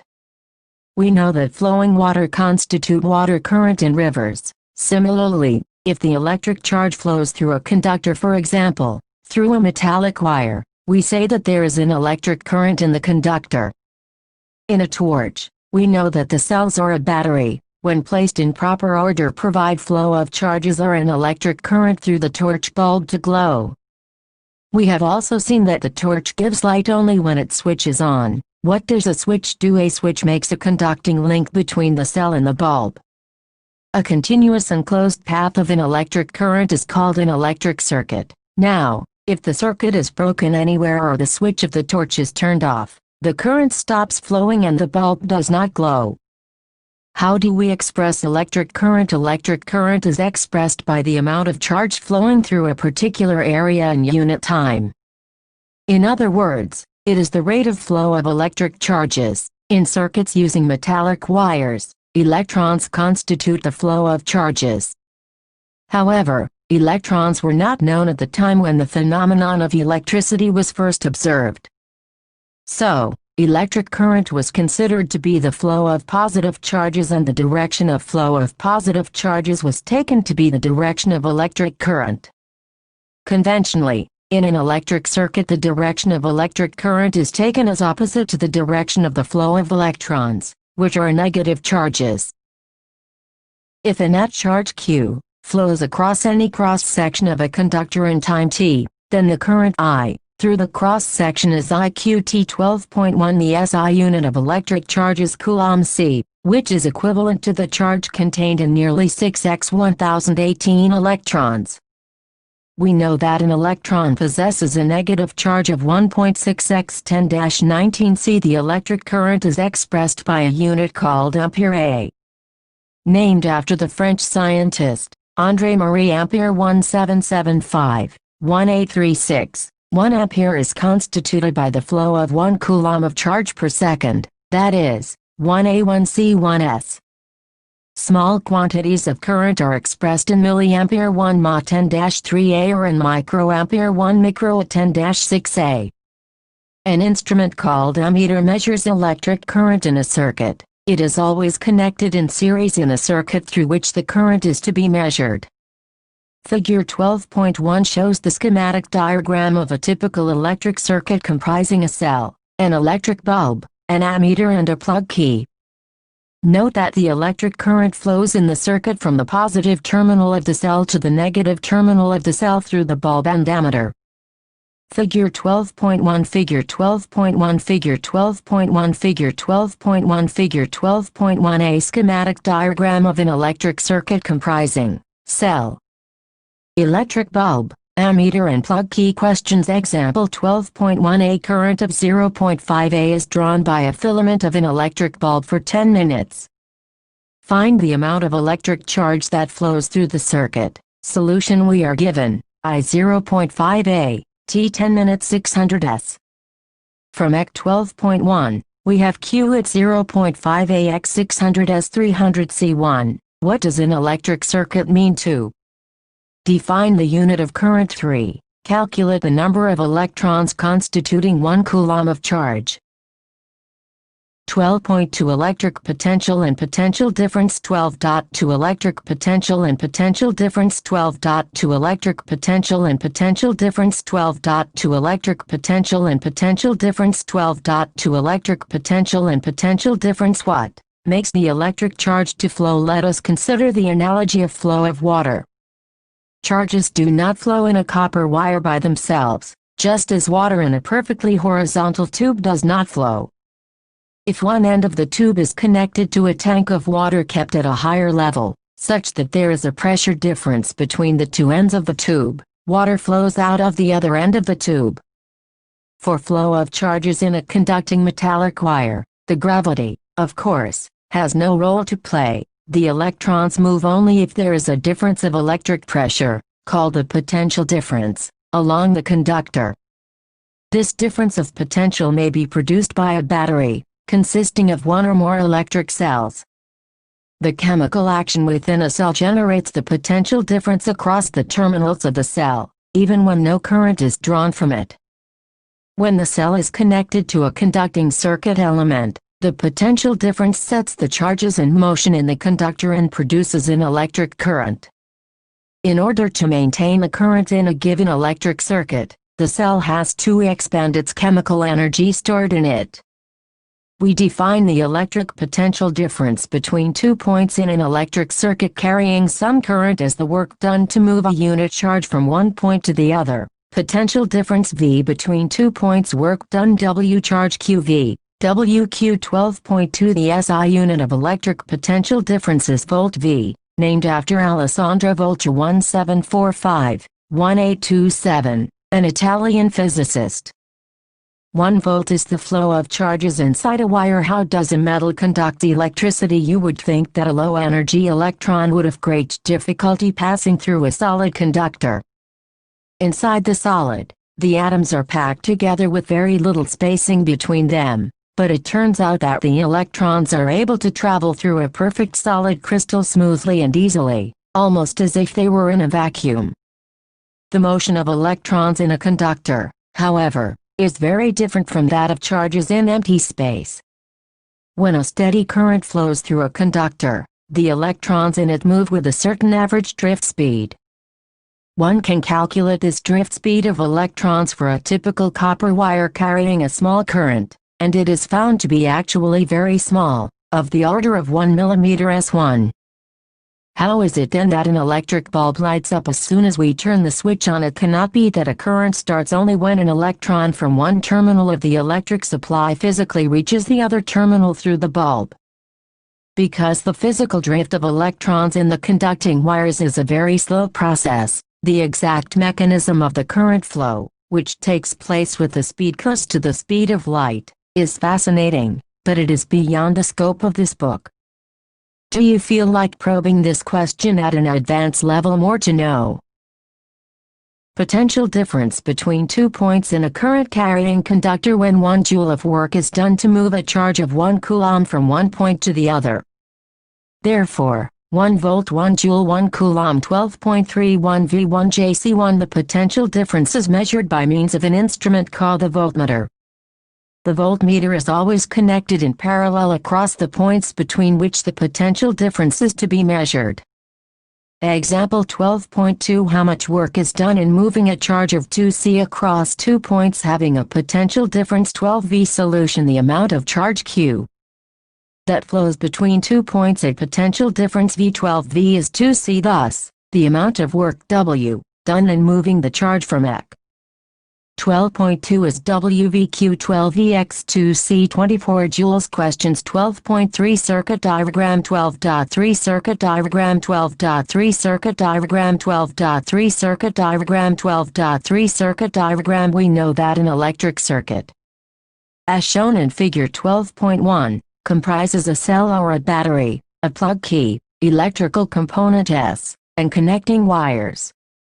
It is often convenient to draw a schematic diagram, in which different components of the circuit are represented by the symbols conveniently used. Conventional symbols used to represent some of the most commonly used electrical components are given in Table 12.1. 1. Name a device that helps to maintain a potential difference across a conductor. 2. What is meant by saying that the potential difference between 2 points is 1 V. 3. How much energy is given to each coulomb of charge passing through a 6V battery? Chromium, manganese, and iron metals. Figure 12.3 Figure 12.3 Figure 12.3 Figure 12.3 Figure 12.3 VI graph for a nichrome wire. A straight line plot shows that as the current through a wire increases, the potential difference across the wire increases linearly. This is Ohm's law. S number of cells current through potential difference VI no used in the nichrome across the volt-ampere circuit wire. I nichrome ampere wire, V volt 112233444. In this activity, you will find that approximately the same value for VI is obtained in each case. Thus the VI graph is a straight line that passes through the origin of the graph, as shown in Fig. 12.3. Thus, VI is a constant ratio. In 1827, a German physicist Georg Simon Ohm 1787-1854 found out the relationship between the current I flowing in a metallic wire and the potential difference across its terminals. The potential difference, V, across the ends of a given metallic wire in an electric circuit is directly proportional to the current flowing through it, provided its temperature remains the same. This is called Ohm's law. In other words, VI 12.4 or VI constant R or VIR 12.5 in EC 12.4. R is a constant for the given metallic wire at a given temperature and is called its resistance. It is the property of a conductor to resist the flow of charges. Figure 12.2 Figure 12.2 Figure 12.2 Figure 12.2 Figure 12.2 Electric circuit for studying Ohm's law, and first use only one cell as the source in the circuit. Note the reading in the ammeter I for the current and reading of the voltmeter V for the potential difference across the nichrome wire XY in the circuit. Tabulate them in the table given. And next connect two cells in the circuit and note the respective readings of the ammeter and voltmeter for the values of current through the nichrome wire and potential difference across the nichrome wire. And repeat the above steps using 3 cells and then 4 cells in the circuit separately, and calculate a ratio of V to I for each pair of potential difference V and current I, and plot a graph between V and I. And observe the nature of the graph. Through it, its SI unit is ohm, represented by the Greek letter omega, according to Ohm's law. RVI 12.6 if the potential difference across the two ends of a conductor is 1V and the current through it is 1A. Then the resistance R of the conductor is 1 Greek letter omega, that is, 1 ohm 1 volt 1 ampere. Also from EC 12.5 we get IVR 12.7. It is obvious from EC 12.7 that the current through a resistor is inversely proportional to its resistance. If the resistance is doubled, the current gets halved. In many practical cases it is necessary to increase or decrease the current in an electric circuit. A component used to regulate current without changing the voltage source is called variable resistance. In an electric circuit, a device called rheostat is often used to change the resistance in the circuit. We will now study about electrical resistance of a conductor with the help of following activity. Activity 12.2 Activity 12.2 Activity 12.2 Activity 12.2 Activity 12.2 And take a nichrome wire, a torch bulb, a 10-watt bulb and an ammeter 0.5A range, a plug key and some connecting wires. And set up the circuit by connecting 4 dry cells of 1.5V each in series with the ammeter, leaving a gap XY in the circuit, as shown in Fig. 12.4. Figure 12.4 Figure 12.4 Figure 12.4 Figure 12.4 Figure 12.4 And complete the circuit by connecting the nichrome wire in the gap XY. Plug the key. Note down the ammeter reading. Take out the key from the plug. Note: always take out the key from the plug after measuring the current through the circuit, and replace the nichrome wire with the torch bulb in the circuit and find the current through it by measuring the reading of the ammeter. And now repeat the above step with the 10-watt bulb in the gap XY. And are the ammeter readings different for different components connected in the gap XY? What do the above observations indicate? And you may repeat this activity by keeping any material component in the gap. Observe the ammeter readings in each case. Analyze the observations. In this activity we observe that the current is different for different components. Why do they differ? Certain components offer an easy path for the flow of electric current while the others resist the flow. We know that motion of electrons in an electric circuit constitutes an electric current. The electrons, however, are not completely free to move within a conductor. They are restrained by the attraction of the atoms among which they move. Thus, motion of electrons through a conductor is retarded by its resistance. A component of a given size that offers a low resistance is a good conductor. A conductor having some appreciable resistance is called a resistor. A component of identical size that offers a higher resistance is a poor conductor. An insulator of the same size offers even higher resistance.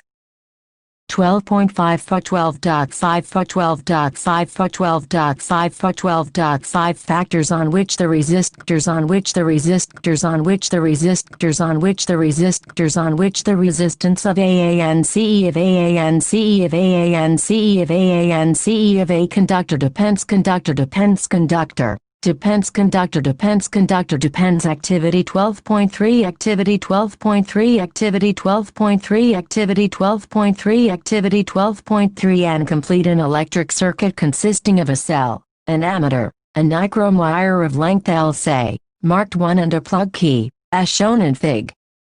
12.5. Figure 12.5 Figure 12.5 Figure 12.5 Figure 12.5 Figure 12.5 Electric circuit to study the factors on which the resistance of conducting wires depends and now, plug the key. Note the current in the ammeter and replace the nichrome wire by another nichrome wire of same thickness but twice the length, that is 2 liters marked 2 inches the Fig. 12.5 and note the ammeter reading and now replace the wire by a thicker nichrome wire, of the same length L marked 3. A thicker wire has a larger cross-sectional area, again note down the current through the circuit. And instead of taking a nichrome wire, connect a copper wire marked 4 inches Figure 12.5 inches the circuit. Let the wire be of the same length and same area of cross-section as that of the first nichrome wire marked 1. Note the value of the current and notice the difference in the current in all cases and does the current depend on the length of the conductor? And does the current depend on the area of cross-section of the wire used? It is observed that the ammeter reading decreases to 1/2 when the length of the wire is doubled. The ammeter reading is increased when a thicker wire of the same material and of the same length is used in the circuit. A change in ammeter reading is observed when a wire of different material of the same length and the same area of cross-section is used. On applying Ohm's law EQS 12.5-12.7, we observe that the resistance of the conductor depends I on its length, 2 on its area of cross-section, and 3 on the nature of its material. Precise measurements have shown that resistance of a uniform metallic conductor is directly proportional to its length L and inversely proportional to the area of cross-section A. That is, RL 12.8 and R1A 12.9 combining EQS 12.8 and 12.9 we get RLA or R Greek letter rho LA 12.10 where Greek letter rho is a constant of proportionality and is called the electrical resistivity of the material of the conductor. The SI unit of resistivity is Greek letter omega m. It is a characteristic property of the material. The metals and alloys have very low resistivity in the range of 10-8 Greek letter omega m to 10-6 Greek letter omega m. They are good conductors of electricity. Insulators like rubber and glass have resistivity of the order of 1012 to 1017 Greek letter omega m. Both the resistance and resistivity of a material vary with temperature. Table 12.2 reveals that the resistivity of an alloy is generally higher than that of its constituent metals. Alloys do not oxidize burn readily at high temperatures. For this reason, they are commonly used in electrical heating devices, like electric iron, toasters etc. Tungsten is used almost exclusively for filaments of electric bulbs, whereas copper and aluminium are generally used for electrical transmission lines. Table 12.2 Electrical resistivity of some substances at 20 degrees Celsius. Material resist values for solving numerical problems. Example 12.3 How much current will an electric bulb draw from a 220 V source? If the resistance of the bulb filament is 1200 Greek letter omega B, how much current will an electric heater coil draw from a 220 V source? If the resistance of the heater coil is 100 Greek letter omega solution, we are given V220V, R 1200 Greek letter omega, from EC 12.6. We have the current I220V 1200 Greek letter omega 0.18 AB. We are given V220V, R 100 Greek letter omega, from EC 12.6. We have the current I220V 100 Greek letter omega 2.2a. Note the difference of current drawn by an electric bulb and electric heater from the same 220V source. Example 12.4. The potential difference between the terminals of an electric heater is 60V when it draws a current of 4A from the source. What current will the heater draw if the potential difference is increased to 120V? Solution we are given. Potential difference V60V, current I4A according to Ohm's law, 60V 15 4A VRI Greek letter omega. When the potential difference is increased to 120V, the current is given by current 120V 8A 15 VR Greek letter omega. The current through the heater becomes 8A. Example 12.5. Resistance of a metal wire of length 1 meters is 26 Greek letter omega at 20 degrees Celsius if the diameter of the wire is 0.3 millimeters. What will be the resistivity of the metal at that temperature using table 12.2? Predict the material of the wire. Solution we are given the resistance R of the wire 26 Greek letter omega, the diameter D 0.3 mm 3 × 10 4 meters, and the length L of the wire 1 meters. Therefore, from EC 12.10, the resistivity of the given metallic wire is Greek letter ρ RAL 2 4 liters. Substitution of values in this gives Greek letter ρ 1.84 × 10-6 Greek letter omega m. The resistivity of the metal at 20 degrees Celsius is 1.84 × 10-6 Greek letter omega m. From table 12.2, we see that this is the resistivity of manganese. Example 12.6. A wire of given material having length L and area of cross-section A has a resistance of 4 Greek letter omega. What would be the resistance of another wire of the same material having length L2 and area of cross-section 2A? Solution for first wire R1 Greek letter ρ LA 4 Greek letter omega. Now for second wire R2 Greek letter ρ2 2 liters A Greek letter ρ1 4 liters A R2 1 4 R1 R2 1 Greek letter omega. The resistance of the new wire is 1 Greek letter omega. Questions. 1. On what factors does the resistance of a conductor depend? 2. Will current flow more easily through a thick wire or a thin wire of the same material when connected to the same source? Y3. Let the resistance of an electrical component remains constant while the potential difference across the two ends of the component decreases to half of its former value. What change will occur in the current through it? 4. Why are coils of electric toasters and electric irons made of an alloy rather than a pure metal? 5. Use the data in table 12.2 to answer the following. Which among iron and mercury is a better conductor? B. Which material is the best conductor? 12.6 Resist 12.6 Resist 12.6 Resist 12.6 Resist 12.6 Resistance of a system of resistorance of a system of resistorance of a system of resistorance of a system of resistorance of a system of resistors. In preceding sections, we learned about some simple electric circuits. We have noticed how the current through a conductor depends upon its resistance and the potential difference across its ends. In various electrical gadgets, we often use resistors in various combinations. We now therefore intend to see how Ohm's law can be applied to combinations of resistors. There are two methods of joining the resistors together. Figure 12.6 shows an electric circuit in which three resistors having resistances R1, R2 and R3, respectively, are joined end to end. Here the resistors are said to be connected in series.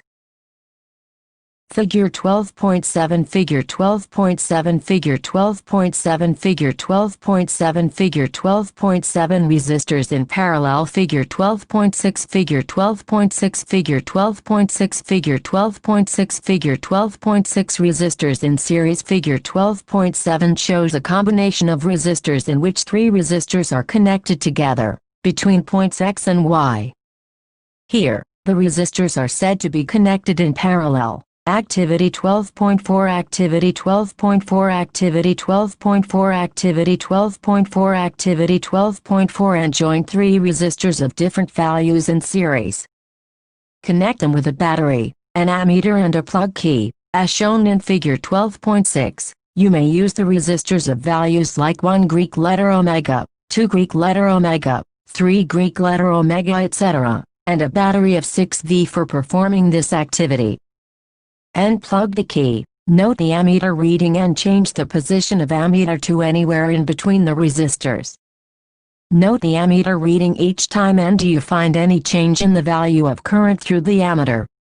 1, 2, 6. 1 resistors in series. What happens to the value of current when a number of resistors are connected in series in a circuit? What would be their equivalent resistance? Let us try to understand these with the help of the following activities. You will observe that the value of the current in the ammeter is the same, independent of its position in the electric circuit. It means that in a series combination of resistors the current is the same in every part of the circuit or the same current through each resistor. Activity 12.5 Activity 12.5 Activity 12.5 Activity 12.5 Activity 12.5 Then in Activity 12.4, insert a voltmeter across the ends X and Y of the series combination of 3 resistors, as shown in Fig. 12.6 and plug the key in the circuit and note the voltmeter reading. It gives the potential difference across the series combination of resistors.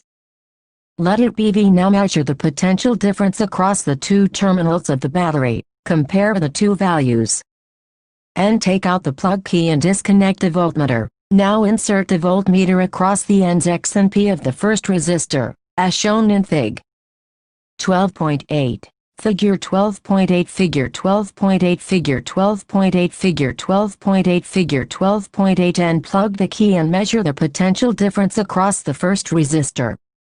Let it be V1 and similarly, measure the potential difference across the other 2 resistors, separately.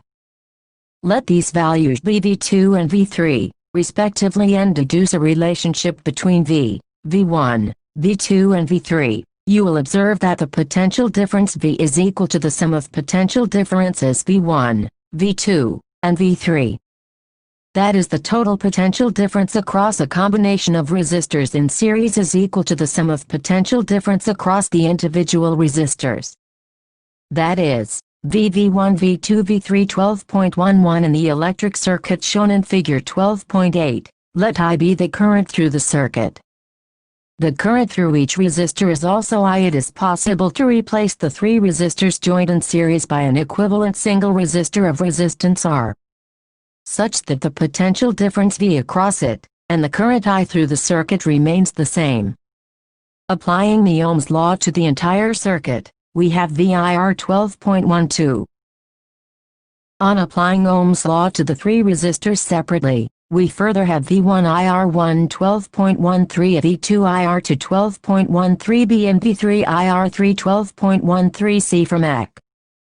12.11, IR1 IR2 IR3 or Rs R1 R2 R3 12.14. We can conclude that when several resistors are joined in series, the resistance of the combination Rs equals the sum of their individual resistances, R1, R2, R3, and is thus greater than any individual resistance. Example 12.7 An electric lamp, whose resistance is 20 Greek letter omega, and a conductor of 4 Greek letter omega resistance are connected to a 6V battery. Fig. 12.9. Calculated the total resistance of the circuit, B the current through the circuit, and C the potential difference across the electric lamp and conductor. Solution: the resistance of electric lamp, R1 20 Greek letter omega, the resistance of the conductor connected in series, R to 4 Greek letter omega, then the total resistance in the circuit R1 R2 Rs 20 Greek letter omega 4 Greek letter omega 24 Greek letter omega, the total potential difference across the 2 terminals of the battery V6V. Now by Ohm's law, the current through the circuit is given by IVR6V 24 Greek letter omega 0.25a. Figure 12.9 Figure 12.9 Figure 12.9 Figure 12.9 Figure 12.9 An electric lamp connected in series with a resistor of 4 Greek letter omega to a 6V battery. Applying Ohm's law to the electric lamp and conductor separately, we get potential difference across the electric lamp. V1 20 Greek letter omega x 0.25a5 V, N, that across the conductor, V2 4 Greek letter omega x 0.25a1 V. Suppose that we like to replace the series combination of electric lamp and conductor by a single and equivalent resistor. Its resistance must be such that a potential difference of 6V across the battery terminals will cause a current of 0.25A in the circuit. The resistance R of this equivalent resistor would be RVI6V 0.25A 24 Greek letter omega. This is the total resistance of the series circuit. It is equal to the sum of the two resistances. Questions 1. Draw a schematic diagram of a circuit consisting of a battery of 3 cells of 2V each, a 5 Greek letter omega resistor, an 8 Greek letter omega resistor, and a 12 Greek letter omega resistor, and a plug key, all connected in series. 2. Redraw the circuit of question 1, putting in an ammeter to measure the current through the resistors and a voltmeter to measure the potential difference across the 12 Greek letter omega resistor. What would be the readings in the ammeter and the voltmeter? 1, 2, 6. Two resistors in parallel. Now, let us consider the arrangement of 3 resistors joined in parallel with a combination of cells or a battery, as shown in figure 12.7.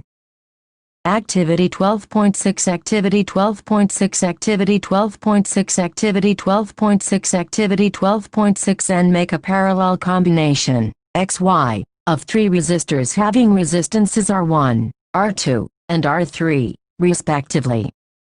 Connect it with a battery, a plug key and an ammeter, as shown in figure 12.10. Also connect a voltmeter in parallel with the combination of resistors. And plug the key and note the ammeter reading. Let the current I also take the voltmeter reading. It gives the potential difference V. Across the combination, the potential difference across each resistor is also V. This can be checked by connecting the voltmeter across each individual resistor. See Fig. 12.11. Figure 12.10 Figure 12.10 Figure 12.10 Figure 12.10 Figure 12.10. Science 214 and take out the plug from the key. Remove the ammeter and voltmeter from the circuit. Insert the ammeter in series with the resistor R1, as shown in Fig. 12.11. Note the ammeter reading, I1. Figure 12.11 Figure 12.11 Figure 12.11 Figure 12.11 Figure 12.11 and similarly, measure the currents through R2 and R3. Let these be I2 and I3, respectively. What is the relationship between I1, I2 and I3? It is observed that the total current I is equal to the sum of the separate currents through each branch of the combination. I1 I2 I3 12.15. Let Rp be the equivalent resistance of the parallel combination of resistors. By applying Ohm's law to the parallel combination of resistors, we have IVRP 12.16. On applying Ohm's law to each resistor, we have I1 VR1, I2 VR2, and I3 VR3. 12.17 from EQS 12.15 to 12.17. We have VRP VR1 VR2 VR3 or 1 RP 1 R1 1 R2 1 R3 12.18. Thus, we may conclude that the reciprocal of the equivalent resistance of a group of resistances joined in parallel is equal to the sum of the reciprocals of the individual resistances. Example 12.8 in the circuit diagram given in figure 12.10. Suppose the resistors R1, R2 and R3 have the values 5 Greek letter omega, 10 Greek letter omega, 30 Greek letter omega, respectively, which have been connected to a battery of 12V. Calculate the current through each resistor. B. The total current in the circuit, and C. The total circuit resistance. Solution: R1 5 Greek letter omega, R2 10 Greek letter omega, and R3 30 Greek letter omega. Potential difference across the battery, V12V. This is also the potential difference across each of the individual resistor. Therefore, to calculate the current in the resistors, we use Ohm's law. The current I1 through R1 VR1 I1 12V 5 Greek letter omega 2.4A. The current I2 through R2V R2 I2 12V10 Greek letter omega 1.2a the current I3, through R3V R3 I3 12V30 Greek letter omega 0.4a the total current in the circuit. I1 I2 I3 2.4 1.2 0.4a 4a the total resistance Rp is given by EC 12.1811111151033 PR thus. Rp3 Greek letter omega, example 12.9 if in figure 12.12, R110 Greek letter omega, R240 Greek letter omega, R330 Greek letter omega, R420 Greek letter omega, R560 Greek letter omega, and a 12V battery is connected to the arrangement. Calculated the total resistance in the circuit, and B the total current flowing in the circuit. Solution: suppose we replace the parallel resistors R1 and R2 by an equivalent resistor of resistance, R. Similarly we replace the parallel resistors R3, R4 and R5 by an equivalent single resistor of resistance R. Then using EC 12.18, we have 1 R1 10 145 40, that is RH Greek letter omega. Similarly, 1 R1 31 21 66 60, that is R10 Greek letter omega. Thus, the total resistance, R18 Greek letter omega. To calculate the current, we use Ohm's law and get IVR 12V18 Greek letter omega 0.67a. We have seen that in a series circuit the current is constant throughout the electric circuit. Thus it is obviously impracticable to connect an electric bulb and an electric heater in series, because they need currents of widely different values to operate properly. See example 12.3. Another major disadvantage of a series circuit is that when one component fails the circuit is broken and none of the components works. If you have used fairy lights to decorate buildings on festivals, on marriage celebrations etc., you might have seen the electrician spending a lot of time and trouble locating and replacing the dead bulb. Each has to be tested to find which has fused or gone. On the other hand, a parallel circuit divides the current through the electrical gadgets. The total resistance in a parallel circuit is decreased as per EC 12.18. This is helpful particularly when each gadget has different resistance and requires different current to operate properly. Figure 12.12 Figure 12.12 Figure 12.12 Figure 12.12 Figure 12.12 An electric circuit showing the combination of series and parallel resistors. 12.7 He 12.7 He 12.7 He 12.7 He 12.7 Heating effective electric currenting effective electric currenting effective electric currenting effective electric currenting effective electric current. We know that a battery or a cell is a source of electrical energy. The chemical reaction within the cell generates the potential difference between its two terminals that sets the electrons in motion to flow the current through a resistor or a system of resistors connected to the battery. We have also seen, in section 12.2, that to maintain the current, the source has to keep expending its energy. Where does this energy go? A part of the source energy in maintaining the current may be consumed into useful work like in rotating the blades of an electric fan. Rest of the source energy may be expended in heat to raise the temperature of gadget. We often observe this in our everyday life. For example, an electric fan becomes warm if used continuously for longer time etc. On the other hand, if the electric circuit is purely resistive, that is, a configuration of resistors only connected to a battery, the source energy continually gets dissipated entirely in the form of heat. This is known as the heating effect of electric current. This effect is utilized in devices such as electric heater, electric iron etc. Consider a current I flowing through a resistor of resistance R. Let the potential difference across it be V Fig. 12.13. Let T be the time during which a charge Q flows across. The work done in moving the charge Q through a potential difference V is VQ. Therefore, the source must supply energy equal to VQ in time T. Hence the power input to the circuit by the source is PV6QT 12.19 or the energy supplied to the circuit by the source in time T is PXT. that is, VIT. What happens to this energy expended by the source? This energy gets dissipated in the resistor as heat. Thus for a steady current I, the amount of heat H produced in time t is HVIT 12.20. Questions 1.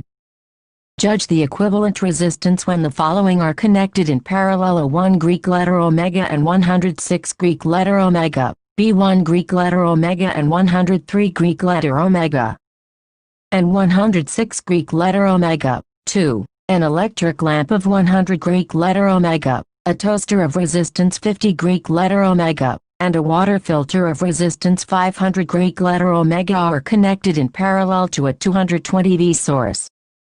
What is the resistance of an electric iron connected to the same source that takes as much current as all three appliances, and what is the current through it? 3. What are the advantages of connecting electrical devices in parallel with the battery instead of connecting them in series? 4.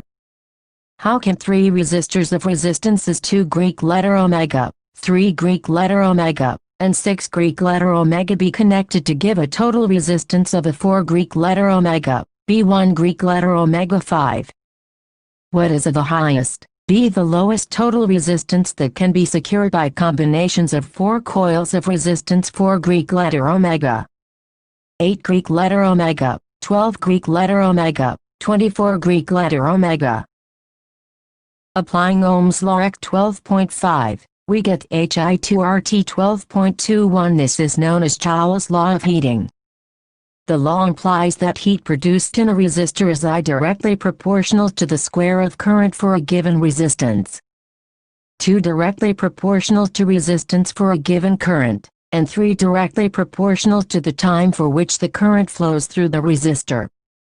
In practical situations, when an electric appliance is connected to a known voltage source, EC 12.21 is used after calculating the current through it. Using the relation IVR example 12.10, an electric iron consumes energy at a rate of 840 W when heating is at the maximum rate and 360 W when the heating is at the minimum. The voltage is 220 V. What are the current and the resistance in each case? Solution from EC 12.19. We know that the power input is PVI, thus the current IPVA when heating is at the maximum rate. I 840 W 220 V 3.82A, and the resistance of the electric iron is RVI 220 V 3.82A 57.60 Greek letter omega B when heating is at the minimum rate. I 360 W 220 V 1.64A, and the resistance of the electric iron is RVI 220 V 1.64A 134.15 Greek letter omega. Example 12.11 100 J of heat is produced each second in a 4 Greek letter omega resistance. Find the potential difference across the resistor. Solution H 100 J, R 4 Greek letter omega, T1S, V. From EC 12.21 we have the current through the resistor as IHRT 100 J 4 Greek letter omega X1S 5A. Thus the potential difference across the resistor, V. From EC 12.5 is VIR5AX 4 Greek letter omega 20 V. Figure 12.13 Figure 12.13 Figure 12.13 Figure 12.13 Figure 12.13 A steady current in a purely resistive electric circuit. 1.2.7 1 Practical applications of heating effective electric current. The generation of heat in a conductor is an inevitable consequence of electric current. In many cases, it is undesirable as it converts useful electrical energy into heat. In electric circuits, the unavoidable heating can increase the temperature of the components and alter their properties. However, heating effective electric current has many useful applications. The electric laundry iron, electric toaster, electric oven, electric kettle and electric heater are some of the familiar devices based on Joules's heating. The electric heating is also used to produce light, as in an electric bulb. Here, the filament must retain as much of the heat generated as is possible, so that it gets very hot and emits light. It must not melt at such high temperature. A strong metal with high melting point such as tungsten melting point 3380 degrees Celsius is used for making bulb filaments. The filament should be thermally isolated as much as possible, using insulating support, etc. The bulbs are usually filled with chemically inactive nitrogen and argon gases to prolong the life of filament. Most of the power consumed by the filament appears as heat, but a small part of it is in the form of light radiated. Another common application of Joule heating is the fuse used in electric circuits. It protects circuits and appliances by stopping the flow of any unduly high electric current. The fuse is placed in series with the device. It consists of a piece of wire made of a metal or an alloy of appropriate melting point, for example aluminium, copper, iron, lead, etc. If a current larger than the specified value flows through the circuit, the temperature of the fuse wire increases. This melts the fuse wire and breaks the circuit. The fuse wire is usually encased in a cartridge of porcelain or similar material with metal ends. The fuses used for domestic purposes are rated as 1A, 2A, 3A, 5A, 10A, etc. For an electric iron which consumes 1 kilowatt electric power when operated at 220 V, a current of 1220 A, that is, 4.54 A will flow in the circuit. In this case, a 5A fuse must be used. Questions 1. Why does the cord of an electric heater not glow while the heating element is 2? Compute the heat generated while transferring 96,000 coulomb of charge in 1 hour through a potential difference of 50 V. 3. An electric iron of resistance 20 Greek letter omega takes a current of 5A. Calculate the heat developed in 30 S. 12.8 electric power 12.8 electric power 12.8 electric power 12.8 electric power 12.8 electric power. You have studied in your earlier class that the rate of doing work is power. This is also the rate of consumption of energy. Equation 12.21 gives the rate at which electric energy is dissipated or consumed in an electric circuit. This is also termed as electric power. The power P is given by P6 or Pi2R V2R 12.22. The SI unit of electric power is Watt W. It is the power consumed by a device that carries 1A of current when operated at a potential difference of 1 V. Thus, 1 W 1 volt x 1 ampere 1 VA 12.23. The unit watt is very small, therefore, in actual practice we use a much larger unit called kilowatt. It is equal to 1000 watts. Since electrical energy is the product of power and time, the unit of electric energy is, therefore, watt-hour Wh. 1 watt-hour is the energy consumed when 1 watt of power is used for 1 hour. The commercial unit of electric energy is kilowatt-hour kWh, commonly known as unit. 1 kilowatt H 1000 watt x 3600 second 3.6 x 106 watt second 3.6 x 106 joule J. More to know. Many people think that electrons are consumed in an electric circuit. This is wrong. We pay the electricity board or electric company to provide energy to move electrons through the electric gadgets like electric bulb, fan and engines. We pay for the energy that we use. Example 12.12. An electric bulb is connected to a 220 V generator.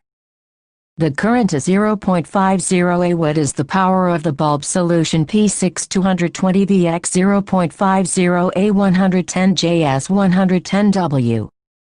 Example 12.13. An electric refrigerator rated 400 W operates 8-hour day. What is the cost of the energy to operate it for 30 days at Rs 3.00 per kWh? Questions 1. What determines the rate at which energy is delivered by a current? 2. An electric motor takes 5A from a 220 V line. Determine the power of the motor and the energy consumed in 2H, which you have learned. A stream of electrons moving through a conductor constitutes an electric current. Conventionally, the direction of current is taken opposite to the direction of flow of electrons. And the SI unit of electric current is ampere. And to set the electrons in motion in an electric circuit, we use a cell or a battery. A cell generates a potential difference across its terminals. It is measured in volts. Vn resistance is a property that resists the flow of electrons in a conductor. It controls the magnitude of the current. The SI unit of resistance is ohm, Greek letter omega, and Ohm's law. The potential difference across the ends of a resistor is directly proportional to the current through it, provided its temperature remains the same. And the resistance of a conductor depends directly on its length, inversely on its area of cross-section, and also on the material of the conductor. And the equivalent resistance of several resistors in series is equal to the sum of their individual resistances. A set of resistors connected in parallel has an equivalent resistance Rp given by 1 2 3 1 1 1 1. PRRRR, and the electrical energy dissipated in a resistor is given by WVXIXT, and the unit of power is Watt. 1 watt of power is consumed when 1 A of current flows at a potential difference of 1 V, and the commercial unit of electrical energy is kilowatt-hour kWh. 1 kilowatt H3. 600, 000 joules, 3.6 x 106 joules. Magnetic effects of electric current. 13 chapter. In the previous chapter on electricity we learned about the heating effects of electric current. What could be the other effects of electric current? We know that an electric current carrying wire behaves like a magnet. Let us perform the following activity to reinforce it. Activity 13.1, Activity 13.1, Activity 13.1, Activity 13.1, Activity 13.1, and take a straight thick copper wire and place it between the points X and Y in an electric circuit, as shown in Fig. 13.1. The wire XY is kept perpendicular to the plane of paper, and horizontally place a small compass near to this copper wire. See the position of its needle and pass the current through the circuit by inserting the key into the plug.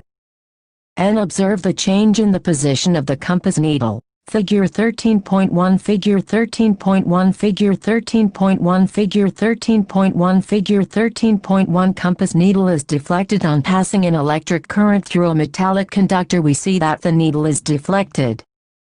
What does it mean? It means that the electric current through the copper wire has produced a magnetic effect. Thus we can say that electricity and magnetism are linked to each other. Then, what about the reverse possibility of an electric effect of moving magnets? In this chapter we will study magnetic fields and such electromagnetic effects. We shall also study about electromagnets and electric motors, which involve the magnetic effect of electric current, and electric generators, which involve the electric effect of moving magnets. Hans Christian Ørsted 1777-1851. Hans Christian Ørsted, one of the leading scientists of the 19th century, played a crucial role in understanding electromagnetism. In 1820 he accidentally discovered that a compass needle got deflected when an electric current passed through a metallic wire placed nearby. Through this observation Ørsted showed that electricity and magnetism were related phenomena. His research later created technologies such as the radio, television, and fiber optics. The unit of magnetic field strength is named the Ørsted in his honor. Resistor long straight conductor. 13.1 Magnetic field and field lines. 13.1 Magnetic field and field lines. 13.1 Magnetic field and field lines. 13.1 Magnetic field and field lines. 13.1 Magnetic field and field lines. We are familiar with the fact that a compass needle gets deflected when brought near a bar magnet. A compass needle is, in fact, a small bar magnet. The ends of the compass needle point approximately towards north and south directions. The end pointing towards north is called north-seeking or north pole. The other end that points towards south is called south-seeking or south pole. Through various activities we have observed that like poles repel, while unlike poles of magnets attract each other. Question 1. Why does a compass needle get deflected when brought near a bar magnet? Activity 13.2 Activity 13.2 Activity 13.2 Activity 13.2 Activity 13.2 And fix a sheet of white paper on a drawing board using some adhesive material. And place a bar magnet in the center of it and sprinkle some iron filings uniformly around the bar magnet. Fig.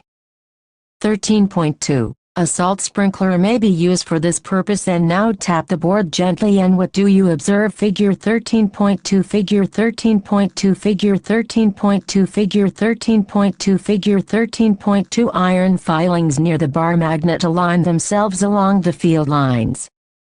The iron filings arrange themselves in a pattern as shown. Figure 13.2. Why do the iron filings arrange in such a pattern? What does this pattern demonstrate? The magnet exerts its influence in the region surrounding it.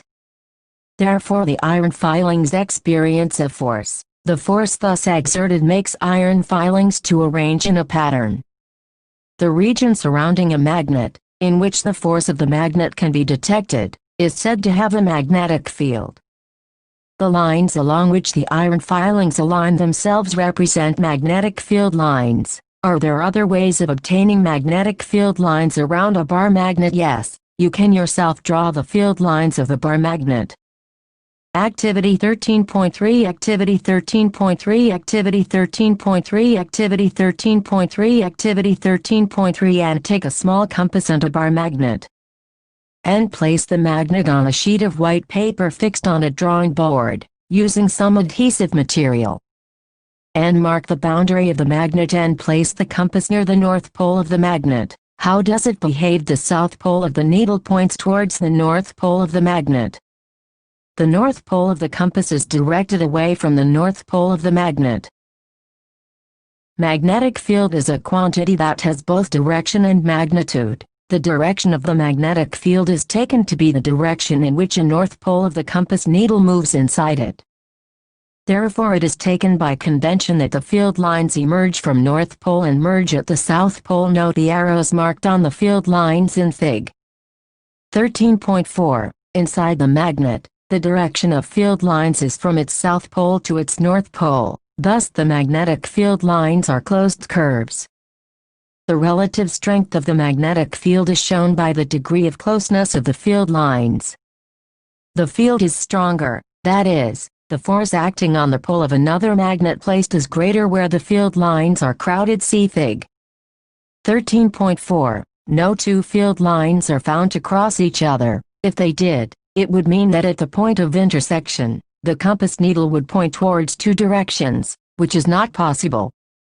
13.213, 213, 213, 213, 2. Magnetic field U2 and magnetic field U2 and magnetic field U2 and magnetic field U2 and magnetic field U2. Current carrying Orion carrying. Capital C, capital O, capital N, capital D, capital U, capital C, capital T, capital O, capital R, capital C, capital O, capital N, capital D, capital U, capital C, capital T, capital O, capital R, capital C, capital O, capital N, capital D, capital U, capital C, capital T, capital O, capital R, capital C, capital O, capital N. In Activity 13.1, we have seen that an electric current through a metallic conductor produces a magnetic field around it.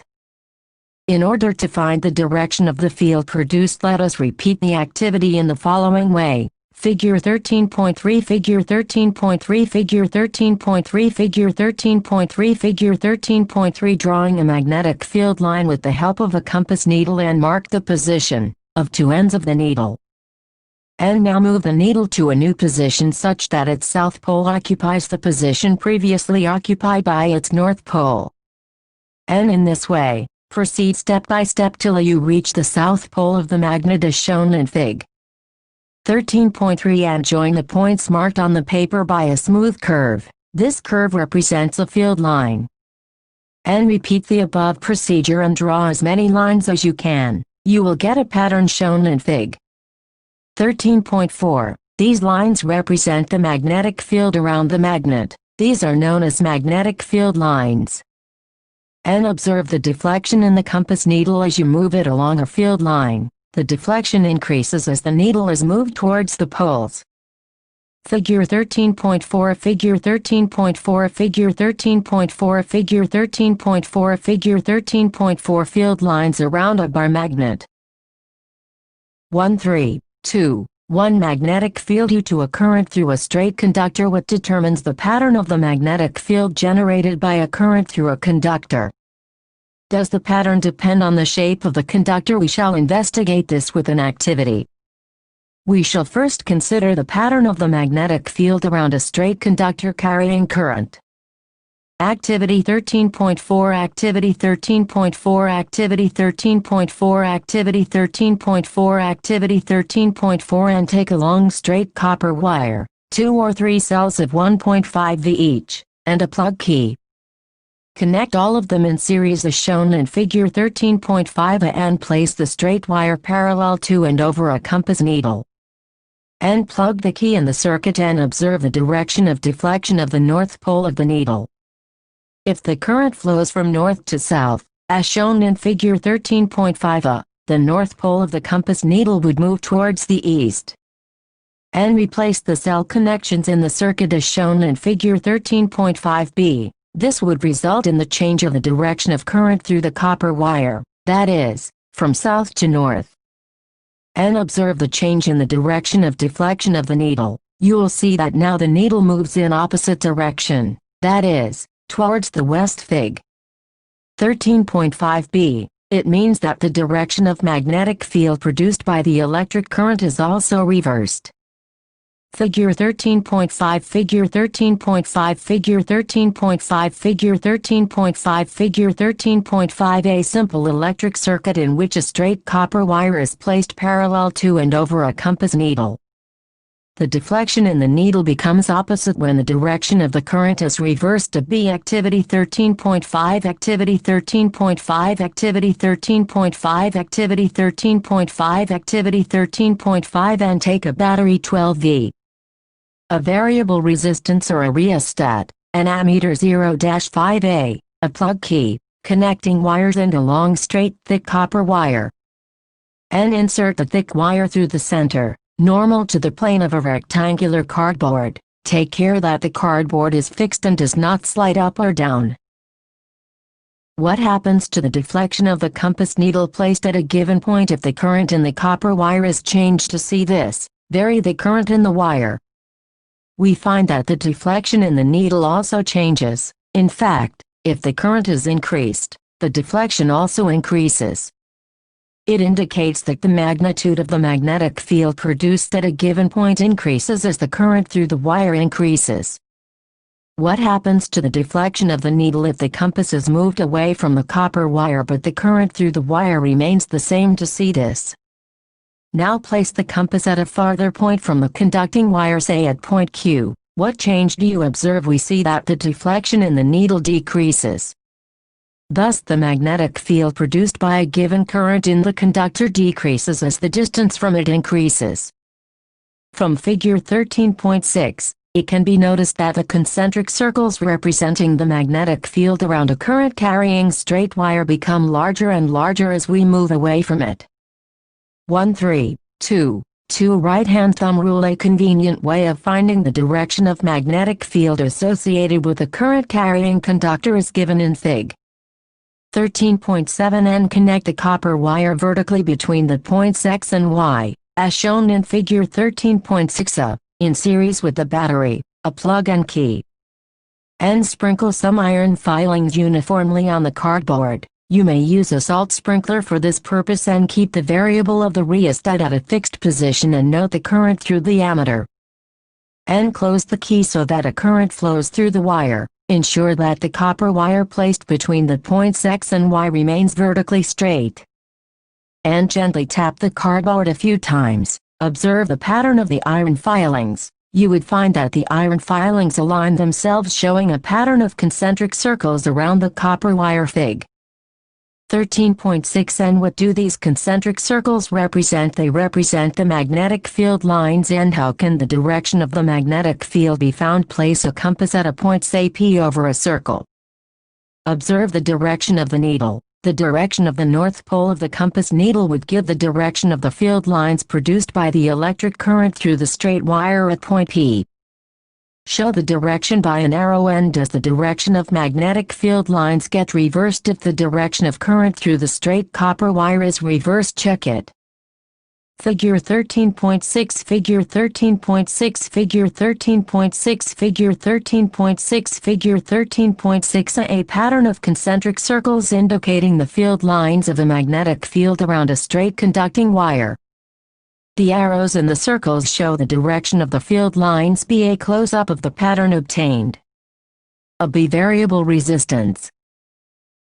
Imagine that you are holding a current-carrying straight conductor in your right hand such that the thumb points towards the direction of current. Then your fingers will wrap around the conductor in the direction of the field lines of the magnetic field, as shown in Fig.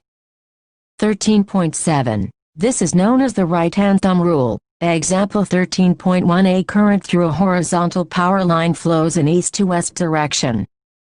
What is the direction of magnetic field at a point directly below it and at a point directly above its solution? The current is in the east-west direction. Applying the right-hand thumb rule, we get that the magnetic field at any point below or above the wire turns clockwise in a plane perpendicular to the wire when viewed from the east end, and anti-clockwise when viewed from the west end. Figure 13.7 Figure 13.7 Figure 13.7 Figure 13.7 Figure 13.7 Right-hand thumb rule. This rule is also called Maxwell's corkscrew rule. If we consider ourselves driving a corkscrew in the direction of the current, then the direction of the rotation of corkscrew is the direction of the magnetic field.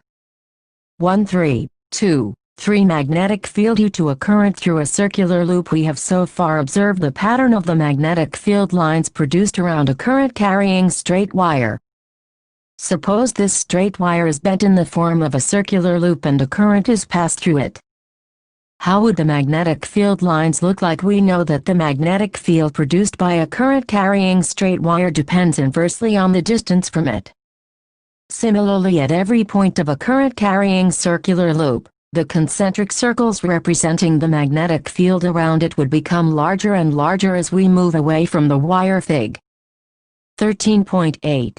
By the time we reach at the center of the circular loop, the arcs of these big circles would appear as straight lines. Every point on the wire carrying current would give rise to the magnetic field appearing as straight lines at the center of the loop.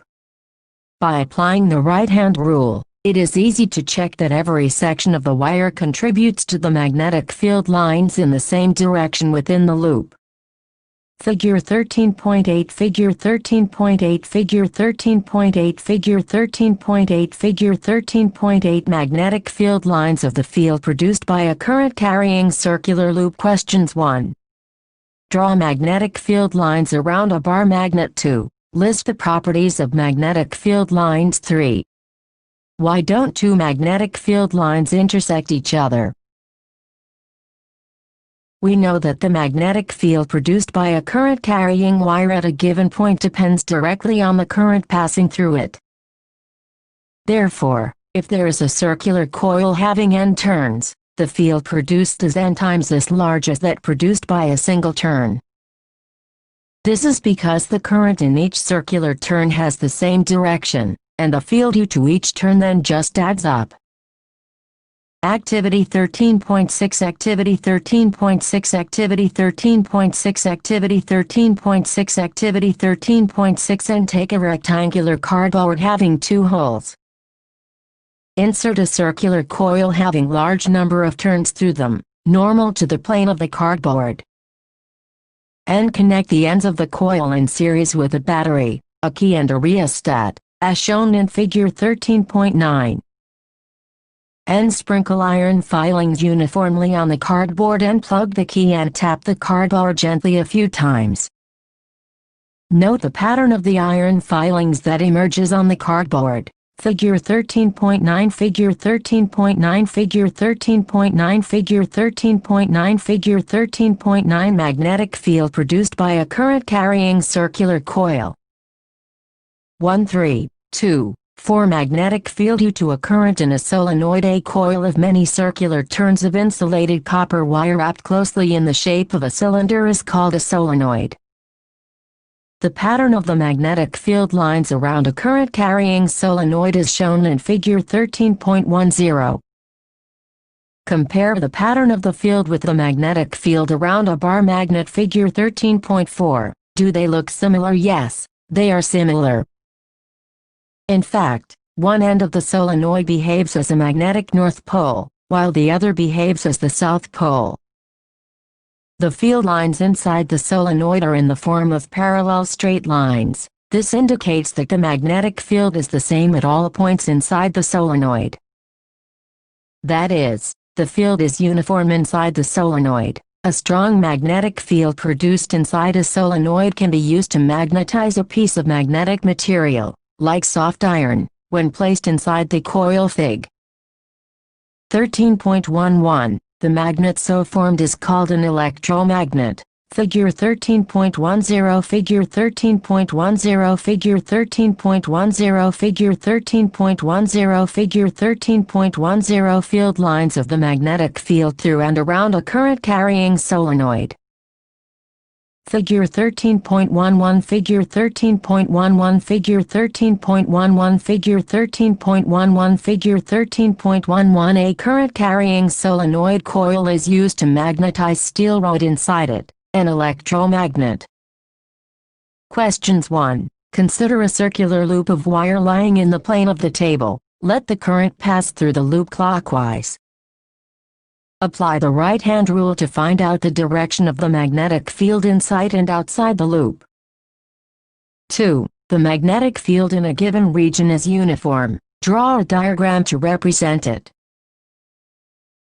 13.313, 313, 313, 313, 3. Force on a current, force on a current, force on a current, force on a current, force on a current carrying conductor, carrying conductor, carrying conductor, carrying conductor, carrying conductor in a magnetic field, in a magnetic field, in a magnetic field, in a magnetic field, in a magnetic field. We have learnt that an electric current flowing through a conductor produces a magnetic field. The field so produced exerts a force on a magnet placed in the vicinity of the conductor. French scientist André-Marie Ampère 1775-1836 suggested that the magnet must also exert an equal and opposite force on the current-carrying conductor. The force due to a magnetic field acting on a current-carrying conductor can be demonstrated through the following activity. 3. Choose the correct option. The magnetic field inside a long straight solenoid carrying current A is 0.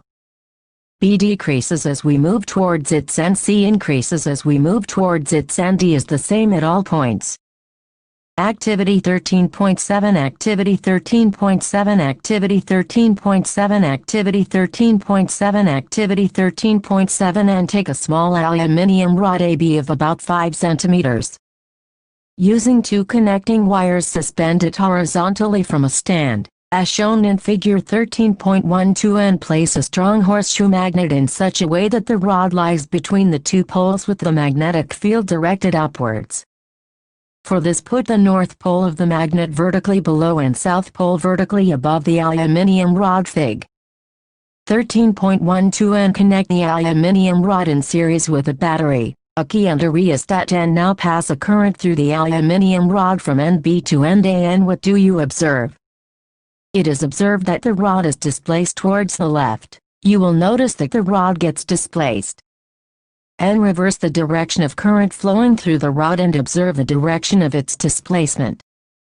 It is now towards the right. Why does the rod get displaced? Figure 13.12, Figure 13.12, Figure 13.12, Figure 13.12, Figure 13.12. A current-carrying rod, AB, experiences a force perpendicular to its length in the magnetic field.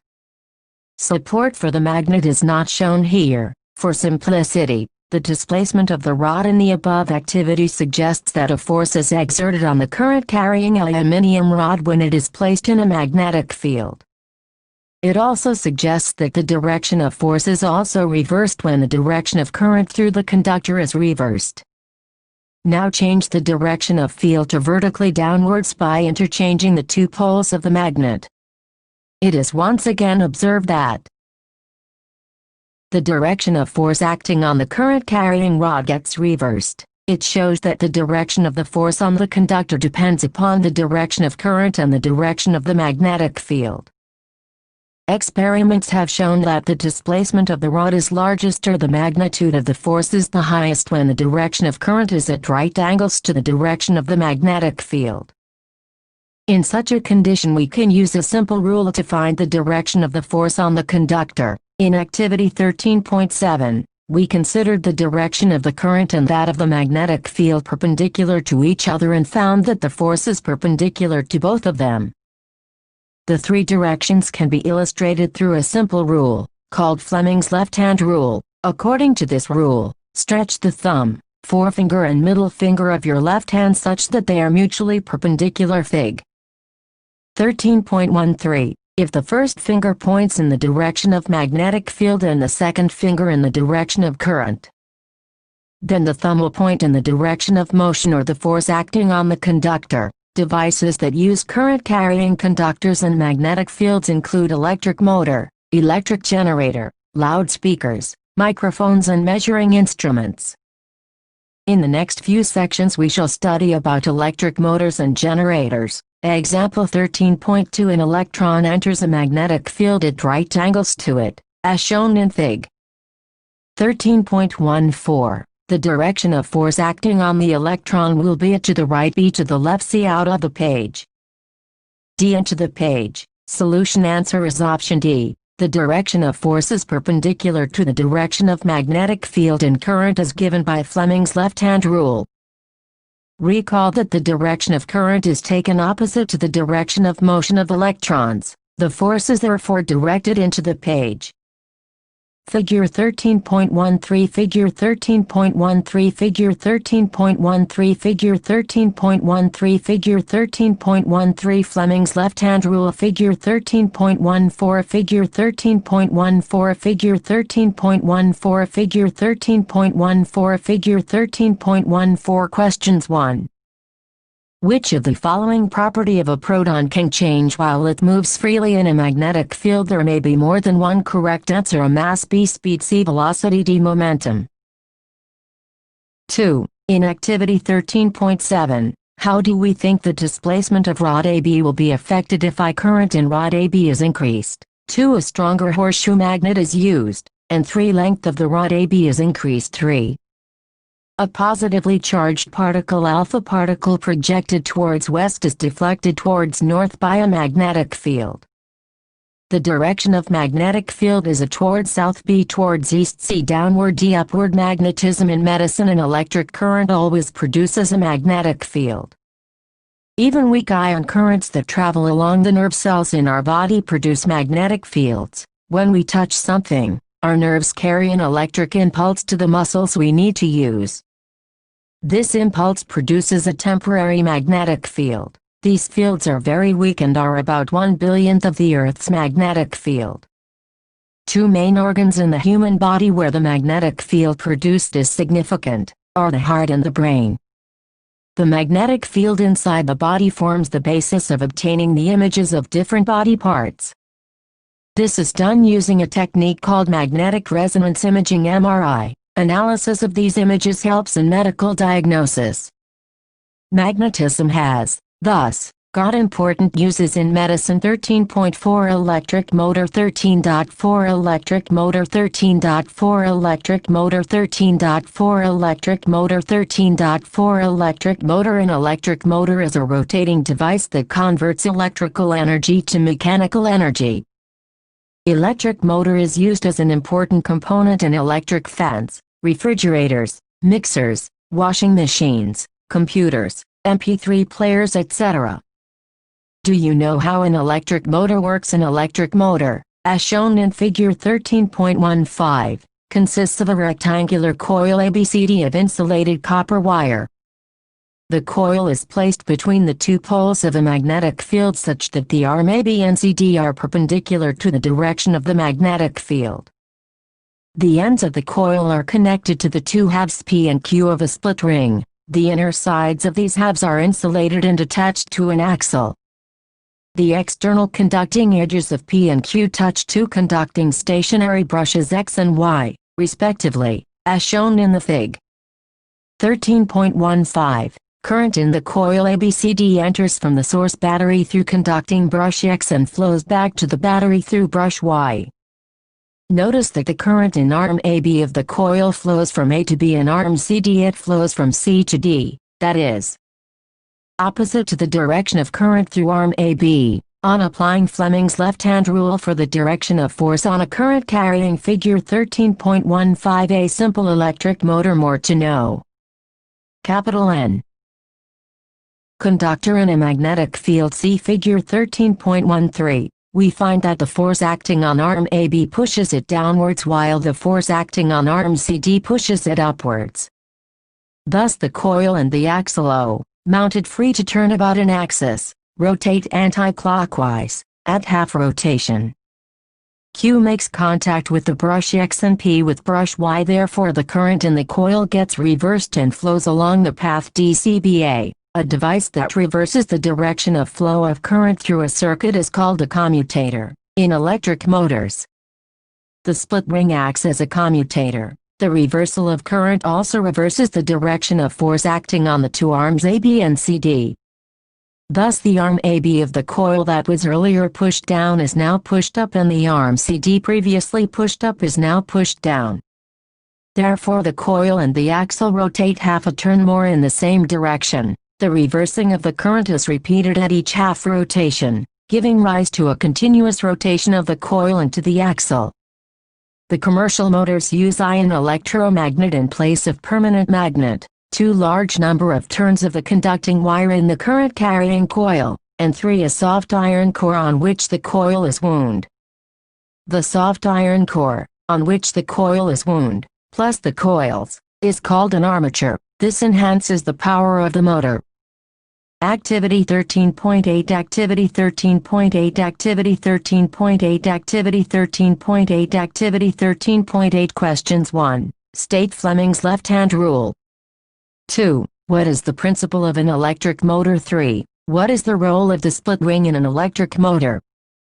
13.5 Electromagnetic Induction 13.5 Electromagnetic Induction 13.5 Electromagnetic Induction 13.5 Electromagnetic Induction 13.5 Electromagnetic Induction. We have studied that when a current-carrying conductor is placed in a magnetic field such that the direction of current is perpendicular to the magnetic field, it experiences a force. This force causes the conductor to move. Now let us imagine a situation in which a conductor is moving inside a magnetic field, or a magnetic field is changing around a fixed conductor. What will happen? This was first studied by English physicist Michael Faraday. In 1831, Faraday made an important breakthrough by discovering how a moving magnet can be used to generate electric currents. To observe this effect, let us perform the following activity and take a coil of wire AB having a large number of turns, and connect the ends of the coil to a galvanometer as shown in figure 13.16, and take a strong bar magnet and move its north pole towards the end B of the coil. Do you find any change in the galvanometer needle? And there is a momentary deflection in the needle of the galvanometer, say to the right. This indicates the presence of a current in the coil AB. The deflection becomes zero the moment the motion of the magnet stops, and now withdraw the north pole of the magnet away from the coil. Now the galvanometer is deflected toward the left, showing that the current is now set up in the direction opposite to the first. And place the magnet stationary at a point near to the coil, keeping its north pole towards the end B of the coil. We see that the galvanometer needle deflects toward the right when the coil is moved towards the north pole of the magnet. Similarly, the needle moves toward left when the coil is moved away, and when the coil is kept stationary with respect to the magnet, the deflection of the galvanometer drops to zero. What do you conclude from this activity? Figure 13.16 Figure 13.16 Figure 13.16 Figure 13.16 Figure 13.16 Moving a magnet towards a coil sets up a current in the coil circuit, as indicated by deflection in the galvanometer needle. A galvanometer is an instrument that can detect the presence of a current in a circuit. The pointer remains at 0, the center of the scale for zero current flowing through it. It can deflect either to the left or to the right of the 0 mark depending on the direction of current. You can also check that if you had moved south pole of the magnet towards the end B of the coil, the deflections in the galvanometer would just be opposite to the previous case.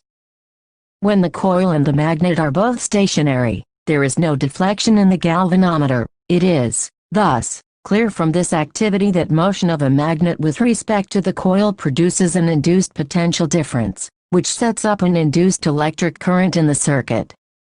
Michael Faraday 1791-1867. Michael Faraday was an experimental physicist. He had no formal education. He worked in a bookbinding shop during his early years. He used to read books that came for binding. This way Faraday developed his interest in science. He got an opportunity to listen to some public lectures by Humphrey Davy of Royal Institute. He made careful notes of Davy's lectures and sent them to Davy. Soon he was made an assistant in Davy's laboratory at the Royal Institute. Faraday made several path-breaking discoveries that include electromagnetic induction and the laws of electrolysis. Several universities conferred on him the honorary degrees, but he turned down such honors. Faraday loved his science work more than any honor.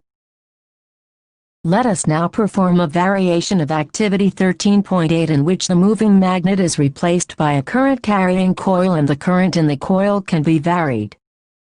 Activity 13.9 Activity 13.9 Activity 13.9 Activity 13.9 Activity 13.9 And take two different coils of copper wire having large number of turns, say 50 and 100 turns respectively.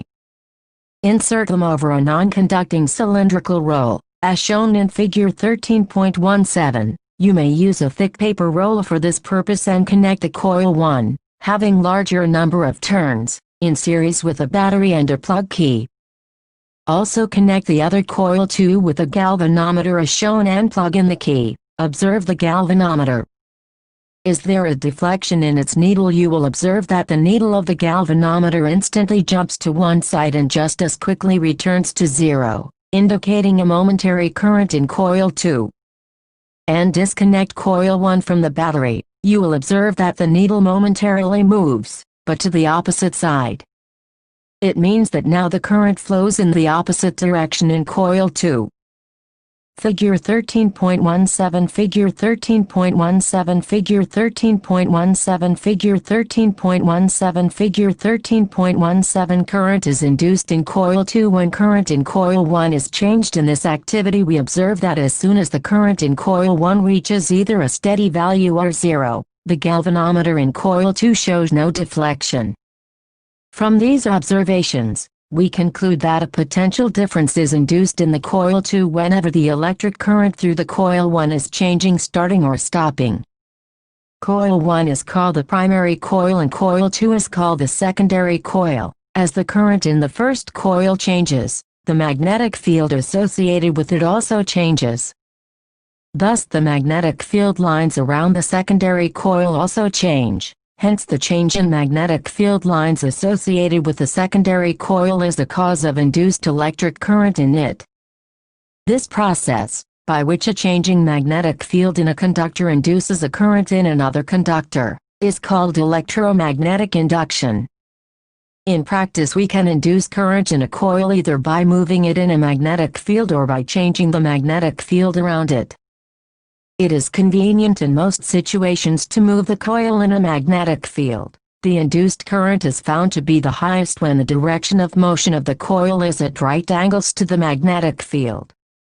In this situation, we can use a simple rule to know the direction of the induced current. Stretch the thumb, forefinger and middle finger of right hand so that they are perpendicular to each other, as shown in Fig. 13.18. If the forefinger indicates the direction of the magnetic field and the thumb shows the direction of motion of conductor, then the middle finger will show the direction of induced current.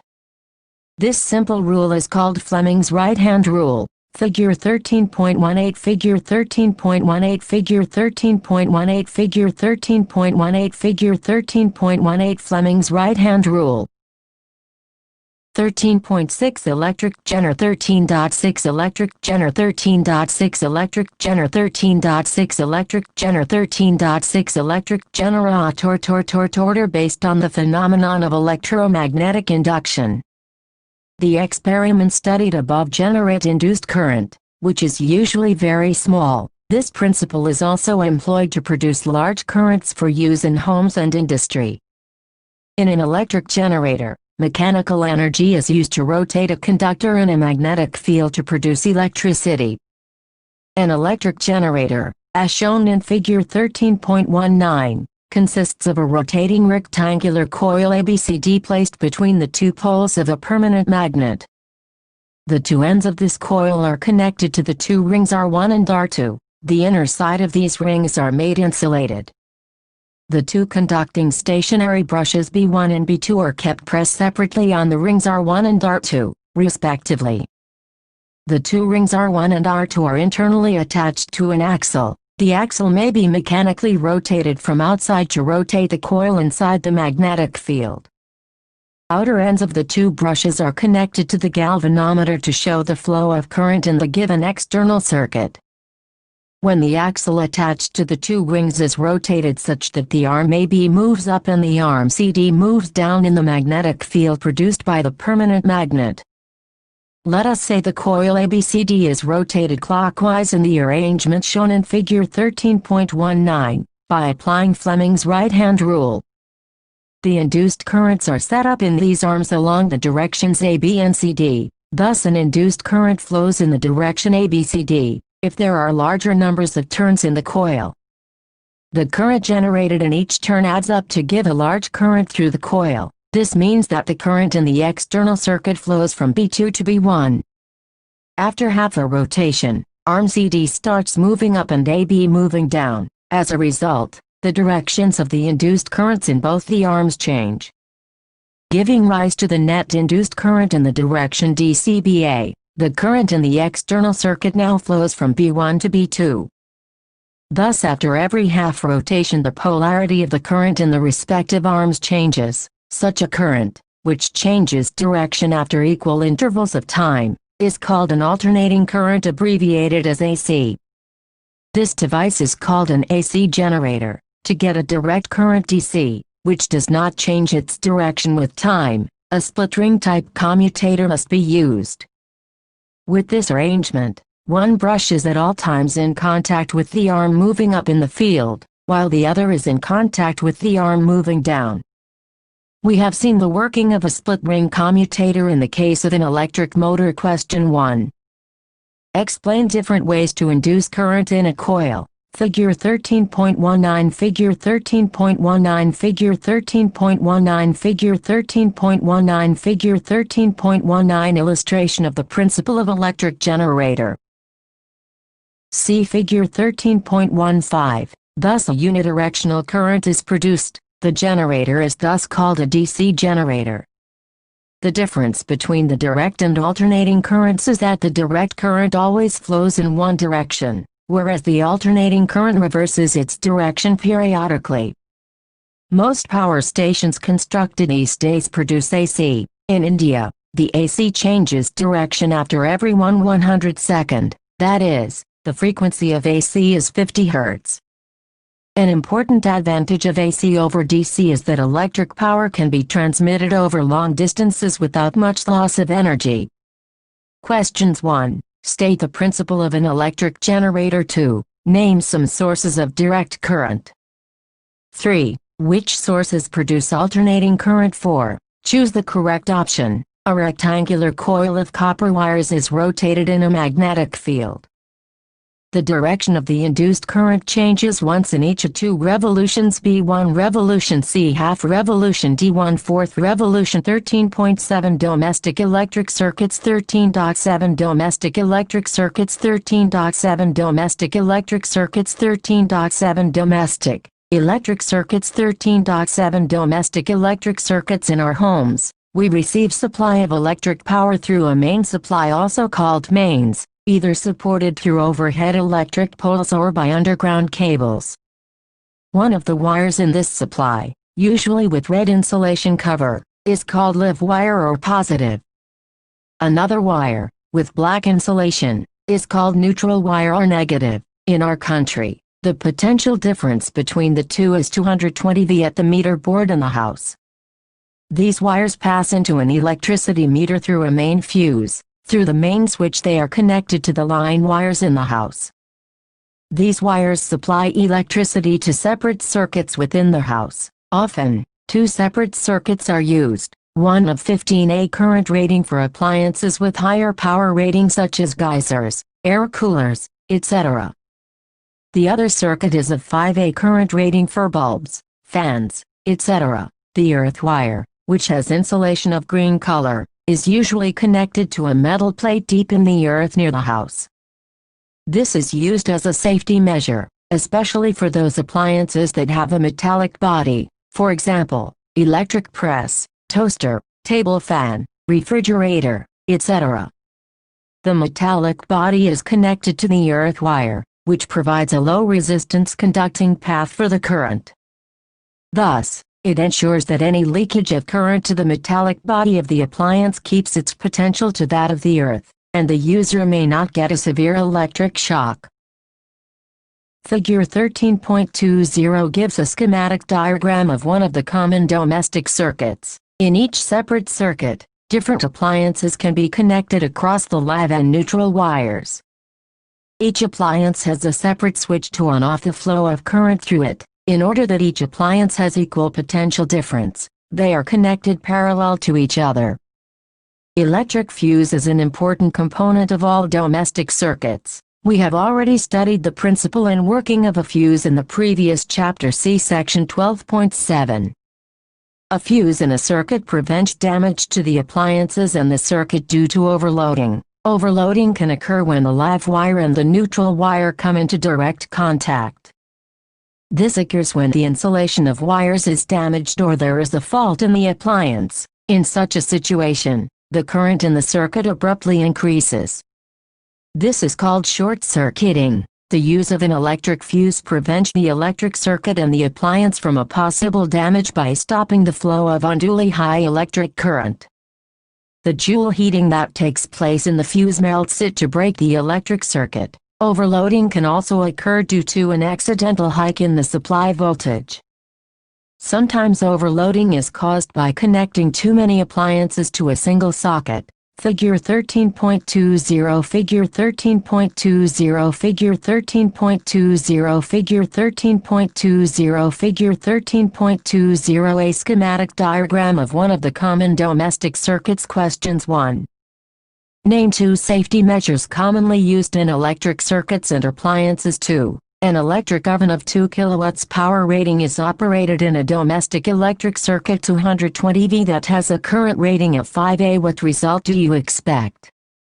Explain. 3. What precaution should be taken to avoid the overloading of domestic electric circuits?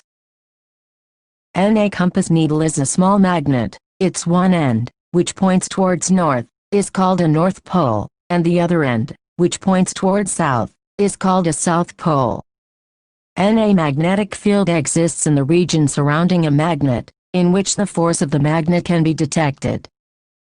Field lines are used to represent a magnetic field. A field line is the path along which a hypothetical free north pole would tend to move. The direction of the magnetic field at a point is given by the direction that a north pole placed at that point would take. Field lines are shown closer together where the magnetic field is greater and a metallic wire carrying an electric current has associated with it a magnetic field. The field lines about the wire consist of a series of concentric circles whose direction is given by the right-hand rule.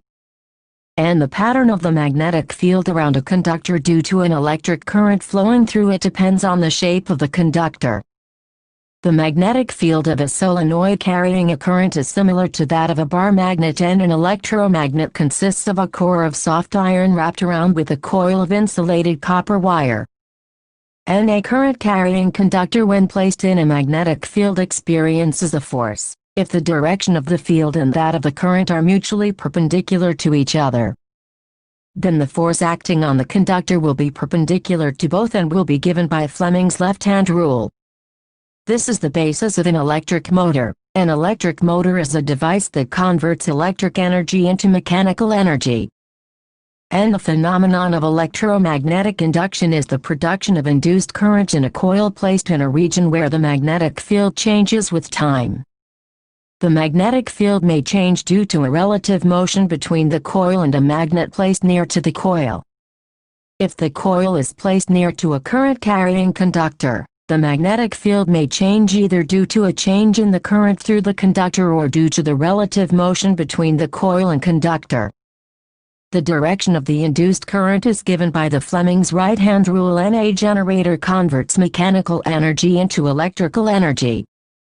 It works on the basis of electromagnetic induction, and in our houses we receive AC electric power of 220 V with a frequency of 50 Hz. One of the wires in this supply is with red insulation, called live wire. The other one is of black insulation, which is a neutral wire.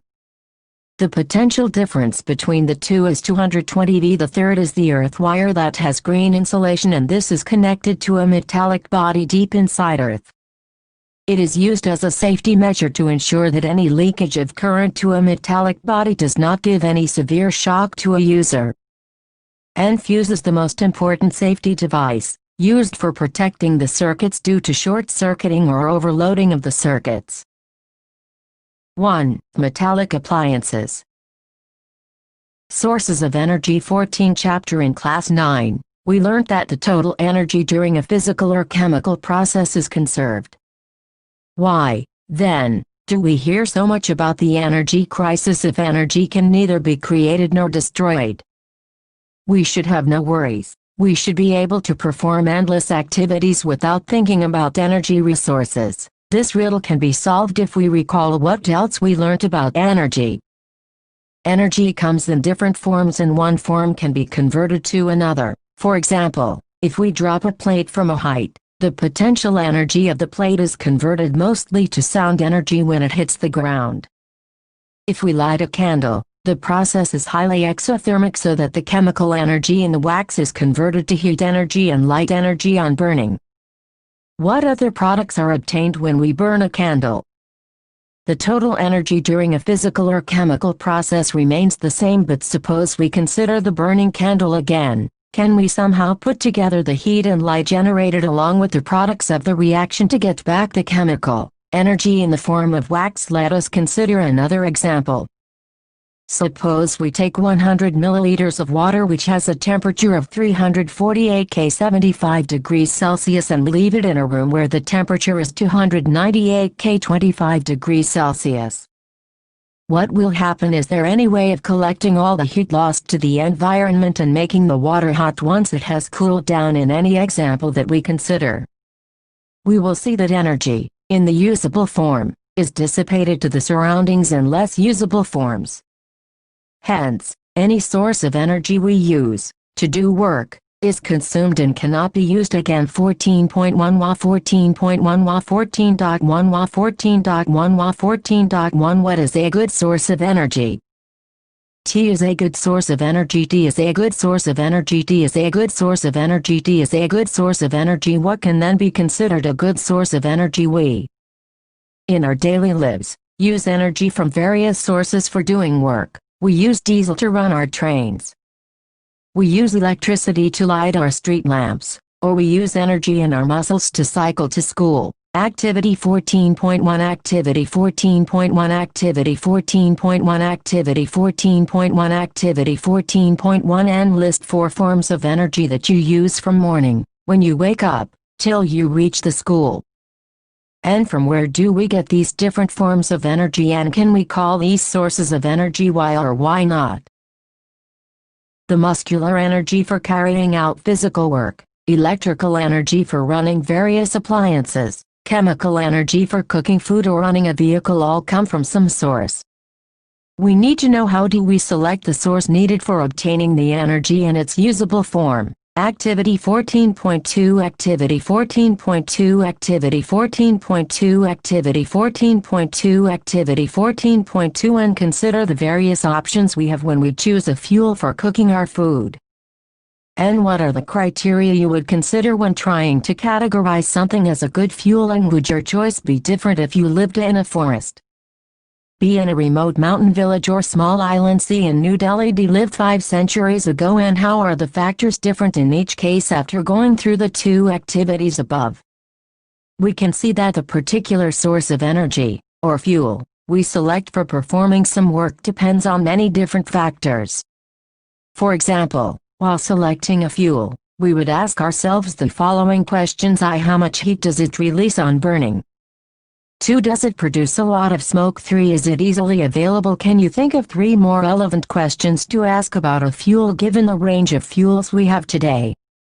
What are the factors which would limit our choices when it comes to a particular task like cooking our food? Would the fuel selected also depend on the work to be done? For example, would we choose one fuel for cooking and another for heating the room in winter? We could then say that a good source of energy would be one, N, which would do a large amount of work per unit volume or mass.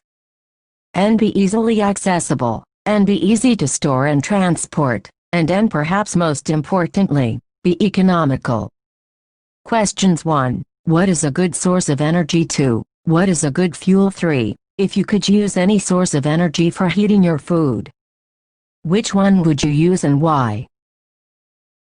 14.2 Conventional sources of energy. 14.2 Conventional sources of energy. 14.2 Conventional sources of energy. 14.2 Conventional sources of energy. 14.2 Conventional sources of energy. 1.4.2. 1. Fossil fuels. In ancient times, wood was the most common source of heat energy.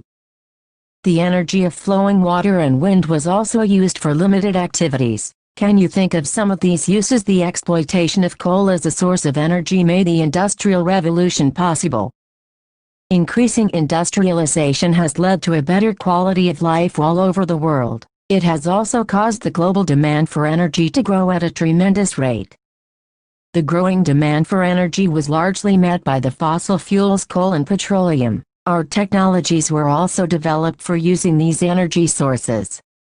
But these fuels were formed over millions of years ago and there are only limited reserves. The fossil fuels are non-renewable sources of energy, so we need to conserve them. If we were to continue consuming these sources at such alarming rates, we would soon run out of energy. In order to avoid this, alternate sources of energy were explored. But we continue to be largely dependent on fossil fuels for most of our energy requirements. Fig. 14.1. Burning fossil fuels has other disadvantages too. We learned in class 9 about the air pollution caused by burning of coal or petroleum products. The oxides of carbon, nitrogen and sulfur that are released on burning fossil fuels are acidic oxides. These led to acid rain which affects our water and soil resources. In addition to the problem of air pollution, recall the greenhouse effect of gases like carbon dioxide. Figure 14.1 Figure 14.1 Figure 14.1 Figure 14.1 Figure 14.1 Pie chart showing the major sources of energy for our requirements in India. The pollution caused by burning fossil fuels can be somewhat reduced by increasing the efficiency of the combustion process and using various techniques to reduce the escape of harmful gases and ashes into the surroundings. Besides being used directly for various purposes in gas stoves and vehicles, do you know fossil fuels are the major fuels used for generating electricity? Let us produce some electricity at our own small plant in the class and see what goes into producing our favorite form of energy. Think it over. How would our lives change if we could no longer get the electricity supply? The availability of electrical energy to each individual in a country is one of the parameters to measure the growth of the country. Activity 14.3 Activity 14.3 Activity 14.3 Activity 14.3 Activity 14.3 And take a table tennis ball and make 3 slits into it. And put semicircular fins cut out of a metal sheet into these slits and pivot the tennis ball on an axle through its center with a straight metal wire fixed to a rigid support. Ensure that the tennis ball rotates freely about the axle. And now connect a cycle dynamo to this and connect a bulb in series and direct a jet of water or steam produced in a pressure cooker at the fins. Fig. 14.2. What do you observe? This is our turbine for generating electricity. The simplest turbines have one moving part, a rotor blade assembly. The moving fluid acts on the blades to spin them and impart energy to the rotor. Thus, we see that basically we need to move the fan.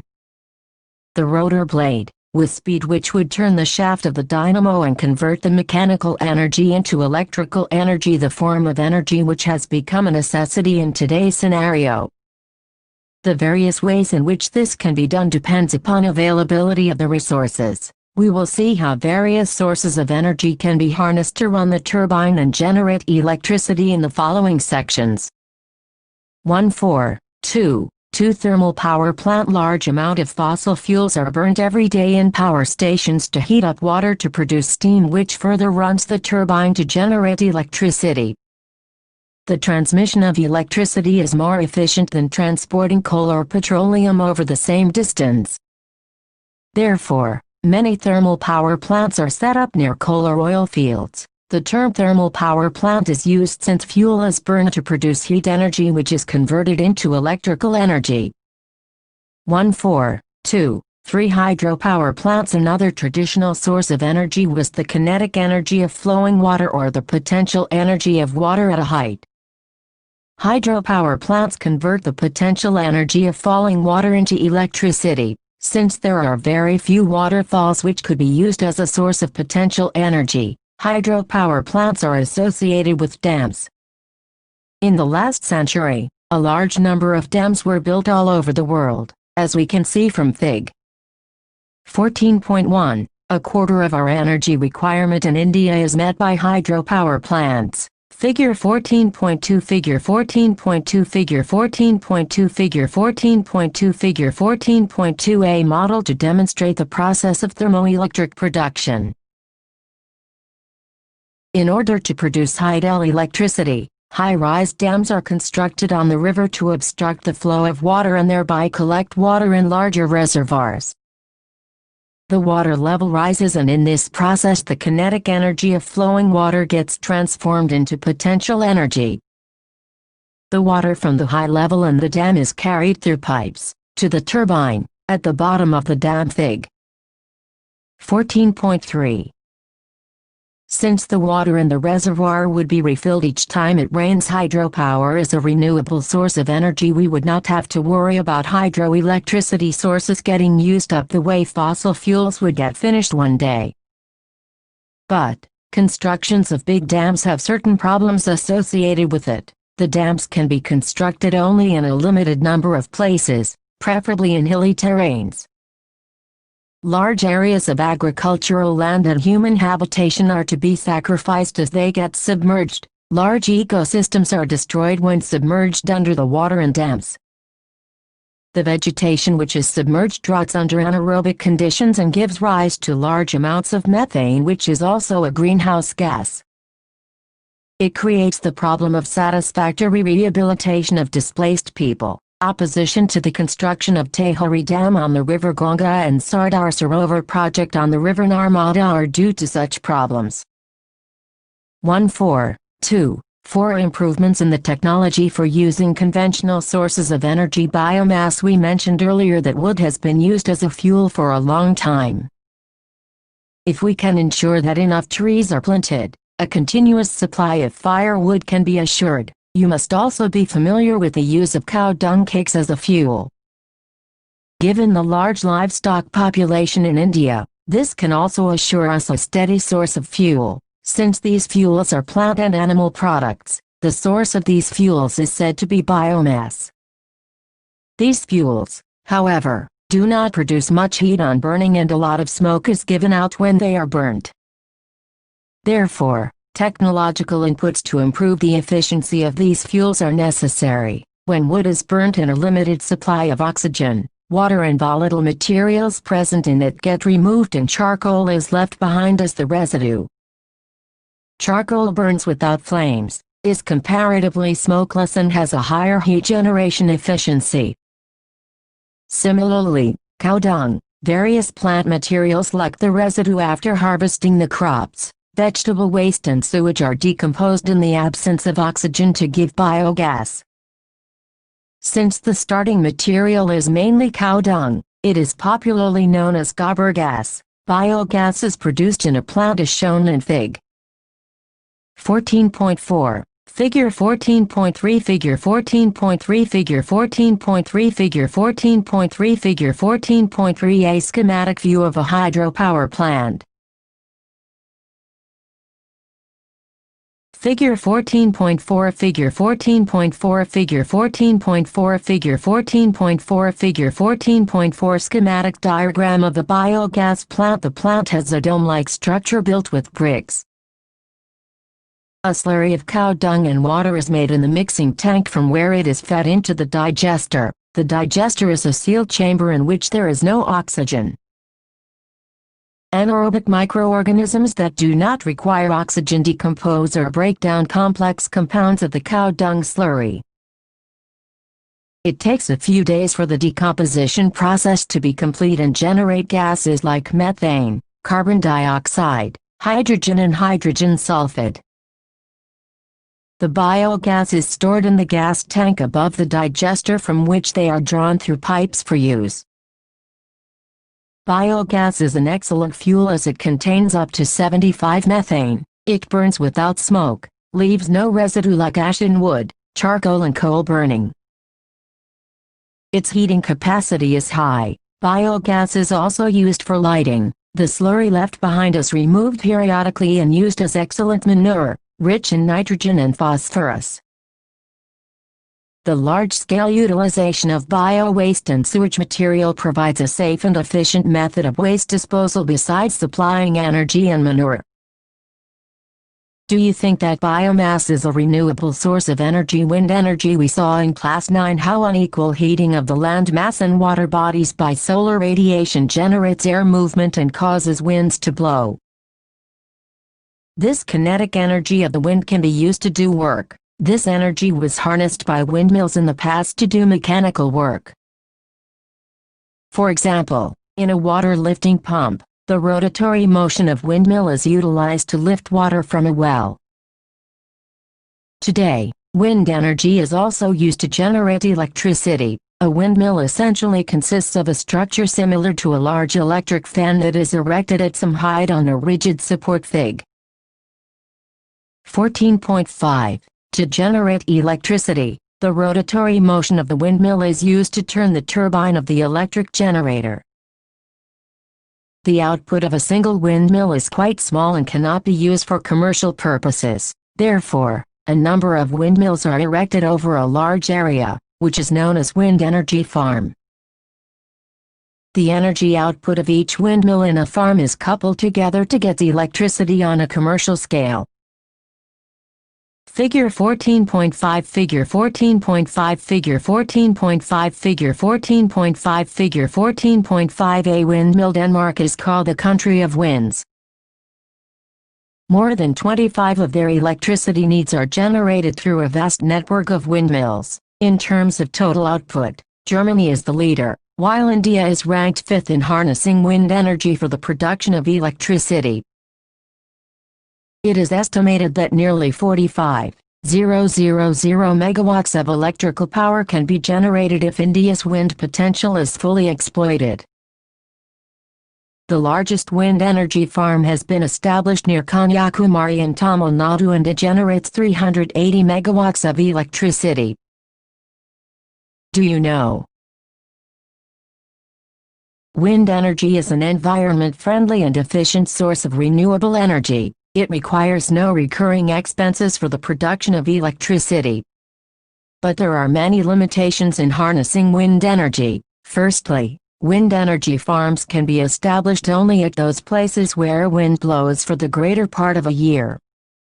The wind speed should also be higher than 15 km/h to maintain the required speed of the turbine. Furthermore, there should be some backup facilities like storage cells to take care of the energy needs during a period when there is no wind.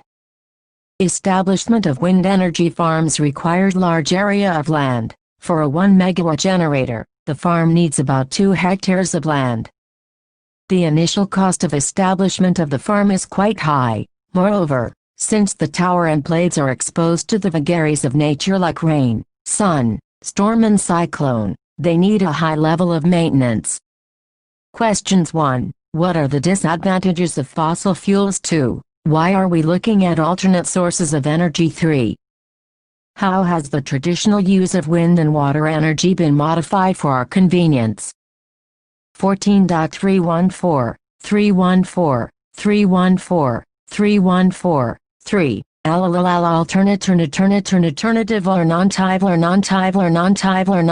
or non. Capital C, capital O, capital N, capital V, capital E, capital N, capital T, capital I, capital O, capital N, capital A, capital L, capital C, capital O, capital N, capital V, capital E, capital N, capital T, capital I, capital O, capital N, capital A, capital L, capital C, capital O, capital N, capital V, capital E, capital N. Sources of energy. With technological progress, our demand for energy increases day by day.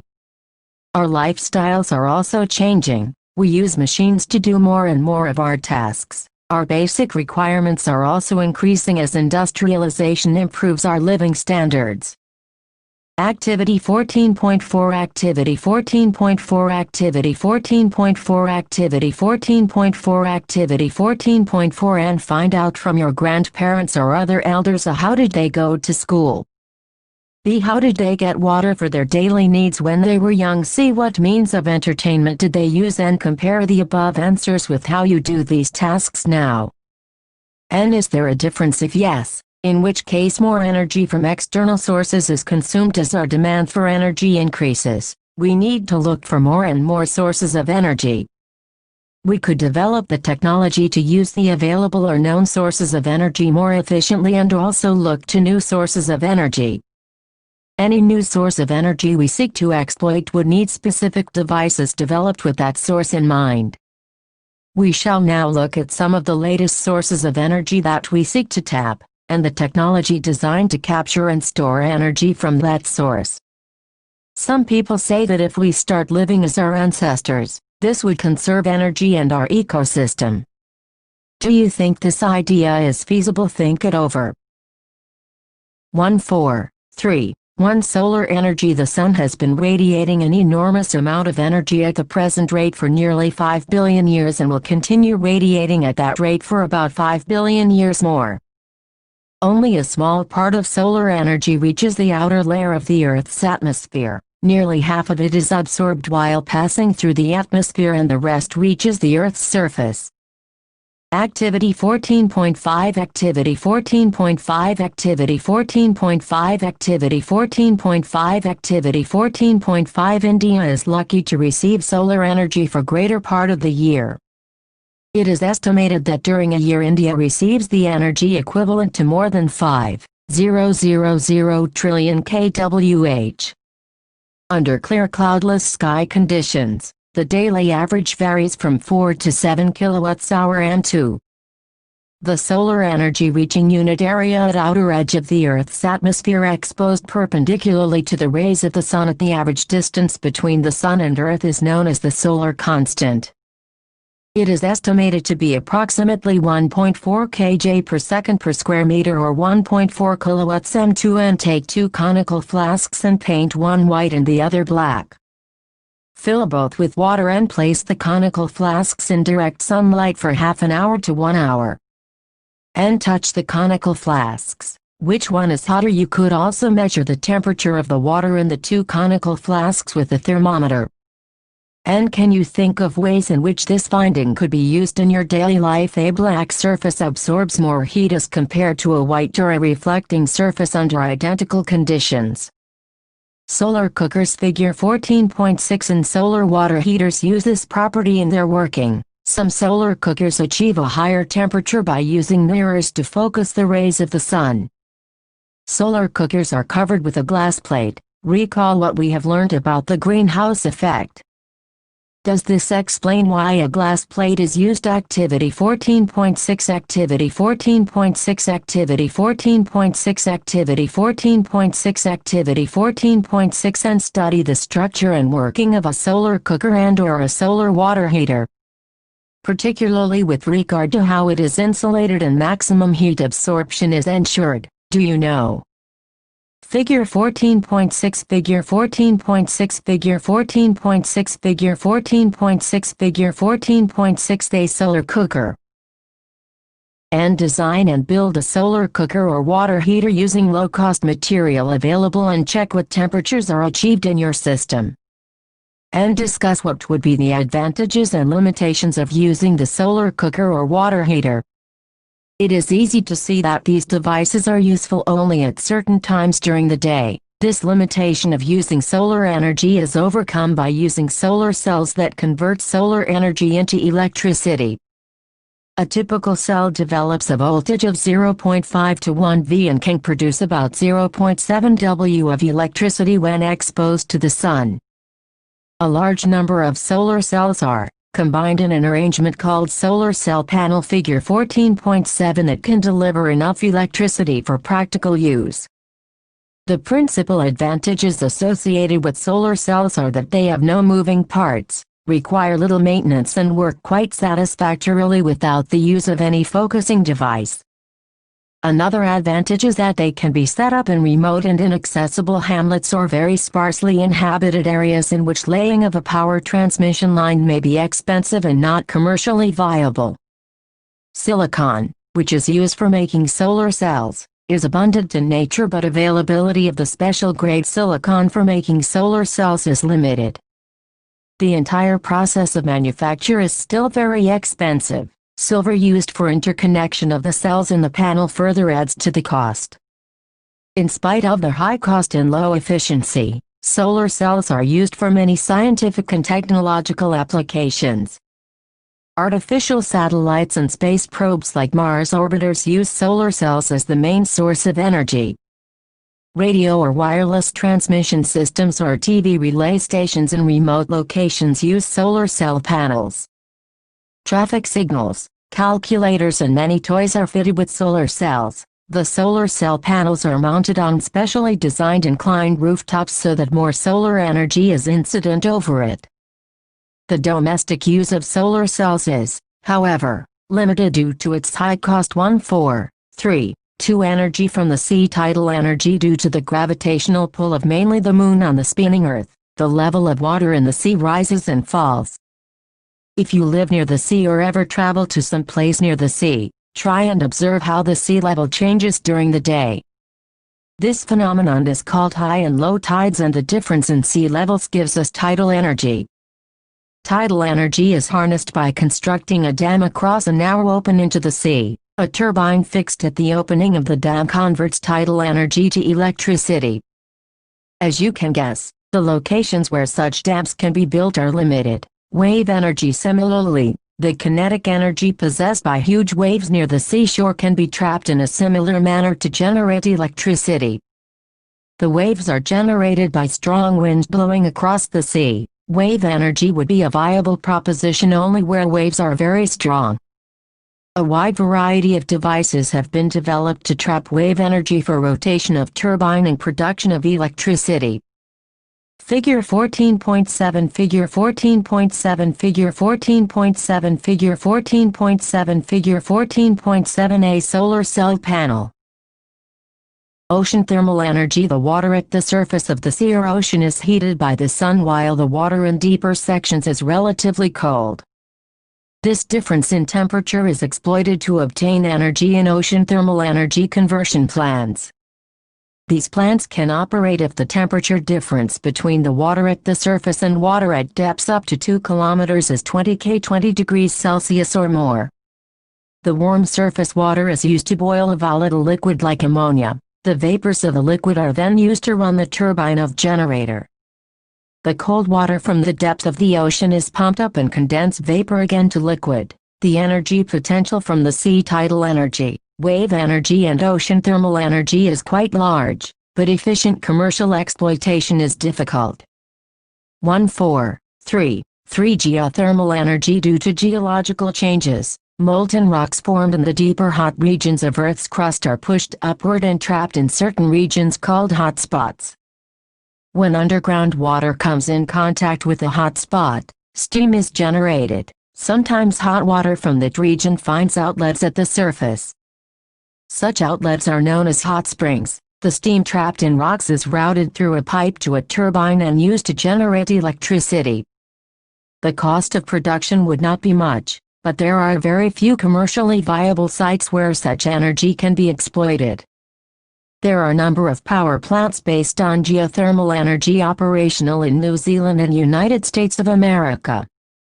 1.4.3. For nuclear energy. How is nuclear energy generated? In a process called nuclear fission. The nucleus of a heavy atom such as uranium, plutonium or thorium, when bombarded with low-energy neutrons, can be split apart into lighter nuclei. When this is done, a tremendous amount of energy is released if the mass of the original nucleus is just a little more than the sum of the masses of the individual products. The fission of an atom of uranium, for example, produces 10 million times the energy produced by the combustion of an atom of carbon from coal. In a nuclear reactor designed for electric power generation, such nuclear fuel can be part of a self-sustaining fission chain reaction that releases energy at a controlled rate. The released energy can be used to produce steam and further generate electricity. Do you know in a nuclear fission, the difference in mass, m, between the original nucleus and the product nuclei gets converted to energy E at a rate governed by the famous equation EmC2, first derived by Albert Einstein in 1905, where c is the speed of light in vacuum. In nuclear science, energy is often expressed in units of electron volts eV, 1 eV 1.602 x 10-19 joules. It is easy to check from the above equation that one atomic mass unit U is equivalent to about 931 MeV of energy.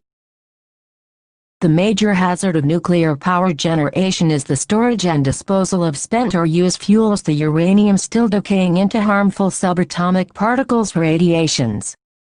Improper nuclear waste storage and disposal result in environmental contamination. Further, there is a risk of accidental leakage of nuclear radiation. The high cost of installation of a nuclear power plant, high risk of environmental contamination and limited availability of uranium makes large-scale use of nuclear energy prohibitive. Nuclear energy was first used for destructive purposes before nuclear power stations were designed. The fundamental physics of the fission chain reaction in a nuclear weapon is similar to the physics of a controlled nuclear reactor, but the two types of device are engineered quite differently.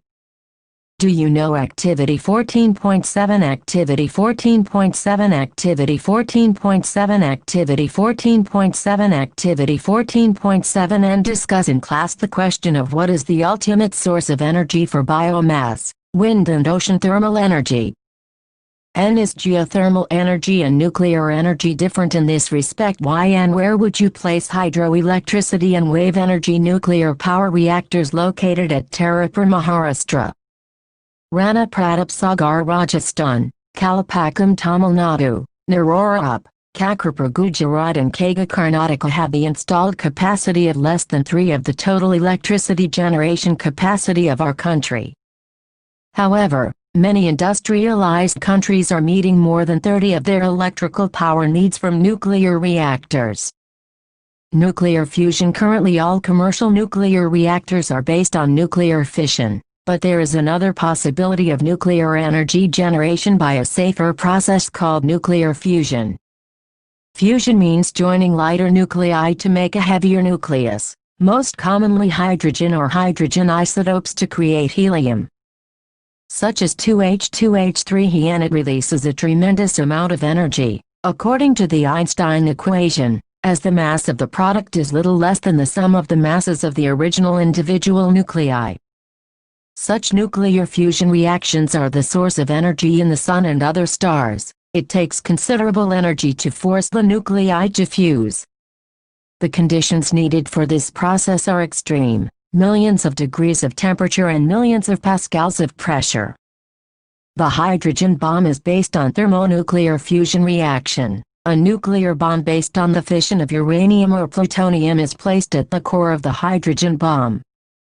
This nuclear bomb is embedded in a substance which contains deuterium and lithium. When the nuclear bomb based on fission is detonated, the temperature of this substance is raised to 107 K in a few microseconds. The high temperature generates sufficient energy for the light nuclei to fuse and a devastating amount of energy is released. 14.4 Environment 14.4 Environment 14.4 Environment 14.4 Environment 14.4 Environmental consequences consequences. We have studied various sources of energy in the previous sections. Exploiting any source of energy disturbs the environment in some way or the other, in any given situation. The source we would choose depends on factors such as the ease of extracting energy from that source, the economics of extracting energy from the source, the efficiency of the technology available, and the environmental damage that will be caused by using that source. Though we talk of clean fuels like CNG, it would be more exact to say that a particular source is cleaner than the other. We have already seen that burning fossil fuels causes air pollution. In some cases, the actual operation of a device like the solar cell may be pollution-free, but the assembly of the device would have caused some environmental damage. Research continues in these areas to produce longer-lasting devices that will cause less damage throughout their life. Questions. Activity 14.8 Activity 14.8 Activity 14.8 Activity 14.8 Activity 14.8 And gather information about various energy sources and how each one affects the environment. And debate the merits and demerits of each source and select the best source of energy on this basis. Questions. 1. Can any source of energy be pollution-free? Why or why not? 2. Hydrogen has been used as a rocket fuel.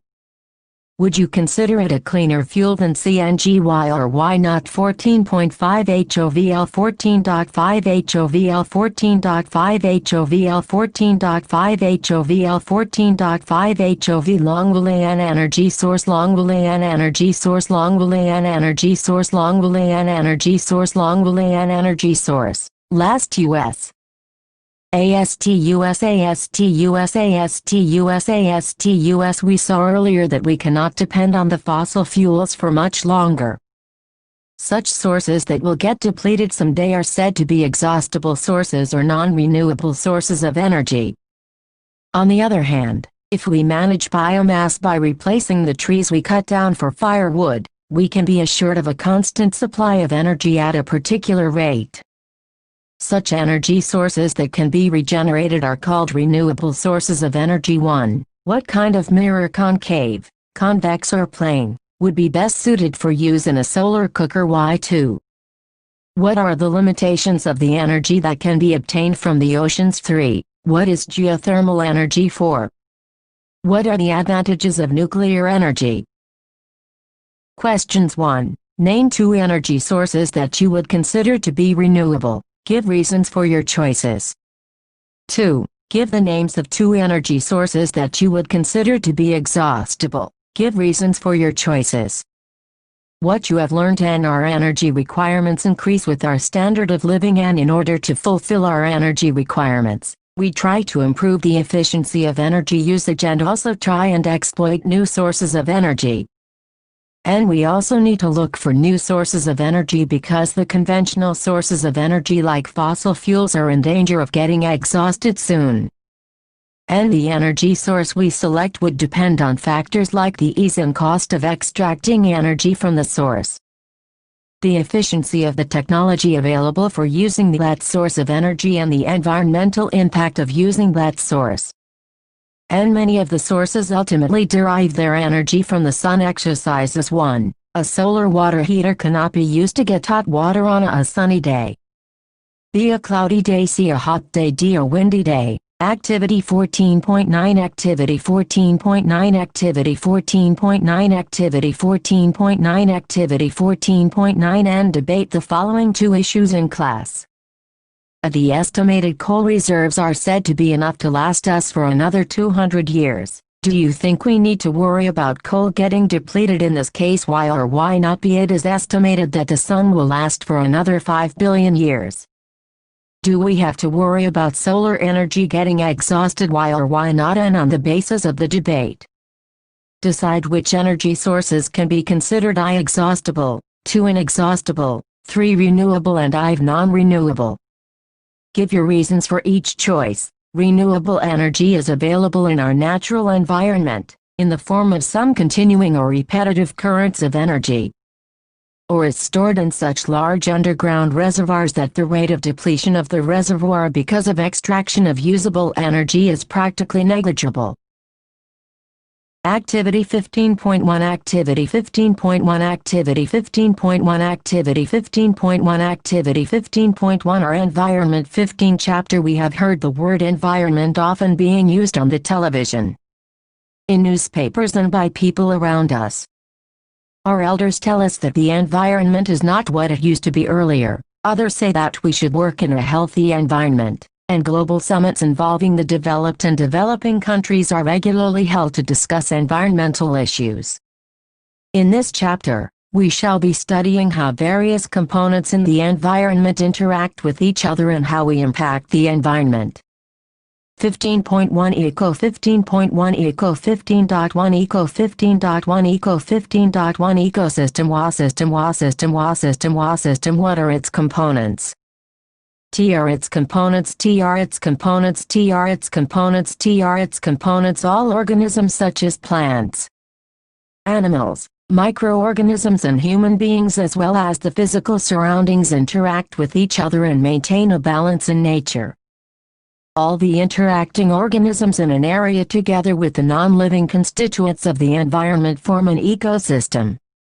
Thus, an ecosystem consists of biotic components comprising living organisms and abiotic components comprising physical factors like temperature, rainfall, wind, soil and minerals. For example, if you visit a garden you will find different plants, such as grasses, trees, flower-bearing plants like rose, jasmine, sunflower, and animals like frogs, insects and birds. All these living organisms interact with each other and their growth, reproduction and other activities are affected by the abiotic components of ecosystem. So a garden is an ecosystem. Other types of ecosystems are forests, ponds and lakes. These are natural ecosystems while gardens and crop fields are human-made artificial ecosystems. And you might have seen an aquarium. Let us try to design one. And what are the things that we need to keep in mind when we create an aquarium? The fish would need a free space for swimming. It could be a large jar, water, oxygen and food. And we can provide oxygen through an oxygen pump aerator and fish food which is available in the market. And if we add a few aquatic plants and animals it can become a self-sustaining system. Can you think how this happens? An aquarium is an example of a human-made ecosystem. And can we leave the aquarium as such after we set it up? Why does it have to be cleaned once in a while? Do we have to clean ponds or lakes in the same manner? Why or why not? We have seen in earlier classes that organisms can be grouped as producers, consumers and decomposers according to the manner in which they obtain their sustenance from the environment. Let us recall what we have learned through the self-sustaining ecosystem created by us above. Which organisms can make organic compounds like sugar and starch from inorganic substances using the radiant energy of the sun in the presence of chlorophyll? All green plants and certain bacteria which can produce food by photosynthesis come under this category and are called the producers. Organisms depend on the producers either directly or indirectly for their sustenance. These organisms which consume the food produced, either directly from producers or indirectly by feeding on other consumers, are the consumers. Consumers can be classed variously as herbivores, carnivores, omnivores and parasites. Can you give examples for each of these categories of consumers and imagine the situation where you do not clean the aquarium and some fish and plants have died?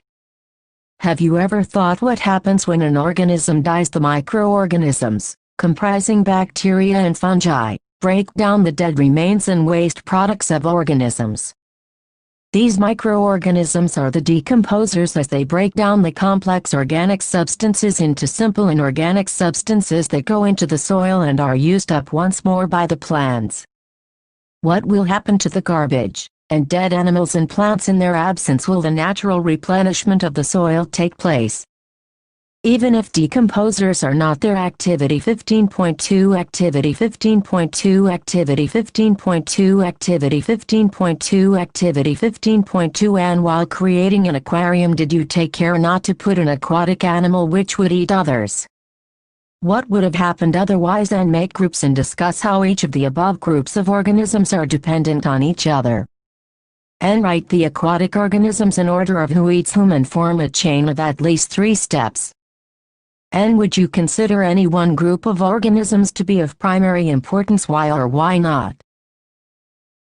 Figure 15.2 Figure 15.2 Figure 15.2 Figure 15.2 Figure 15.2 Trophic levels 1 Food chains and webs. In Activity 15.4 we have formed a series of organisms feeding on one another.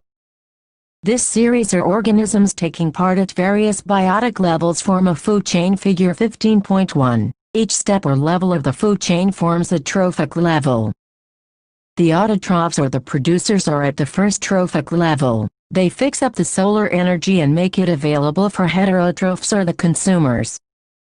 The herbivores or the primary consumers come at the second. Small carnivores are the secondary consumers at the third, and larger carnivores or the tertiary consumers form the fourth trophic level. Fig. 15.2. We know that the food we eat acts as a fuel to provide us energy to do work. Thus the interactions among various components of the environment involves flow of energy from one component of the system to another. As we have studied, the autotrophs capture the energy present in sunlight and convert it into chemical energy. This energy supports all the activities of the living world. From autotrophs, the energy goes to the heterotrophs and decomposers. However, as we saw in the previous chapter on sources of energy, when one form of energy is changed to another, some energy is lost to the environment in forms which cannot be used again. The flow of energy between various components of the environment has been extensively studied, and it has been found that, the green plants in a terrestrial ecosystem capture about 1 of the energy of sunlight that falls on their leaves and convert it into food energy. And when green plants are eaten by primary consumers, a great deal of energy is lost as heat to the environment. Some amount goes into digestion and in doing work, and the rest goes towards growth and reproduction. An average of 10 of the food eaten is turned into its own body and made available for the next level of consumers. And therefore, 10 can be taken as the average value for the amount of organic matter that is present at each step and reaches the next level of consumers. And since so little energy is available for the next level of consumers, food chains generally consist of only 3 or 4 steps. The loss of energy at each step is so great that very little usable energy remains after 4 trophic levels. And there are generally a greater number of individuals at the lower trophic levels of an ecosystem. The greatest number is of the producers. And the length and complexity of food chains vary greatly. Each organism is generally eaten by 2 or more other kinds of organisms, which in turn are eaten by several other organisms. So instead of a straight line food chain, the relationship can be shown as a series of branching lines called a food web. Fig. 15.3. Figure 15.1 Figure 15.1 Figure 15.1 Figure 15.1 Figure 15.1 Food chain in nature: A in forest, B in grassland, and C in a pond. From the energy flow diagram Figure 15.4, 2 things become clear. Firstly, the flow of energy is unidirectional. The energy that is captured by the autotrophs does not revert back to the solar input, and the energy which passes to the herbivores does not come back to autotrophs. As it moves progressively through the various trophic levels, it is no longer available to the previous level. Secondly, the energy available at each trophic level gets diminished progressively due to loss of energy at each level. Another interesting aspect of food chain is how unknowingly some harmful chemicals enter our bodies through the food chain. You have read in Class 9 how water gets polluted. One of the reasons is the use of several pesticides and other chemicals to protect our crops from diseases and pests. These chemicals are either washed down into the soil or into the water bodies. From the soil, these are absorbed by the plants along with water and minerals. And from the water bodies, these are taken up by aquatic plants. Figure 15.4, Figure 15.4, Figure 15.4, Figure 15.4, Figure 15.4 diagram showing flow of energy in an ecosystem. Figure 15.3, Figure 15.3, Figure 15.3, Figure 15.3, Figure 15.3 food web consisting of many food chains. Activity 15.3, Activity 15.3, Activity 15.3, Activity 15.3, Activity 15.3 and animals. This is one of the ways in which they enter the food chain. As these chemicals are not degradable, these get accumulated progressively at each trophic level. As human beings occupy the top level in any food chain, the maximum concentration of these chemicals get accumulated in our bodies. This phenomenon is known as biological magnification. This is the reason why our food grains such as wheat and rice, vegetables and fruits, and even meat, contain varying amounts of pesticide residues. They cannot always be removed by washing or other means. Questions 1. What are trophic levels? Give an example of a food chain and state the different trophic levels in it. 2. What is the role of decomposers in the ecosystem? 15.215, 215, 215, 215, 2. HOV. Do our activities affect the how? Do our activities affect the how? Do our activities affect the how? Do our activities affect the how? Do our activities affect the environment? Environment, environment, environment, environment. We are an integral part of the environment. Changes in the environment affect us and our activities change the environment around us. We have already seen in Class 9 how our activities pollute the environment. In this chapter, we shall be looking at two of the environmental problems in detail, that is, depletion of the ozone layer and waste disposal. 1.5.2.1 Ozone layer and how it is getting depleted. Ozone O3 is a molecule formed by 3 atoms of oxygen. While O2, which we normally refer to as oxygen, is essential for all aerobic forms of life, ozone is a deadly poison. However, at the higher levels of the atmosphere, ozone performs an essential function. It shields the surface of the Earth from ultraviolet UV radiation from the sun. This radiation and newspaper reports about pesticide levels in ready-made food items are often seen these days, and some states have banned these products. Debate in groups the need for such bans, and what do you think would be the source of pesticides in these food items? Could pesticides get into our bodies from this source through other food products too? And discuss what methods could be applied to reduce our intake of pesticides. Activity 15.5, Activity 15.5, Activity 15.5, Activity 15.5, Activity 15.5, Activity 15.4, Activity 15.4, Activity 15.4, Activity 15.4, Activity 15.4 is highly damaging to organisms. For example, it is known to cause skin cancer in human beings. Ozone at the higher levels of the atmosphere is a product of UV radiation acting on oxygen O2 molecule. The higher energy UV radiation split apart some molecular oxygen O2 into free oxygen O atoms.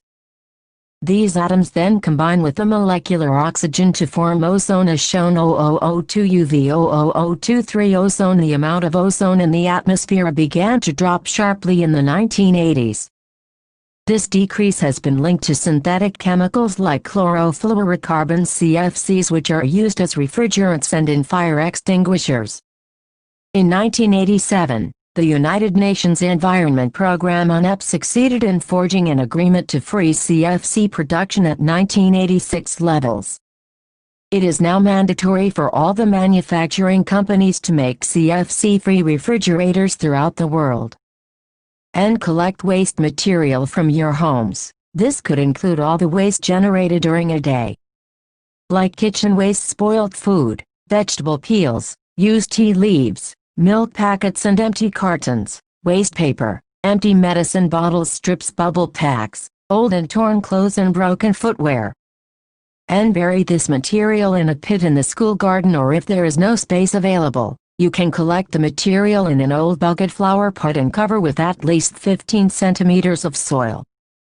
And keep this material moist and observe at 15-day intervals. Then what are the materials that remain unchanged over long periods of time, and what are the materials which change their form and structure over time, and of these materials that are changed, which ones change the fastest? And find out from the library, internet or newspaper reports, which chemicals are responsible for the depletion of the ozone layer. And find out if the regulations put in place to control the emission of these chemicals have succeeded in reducing the damage to the ozone layer. Has the size of the hole in the ozone layer changed in recent years? 1.5.2. Managing the garbage we produce in our daily activities. We generate a lot of material that are thrown away. What are some of these waste materials? What happens after we throw them away? Let us perform an activity to find answers to these questions. We have seen in the chapter on life processes that the food we eat is digested by various enzymes in our body. Have you ever wondered why the same enzyme does not break down everything we eat? Enzymes are specific in their action. Specific enzymes are needed for the breakdown of a particular substance. That is why we will not get any energy if we try to eat coal. Because of this, many human-made materials like plastics will not be broken down by the action of bacteria or other saprophytes. These materials will be acted upon by physical processes like heat and pressure, but under the ambient conditions found in our environment, these persist for a long time. Substances that are broken down by biological processes are said to be biodegradable. How many of the substances you buried were biodegradable? Substances that are not broken down in this manner are said to be non-biodegradable. These substances may be inert and simply persist in the environment for a long time, or may harm the various members of the ecosystem. Activity 15.6 Activity 15.6 Activity 15.6 Activity 15.6 Activity 15.6 And use the library or internet to find out more about biodegradable and non-biodegradable substances. And how long are various non-biodegradable substances expected to last in our environment? And these days, new types of plastics which are said to be biodegradable are available. Find out more about such materials and whether they do or do not harm the environment. 1. Why are some substances biodegradable and some non-biodegradable? 2. Give any 2 ways in which biodegradable substances would affect the environment. 3. Give any 2 ways in which non-biodegradable substances would affect the environment. Questions. Visit any town or city, and we are sure to find heaps of garbage all over the place.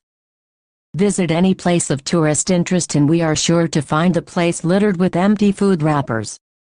In the earlier classes we have talked about this problem of dealing with the garbage that we generate. Let us now look at the problem a bit more deeply. Activity 15.7 Activity 15.7 Activity 15.7 Activity 15.7 Activity 15.7 And find out what happens to the waste generated at home. Is there a system in place to collect this waste? And find out how the local body panchayat, municipal corporation, resident welfare association deals with the waste. Are there mechanisms in place to treat the biodegradable and non-biodegradable waste separately and calculate how much waste is generated at home in a day? And how much of this waste is biodegradable, and calculate how much waste is generated in the classroom in a day? And how much of this waste is biodegradable, and suggest ways of dealing with this waste. Improvements in our lifestyle have resulted in greater amounts of waste material generation. Changes in attitude also have a role to play, with more and more things we use becoming disposable. Changes in packaging have resulted in much of our waste becoming non-biodegradable. What do you think will be the impact of these on our environment? Activity 15.8 Activity 15.8 Activity 15.8 Activity 15.8 Activity 15.8 And find out how the sewage in your locality is treated. Are there mechanisms in place to ensure that local water bodies are not polluted by untreated sewage? And find out how the local industries in your locality treat their wastes. Are there mechanisms in place to ensure that the soil and water are not polluted by this waste? Disposable cups in trains. If you ask your parents, they will probably remember a time when tea in trains was served in plastic glasses which had to be returned to the vendor. The introduction of disposable cups was hailed as a step forward for reasons of hygiene. No one at that time perhaps thought about the impact caused by the disposal of millions of these cups on a daily basis. Some time back, cullids, that is, disposable cups made of clay, were suggested as an alternative, but a little thought showed that making these cullids on a large scale would result in the loss of the fertile topsoil. Now disposable paper cups are being used. What do you think are the advantages of disposable paper cups over disposable plastic cups? Think it over. Activity 15.9 Activity 15.9 Activity 15.9 Activity 15.9 Activity 15.9 NCERT the Internet or library to find out what hazardous materials have to be dealt with while disposing of electronic items. How would these materials affect the environment and find out how plastics are recycled? Does the recycling process have any impact on the environment? Questions 1. What is ozone and how does it affect any ecosystem? 2. How can you help in reducing the problem of waste disposal? Give any 2 methods. What you have learned and the various components of an ecosystem are interdependent and the producers make the energy from sunlight available to the rest of the ecosystem. And there is a loss of energy as we go from one trophic level to the next. This limits the number of trophic levels in a food chain. And human activities have an impact on the environment and the use of chemicals like CFCs has endangered the ozone layer. Since the ozone layer protects against the ultraviolet radiation from the sun, this could damage the environment. And the waste we generate may be biodegradable or non-biodegradable and the disposal of the waste we generate is causing serious environmental problems. Activity 16.1 Activity 16.1 Activity 16.1 Activity 16.1 Activity 16.1 Sustainable Management of Natural Resources 16 Chapter Living in Harmony with Nature is not new to us. Sustainable living has always been an integral part of India's tradition and culture. It has been integrated with our long-lasting traditions and practices, customs, art and crafts, festivals, food, beliefs, rituals and folklore. Ingrained within us is the philosophy that entire natural world be in harmony, which is reflected in the famous phrase in Sanskrit Vasudhaiva Kutumbakam, that means the entire earth is one family. The phrase is mentioned in Mahopanishad, that is probably a part of the ancient Indian text, Atharva Veda. In Class 9 we have already learnt about some natural resources like soil, air and water and how various components are cycled over and over again in nature. Also, we learnt in the previous chapter about the pollution of these resources because of some of our activities. In this chapter, we shall look at some of our resources and how we are using them. Maybe we should also think about how we ought to be using our resources so as to sustain them and conserve our environment. We shall be looking at our natural resources like forests, wildlife, water, coal and petroleum and see what are the issues at stake in deciding how these resources are to be managed for sustainable development along with the input from our traditional practices. We often hear or read about environmental problems. These are often global-level problems and we feel helpless to bring any change. There are international laws and regulations, and then there are our own national laws and acts for environmental protection. There are also national and international organizations working towards protecting our environment. And find out about the international norms to regulate the emission of carbon dioxide and have a discussion in class about how we can contribute towards meeting those norms. Sustainable Management of Natural Resources 267 Activity 16.2 Activity 16.2 Activity 16.2 Activity 16.2 Activity 16.2 And there are a number of organizations that seek to spread awareness about our environment and promote activities and attitudes that led to the conservation of our environment and natural resources. Find out about the organizations active in your neighborhood, village, town, city, and find out how you can contribute towards the same cause. Awareness about the problems caused by unthinkingly exploiting our resources has been a fairly recent phenomenon in our society. And once this awareness rises, some action is usually taken. You must have heard about the Ganga Action Plan. This multi-crore project came about in 1985 because the quality of the water in the Ganga was very poor. Coliform is a group of bacteria, found in human intestines, whose presence in water indicates contamination by disease-causing microorganisms. Figure 16.1 Figure 16.1 Figure 16.1 Figure 16.1 Figure 16.1 Total coliform count levels in the Ganga source, Central Pollution Control Board. 2012. We need not feel powerless or overwhelmed by the scale of the problems because there are many things we can do to make a difference. You must have come across the 5 R's to save the environment: refuse, reduce, reuse, repurpose and recycle. What do they refer to refuse? This means to say no to things people offer you that you don't need. Refuse to buy products that can harm you and the environment. Say no to single-use plastic carry bags. Reduce, this means that you use less. You save electricity by switching off unnecessary lights and fans. You save water by repairing leaky taps. Do not waste food. Can you think of other things that you can reduce the usage of reuse? This is actually even better than recycling because the process of recycling uses some energy. In the reuse strategy, you simply use things again and again. Instead of throwing away used envelopes, you can reverse it and use it again. The plastic bottles in which you buy various food items like jam or pickle can be used for storing things in the kitchen. What other items can we reuse, do you know? Activity 16.3 Activity 16.3 Activity 16.3 Activity 16.3 Activity 16.3 Pollution of the Ganga. The Ganga runs its course of over 2,500 kilometers from Gangotri in the Himalayas to Gangasagar in the Bay of Bengal. It is being turned into a drain by more than 100 towns and cities in Uttar Pradesh, Bihar and West Bengal that pour their garbage and excreta into it. Largely untreated sewage is dumped into the Ganges every day. In addition, think of the pollution caused by other human activities like bathing, washing of clothes and immersion of ashes or unburnt corpses.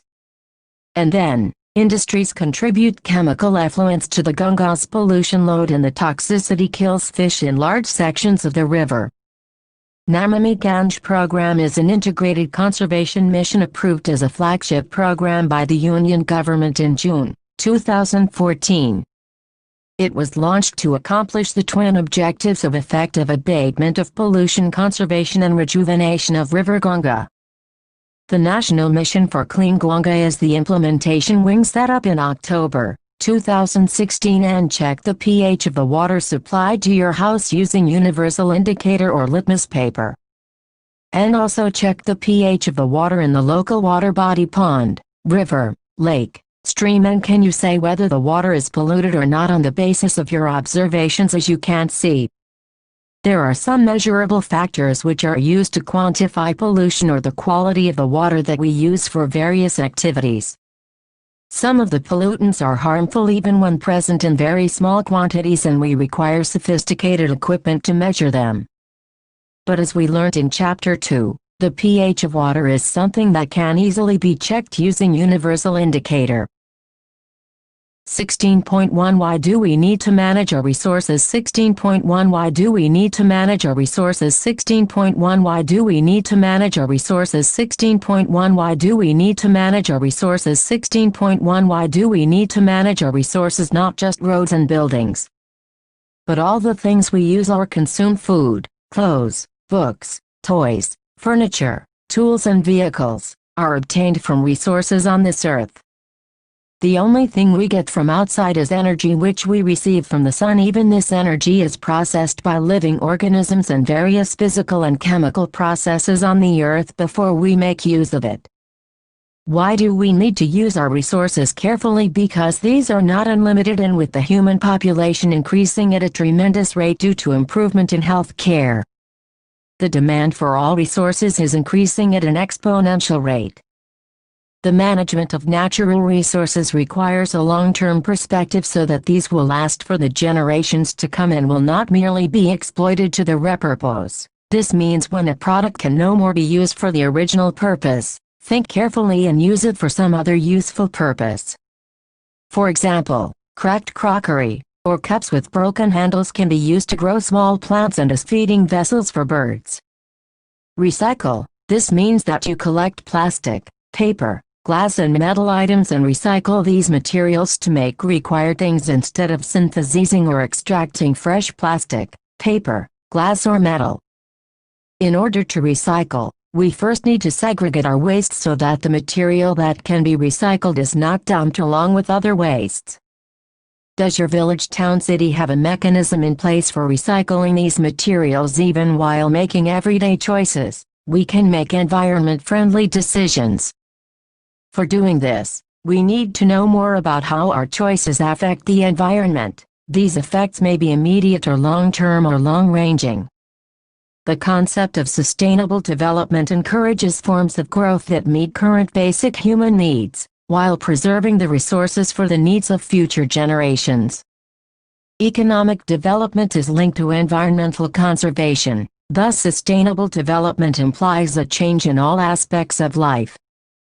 It depends upon the willingness of the people to change their perceptions of the socio-economic and environmental conditions around them, and the readiness of each individual to alter their present use of natural resources. Activity 16.4 Activity 16.4 Activity 16.4 Activity 16.4 Activity 16.4 And have you ever visited a town or village after a few years of absence? If so, have you noticed new roads and houses that have come up since you were there last? Where do you think the materials for making these roads and buildings have come from? And try and make a list of the materials and their probable sources.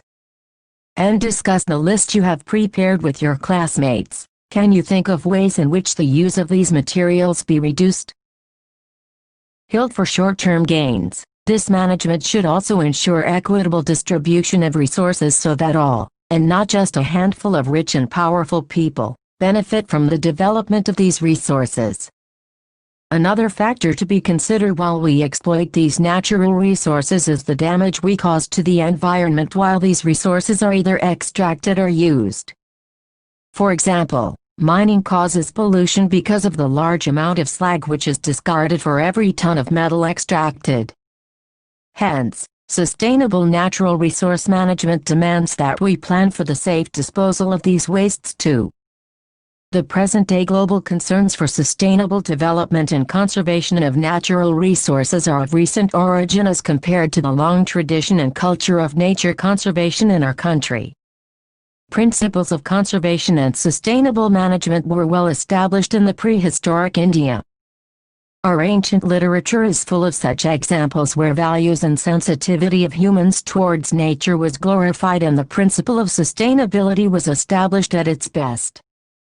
Activity 16.5 Activity 16.5 Activity 16.5 Activity 16.5 Activity 16.5 And observe various traditional practices for conservation of nature in your day-to-day life. Share within the peer group.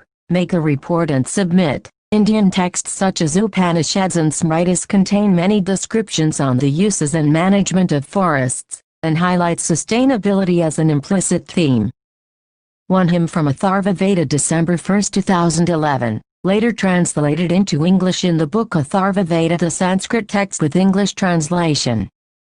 Written by Devi Chand in 1997, reads, O earth, pleasant be thy hills, snow-clad mountains and forests, O numerous colored, firm and protected earth, on this earth I stand, undefeated, unslain, unhurt. Another hymn that reveals utilization and regeneration principles from Atharva Veda, December 1, 1935 reads, Whatever I dig out of you, O earth, may that have quick regeneration again, may we not damage thy vital habitat and heart, during the Vedic period. Both productive as well as protective aspects of forest vegetation were emphasized. Agriculture emerged as a dominant economic activity during the later Vedic period. This was the time when the concept of cultural landscapes such as sacred forests and groves, sacred corridors and a variety of ethnoforestry practices were evolved that continued to the post-Vedic period. Besides, a wide range of ethnoforestry practices were infused with the traditions, customs and rituals and followed as a means for protection of nature and natural resource. 1. What changes can you make in your habits to become more environment-friendly? 2. What would be the advantages of exploiting resources with short-term aims? 3. How would these advantages differ from the advantages of using a long-term perspective in managing our resources? 4. Why do you think that there should be equitable distribution of resources? What forces would be working against an equitable distribution of our resources? Questions 16.2 Forests and Wildlife 16.2 Forests and Wildlife 16.2 Forests and Wildlife 16.2 Forests and Wildlife 16.2 Forests and Wildlife Forests are biodiversity hotspots. One measure of the biodiversity of an area is the number of species found there. However, the range of different life forms, bacteria, fungi, ferns, flowering plants, nematodes, insects, birds, reptiles and so on found, is also important. One of the main aims of conservation is to try and preserve the biodiversity we have inherited. Experiments and field studies suggest that loss of diversity may lead to loss of ecological stability. Activity 16.6 Activity 16.6 Activity 16.6 Activity 16.6 Activity 16.6 And make a list of forest produce that you use. And what do you think a person living near a forest would use? And what do you think a person living in a forest would use? And discuss with your classmates how these needs differ or do not differ and the reasons for the same. 1.6. 2. 1. Stakeholders. We all use various forest produce, but our dependency on forest resources varies. Some of us have access to alternatives, some do not. When we consider the conservation of forests, we need to look at the stakeholders who are the people who live in or around forests are dependent on forest produce for various aspects of their life. See Fig. 16.2 The Forest Department of the government which owns the land and controls the resources from forests. 3. The industrialists from those who used tendu leaves to make bidis to the ones with paper mills, who used various forest produce, but are not dependent on the forests in any one area. The wildlife and nature enthusiasts who want to conserve nature in its pristine form.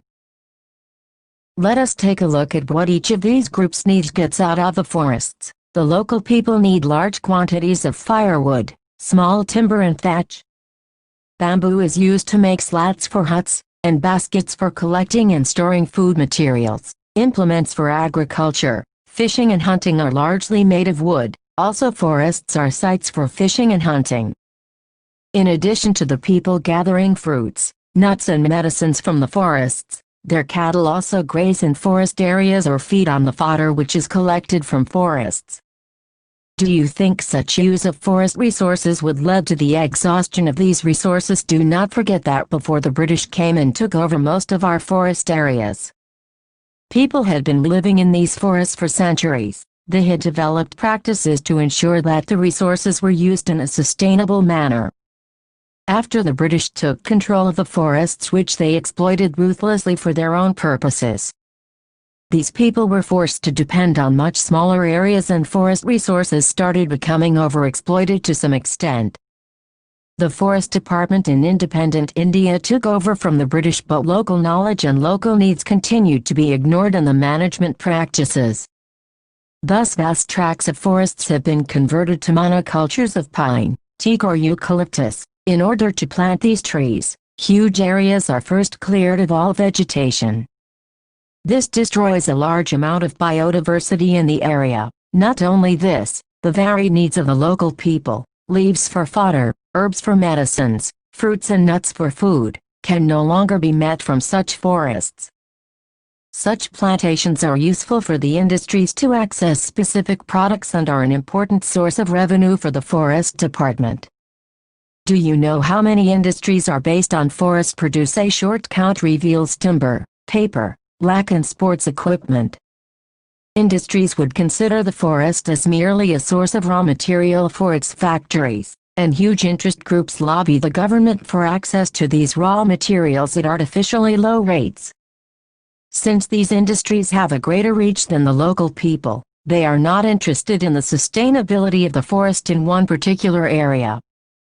For example, after cutting down all the teak trees in one area, they will get their teak from a forest farther away. They do not have any stake in ensuring that one particular area should yield an optimal amount of sun produce for all generations to come. What do you think will stop the local people in behaving in a similar manner? Figure 16.2 Figure 16.2 Figure 16.2 Figure 16.2 Figure 16.2 A view of a forest life activity 16.7 Activity 16.7 Activity 16.7 Activity 16.7 Activity 16.7 and find out about any two forest produce that are the basis for an industry. And discuss whether this industry is sustainable in the long run, or do we need to control our consumption of these products? Lastly, we come to the nature and wildlife enthusiasts who are in no way dependent on the forests, but who may have considerable say in their management. The conservationists were initially taken up with large animals like lions, tigers, elephants and rhinoceros. They now recognize the need to preserve biodiversity as a whole. But shouldn't we recognize people as forming part of the forest system? There have been enough instances of local people working traditionally for conservation of forests. For example, the case of Bishnoi's community living in western Rajasthan on the border of the Thar Desert. Conservation of forest and wildlife has been a religious tenet for them. These nature-loving people have for centuries been conserving the flora and fauna to the extent of sacrificing their lives to protect the environment. They are living with the basic philosophy that all living things have a right to survive and share all resources. The government of India has recently instituted an Amrita Devi Bishnoi National Award for Wildlife Conservation in the memory of Amrita Devi Bishnoi, who in 1731 sacrificed her life along with 363 others for the protection of Khejri trees in Khejroli village near Jodhpur in Rajasthan.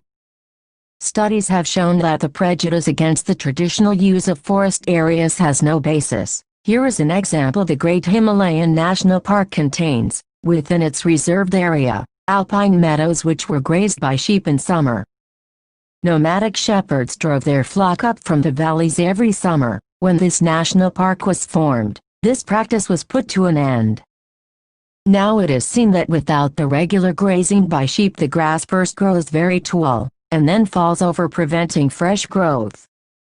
Management of protected areas by keeping the local people out or by using force cannot possibly be successful in the long run.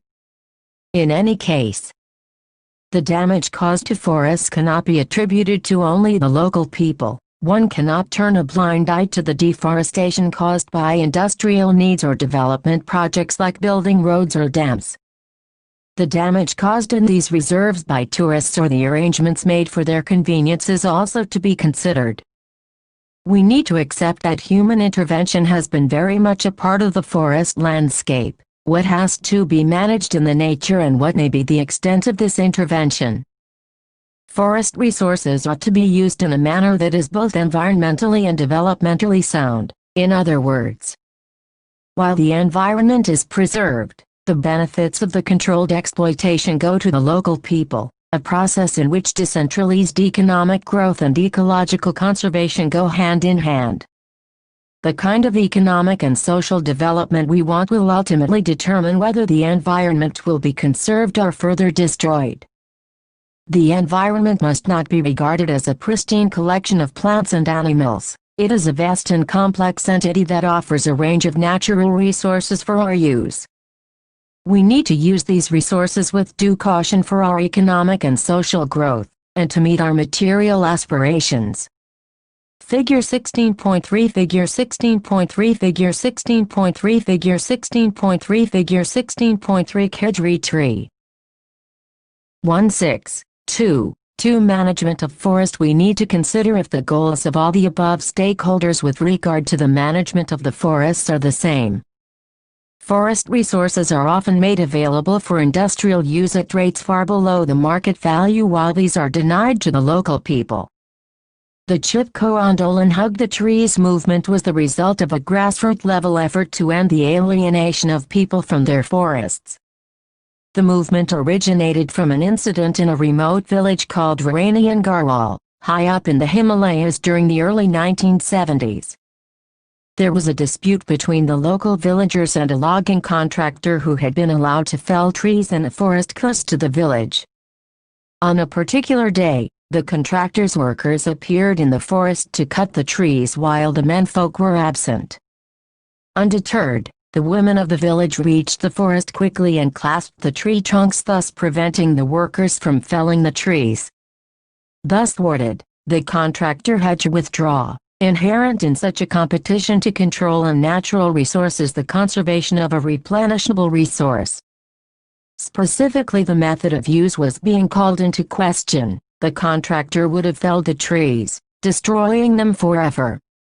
The communities traditionally lopped the branches and plucked the leaves, allowing the resource to replenish over time. The Chipko movement quickly spread across communities and media, and forced the government, to whom the forest belongs, to rethink their priorities in the use of forest produce. Experience has taught people that the destruction of forests affected not just the availability of forest products, but also the quality of soil and the sources of water.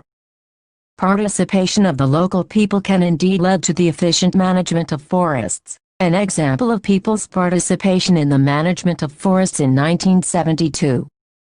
The West Bengal Forest Department recognized its failures in reviving the degraded sal forests in the southwestern districts of the state. Traditional methods of surveillance and policing had led to a complete alienation of the people from the administration, resulting in frequent clashes between forest officials and villagers.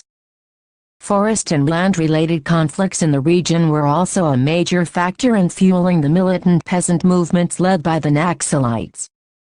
Accordingly, the department changed its strategy, making a beginning in the Arabari Forest Range of Midnapur district. Here, at the insistence of a far-seeing forest officer, A.K. Banerjee, villagers were involved in the protection of 272 hectares of badly degraded sal forest. In return for help in protection, villagers were given employment in both silviculture and harvesting operations, 25% of the final harvest, and allowed fuel wood and fodder collection on payment of a nominal fee. With the active and willing participation of the local community, the Activity 16.8 Activity 16.8 Activity 16.8 Activity 16.8 Activity 16.8 Sal forests of Arabari underwent a remarkable recovery by 1983. A previously worthless forest was valued as 12.5 crores. End debate. The damage caused to forests by the following are: building rest houses for tourists in national parks. B. Grazing domestic animals in national parks. C. Tourists throwing plastic bottles, covers and other litter in national parks. Questions 1. Why should we conserve forests and wildlife? 2. Suggest some approaches towards the conservation of forests. 16.3 Water for all. Activity 16.9 Activity 16.9 Activity 16.9 Activity 16.9 Activity 16.9 And villages suffering from chronic water shortage surround a water theme park in Maharashtra. Debate whether this is the optimum use of the available water. Water is a basic necessity for all terrestrial forms of life. We studied in Class 9 about the importance of water as a resource, the water cycle, and how human intervention pollutes water bodies. However, human intervention also changes the availability of water in various regions. Activity 16.10 Activity 16.10 Activity 16.10 Activity 16.10 Activity 16.10 And study the rainfall patterns in India from an atlas. and identify the regions where water is abundant and the regions of water scarcity, after the above activity. Would you be very surprised to learn that regions of water scarcity are closely correlated to the regions of acute poverty? A study of rainfall patterns does not reveal the whole truth behind the water availability in various regions in India. Rains in India are largely due to the monsoons. This means that most of the rain falls in a few months of the year. Despite nature's monsoon bounty, failure to sustain water availability underground has resulted largely from the loss of vegetation cover, diversion for high water demanding crops, and pollution from industrial effluents and urban wastes. Irrigation methods like dams, tanks and canals have been used in various parts of India since ancient times. These were generally local interventions managed by local people and assured that the basic minimum requirements for both agriculture and daily needs were met throughout the year. The use of this stored 163.1 dams. Why do we seek to build dams? Large dams can ensure the storage of adequate water not just for irrigation, but also for generating electricity, as discussed in the previous chapter. Canal systems leading from these dams can transfer large amounts of water over great distances. For example, the Indira Gandhi Canal has brought greenery to considerable areas of Rajasthan. However, mismanagement of the water has largely led to the benefits being cornered by a few people. There is no equitable distribution of water, thus people close to the source grow water-intensive crops like sugarcane and rice while people farther downstream do not get any water. The woes of these people who have been promised benefits which never arrived are added to the discontentment among the people who have been displaced by the building of the dam and its canal network. In the previous chapter, we mentioned the reasons for opposition to the construction of large dams, such as the Tehri Dam on the river Ganga. You must have read about the protests by the Narmada Bachao Andolan Save the Narmada movement about raising the height of the Sardar Sarovar Dam on the river Narmada.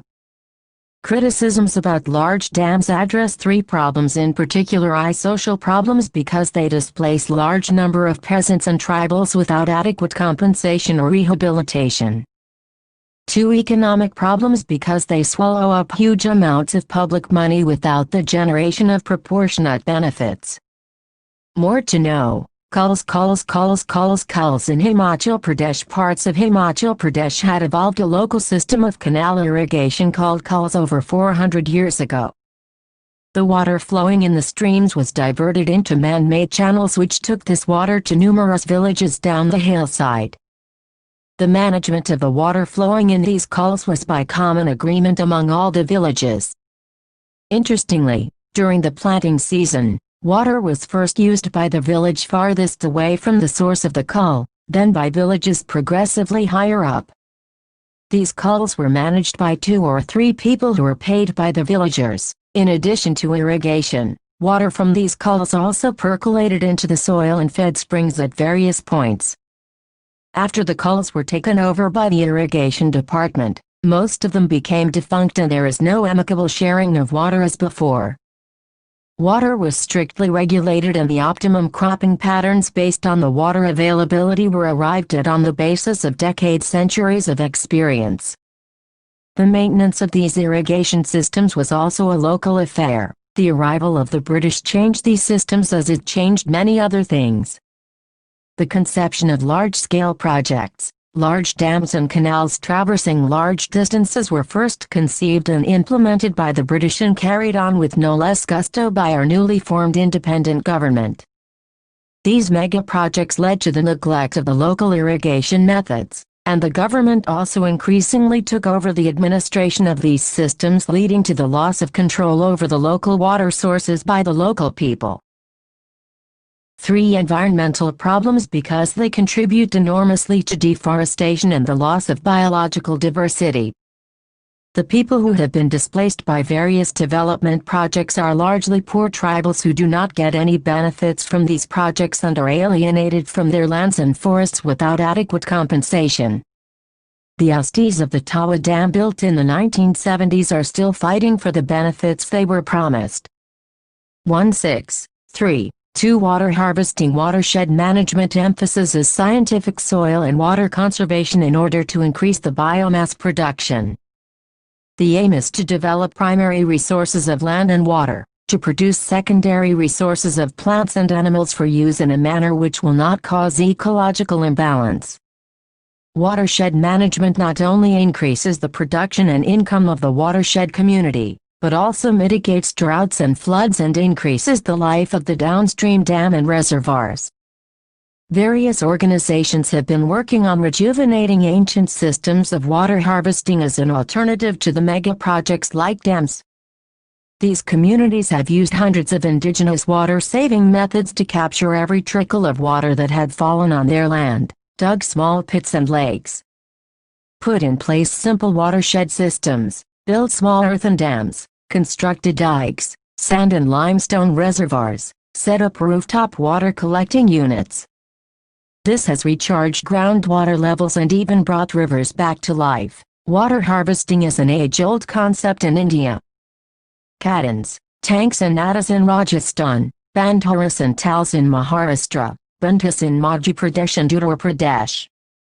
Ahars and pines in Bihar, Kulls in Himachal Pradesh, ponds in the Kandy belt of Jammu region, and Aras tanks in Tamil Nadu, Surangamas in Kerala, and Katas in Karnataka are some of the ancient water harvesting, including water conveyance, structures still in use today. See Fig. 16.4 for an example. Water harvesting techniques are highly locale-specific and the benefits are also localized. Giving people control over their local water resources ensures that mismanagement and overexploitation of these resources is removed. In largely level terrain, the water harvesting structures are mainly crescent-shaped earthen embankments or low, straight concrete and rubble check dams built across seasonally flooded gullies. Monsoon rains fill ponds behind the structures. Only the largest structures hold water year-round. Most dry up 6 months or less after the monsoons. Their main purpose, however, is not to hold surface water but to recharge the groundwater beneath. The advantages of water stored in the ground. A traditional technology is helping India's watermen save thousands of parched villages and transform the lives of thousands of villagers in one of India's most arid regions. In 2 decades of efforts of Dr. Rajendra Singh, 600 jahads and other structures to collect water have been built in Rajasthan, and water had been brought back to 1,000 villages across the state. In 2015, he won the Stockholm Water Prize. It is the most prestigious award which honors a person who contributes to the conservation and protection of water resources for the well-being of the planet and its inhabitants. 16.4 Coal and petroleum. 16.4 Coal and petroleum. 16.4 Coal and petroleum. 16.4 Coal and petroleum. 16.4 Coal and petroleum. We have seen some of the issues involved in the conservation and sustainable use of resources like forests, wildlife and water. These can't meet our needs perpetually if we were to use them in a sustainable manner. Now we come to yet another important resource, fossil fuels, that is, coal and petroleum, which are important sources of energy for us. Since the Industrial Revolution, we have been using increasing amounts of energy to meet our basic needs and for the manufacture of a large number of goods upon which our lives depend. These energy needs have been largely met by the reserves of coal and petroleum. The management of these energy sources involves slightly different perspectives from those resources discussed earlier. Coal and petroleum were formed from the degradation of biomass millions of years ago, and hence these are resources that will be exhausted in the future no matter how carefully we use them. And then we would need to look for alternative sources of energy. Various estimates exist as to how long these resources are. It does not evaporate, but spreads out to recharge wells and provides moisture for vegetation over a wide area. In addition, it does not provide breeding grounds for mosquitoes like stagnant water collected in ponds or artificial lakes. The groundwater is also relatively protected from contamination by human and animal waste. Figure 16.4 Figure 16.4 Figure 16.4 Figure 16.4 Figure 16.4 Traditional water harvesting system and ideal setting of the Cat-in system. Questions 1. Find out about the traditional systems of water harvesting management in your region. 2. Compare the above system with the probable systems in hilly mountainous areas or plains or plateau regions. 3. Find out the source of water in your region locality. Is water from this source available to all people living in that area? Activity 16.11 Activity 16.11 Activity 16.11 Activity 16.11 Activity 16.11 will last if the present rate of usage continues. It is estimated that our known petroleum resources will last us for about 40 years and the coal resources will last for another 200 years. But looking at other sources of energy is not the only consideration when we look at the consumption of coal and petroleum. Since coal and petroleum have been formed from biomass, in addition to carbon, these contain hydrogen, nitrogen and sulfur. When these are burned, the products are carbon dioxide, water, oxides of nitrogen and oxides of sulfur. When combustion takes place in insufficient air oxygen, then carbon monoxide is formed instead of carbon dioxide. Of these products, the oxides of sulfur and nitrogen and carbon monoxide are poisonous at high concentrations and carbon dioxide is a greenhouse gas. Another way of looking at coal and petroleum is that they are huge reservoirs of carbon, and if all of this carbon is converted to carbon dioxide, then the amount of carbon dioxide in the atmosphere is going to increase, leading to intense global warming. Thus, we need to use these resources judiciously, and coal is used in thermal power stations and petroleum products like petrol and diesel are used in means of transport like motor vehicles, ships and aeroplanes. We cannot really imagine life without a number of electrical appliances and constant use of transportation. So can you think of ways in which our consumption of coal and petroleum products be reduced? Some simple choices can make a difference in our energy consumption patterns. Think over the relative advantages, disadvantages and environment friendliness of the following. Taking a bus, using your personal vehicle or walking cycling. 2. Using LED bulbs or fluorescent tubes in your homes. 3. Using the lift or taking the stairs. 5. Wearing an extra sweater or using a heating device, heater or cigarette on cold days. The management of coal and petroleum also addresses the efficiency of our machines. Fuel is most commonly used in internal combustion engines for transportation, and recent research in this field concentrates on ensuring complete combustion in these engines in order to increase efficiency and also reduce air pollution.